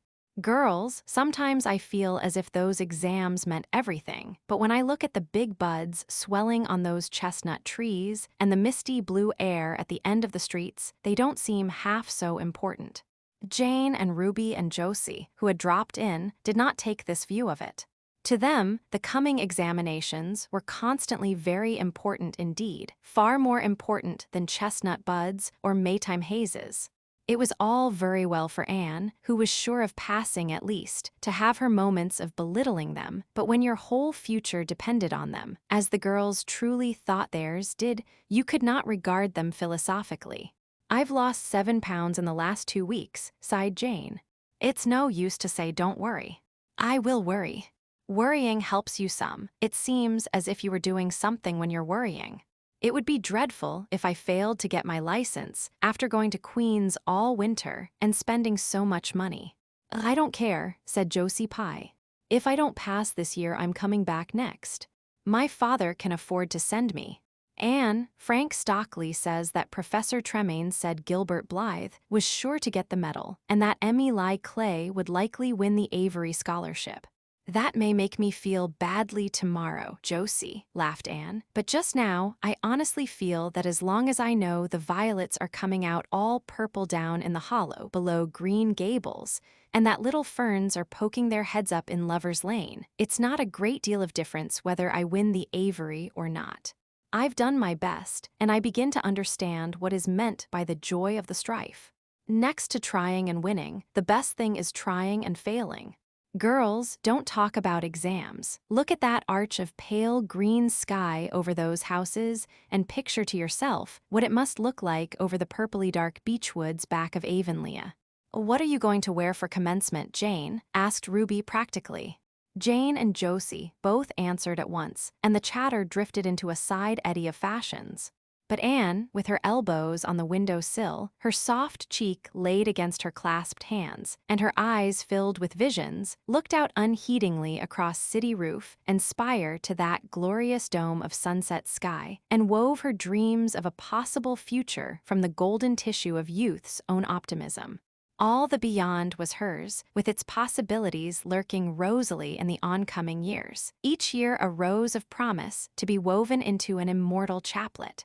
Chapter 36. The Glory and the Dreams. On the morning when the final results of all the examinations were to be posted on the bulletin board at Queen's, Anne and Jane walked down the street together. Jane was smiling and happy. Examinations were over, and she was comfortably sure she had made a pass at least. Further considerations troubled Jane not at all. She had no soaring ambitions, and consequent lie was not affected with the unrest attendant thereon. For we pay a price for everything we get or take in this world, and although ambitions are well worth having, they are not to be cheaply won, but exact their dues of work and self-denial, anxiety and discouragement. Anne was pale and quiet. In 10 more minutes she would know who had won the medal and who the Avery. Beyond those 10 minutes there did not seem, just then, to be anything worth being called time. "Of course you'll win one of them anyhow," said Jane, who couldn't understand how the faculty could be so unfair as to order it otherwise. "I have not hope of the Avery," said Anne. "Everybody says Emily Clay will win it. And I'm not going to march up to that bulletin board and look at it before everybody. I haven't the moral courage. I'm going straight to the girls' dressing room. You must read the announcements and then come and tell me, Jane." and I implore you in the name of our old friendship to do it as quickly as possible. If I have failed, just say so, without trying to break it gently, and whatever you do, don't sympathize with me. Promise me this, Jane." Jane promised solemnly, but as it happened, there was no necessity for such a promise. When they went up the entrance steps of Queen's, they found the hall full of boys who were carrying Gilbert Blythe around on their shoulders and yelling at the tops of their voices, "Hurrah for Blythe, medalist!" For a moment, Anne felt one sickening pang of defeat and disappointment. So she had failed and Gilbert had won. Well, Matthew would be sorry. He had been so sure she would win. And then somebody called out, "3 cheers for Miss Shirley, winner of the Avery." "Oh, Anne," gasped Jane, as they fled to the girls' dressing room amid hearty cheers. "Oh, Anne, I'm so proud. Isn't it splendid?" And then the girls were around them, and Anne was the center of a laughing, congratulating group. Her shoulders were thumped, and her hands shook vigorously. She was pushed and pulled and hugged, and among it all she managed to whisper to Jane, "Oh, won't Matthew and Marilla be pleased? I must write the news home right away." A commencement was the next important happening.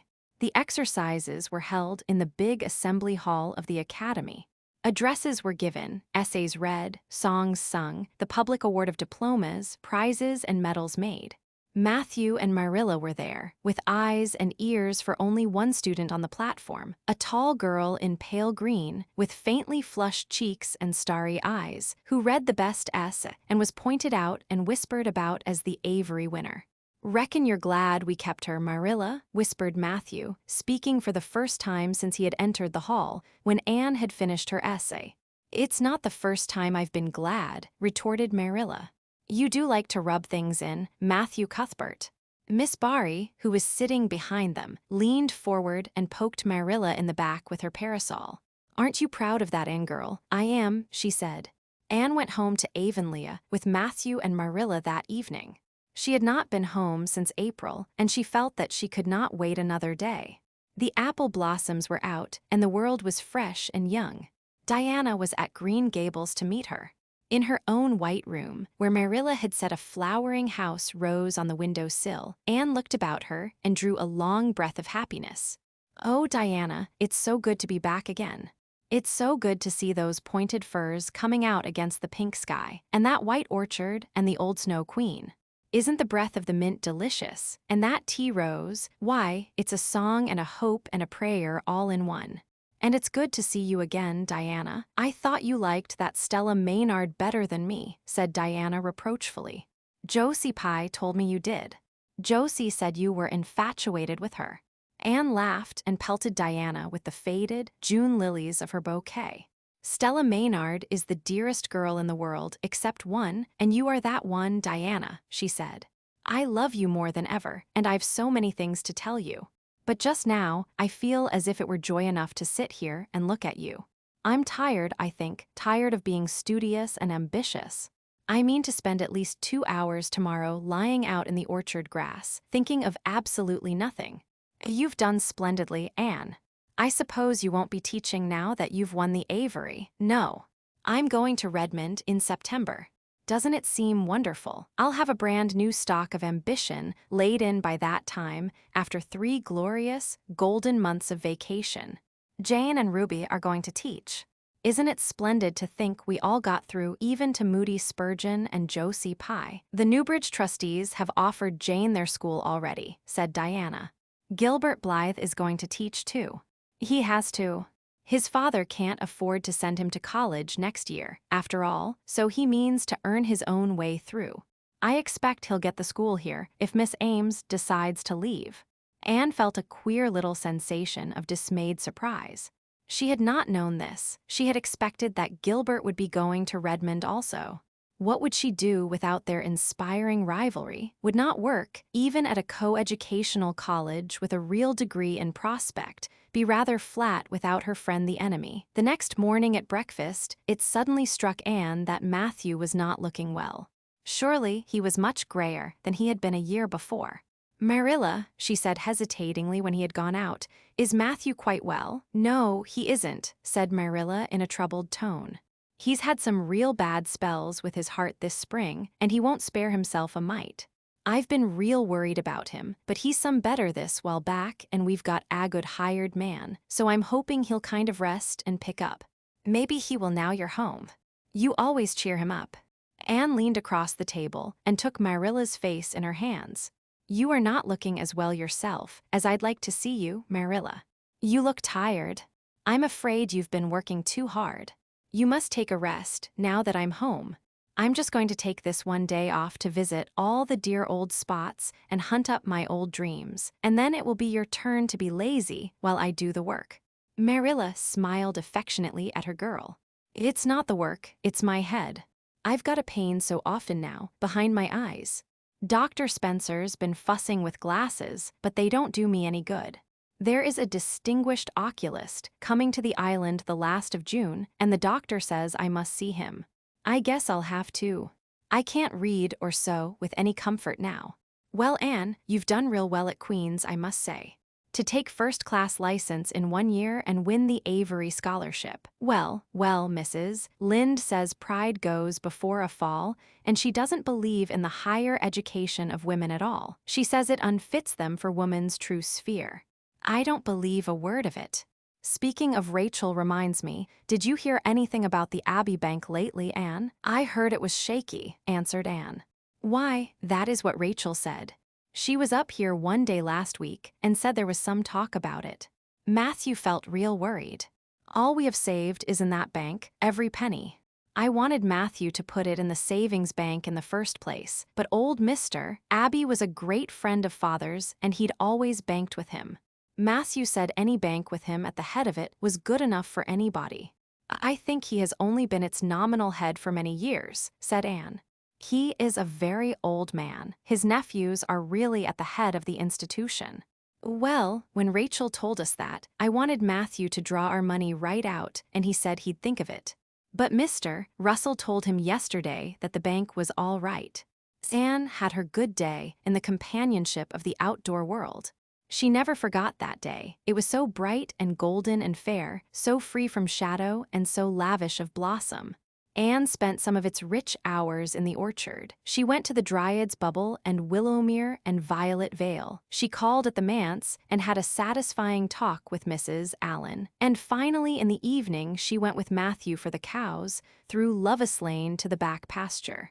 The woods were all gloried through with sunset, and the warm splendor of it streamed down through the hill gaps in the west. Matthew walked slowly with bent head. Anne, tall and erect, suited her springing step to his. You've been working too hard today, Matthew, she said reproachfully. Why won't you take things easier? Well now, I can't seem to, said Matthew, as he opened the yard gate to let the cows through. It's only that I'm getting old, Anne, and keep forgetting it. Well, I've always worked pretty hard, and I'd rather drop in harness. If I had been the boy you sent for, said Anne wistfully, I'd be able to help you so much now and spare you in 100 ways. I could find it in my heart to wish I had been, just for that. Well now, I'd rather have you than a dozen boys, Anne, said Matthew patting her hand. Just mind you that, rather than a dozen boys. Well now, I guess it wasn't a boy that took the Avery Scholarship, was it? It was a girl, my girl that I'm proud of. He smiled his shy smile at her as he went into the yard. Anne took the memory of it with her when she went to her room that night and sat for a long while at her open window, thinking of the past and dreaming of the future. Outside, the Snow Queen was mistily white in the moonshine. The frogs were singing in the marsh beyond Orchard Slope. Anne always remembered the silvery, peaceful beauty and fragrant calm of that night. It was the last night before sorrow touched her life, and no life is ever quite the same again when once that cold, sanctifying touch has been laid upon it. Chapter 37. The Reaper Whose Name is Death.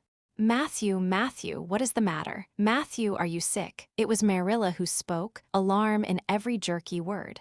Anne came through the hall, her hands full of white narcissus. It was long before Anne could love the sight or odor of white narcissus again, in time to hear her and to see Matthew standing in the porch doorway, a folded paper in his hand and his face strangely drawn and gray. Anne dropped her flowers and sprang across the kitchen to him at the same moment as Marilla. They were both too late. Before they could reach him, Matthew had fallen across the threshold. He's fainted, gasped Marilla. Anne, run for Martin, quick, quick, he's at the barn. Martin, the hired man who had just driven home from the post office, started at once for the doctor, calling at Orchard Slope on his way to send Mr. and Mrs. Barry over. Mrs. Lynde, who was there on an errand, came too. They found Anne and Marilla distractedly trying to restore Matthew to consciousness. Mrs. Lynde pushed them gently aside, tried his pulse, and then laid her ear over his heart. She looked at their anxious faces sorrowfully, and the tears came into her eyes. "Oh, Marilla," she said gravely, "I don't think we can do anything for him." "Mrs. Lynde, you can't think Matthew is." Anne could not say the dreadful word. She turned sick and pallid. "Child, yes, I'm afraid of it. Look at his face. When you've seen that look as often as I have, you'll know what it means." Anne looked at the still face, and there beheld the seal of the great presence. When the doctor came, he said that death had been instantaneous and probably painless, caused in all likelihood by some sudden shock. The secret of the shock was discovered to be in the paper Matthew had held and which Martin had brought from the office that morning. It contained an account of the failure of the Abbey Bank. The news spread quickly through Avonlea, and all day friends and neighbors thronged Green Gables and came and went on errands of kindness for the dead and living. For the first time, shy, quiet Matthew Cuthbert was a person of central importance. The white majesty of death had fallen on him and set him apart as one crowned. When the calm night came softly down over Green Gables, the old house was hushed and tranquil. In the parlor lay Matthew Cuthbert in his coffin, his long gray hair framing his placid face, on which there was a little kindly smile as if he but slept, dreaming pleasant dreams. There were flowers about him, sweet old-fashioned flowers which his mother had planted in the homestead garden in her bridal days, and for which Matthew had always had a secret, wordless love. Anne had gathered them and brought them to him, her anguished, tearless eyes burning in her white face. It was the last thing she could do for him. The Barrys and Mrs. Lynde stayed with them that night.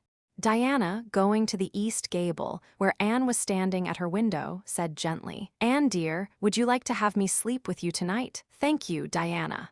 Anne looked earnestly into her friend's face. "I think you won't misunderstand me when I say I want to be alone. I'm not afraid. I haven't been alone 1 minute since it happened, and I want to be. I want to be quite silent and quiet and try to realize it. I can't realize it. Half the time it seems to me that Matthew can't be dead, and the other half it seems as if he must have been dead for a long time, and I've had this horrible dull ache ever since." Diana did not quite understand. Marilla's impassioned grief, breaking all the bounds of natural reserve and lifelong habit in its stormy rush, she could comprehend better than Anne's tearless agony. But she went away kindly, leaving Anne alone to keep her first vigil with sorrow. Anne hoped that the tears would come in solitude. It seemed to her a terrible thing that she could not shed a tear for Matthew, whom she had loved so much and who had been so kind to her. Matthew, who had walked with her last evening at sunset and was now lying in the dim room below with that awful peace on his brow. But no tears came at first, even when she knelt by her window in the darkness and prayed, looking up to the stars beyond the hills. No tears, only the same horrible dull ache of misery that kept on aching until she fell asleep, worn out with the day's pain and excitement. In the night she awakened, with the stillness and the darkness about her, and the recollection of the day came over her like a wave of sorrow. She could see Matthew's face smiling at her as he had smiled when they parted at the gate that last evening. She could hear his voice saying, my girl that I'm proud of." Then the tears came, and Anne wept her heart out. Marilla heard her and crept in to comfort her. There, don't cry so, dearie. It can't bring him back. It isn't right to cry so. I knew that today, but I couldn't help it then. He'd always been such a good, kind brother to me, but God knows best."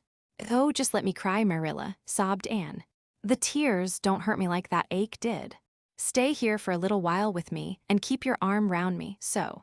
"I couldn't have Diana stay. She's good and kind and sweet, but it's not her sorrow. She's outside of it, and she couldn't come close enough to my heart to help me. It's our sorrow, yours and mine. Oh, Marilla, what will we do without him? We've got each other, and I don't know what I'd do if you weren't here, if you'd never come. Oh, Anne, I know I've been kind of strict and harsh with you maybe, but you mustn't think I didn't love you as well as Matthew did, for all that. I want to tell you now when I can.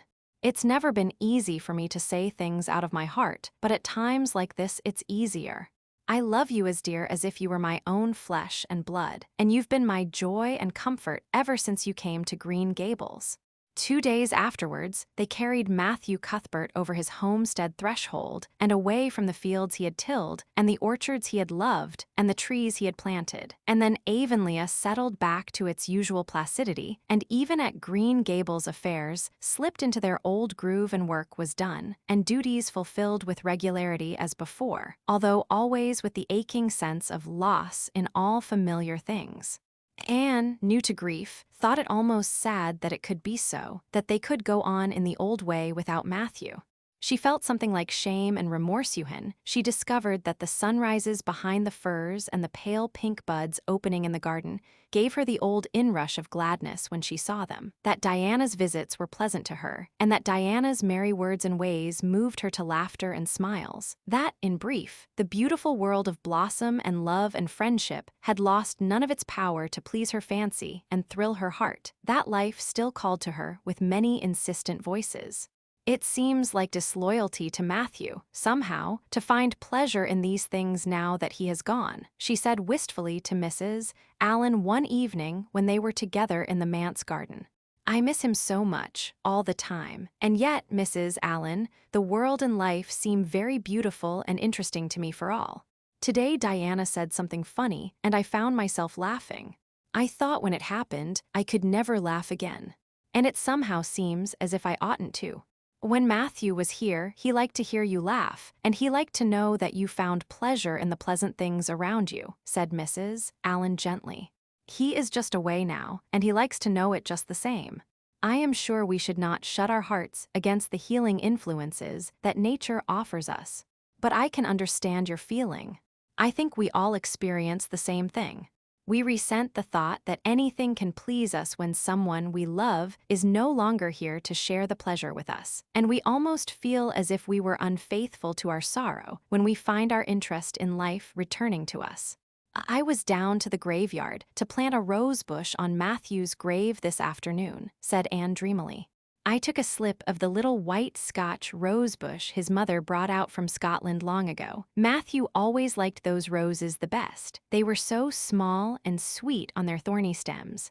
It made me feel glad that I could plant it by his grave, as if I were doing something that must please him in taking it there to be near him. I hope he has roses like them in heaven.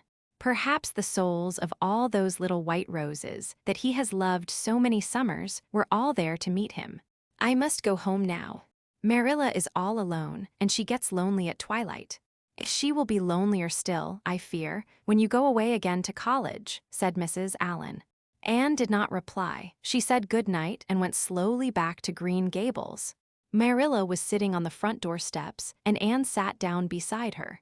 The door was open behind them, held back by a big pink conch shell with hints of sea sunsets in its smooth inner convolutions.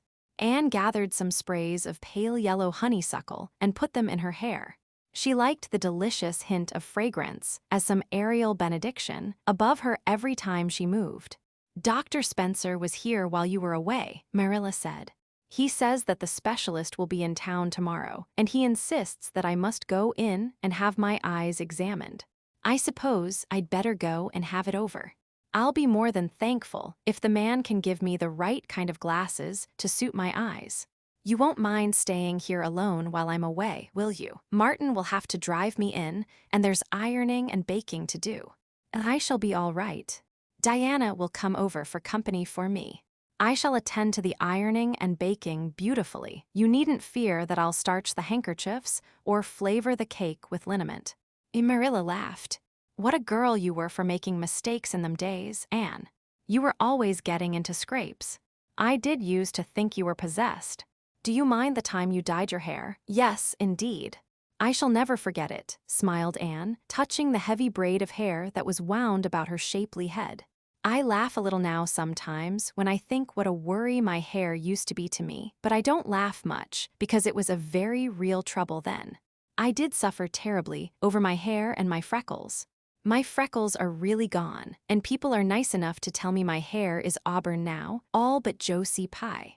She informed me yesterday that she really thought it was redder than ever, or at least my black dress made it look redder, and she asked me if people who had red hair ever got used to having it. Marilla, I've almost decided to give up trying to like Josie Pye. I've made what I would once have called a heroic effort to like her, but Josie Pye won't be liked. Josie is a pie, said Marilla sharply, so she can't help being disagreeable. I suppose people of that kind serve some useful purpose in society, but I must say I don't know what it is any more than I know the use of thistles. Is Josie going to teach? No, she is going back to Queen's next year. So are Moody Spurgeon and Charlie Sloane. Jane and Ruby are going to teach, and they have both got schools, Jane at Newbridge and Ruby at some place up west. Gilbert Blythe is going to teach too, isn't he? Yes, briefly. What a nice-looking fellow he is, said Marilla absently. I saw him in church last Sunday, and he seemed so tall and manly. He looks a lot like his father did at the same age. John Blythe was a nice boy. We used to be real good friends, he and I. People called him my beau. Anne looked up with swift interest. So, Marilla, and what happened? Why didn't you? We had a quarrel. I wouldn't forgive him when he asked me to. I meant to after a while, but I was sulky and angry, and I wanted to punish him first. He never came back. The Blythes were almighty independent. But I always felt rather sorry. I've always kind of wished I'd forgiven him when I had the chance. So you've had a bit of romance in your life, too, said Anne softly. Yes, I suppose you might call it that. You wouldn't think so to look at me, would you? But you never can tell about people from their outsides. Everybody has forgot about me and John. I'd forgotten myself. But it all came back to me when I saw Gilbert last Sunday. Chapter 38. The Bend in the Road. Marilla went to town the next day and returned in the evening. Anne had gone over to Orchard Slope with Diana and came back to find Marilla in the kitchen, sitting by the table with her head leaning on her hand. Something in her dejected attitude struck a chill to Anne's heart. She had never seen Marilla sit limply inert like that. Are you very tired, Marilla? Yes, no, I don't know, said Marilla wearily, looking up. I suppose I am tired, but I haven't thought about it. It's not that. Did you see the oculist? What did he say? Asked Anne anxiously. Yes, I saw him. He examined my eyes. He says that if I give up all reading and sewing entirely, and any kind of work that strains the eyes, and if I'm careful not to cry, and if I wear the glasses he's given me, he thinks my eyes may not get any worse and my headaches will be cured. But if I don't, he says, I'll certainly be stone blind in 6 months. Blind, Anne, just think of it. For a minute Anne, after her first quick exclamation of dismay, was silent. It seemed to her that she could not speak. Then she said bravely, but with a catch in her voice, Marilla, don't think of it. You know he has given you hope. If you are careful, you won't lose your sight altogether. And if his glasses cure your headaches, it will be a great thing. I don't call it much hope, said Marilla bitterly. What am I to live for if I can't read or sew or do anything like that? I might as well be blind or dead. And as for crying, I can't help that when I get lonesome. But there, it's no good talking about it. If you'll get me a cup of tea, I'll be thankful. I'm about done out. Don't say anything about this to anyone for a spell yet anyway. I can't bear that folks should come here to question and sympathize and talk about it. When Marilla had eaten her lunch, Anne persuaded her to go to bed. Then Anne went herself to the east gable and sat down by her window in the darkness alone with her tears and her heaviness of heart. How sadly things had changed since she had sat there the night after coming home. Then she had been full of hope and joy, and the future had looked rosy with promise. Anne felt as if she had lived years since then, but before she went to bed, there was a smile on her lips and peace in her heart.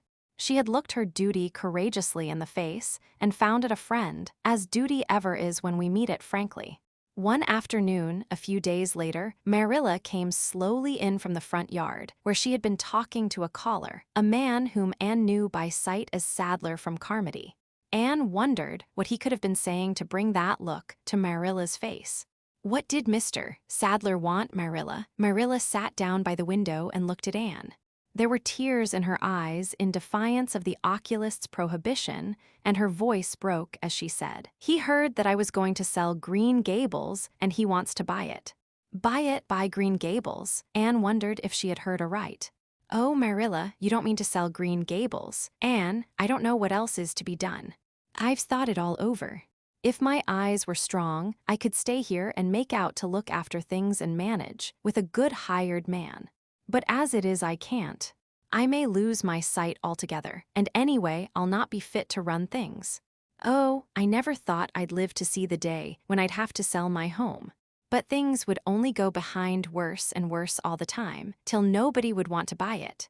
Every cent of our money went in that bank, and there's some notes Matthew gave last fall to pay. Mrs. Lynde advises me to sell the farm and board somewhere, with her I suppose. It won't bring much, it's small and the buildings are old. But it'll be enough for me to live on, I reckon. I'm thankful you're provided for with that scholarship, Anne. I'm sorry you won't have a home to come to in your vacations, that's all, but I suppose you'll manage somehow." Marilla broke down and wept bitterly. "You mustn't sell Green Gables," said Anne resolutely. "Oh, Anne, I wish I didn't have to. But you can see for yourself. I can't stay here alone. I'd go crazy with trouble and loneliness. And my sight would go, I know it would. You won't have to stay here alone, Marilla. I'll be with you. I'm not going to Redmond." "Not going to Redmond." Marilla lifted her worn face from her hands and looked at Anne. "Why, what do you mean? Just what I say. I'm not going to take the scholarship. I decided so the night after you came home from town. You surely don't think I could leave you alone in your trouble, Marilla, after all you've done for me. I've been thinking and planning. Let me tell you my plans. Mr. Barry wants to rent the farm for next year, so you won't have any bother over that. And I'm going to teach.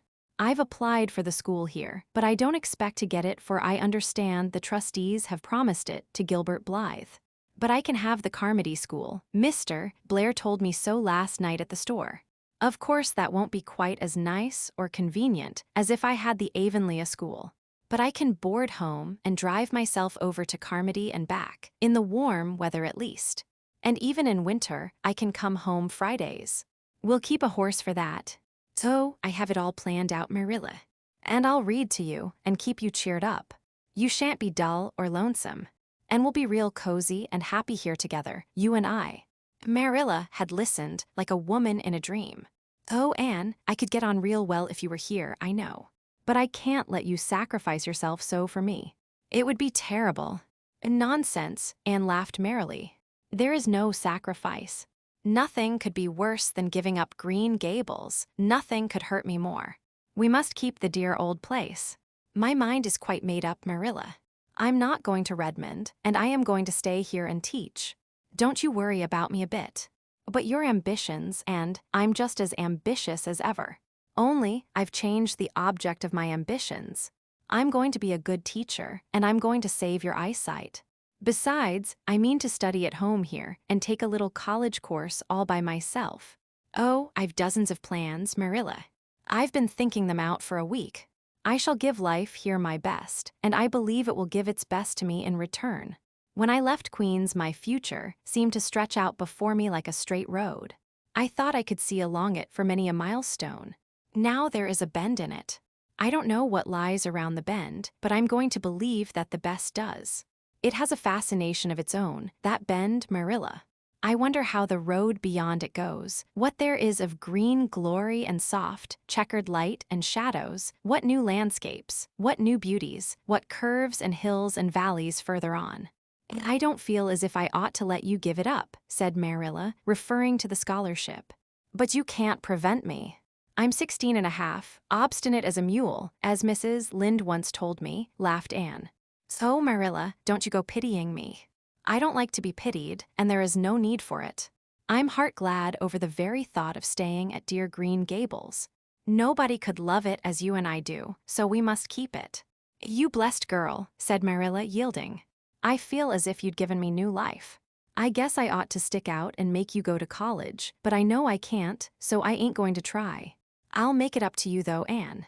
When it became noised abroad in Avonlea that Anne Shirley had given up the idea of going to college and intended to stay home and teach, there was a good deal of discussion over it. Most of the good folks, not knowing about Marilla's eyes, thought she was foolish. Mrs. Allen did not. She told Anne so in approving words that brought tears of pleasure to the girl's eyes. Neither did good Mrs. Lynde. She came up one evening and found Anne and Marilla sitting at the front door in the warm, scented summer dusk. They liked to sit there when the twilight came down and the white moths flew about in the garden and the odor of mint filled the dewy air. Mrs. Rachel deposited her substantial person upon the stone bench by the door, behind which grew a row of tall pink and yellow hollyhocks, with a long breath of mingled weariness and relief. I declare I'm getting glad to sit down. I've been on my feet all day, and 200 pounds is a good bit for 2 feet to carry round. It's a great blessing not to be fat, Marilla. I hope you appreciate it. Well, Anne, I hear you've given up your notion of going to college. I was real glad to hear it. You've got as much education now as a woman can be comfortable with. I don't believe in girls going to college with the men and cramming their heads full of Latin and Greek and all that nonsense. But I'm going to study Latin and Greek just the same, Mrs. Lynde, said Anne, laughing. I'm going to take my arts course right here at Green Gables and study everything that I would at college. Mrs. Lynde lifted her hands in holy horror. Anne Shirley, you'll kill yourself. Not a bit of it. I shall thrive on it. Oh, I'm not going to overdo things. As Josiah Allen's wife says, I shall be medium. But I'll have lots of spare time in the long winter evenings, and I've no vocation for fancy work. I'm going to teach over at Carmody, you know. I don't know it. I guess you're going to teach right here in Avonlea. The trustees have decided to give you the school. Mrs. Lynde, cried Anne, springing to her feet in her surprise. Why, I thought they had promised it to Gilbert Blythe, so they did. But as soon as Gilbert heard that you had applied for it, he went to them. They had a business meeting at the school last night, you know, and told them that he withdrew his application and suggested that they accept yours. He said he was going to teach at White Sands. Of course, he knew how much you wanted to stay with Marilla, and I must say I think it was real kind and thoughtful in him, that's what. Real self-sacrificing, too, for he'll have his board to pay at White Sands, and everybody knows he's got to earn his own way through college. So the trustees decided to take you. I was tickled to death when Thomas came home and told me. I don't feel that I ought to take it, murmured Anne. I mean, I don't think I ought to let Gilbert make such a sacrifice for me. I guess you can't prevent him now. He signed papers with the White Sands trustees. So it wouldn't do him any good now if you were to refuse. Of course you'll take this school. You'll get along all right now that there are no pies going. Josie was the last of them, and a good thing she was, that's what. There's been some pie or other going to Avonlea school for the last 20 years, and I guess their mission in life was to keep school teachers reminded that Earth isn't their home. Bless my heart, what does all that winking and blinking at the Barry Gable mean? Diana is signaling for me to go over, laughed Anne. You know we keep up the old custom. Excuse me while I run over and see what she wants. Anne ran down the clover slope like a deer and disappeared in the furry shadows of the haunted wood. Mrs. Lynde looked after her indulgently. There's a good deal of the child about her, yet in some ways. There's a good deal more of the woman about her in others, retorted Marilla, with a momentary return of her old crispness. But crispness was no longer Marilla's distinguishing characteristic. As Mrs. Lynde told her Thomas that night, Marilla Cuthbert has got mellow. That's what. Anne went to the little Avonlea graveyard the next evening to put fresh flowers on Matthew's grave and water the Scotch rosebush. She lingered there until dusk, liking the peace and calm of the little place, with its poplars whose rustle was like low, friendly speech, and its whispering grasses growing at will among the graves. When she finally left it and walked down the long hill that sloped to the lake of shining waters, it was past sunset, and all Avonlea lay before her in a dreamlike afterlight, a haunt of ancient peace. There was a freshness in the air, as of a wind that had blown over honey-sweet fields of clover. Home lights twinkled out here and there among the homestead trees. Beyond lay the sea, misty and purple, with its haunting, unceasing murmur. The west was a glory of soft, mingled hues, and the pond reflected them all in still softer shadings. The beauty of it all thrilled Anne's heart, and she gratefully opened the gates of her soul to it. "Dear old world," she murmured, "you are very lovely, and I am glad to be alive in you." Halfway down the hill, a tall lad came whistling out of a gate before the Blythe homestead. It was Gilbert, and the whistle died on his lips as he recognized Anne. He lifted his cap courteously, but he would have passed on in silence if Anne had not stopped and held out her hand. "Gilbert," she said, with scarlet cheeks, "I want to thank you for giving up the school for me. It was very good of you, and I want you to know that I appreciate it." Gilbert took the offered hand eagerly. "It wasn't particularly good of me at all, Anne. I was pleased to be able to do you some small service. Are we going to be friends after this? Have you really forgiven me my old fault?" Anne laughed and tried unsuccessfully to withdraw her hand. "I forgave you that day by the pond landing, although I didn't know it. What a stubborn little goose I was. I may as well make a complete confession, I've been sorry ever since." "We are going to be the best of friends," said Gilbert jubilantly. "We were born to be good friends, Anne. You've thwarted destiny enough. We can help each other in many ways. You are going to keep up your studies, aren't you? So am I. Come, I'm going to walk home with you." Marilla looked curiously at Anne when the latter entered the kitchen. "Who was that came up the lane with you, Anne?" "Gilbert Blythe," answered Anne, vexed to find herself blushing. "I met him on Barry's Hill." "I didn't think you and Gilbert Blythe were such good friends that you'd stand for half an hour at the gate talking to him," said Marilla with a dry smile. "We haven't been, we've been good enemies. But we have decided that it will be much more sensible to be good friends in the future." Were we really there half an hour? It seemed just a few minutes. But you see, we have 5 years lost conversations to catch up with, Marilla. Anne sat long at her window, that night companioned by a glad content. The wind purred softly in the cherry boughs, and the mint breaths came up to her. The stars twinkled over the pointed firs in the hollow, and Diana's light gleamed through the old gap. Anne's horizons had closed in since the night she had sat there after coming home from Queen's, but if the path set before her feet was to be narrow, she knew that flowers of quiet happiness would bloom along it. The joy of sincere work and worthy aspiration and congenial friendship were to be hers. Nothing could rob her of her birthright of fancy or her ideal world of dreams. And there was always the bend in the road. "God's in his heaven, all's right with the world," whispered Anne softly. And